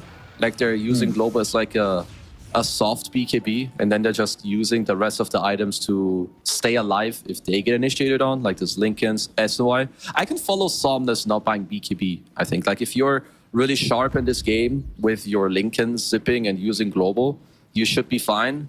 But I would say that Lu needs a BKB as Extreme run into a triple bounty rune. Free money, they're smoking towards the Roshan pit. Normally, I would agree with you if it wasn't the fact that it's Kaka Rubik, man. Chinese Rubik players are too good. They get rid of the Lincolns too easily. So Let him cook. I don't trust that Adams. He's already cooked, man. He's already made a feast. He's dishing it up right now. But there might be a reverse dish coming in from Azure Ray, as they're also smoked into the Roshan area. Both teams scanned each other, so they both know that they're here. The question is, who makes the first jump? The Crystal Nova scouts out the techies, and now big jump happening onto FY. FY will die. Uses to try and buy some time, but should still die. Tian Ming pops the BKB. Ghost actually gets caught out. They doom the Monkey King, and they kill him off. Yeah, FY dies, but it took so long to bring him down that they took down Ghost in the process. Kaka as well, falling very, very low. Will he be allowed to escape this fight? No. So 2 supports traded for 1 core and a support. But now they are out of spells. Lu doesn't have ultimate anymore here, Kezu. Lu is out of options. And because he has no BKB, he can do nothing against the spell damage. He dies, granting JT a double kill, opening up the path for Roshan, and leaving Azure Ray with even fewer options as to how to win game number 1. Yeah, it's just getting as another nice start through from JT. Again, JT, relax, dude. It's only a game of Dota, nice my Linken's. friend. They're gonna get the Linken's out onto Chalice to protect him from the Nether Strike. Sadly, Kaka's still gonna be there and find the lift. But they do get the kill back onto JT. This did require a buyback from Lu Kezu, so they need to win this fight and they need to get the Roche. Kaka trying to run himself away from Chalice. He has a blink, it's being disabled. Somnus preventing him from escaping, and they should find the kill. Another buyback coming in from JT as he throws in the charge of darkness onto Lu. Lu cannot die. He's not allowed to die. But the thing is, Somnus has to retreat. Somnus is out of mana. But they still feel it's too dangerous, so they cancel the charge. A very bizarre fight, Kezu. Who would you rather be in this situation? I think it depends a lot on like the next 30 seconds because Asia Ray, they need to get Roche. Like if Lu dies now without getting Aegis, I think the game ends. But if they can get it, then this is such a big play because Extreme are so far ahead that they would love to have Aegis. But now they have 40 seconds of this being a 4v5. I don't know if anyone else from Asia Ray is going to have buyback, but this could be crucial in this next fight. They jump onto the techies first. DY is going to be the first casualty here. BKB popped by Chalice. He's on the high ground, but he's still taking way too much damage. He needs to run away. Wukong's command triggered out by Ghost. Okay. And this time, there's no Doom to prevent it. Somnus starting to run out of mana. Freezing Field popped by FY. DY a little bit too late to come in. He's still dead. Yo, but you can go Tianming, fight. the Global Silence took 1 second too late, so they cancel out FY's ultimate with the Dragon Tail stun from Paparazzi. FY, he doesn't have buyback, nor does the nice Somnus BKB. Storm Spirit if he dies, so he needs to stay alive here. Beautiful BKB coming in from Ghost. He will get doomed up, but he's still fighting in the midst of this fight. Ghost still going. He wants more. They're not going to be able to find it just yet. Somnus has beaten the retreat. Chalice gets out as well. And Tianming does buy back, but Kezu, I start to imagine what happens if Tianming got his ultimate out 1 second before and the freezing field maybe kills Paparazzi, but because it doesn't, they lose their heroes and they end up losing the Roche as well. I don't like this part of the fight. Like or even the 10 to 15 seconds before this, it was like you had a 5v3 option, and Storm and Doom both had they both had buybacks, right? Like Lu bought back before. He was committing to end up winning the fights and maybe take Roche, but they played so timid. I feel like Asia, right, they had a chance that if they really all in and go together, that they could win this fight with buybacks. And this is the crucial fight in the game that if you want to win this game, I think you needed to commit for that fight. But Extreme Gaming, you know, they punish it. They get the Aegis. Now they have Cheese, up 15k gold. They're going to feel good. Look at Ghost, my friend. Harpoon, Butterfly, Nullifier, BKB. Okay, with a Titan Sliver in tow as well. Feels nice, feels easy to deal with. Paparazzi has AC Aghanim's. So you do not have any damage problems. That's fine, bro. This DK is becoming a problem. Like, even if you end up killing Ghost first, this DK in his DK form, sure, he only deals 200 damage per hit, but this guy is going to be clicking you a lot. He's super tanky. He's going to keep stunning you throughout the fight. So Paparazzi, if this game prolongs, he's going to be a backup carry for certain. Only 200 damage with 42 armor and 3.5k HP. Yeah. Easy to deal with, bro. No problem. As we have AoE Doom coming out from Chalice. With He the does Aghanim's. actually have it. He's picked it up, yeah. So we'll see how we can deploy it for the next fight. They're going on to Ghost, trying to force away the first life. He does get off the BKB. Here's Tianming's Global Silence, but it hasn't allowed them to get anything, though. It's only a defensive Global coming out for Azure Ray. So, and they'll still end up losing a secondary lane of racks off the back of this. Ursa will jump in on top of the techies, at least killing him off and grabbing the gem back. But with them losing these additional lanes of racks on top of what they lost earlier in the game, Kezu, it is now mega creeps. And I am not trying to play Ursa into megas. This is fucking miserable. This is not the place you want to be at. Yeah, you're just going to have to try and get some more gold, wait, play some more PvE action, get some more items, because Lu, I think his item build is leaving a lot to be desired. I think you need like BKB, MKB that you can stick on a target and actually kill them. Like against Monkey has Butterfly, DK has high armor, so you would love to have that. It's going to kill the Tormentor, so that's pretty good. But yeah, they're just going to have trouble killing people, I think. Like Somnus is going to go in and find someone, as will Chalice, but where's the follow-up damage? Let alone the fact you're playing into mega creeps. Playing into these megas. This is not an easy game by any stretch of the imagination. What item is being delivered in for the Monkey King? So MK is getting a Basher in for himself. Yep. So Basher, Nullifier, Butterfly, Harpoon, Paparazzi, building into the overwhelming blink. And we just finished the Lincoln Sphere as well for our Spirit Breaker. So JT can't get doomed anymore, doesn't have to worry that much about Somnus in the fight. In fact, speaking of, he was considering charging all the way through. And we've seen some very successful circumstances where JT found a secondary target en route to the primary one, and that starts a fight. So Azure still need to be careful about the positioning of their heroes. But here's the last engagement, Kezu. If they lose this, the game is over. Let's see what they've got. Frostbite to start things off onto Ghost. Chalice wants to go the long wraparound route. Somnus jumps in. There's the AoE Doom. They found the supports, and they, with the cover of the Global Silence, they should be able to bring them down. Ghost, though, finding the ultimate. Wukong's command creates a zone they can't fight past as they take out the Silencer as well, with the damage coming in from Ghost.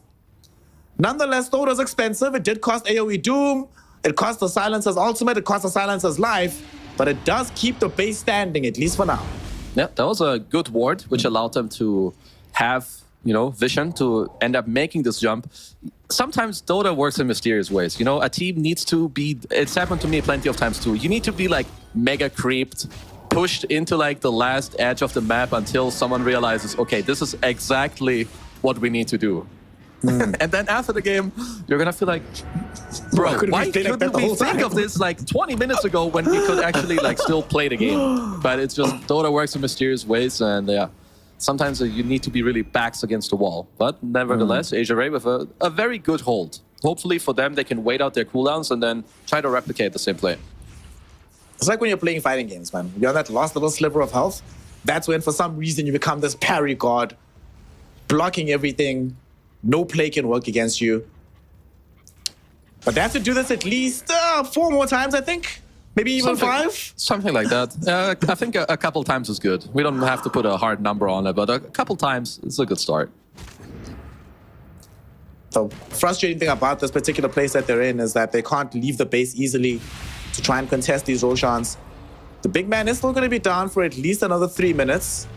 And they do have an observer ward down here that will scout out if Extreme Gaming head into that area, but still going to take some time. For now, though, Lu finishes off having his Aghanim Scepter. I would have preferred BKB, but it is something defensive. At least he has a defensive item now, Kezu. Yeah, it means that if he gets jumped, he can at least counterplay, as he can pop Enrage. So perhaps they can look to bait him in a way. I mean, I don't know if that's an amazing way for you to start the fight, but it's going to allow him to play the fight a little easier. If you're Extreme, I do think you have 1 of 2 plays to speed up the game. I would say step 1, you can save buybacks, take a fight. If Doom gets popped or Asia Ray have to throw some buybacks, you can just counter buyback and go for another fight and potentially threaten to end the game. Or you can just smoke with a wave, I think, because when you have Megas, they need to defend multiple sides at the same time. I feel like you can just snap a guy out of the game.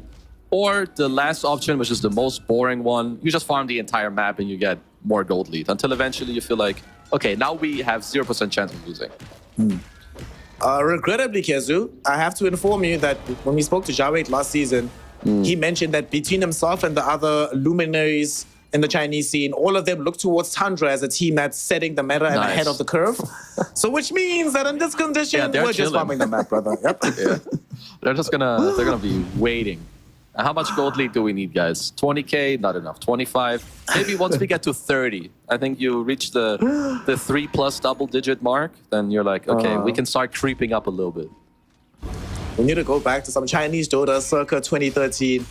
Wait until you have at least a 35k gold lead before you even think about going high ground. Okay, so are there any cool items? For now, it doesn't look like it, because they already have all the cool items. So I think the next thing that they can all farm on Extreme is just get buybacks on your 5. You get this next Roche, buybacks on like 2 or 3, and then it's... I think then you can go. I'm gonna have to wait for more. Kill a Tormentor, fine with that. Shield Room. I think get an Aegis onto Ghost, have buyback for JT and the supports. I don't think Paparazzi needs buyback, because if you're losing Paparazzi in a fight, that's you have bigger problems. I don't think. Yeah, I think he's the one guy that can like buy out and play like a psycho.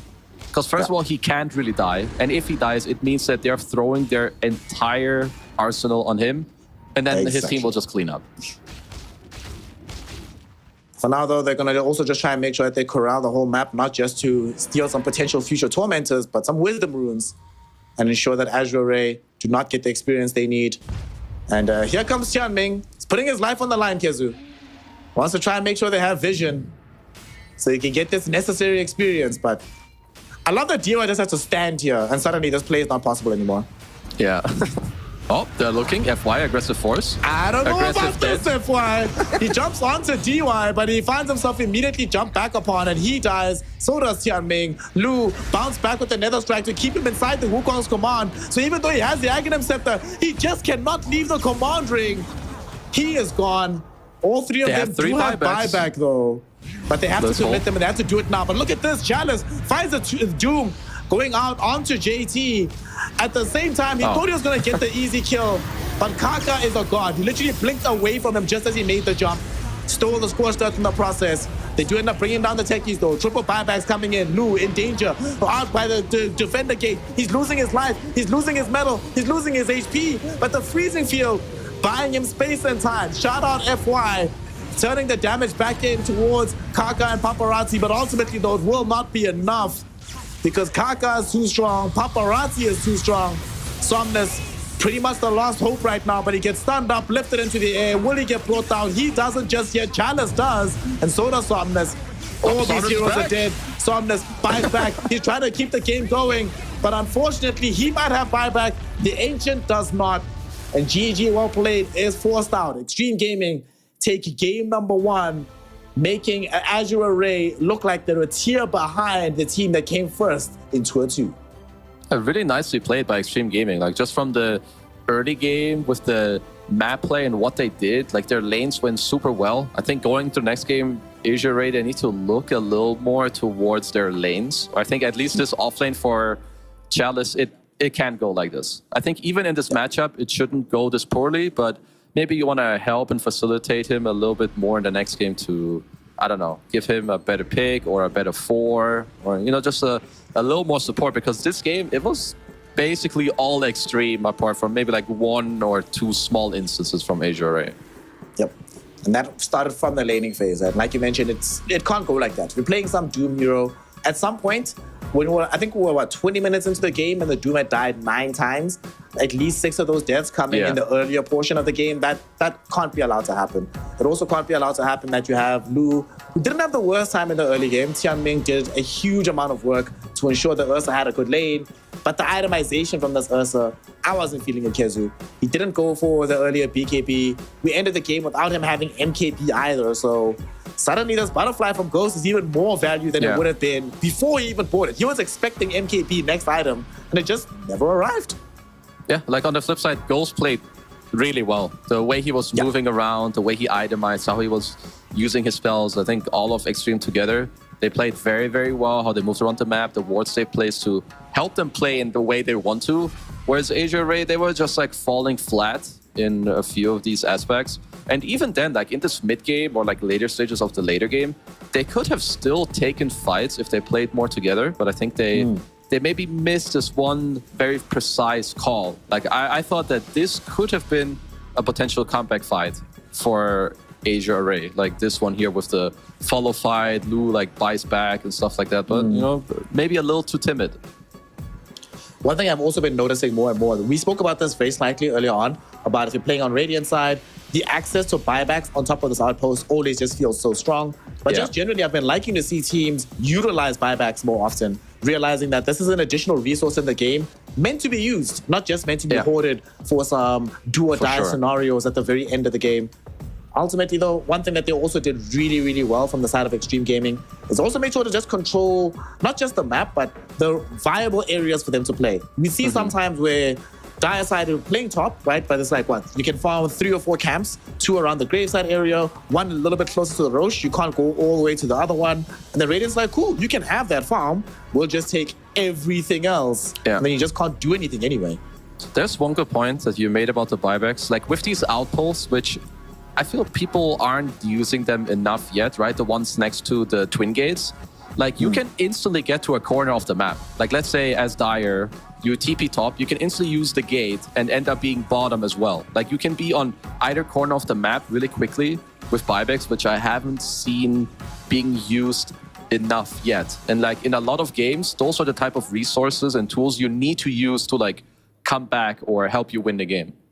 Yep.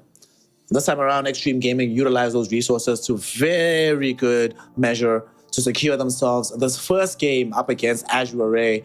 I think in terms of MVPs here, as much as neither of us like giving it to core heroes, it has to be Ghost. Ghost just did everything perfectly. Played the laning stage perfectly, got a bajillion kills, 14, 1, and 19. That's kind of an incredible score. He was involved in 33 kills out of his team's 47, the most of anybody in the game. You know, very, very good stuff. 1 death, the highest net worth in the game. He ended up, of course, playing this Monkey King, dishing out the most building damage in the game, second most amount of hero damage on his team. Just very nice game. And there's something that you mentioned earlier on as we're watching, that he was everywhere. He wasn't playing like a safe lane Monkey King. He was playing, moving like a 4 Monkey King, farming like a safe lane Monkey King. And when you have that combination of things happening here, Zoo, it's almost impossible to deal with. Yeah, no, he played very well. I do think that it helps a lot if you're free, like when you're not pressured, it makes it very easy for you to like see all the options and moves you can make. Like when you're 5-0 in the safe lane because you've played well, then suddenly there's a play mid, you just TP there, you get another kill. By the time you go back bottom, you're so far ahead that it doesn't matter that Shadow's got like 200-300 more net worth. Like you just go straight back to clapping this guy out of the lane. But overall, I liked his items, his itemization, the way he was like pump faking his stun as well over time. So overall, yeah, very well-deserved MVP. And well-deserved MVP for Ghost, well-deserved victory for Extreme Gaming. However, there were some slight glimpses of hope that we saw from Azure Ray. So we'll see in game number 2 if those rays of hope will reach our eyes or if it's going to be Extreme Gaming making this a 2-0 affair. We'll find out in very short order after a small break. So don't go anywhere. Chinese Dota continues in just a moment. So we'll see you soon.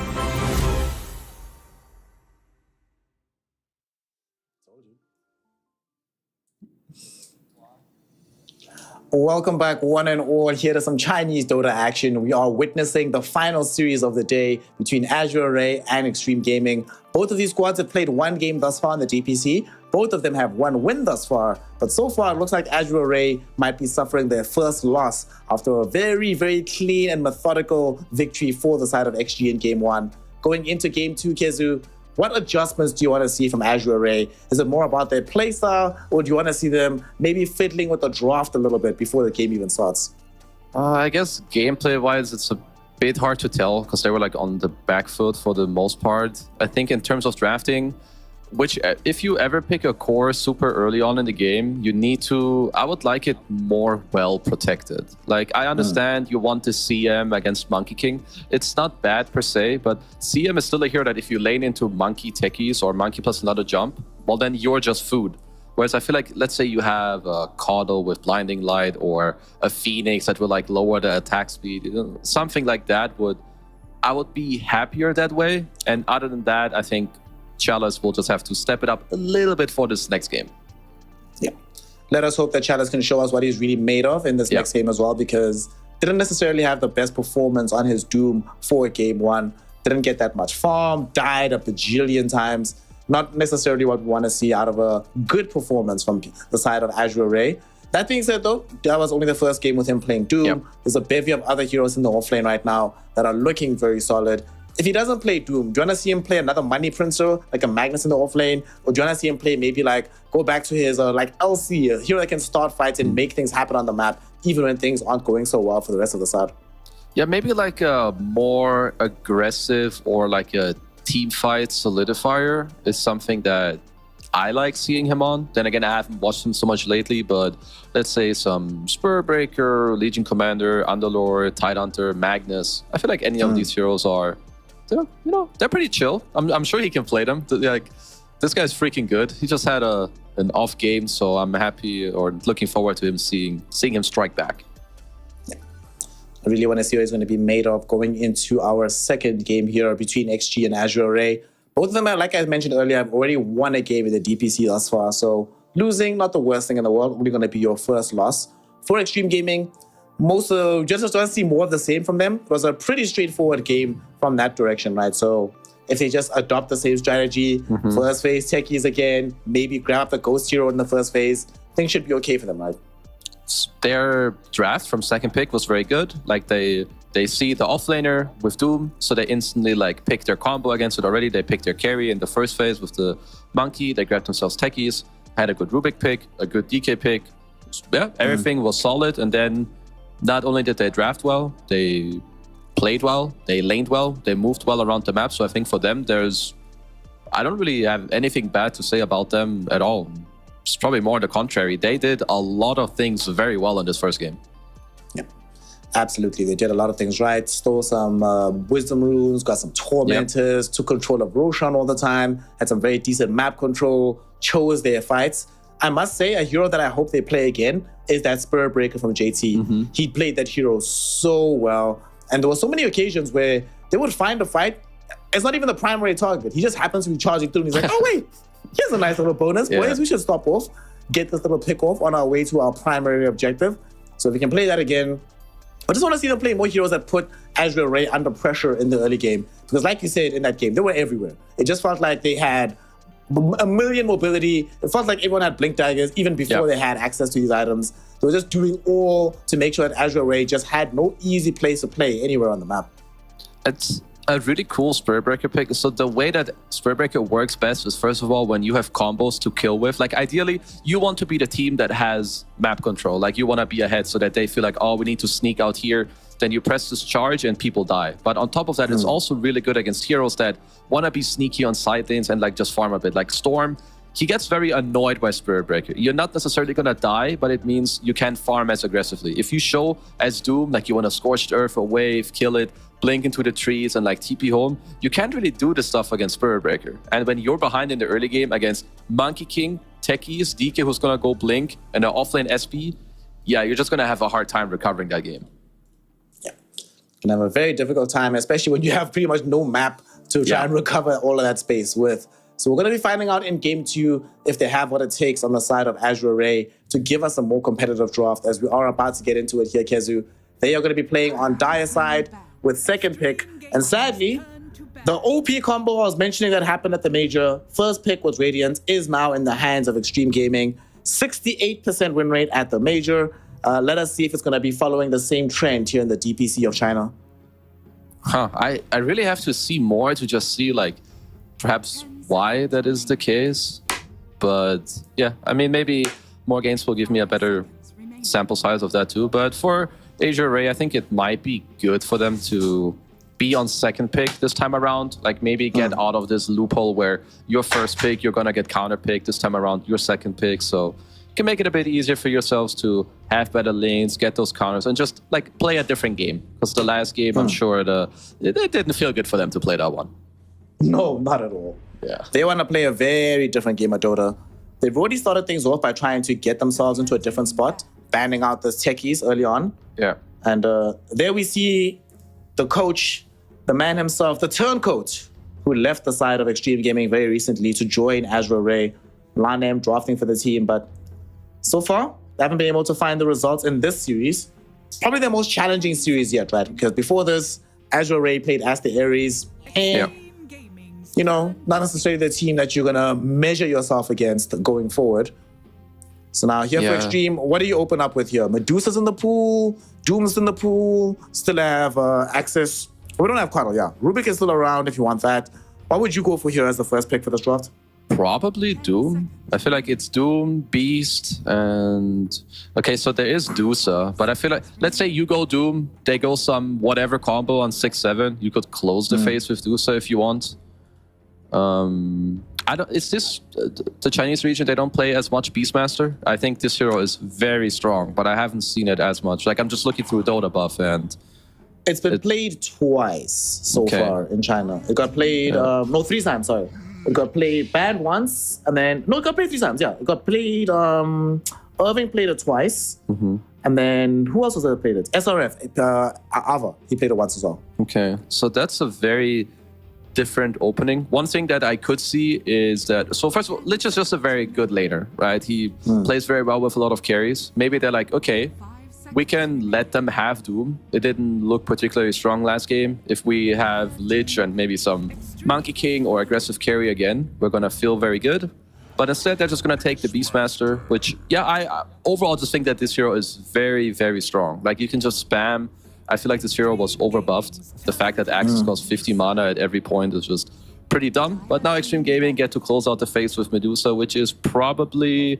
It's going to be the most broken hero in the last couple of years of Dota 2. It's pretty nuts. It's pretty nutty. When I see like what this hero is capable of doing sometimes and how much it takes to bring her down, you're like, okay, yeah. We need to go back to... Sometimes all you can say is, okay. You're like, okay, sure. Yeah. Like, sure, buddy. Well, they have the Medusa. We still haven't seen a reliable answer coming in from any regions just yet. But here she is. It's going to be their turn to try and demonstrate that they have some kind of way of dealing with the Snake Lady. And they ban out some of the heroes that we've seen very good against her. Obviously, we know that Anti-Mage is very good. Personally, for me, Kezu, I feel lately that Pango is actually the answer to this hero. Like, with the through mid with the Diffusal Rush. So I'm glad Extreme Gaming have removed that if they want to be playing this Dusa. I mean, Pango's just such a good hero, and especially against Dusa, right? This whole, like, team fight control, you have the long range. Because any hero that is mobile and is allowed to play a long fight is in theory good against Medusa. Like, I think the way you counter Medusa, sure, it's good to have hero-specific matchup like your Pango, your Anti-Mage. But having heroes that can just kite her and ignore her and then like kind of pick apart the team around her, because let's say you drop to 20% HP. It's not like Medusa is gonna like stun you out of randomness, right? It's very clear what she's gonna do. She's gonna keep hitting you. So any hero like Queen of Pain, Void Spirit, all these spirits, or carries like Monkey King and Ember Spirits, all of these heroes I think are very, very good. Like the best lineups I've seen against Medusa is where you play 3 very mobile cores that just toy around with the Medusa. Which in this game you may not be able to, because you have Beastmaster. It's not like the most mobile hero in terms of the team fighting. But for Azure Array, I think you're going to want at least one more mobile hero, probably your mid, and then a carry that abuses Beast Aura hopefully with a diffusal. I still think that this is kind of a must. Like Monkey King to me is still very good against this hero, or should be. 5 seconds remaining. Monkey could be an option. We could definitely see that. Some other teams have tried to experiment with playing Faceless Void into it. That didn't necessarily work out for them. But like you mentioned, pretty much a hero that can buy Diffuser Blade is going to be a necessity for the side of YBB, especially given that you can't get that from your supports, you know? Lion Drain sucks, and there's no more Mana Leak on Coddles. They go for the Wind Ranger. I will tell you, Kezu, I think this hero is bad, and it doesn't win games. There's occasions where it has glimmers of hope, but yeah. Yeah, stats would support what you're saying. I think the hero is like 0 and 8 or 0 and 9, at least in Western Europe DPC. I assume, or I don't know if this is straight up just gonna be a core. I mean, I don't really see the purpose of support Wind Ranger unless it's oh hey, I'm gonna rush the Fusel Blade and like ult the Medusa. But then if you're a 4, you literally just die to collateral spells in the fight because you have a naked Diffusal Blade. So we'll see how it pans out. Because overall, I would agree with you. I'm not the biggest Wind Ranger fan as of right now. Whereas Extreme Gaming, they get themselves some more pick-off. Also an Empower for your Medusa. Overall, Magnus is a great hero. So yeah, Extreme's draft looks very scary.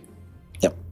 We spoke about the JT Magnus earlier on today, and we're going to be seeing it here in the second game. And not only the JT Magnus, my friend, we get Kaka Lion. GG, there's no hope for you. Last tour, it was literally 100% win rate. He played this 5 times, won every single game, whereas no one else was winning with Lion. So this is a man, both now and erstwhile, has been the Lion's specialist in the entire world. Before we talk about the slot, you would be interested to know that this is going to be our 5th Wind Ranger of the DPC in China. Okay. It only has 1 win of the prior 4 games. And across all regions, it's been played 18 times with a 22% win rate. Not good. Not good. Yeah, not good. I still understand that the hero is probably not fully figured out, like in terms of the item routes you can take. And I can see the idea behind it, but it just doesn't... I feel like Wind Ranger just still, same as before, it has too many issues.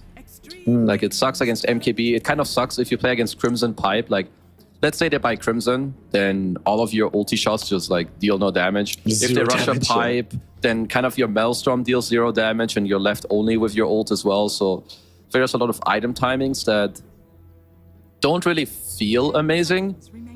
There's already one thing that if I'm Asia rated, I would want to play for, because I understand it's a good Slark game. You do well in the game against Magnus later, you have high vision, you can kite the Medusa.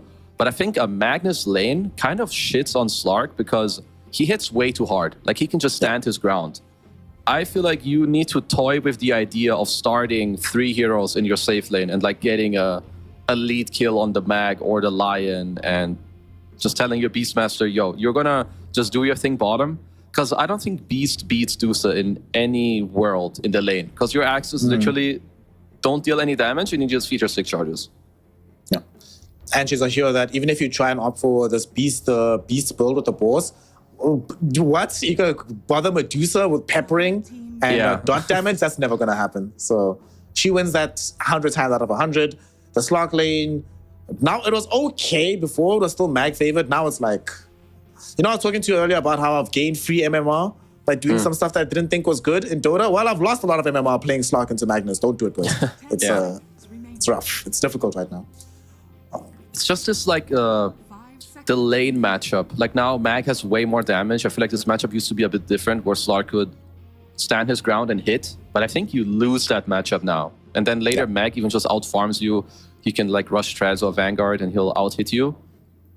And I think for Extreme, the type of bans they're going for are these mid heroes that would beat their own mid playmakers, but it would also allow Asia Ray to like play faster. Like Omni Slark is a pretty disgusting combo. Monkey King as well. I think there's a very high chance that Extreme themselves will go for...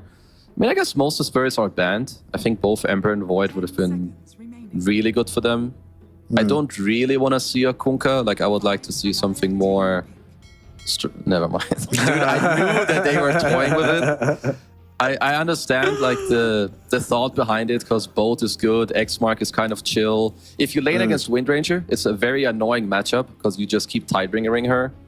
But yeah, it's a good overall pick. I'm just not the biggest Kunkka believer. Like, I think this hero has a lot of downfalls. You may now select. I too am not a Kunkka believer. In general, I think the hero is lackluster at best on the best of occasions. However, in this game, fortunately for him, he doesn't have to do anything, right? All he has to do is make sure that he lands boats onto Medusa, and then that's okay. Ghost will win the game for them. And I'm actually very concerned. You were mentioning what happens if Magnus buys like Crimson or whatever. If they go Crimson God on Magnus / one other aura item plus the Coco Rum on Kunkka, where's the damage to kill this Medusa? Like, Timbersword is going to help provision some of that damage, but it doesn't feel like it's going to be necessarily enough. And that's even ignoring the Frost Shield from Lich also applied onto the Medusa as well, Kizum. I do like this Timber last pick, but I feel like Somnus needs to Somnus needs to pop off, and they need to do really well in their safe lane for Azure Array, which I'm not sure how easy it is for both these things to happen. I think Somnus definitely can pop off as he is laning it into a mid Kunkka, and I think Timber has been the hero has looked a lot stronger to me in the last couple days. Like, it's definitely popped off a few times, but Extreme's lineup, this is some scary stuff. Mag, Medusa, you have Lion for more pickoffs, you have a lot of team fight. I think Azure Array are not in for an easy game at all.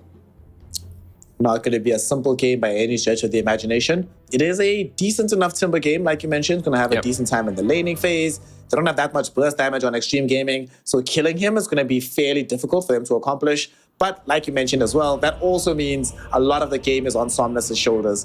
So he needs to be the one that makes magic happen almost everywhere. With FY being a support, that probably also delays playmaking potential from the 4 position, which makes the game a bit harder. So they need to pull out all the stops here if they're going to get this W. And Lu needs to have...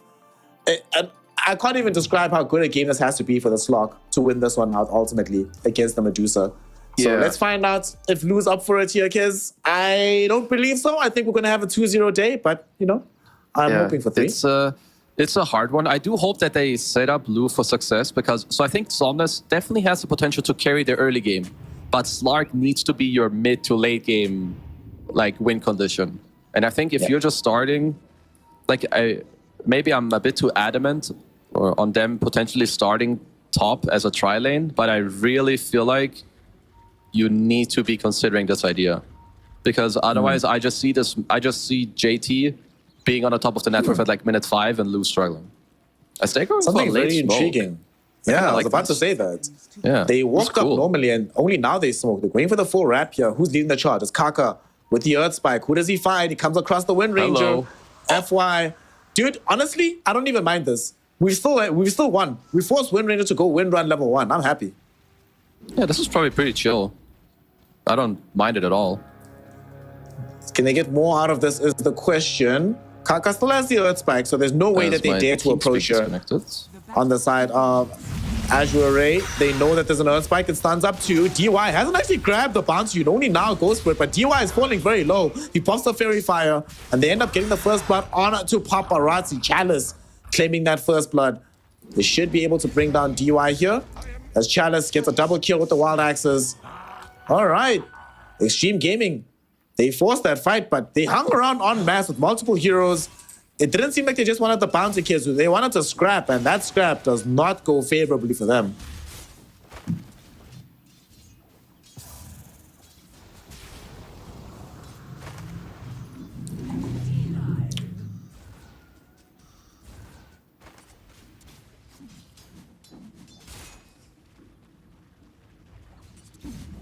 Oh, are we back in business?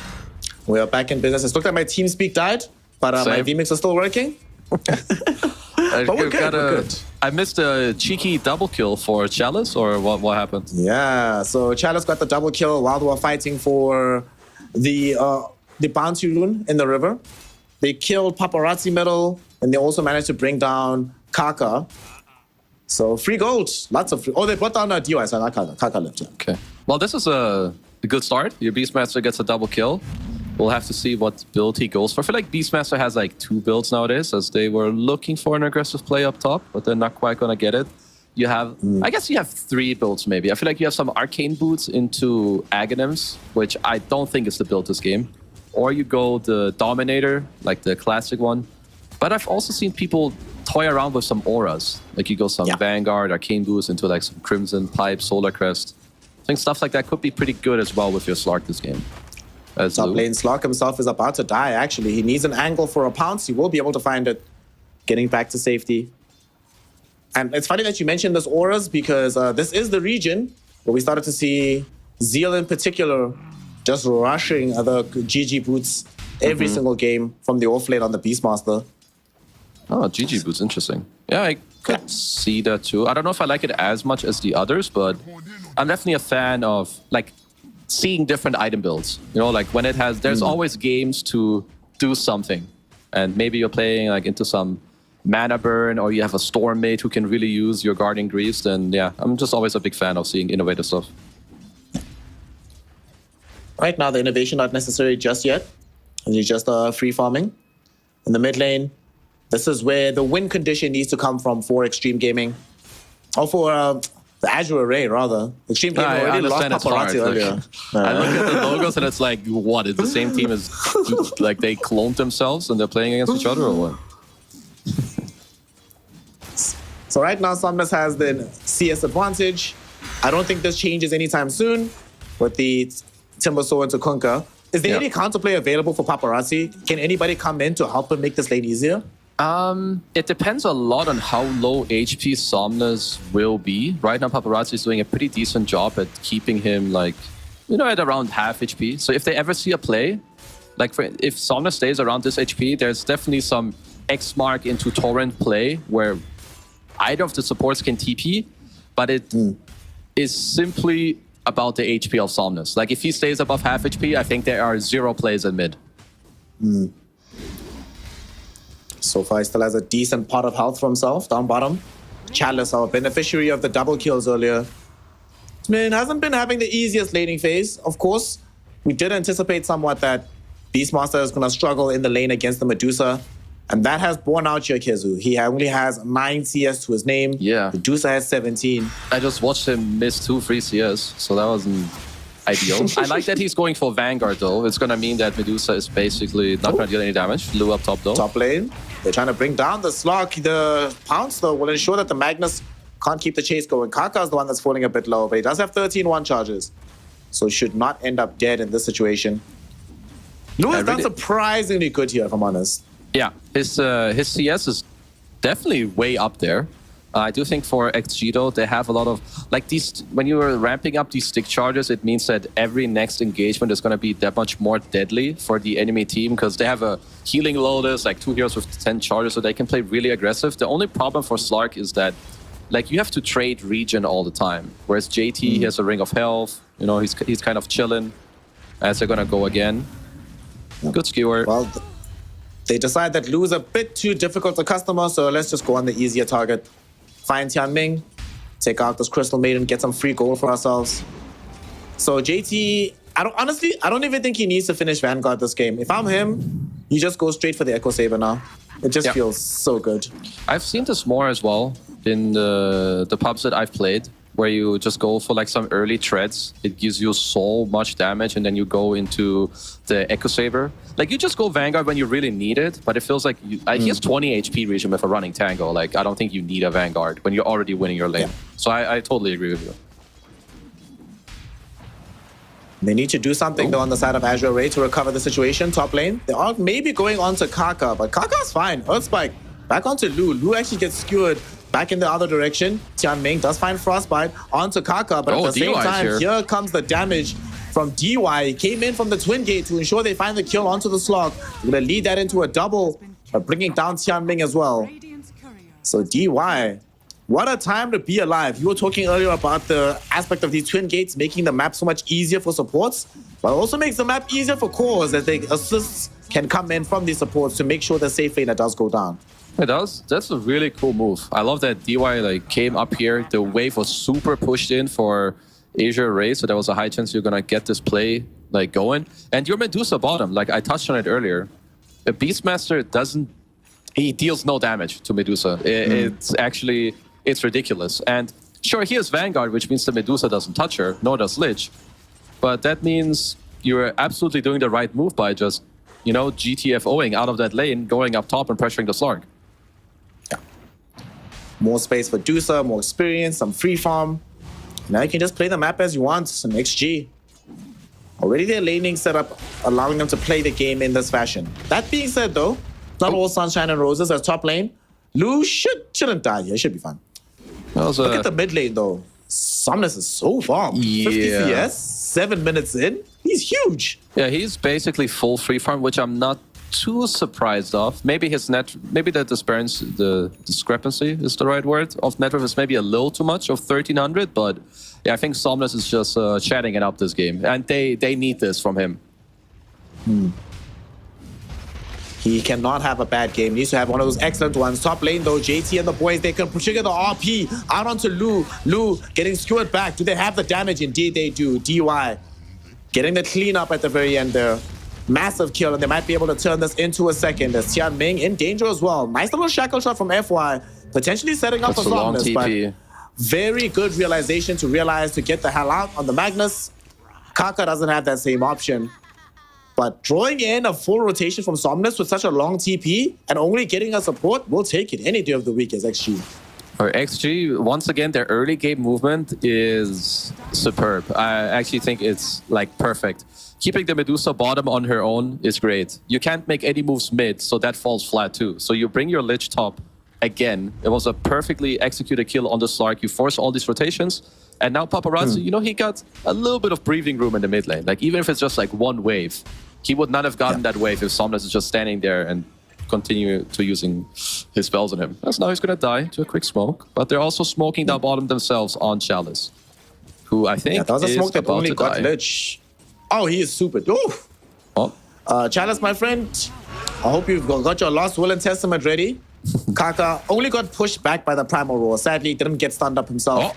So they should be able to find this kill. He's dead, dude. He's so dead. Bolt's gonna bring him down. A bit too hard. I was like, oh, maybe? No. But it is. I think it's because you play Beastmaster, so you're like, I've been in this situation. I can survive, boys. And then, you know, you roar for the attack speed. You get lucky on a little bit of how you push some dude back. As there's a lot of stacks. Hello. Yeah, they're actually gonna kill Tianming and then maybe steal the stack here, Kezu. This is a lot of heroes, and they can take this. Yeah, Magnus should. Can Magnus come? They can look at the hard camp, but Somnus is also moving over. So it's going to be some 50-50 maybe? No, Somnus will just... Okay, DY. Somnus wants the kill onto this Lich. DY will not get connected onto with the power shot. That might have brought him down. At the same time, Paparazzi, nice X back onto Somnus, preventing the Timber Chain, but he might still die on this Kunkka. There is no Stone Gaze on the Medusa, but they don't know that on the side of Azure, so they can't necessarily keep the chase going. The more important thing, though, is that they will clean up these stacks. It was a dangerous moment. These were very close to being stolen away. That was a really, really nice X mark, I think, from Paparazzi, saving himself there against the Timber. As now, the map state is a little strange, I think, for Asia Ray moving forward. So your Beast is going to take the stacks, I guess. But you're going to have zero pressure in the top lane. I feel like you would love to have a core sitting in this top lane, because Somnus is going to apply so much pressure that I would like two cores to be in the other two lanes to really like make use of the space that Somnus is going to make for you. But let's see. He's just getting himself another free kill. No. Somnus is going to create space by just killing every enemy hero where possible. Just finished off the Kaya. What build are we anticipating from Somnus in this game? Are we going the new Dagon build I've been seeing from more of these mid-timbers? Let's see. So here's Kaya, has a cloak queued up.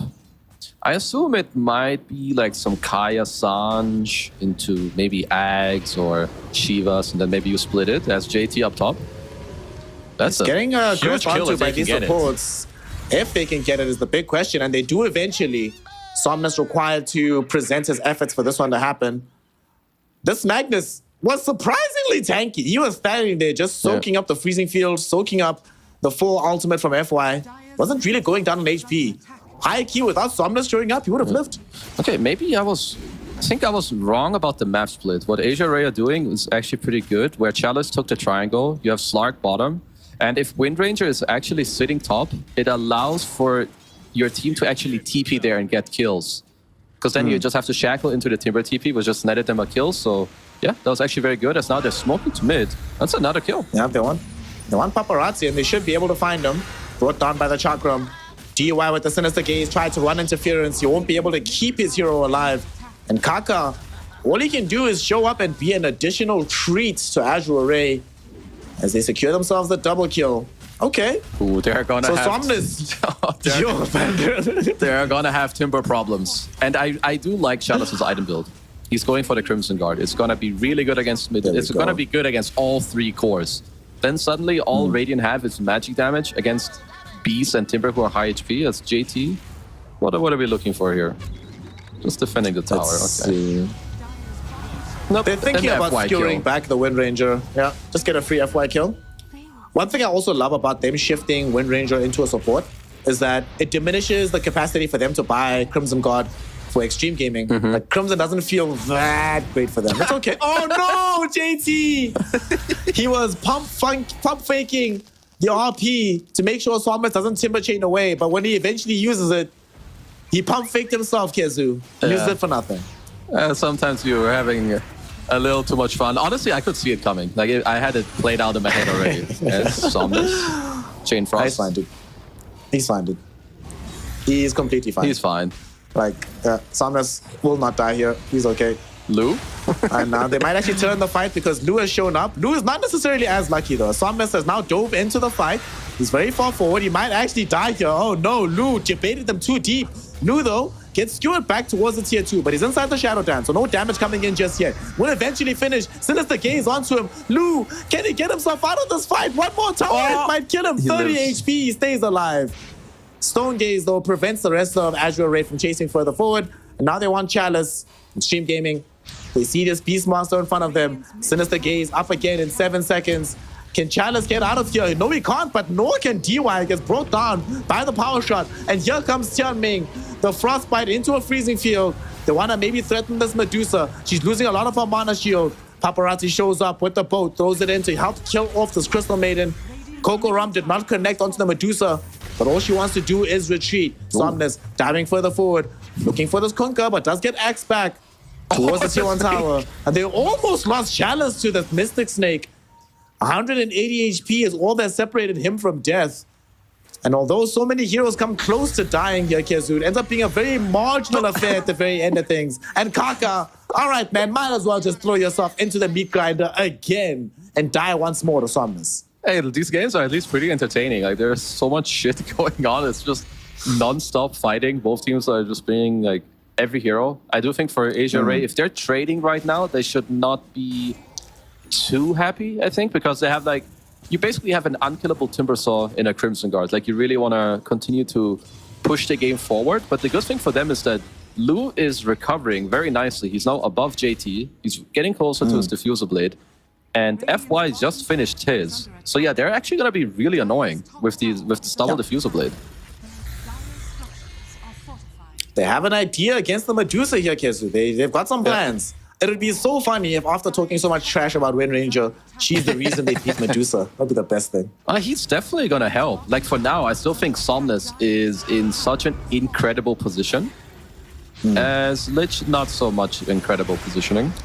Or maybe big bait. Chain Frost. Nah. Bouncing around. It's not going to... Oh no, Somnus almost bounced back towards Chalice. The Shockwave does get dodged. And JT, he got baited into it. He was trying to kill him off. Here comes the boat with the X marks though. This time they do manage to get the kill onto the Beast Monster. Somnus really wants JT. JT completely out of mana in the midst of this fight. And look who's left behind though. It's Paparazzi. After they zone JT back, nobody's here to help the Kunkka. He gets slowed in. Nice little Earth Spike preventing the little pounce coming in from the Slug. So Kaka keeps this fight alive for his team, but they're not done just yet. You're right, kids. So these fights never end in this game. They really, really want this Kunkka, and they are gonna find him. Somnus gets the double kill on this Timbersaw. Lou gets a permanent Agi stack as a result. And Azure Array have the gold lead, and all of a sudden, they have the advantage in this game. This Somnus Timber is too much right now. I don't think they can deal with this hero for like the next, maybe even like 15 minutes. Like, no cap with their heroes. Unless Somnus like chains into 5 heroes and like leaves the stage for a moment, I don't think he's dying. I mean, let's see. He is now level 12. A ton of net worth in his pocket. He's number 1 on the map. Has a faded brooch. Building into Aghanim Scepter. All good stuff that you want to see from your Timber. And bottom, JT could be in a bit of danger here if he gets scouted. They saw him, they see him, but they don't want to chase him. They don't know who's behind him. So he's going for the... Yeah, I understand the Harpoon build, but... So I personally feel that going Harpoon is really good when you're ahead, and it's really hard to make work when you're behind. Like, I would very likely prefer him to like go for a Blink build, because I think eventually if Asia Ray goes 5 and like they just kite you out, you're gonna eventually lose as Ghost. No way Ghost dies here, right? Okay, surely. Stone Gaze. He got off the Stone Gaze. RP. Oh no, got cancelled out. JT can't trigger off the spell. Freezing Field will be there. And that allows them to kill off Ghost. Good stun. The Ghost ship will crash down onto the Slog. Slog pouncing away. They still can't get off the RP. JT dies now. Granting a mega kill streak for Somnus. 3 heroes have fallen. Now they're chasing for more. Kaka trying to just skirt himself away. He will be able to survive this. But a massive miss on the RP yet again. They can't get off that spell, Kezu, and we lose Medusa because of it this time. And we're losing like 2 double or triple stacks as well. So they're gonna be down like 7k gold, maybe 8k gold, and you're seeing JT and Paparazzi are both struggling. Paparazzi, I think rightfully so with this matchup so far. But yeah, JT's Mag having a very hard time in this game. Not having as much, and it started early, right? It's not like it only began here in this mid game, but even in the laning phase, wasn't the easiest Magnus game that we were expecting him to have up against a Slog.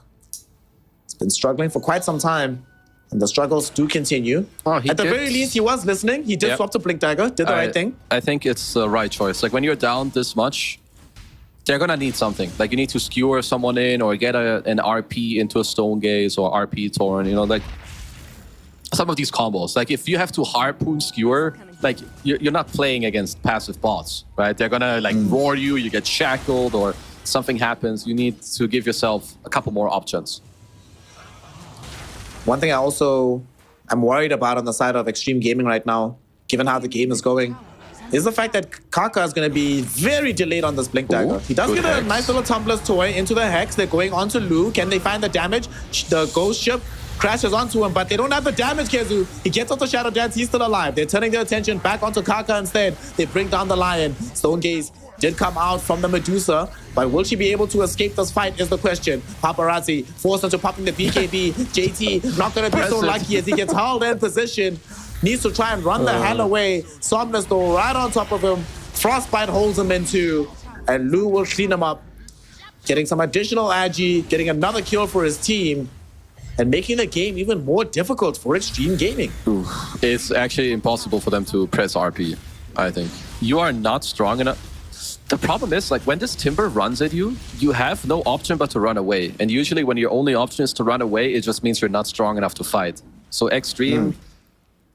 I mean, they tried to kill Lu, right? That's how that whole thing started. But then there's Crimson Guard. They barely miss out on the kill. But I think from right now, they need to split up the game a bit and wait until Asia Ray, like, contests some high ground area, I think, against Blink Skewer. You don't have another choice right now.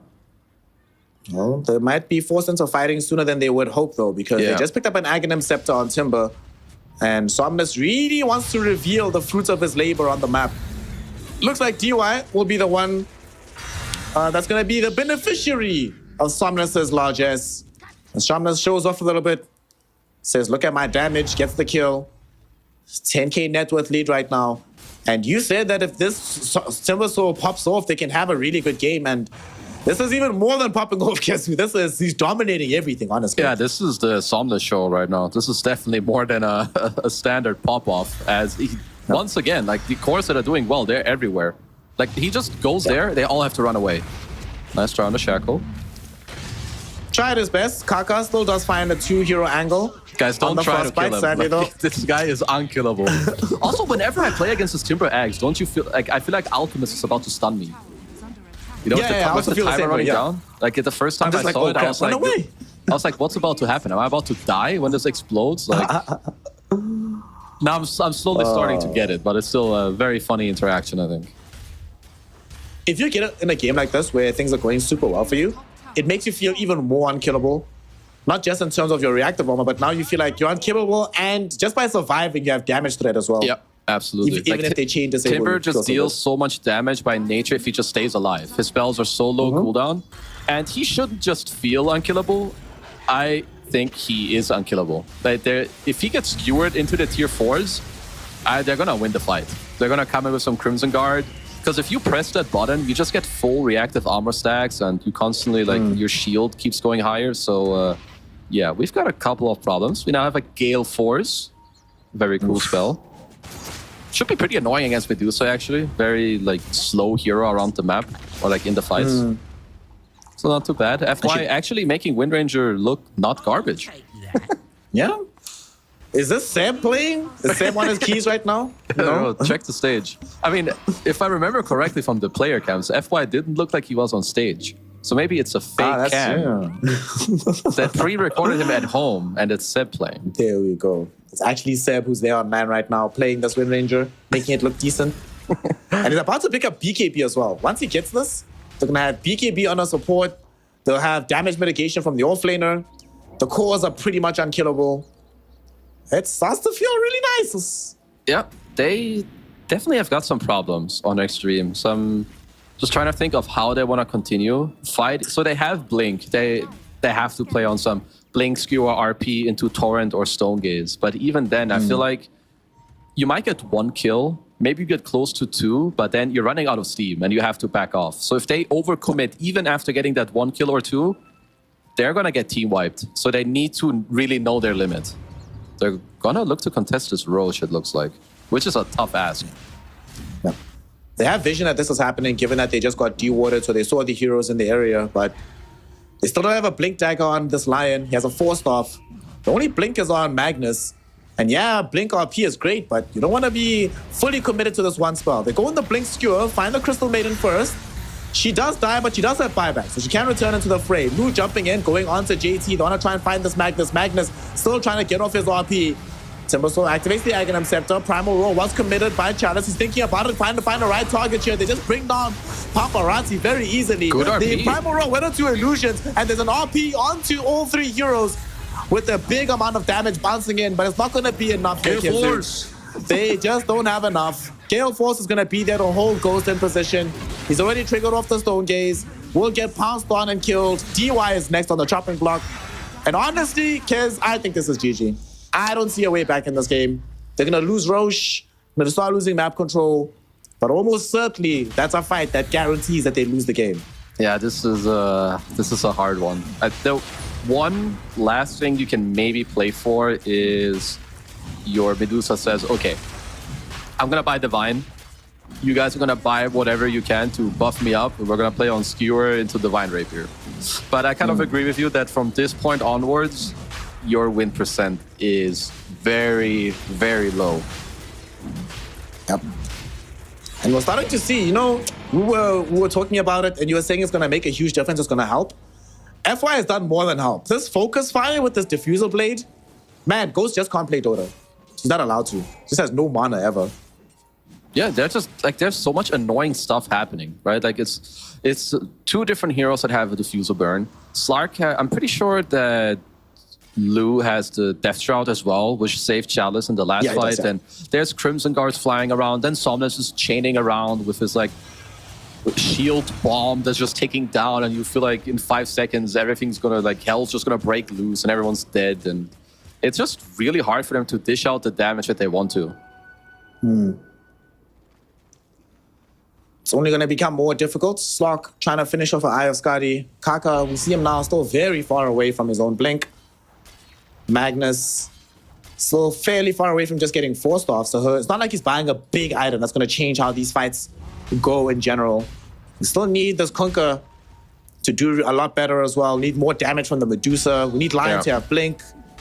We need also not also going to make a big difference is if DY can hit level 12. Like, having level 2 Chain Frost could be so huge in these fights, but he's just not finding experience anywhere on this map. Yeah, I mean, actually, the Chain Frost in the last fight was really big. On top of the RP, it's what even allowed, like, what ended up killing Chalice as they're going behind. It's only the 2 subs so far, but that's good enough. Speak of the devil, they find Kaka very easily on down bottom. In the mid lane, they roar up onto Paparazzi. He has now ended up his BKB charge, so he has no more protection. Lu on top of him, trying to bring him down. Ghost Ship will crash.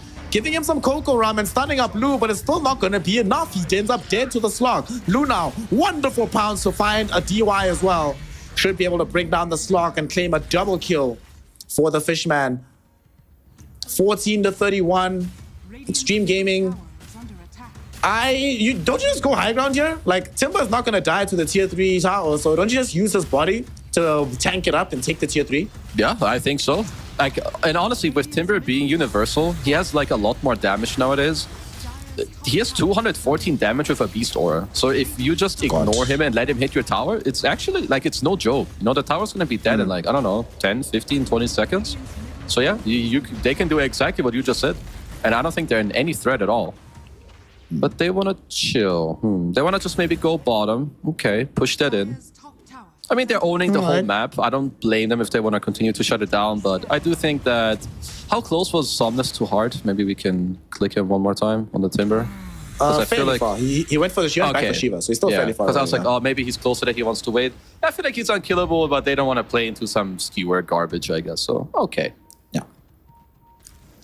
Besides, actually, we're forgetting something, brother. Not this is. What are we forgetting? They did this to them in game 1, so they're like, hey, how's it feel, boys? Oh, they need to return the favor. Yeah. Exactly. Okay. You can't leave the base, can't do anything, you can't fight us. You're losing all your wisdom runes, you're losing your tormentors. It's nice, huh? Fun, Dota.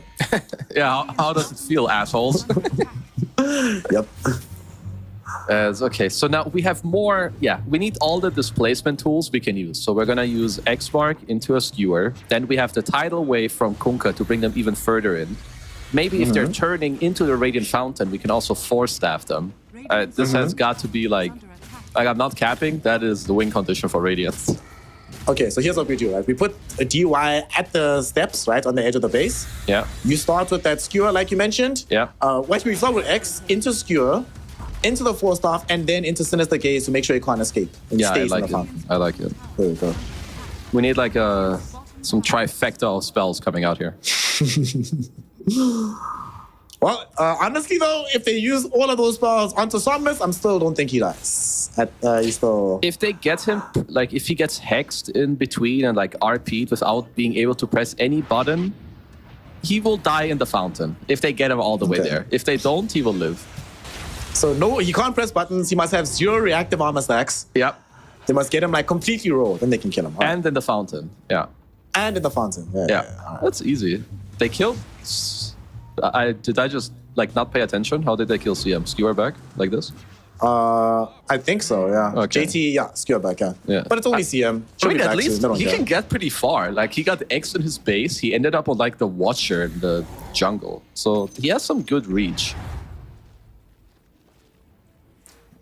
I would want to buy Yules on someone if I'm in the Dire team. Like, maybe CM or Windranger. Like, they do... Because then you just instantly take away this play that they're doing. Or maybe hello? You say hello to Ghost?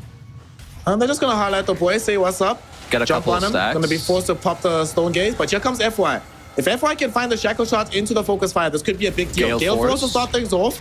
And they go Shackle Shot. It will be BKB'd off by Paparazzi.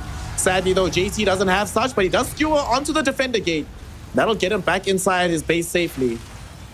They did have to pop the Coco Rum Ghost as well as the Tidal Wave. They do all escape, though. That was... So let's think. That was a Ghost Ship, Tidal Wave, a BKB charge, Stone Gaze, Skewer. Not that many spots. That's fine. And like 14 stacks for Slark. So yeah, like all of these small things, they're gonna add up pretty quick. I like what Asia Ray are doing. They're like, you know, playing it nicely, poking out some stuff. But eventually, or I think very soon, they can kind of like put their foot down and be like, all right, we've had enough of this. I want to kill someone, or I want to take your base. Because I don't think they need to wait for Roche. Or if they want to like play like this, I think they should buy a gem, take out all the vision on the map, and kill these rats on the map. So a very nice play down bottom being pulled off by JT as he evaded the jump in coming in from the slog. The one good thing about the Extreme Gaming lineup is, yes, they are not having a grand old time on the map in general. They're being pushed in, they're losing fights, but the Medusa is still keeping up in net worth. She just picked up a MKB, she has Chrysalis, she's got a Diffusal, Manta Falcon Blade of her own. if she is ever allowed, if we ever actually get an RP with also Ghost being there to dish out the damage, it's not insignificant. And she can actually put a real number onto these heroes and make them suffer on the Dire lineup if they're not careful.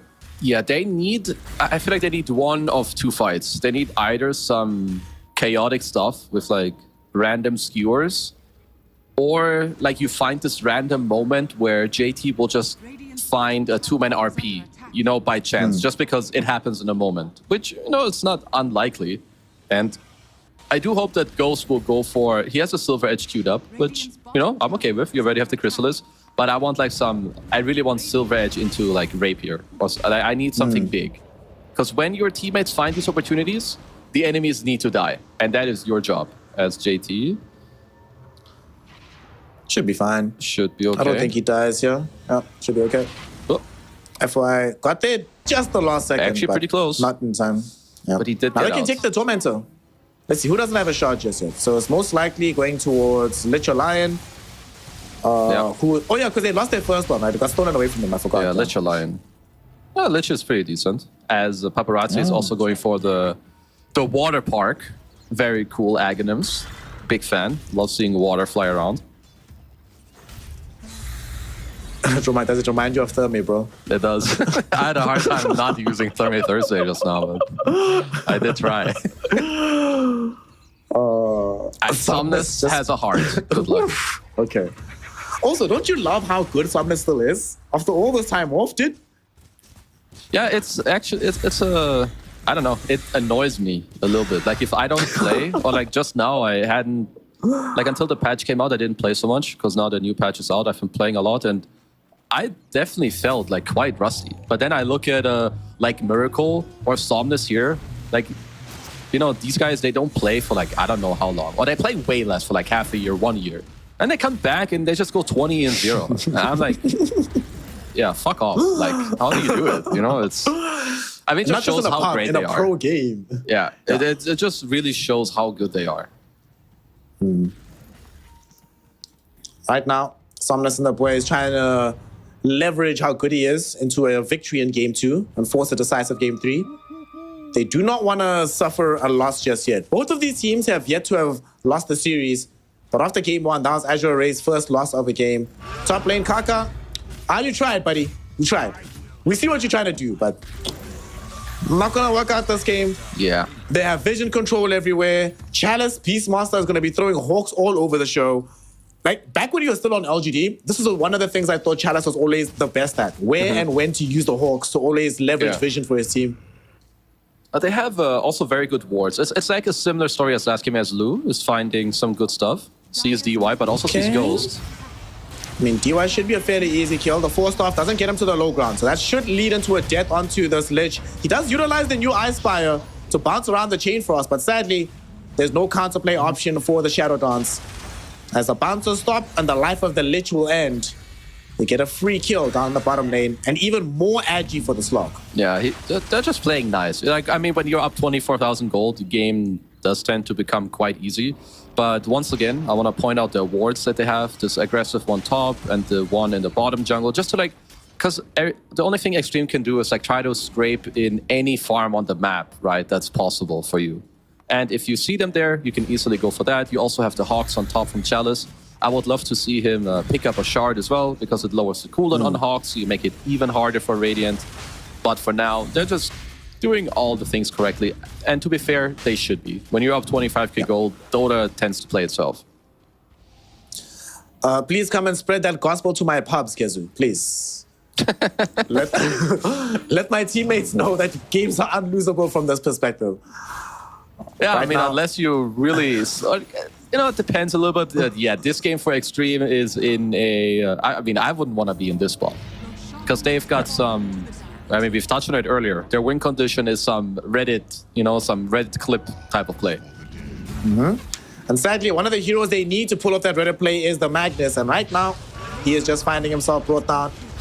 Primal roll out onto him. He's staying alive a little bit longer, and he will end up dead. Here we go, though. They find Tian Mei with the Earth Spike and some damage. Nice. They finger him and bring him down, but it's going to cost the life of Kaka as well as DY. As they get cleaned up by the Slog with the Wind Ranger right behind. Ghost does have the Silver Edge, so we'll be able to utilize it to get back into the base. That being said, though, it was a close call. Lu thought about jumping deeper into these trees here. And this is rough here, Kezu. Yes, you're able to get these like individual pickoffs, but it's never free. It always comes with not just support kills, but core kills on top as well. Yeah, and Slark just like ramping up the stacks as well, as now they're hunting Ghost a little bit, but he does have Silver Edge, so she should probably be fine. All right, Asia Ray, it's time to, I need to see them hit a building soon. My inner, I don't know, my inner demon is telling me it's time. I'm gonna get a little upset. Bro, I told you. This is Tundra Dota, my friend. I'm not gonna hit buildings for another 20 minutes. Now we got another BKB. This is good. Hit the tower once. Hit it once. Go on. Nope. No. FY pops BKB to run away. FY sitting with 2 gems. Okay, like this is stylish, but come on, bro. Like, give the one away. Put on a courier or something. You can't see enough with one. You need both. Don't worry. This is a new strat. Do you get depth perception if you get the put both in, right? Okay, yes. Okay, Somnus chaining in. Somnus is the only one willing to go all in right now. He's like, guys, let's hit these buildings. Magnus will be there, skewering him back. He's close to the tier 4 towers. They break him as well. Let's see, can they kill Somnus under these conditions? He's not even at half HP. Nope. Pops the Aghanim Scepter, turning in the fray around. Paparazzi threw in the water park. JT threw in the RP. Somnus, he's inside the fountain. He's in the base, but he's still freaking alive. He pops the cheese as well. Timber chains out. They throw a primal roll onto the Medusa, and Ghost just ends up dead. There will be a very nice skewer on JT to drag back the Somnus, or the Slog rather, during his pounce. That will lead to a death, but he does have an Aegis. Just turns around, kills Offset Magnus, going for this Kunkka as well. Won't be able to find him, but the rest of his team does. Both of these heroes do buy back. At the same time, Tianmeng zoning him from being able to escape the fountain, utilizing this freezing field. Will get skewered into the base by JT, and they do kill him. Okay, now I'll ask you a question. Does die. Do you think they were strong enough, like 5 minutes ago, to hit buildings, or no? They just got like 12 men skewered and lived. Unlike everyone. It's hilarious. Oh, Lu, round 2, Gold Scepter. All right, let's see what he's got. Lu has access to the double jump. Ultimate, gets himself out, has depth shot in 8 seconds, so even if they bring him back, he could still survive. Harpoons onto the Lion, but not enough damage to kill off Kaka just yet. They finally are going to be hitting the bottom lane of Rax. Surely We've seen this movie before, though. Surely they skewer him into the base, into the fountain, but Timbersaw, A-OK. They just jump in, depth shot on the Slog to be able to kill off Kaka. They want Paparazzi as well. And Kunkka is going to die. Is he? He's still alive for now, but eventually he will fall once his BKB expires. And they chase down and kill JT. And Kezu, if you're dying in your own base, that's when you call it. GG, well played is called. Even the fountain can't save you because YBP are sending us, not YBP, goddammit, Azure Array, Somnus and the boys are taking us to a deciding game 3. I mean, when you keep skewering or bringing people into your fountain and they're the ones farming you, you know that the game's just out of control. And this Timber from Somnus, my God. Like this mid Timber, like right now, when this hero has a good early game, I don't know what you're supposed to do, but this hero just pops off. Like he's just unkillable with the Ags. I've seen it a few times into Nullifier, because for some reason the Ags is dispellable. I feel like they will probably change that at some point. Like yesterday it was played into Nullifier, and then it was useless. But all these Radiant heroes, they don't want to build that item.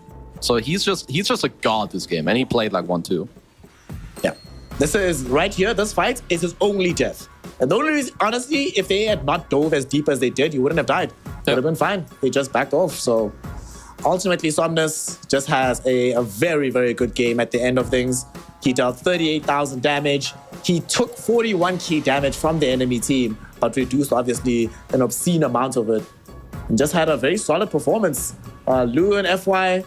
Also, I love the way that they coordinated together because the two of them, half these fights, like Kezu, they would just focus, their entire job was Medusa. They were like, Somnus, you do you. You go deal with the rest of the fight. We are just here to remove the mana shield, and they did that reliably almost every engagement. No, they played very well. And this Wind Ranger +4 actually looked pretty good. I like Chalice's item build as well. With the Crimson, I think he went to Halberd later with the Ags and a Blink.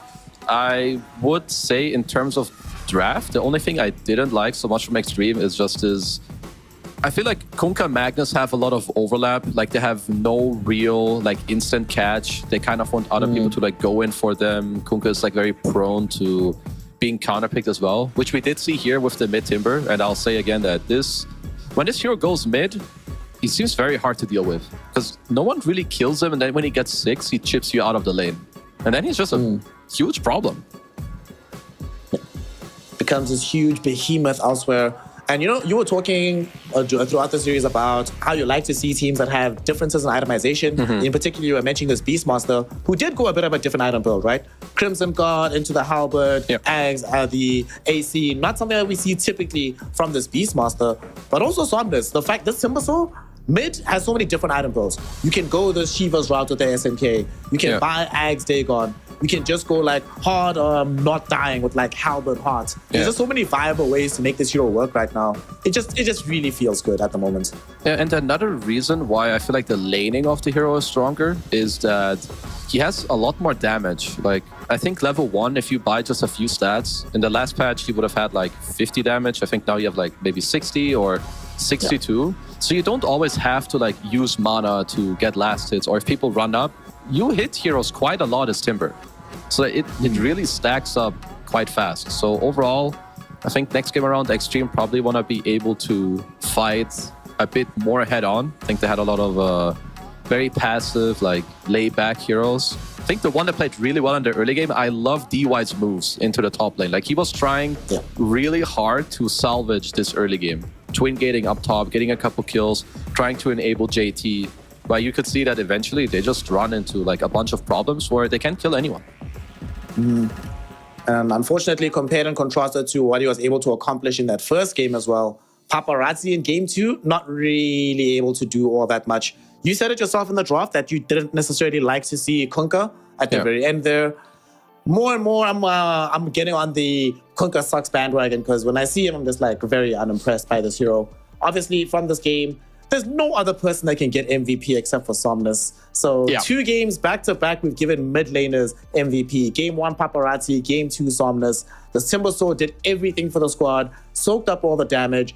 And not only that, but he also made decent forays, like reaching forward to find vision for his team, even in circumstances where they don't necessarily have the Beastmaster Hawk flying around to give them that necessary vision.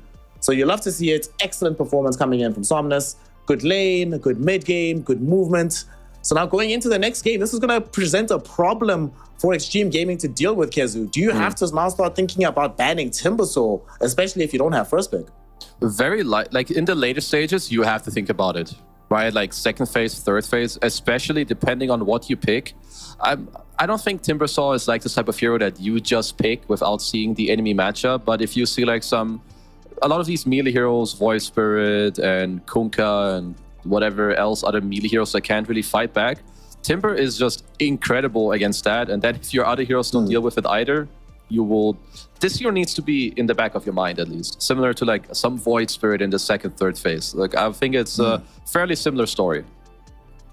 Well, right now, Azure Array have shown up and shown us that despite having some players that might not have been in the professional scene for quite a while, despite having a 4 position that has been having a rough time lately, they are nothing close to being washed as players, and they still have some very good plays to bring out. So we will witness in game number 3 if they have what it takes to deliver the first loss to Extreme Gaming, the team that topped our region last time around, or if Extreme Gaming will put their heads back on, not pick Kunkka, and find a victory in game number 3. We'll find out together after a very short break, so don't go anywhere. Myself, Snare, with the big boss Kezu will join you very shortly to round out the day and to finish game number 3 of Extreme Gaming versus Azure Array. So we'll see you soon to round out the day.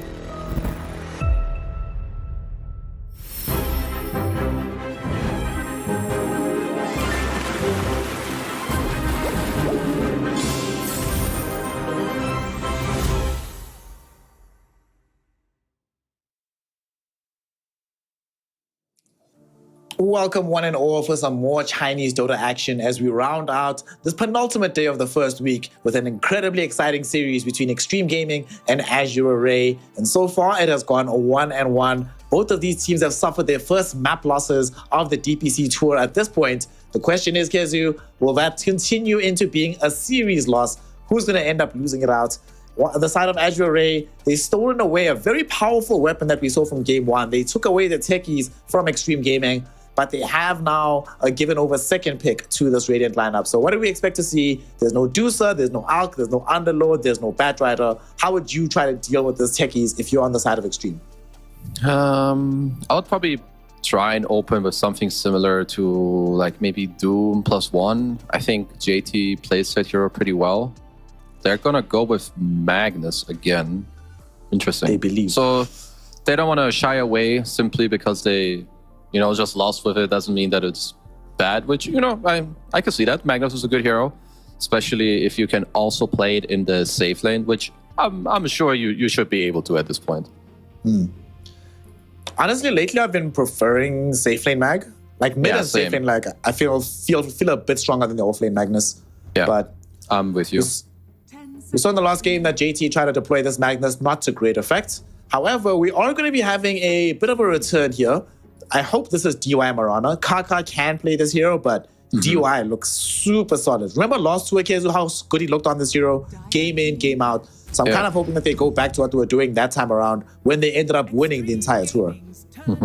So now Azure Array, they go for the Doom themselves. They're going to protect it more this time around as they're closing the face of it, so they get to ban. They're going to take out the Monkey King. They don't want to lane against that once more. And I would say they're likely also going to have a stronger 4 with it this time around, which is probably already going to be the techies. So that's already a very good lane.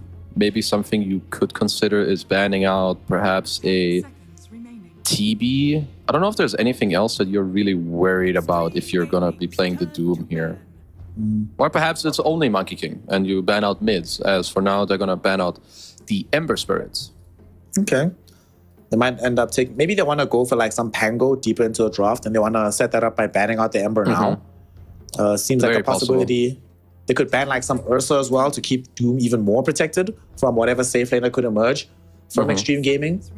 But from what we've seen also overall, Doom is just Doom. That being said though, Chalice had a very rough game one on the Doombringer. So I think they're going to be definitely doubling down to make sure that he has an actual way to play the game early on. Yeah. So I think like whatever you feel like you want to remove for the Doom, you should go for it. But it looks like that they feel that the Monkey King itself is just enough. And it looks like that they're banning out mids already. So I would assume that, I mean, are they going to pick their mid here on the... Because I feel like it would likely make most sense for you to just pick your carry and the other sub.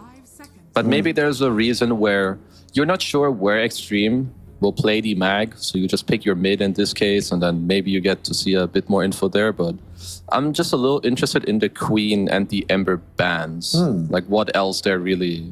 Like maybe we'll understand more upon their next 2 picks as to why they banned these heroes. For me, it's mostly intriguing, especially because Bat was already banned. If Bat was in the pool and then you go for these bans, it makes sense to me. You're going to pick Batrider, but now, I don't know. It's going to be very interesting to see where they go, like you say. For Extreme, they're the ones that have to make their revelation first, though. And given that this Magnus is a bit versatile, they are presumably going to pick a hero for Kaka. His Rubik is still in the pool. His Lion's still in the pool. And, they actually just steal away the Pango. They see it coming. They're like, all right, boys, we just banned Bloodseeker. We just grab Pango for ourselves. I mean, there was actually quite a high chance that Azure Array would have wanted this hero with some of their bans, both Queen and Pango a bit annoying, but they might just Void Spirit if they want a mid here. I think Caudal Void Spirit is pretty fine. Once again, I'm not the biggest fan of their support duo, but they did make it work in the last game. Like Caudal Techies is okay. You go Caudal Storm. Never mind. That's better than the Void Spirit I suggested. I think I like this more. Okay, not that much lockdown on the side of Extreme Gaming rather. They have like what, RP Arrow. Any Storm Spirit worth their salt should never be caught by either of those spells. So you have a good game, you have a battery in the Storm, the Keeper of the Light, have ways to get onto the back line. Okay, I like this. It also means that the mid lane matchup, Pango versus Storm, it's one of the beautifully boring matchups. Nothing happens, just farm. It's nice. I feel like there's two really good picks that I could see. Like if you want to pick a 5, I could see Silencer being quite annoying, especially for the Storm and the support combo.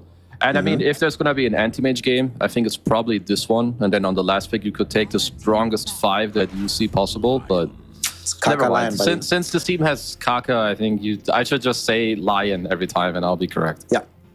If you just say Kaka Lion enough times, you cover your bases. I mean, do they have a spirit on the other side? Of course he's going to play Lion. He's like, oh, guys, Hex is so good. We need stun. Pick Lion. Exactly. Yeah. That being said, though, he did just suffer his first Lion loss of this year in the previous game. So he's certainly not going to be feeling like this is the guaranteed W hero. Yeah. Has to play very carefully around it now. Okay, so lastly for Extreme, so both teams will likely need a carry. Yeah. So from how I know Extreme, I could see them ending up with a Lone Druid. I think Lone Druid Magnus is pretty cool together. I think it nullifies Doom in the lane quite nicely, and like you heal through the Techies chip or the Kato, if that's one of the ones that are going to be in the lane. It would also potentially allow your Mirana, if that's the 5, most likely to roam around the map. But I think Asia Ray need to pick first, right? Yeah, their first pick. Yeah. So what did they Asia want? Ray are going to be... It feels like they're angling towards Terrorblade, my friend. Look, Naga banned, PL banned. If I'm them in this situation, I definitely pick Terrorblade, yeah. Wait, that should get banned out. Yeah. So because if we can see it, then they should be able to see it too. So what's the recovery pick for you here? Because we have quite a lot of carries being banned out. Alk, PL, Naga, TB, TA, Slark, Bloodseeker, Medusa. 10 seconds remaining. That's like all the carries in the game that are right now. Yeah, like we want right-click damage for sure. That is going to come through later because you have... So once again, you have Storm and Doom that are going to go in for you.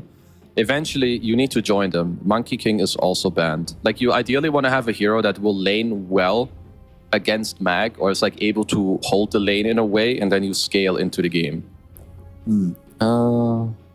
Let's see, what options do that for us? Sven is a bit annoying. It's a hero that I would like, but I know that there's still a lot of downfall to the hero too. But it's not a hero that would make your draft kind of chill. I don't know how much the Chinese carries like this one. Let's think about Lu heroes. Lu, I haven't seen him play Sven before. I'm thinking of Lu heroes now. He plays Troll. He plays Drow. He's likely to play Drow, actually. He's also not unlikely to play, let's think. We've seen his Faceless Void here and there, but it's not that great of all his heroes. His Morphling is okay.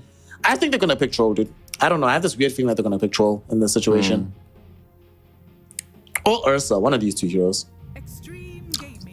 Well, you were correct. It's interesting because I don't know if this is a particularly great Troll game, but it plays well with the timings of your Storm and Doom, where they're going to be really strong at like some 15 to 20 minutes, right? Like your Storm is going to have like 1.5 items, your Doom should have like his Midas and an Aura item, or Midas and BKB, and then you can like try to speed up with the game against the Magnus. So for that, I can see it, but Lion and Pango are very annoying heroes for you to deal with if you're a Troll. Yeah. Why would you pick Ursa into Troll, though? Hasn't this historically been... I haven't played it recently, but historically, hasn't this always been like you smile when you're playing Troll into Ursa? Yeah, absolutely. Because this hero can never beat you, like ever. This is very peculiar from Extreme Gaming to go for this. So they must have just thought that this is the best reason for you to have a carry in the game, plus you lane well into the Doom. Like I think they value the potential to shut down Doom. But I do think that Kato is like one of the best fours at getting your offlaner through the lane against heroes that shut down the Vanguard heroes, like your Monkey Ursa, because you push them away with Blinding Light, you give them mischance, or you push in the wave. So like Kato has all the right answers. So this last pick is, very strange to me. I would even dare call it like a bad last pick in my mind. Maybe this is why we were speaking about whether or not Azure Ray are going to try cover the Doom in the second phase of the bans. Maybe this is why they left Ursa in the pool. They're like, we're planning to go for Troll later in the draft. We're planning to go for Storm Spirit. So if we leave you to pick Ursa, you're going to be falling into this trap. You pick this hero that might be better in the lane 1v1, but like you just said, they're playing with Coddle. Coddle got buffed as a support with Blinding Light, so makes it a lot less viable, this Ursa hero. I'll be honest, I don't like seeing the bear here, and I think that Somnus and the boys might do this here, Kizu. How do you feel about these draws? Yeah, I like their draft quite a bit. So they have Doom Coddle in one lane against Ursa Marana. I'm pretty sure you're supposed to win that as Doom Coddle because you just slowly out-trade and win that. Top lane, you have Troll Techies against Magnus Lion. I feel like you should also win that, like 60-40. And then you just have Storm Pango mid, which is like kind of a wash, maybe slightly Storm favored. But then your supports can easily play through the Storm, especially if your side lanes do well. And then I feel like the whole game could just like collapse into Extreme's face. Let's find out if Extreme Gaming have what it takes to stop the train of Azure Array, or are we hopping right back on the Chalice and Somnus hype train? Let's see what happens in this third and deciding game. By the way, I'm also very, very happy. You know, last tour, there were only 5 full BO3s throughout the entire run of the regular season. And now we're already on our third one. So I am very, very happy. It's not going to be another 2-0-2-0 affair for this tour. Yeah, we've got a lot more of closer games, I think. A lot more competitiveness going around and teams being able to take off games off of each other all the time. So I mean, definitely good to see, right? You don't want all these boring, like, oh, it's 2-0, 2-0, 2-0. Like, it's just not enjoyable to watch. Yep. Although we do get paid by series, so for us, it's right. It's really nice, you know? Yeah, but I still like to enjoy watching the games and like seeing teams like duke it out, especially when these games like go to the third game. You always have a change up of bans, or you see that suddenly like this one hero goes really high up in priority. It's just, yeah, I'm just a Dota nerd, so I have no excuse. Do you also find yourself that like on every day off you have from working Dota, you're just watching Dota or playing Dota? Yeah, pretty much. Just like oh, best game in the world by far. Agreed. Well, game 3, the decider. Whoever loses here will suffer their first loss. It's not a decisive loss. You can still get into the major with a single loss to your name. I mean, we saw in the last tour that even having multiple losses is not enough to keep you away from the major. And Extreme Gaming came first overall despite losing a series. But we'll see what they've got here. Mid lane, Somnus versus Paparazzi. It's been very nice to see these two guys going back against each other again, you know? I feel like Paparazzi, I'll be honest, hasn't been the crispest in the mid lane of late. But I think having someone like Somnus back in the mix to challenge him will force him to play at his A game. The Doom is... I don't understand why Doom is alone bottom right now. I really dislike this choice from Azure Array. I like, why is your Coddle... So you want to zone out the Coddle Lion at the Magnus Lion top a little bit? Which I feel like, sure, like you're going to get that because you're 3v2. But you are supposed to win both side lanes, I think. So unless they feel like, okay, we're going to sack Chalice for 1 minute, and then we can still win bottom. Maybe that's what they think, but I feel like you're running a huge risk right now where you're going to lose this lane down here because you did this choice. But I guess we'll have to wait like 2-3 minutes and see how it pans out. As Ursa has 8 denies, so he's denied every single creep. Or am I seeing it wrong and it's 0? It's 8, right? No, that's 8, yeah. now. I mean, he has 9 now. It's crazy. He has, Ghost is playing really, really well. That has also been one of the aspects of Ghost's game that has always been super high tier. His deny game in the laning phase. Just as a laner, he's always been very good. Now he's gonna not even bother trying to force a fight here after the blinding lights. He's like, dude, DUI, just level leap, bro, you'll be fine. I have creeps to hit. Okay. And Doom has 1 CS, dude. Yeah, he's not too happy. I mean, I hope that he should be able to recover. Luckily, they did both hit level 2. He also got himself the speed creep, which is very nice in the lane against Ursa. It's also going to help FY a lot on the Coddle, as he's already really fast. DY definitely needs to get some regen going so that they can keep up with the pressure, because he's playing on very low HP right now. He's only has 1 tangle remaining at the moment as well, so things are looking a little bit rough right now in terms of them being able to keep the maximum output in this bottom lane. But their priority is just making sure on the Dire side that they can recover Chalice's game. He still has so many denies for Ghost, dude. 10 denies. Is he playing mid from bottom? What's going on here? Yeah, I mean, he did kind of lane against, I guess, no one for like the first 1.5 minutes. As FI is a pretty interesting build with the Q and W, so no chakra magic, just to make sure to fully offset this early pressure that Extreme can go for. So I do kind of like it. So being able to just push in the lane and be able to fight back, I think is very smart. Speaking of FY, one thing I've just thought about is that as the game goes on, normally Battle Trance is like a death sentence for the troll. And I've been seeing more and more that teams like picking it with at least one hero that has some automatic sustain that won't get the hero killed. So we'll have some Illuminate Blast during Battle Trance to make sure that he always has some way back into the game for Lu. Yeah. Okay, well, top lane is of course going very well for them. They did start with 3 heroes here for like the first minute. So Troll sitting very happy here. It does look like they are starting to... I mean, I guess I wanted to say starting to recover, but Chalice's CS is still struggling for now. Has some rune camping. Not exactly where you want it to be just yet, but like you say, some camping around. Want to make sure that both Paparazzi and DY get the further advantage over Somnus. And they don't even care that FY is the one that grabbed the water rune. As long as Somnus doesn't have it, they're cool. Yeah. I mean, it is. First blood hasn't happened yet, but... Oh, that's up top. Okay, we're going to go for an engagement here. They're looking for Tianming. They won't be able to find him just yet. Nice little whirling axes, but the skewer from JT gets the job done. They find the first blood. He does still have sticks indeed. And Lu realizes that even after utilizing these axes, the slow is not going to be enough. Yeah. I think it's Just gives time up the to chase. TP mid on your techies here when you respawn, potentially. Never mind. Too late. He came too late. They already got the kill. Paparazzi might not even die from this one, and he doesn't. Gets the bottle charges through.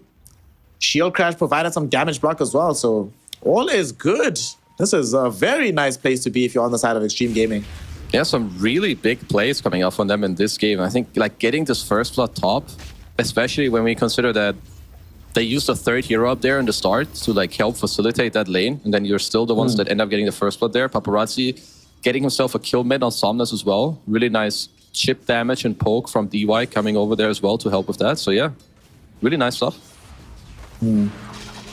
Good game so far. Somnus, though, might be in a little bit of trouble here. Blood Grenade dropped on top of him. He doesn't have level 6 just yet here, so he should be dead. So this is the second time this series that exact rotation has happened to Somnus. We saw that in game number 1 as well, where they brought in those 2 additional heroes. Well, game 2, they did it to Paparazzi too, so it looks like both teams just have a predilection towards collapsing with all supports towards middle. I mean, I still think that... So I've been harping on them starting 3 top for a while, but I want to point out that the reason why DY could go mid so easily is because Ghost is just shitting on his bottom lane. Like, because they did so well early on, he has all this freedom, and it's really hurting Somnus. Like, now he's 800 gold behind Paparazzi in the mid lane at minute 6. And Paparazzi is going to get himself a haste rune. Like, all of these small things can really, like, just catalyst the entire game. Like now, if he has a TP rotation somewhere, he can haste there, he can maybe kill the troll, turn around bottom. So yeah, Extreme in a very good spot. It's Tianming. It's about to get better as they're going to kill Tianming. He dies right now towards Ghost. The best part about that kill is that Kaka didn't even really need to expend any spells. Threw them in for some damage though. But they might get more. Chalice, not in the best of positions. Morana is here. Ooh, DY nice has Sacred Arrow in 2 seconds. Beautiful body blocks. Chalice doesn't have phase boost, so Chalice is just dead. The way that they're using their supports in this early game from Extreme is really beautiful. Kaka's trying to snipe the rune. Good arrow. Very nice arrow from DY. Bails him out of trouble. If that didn't come, he would have been blasted off and killed. But because it does, he manages to survive on 60 HP with the Fairy Fire proc. The biggest thing though is that FY, he knew this play was coming.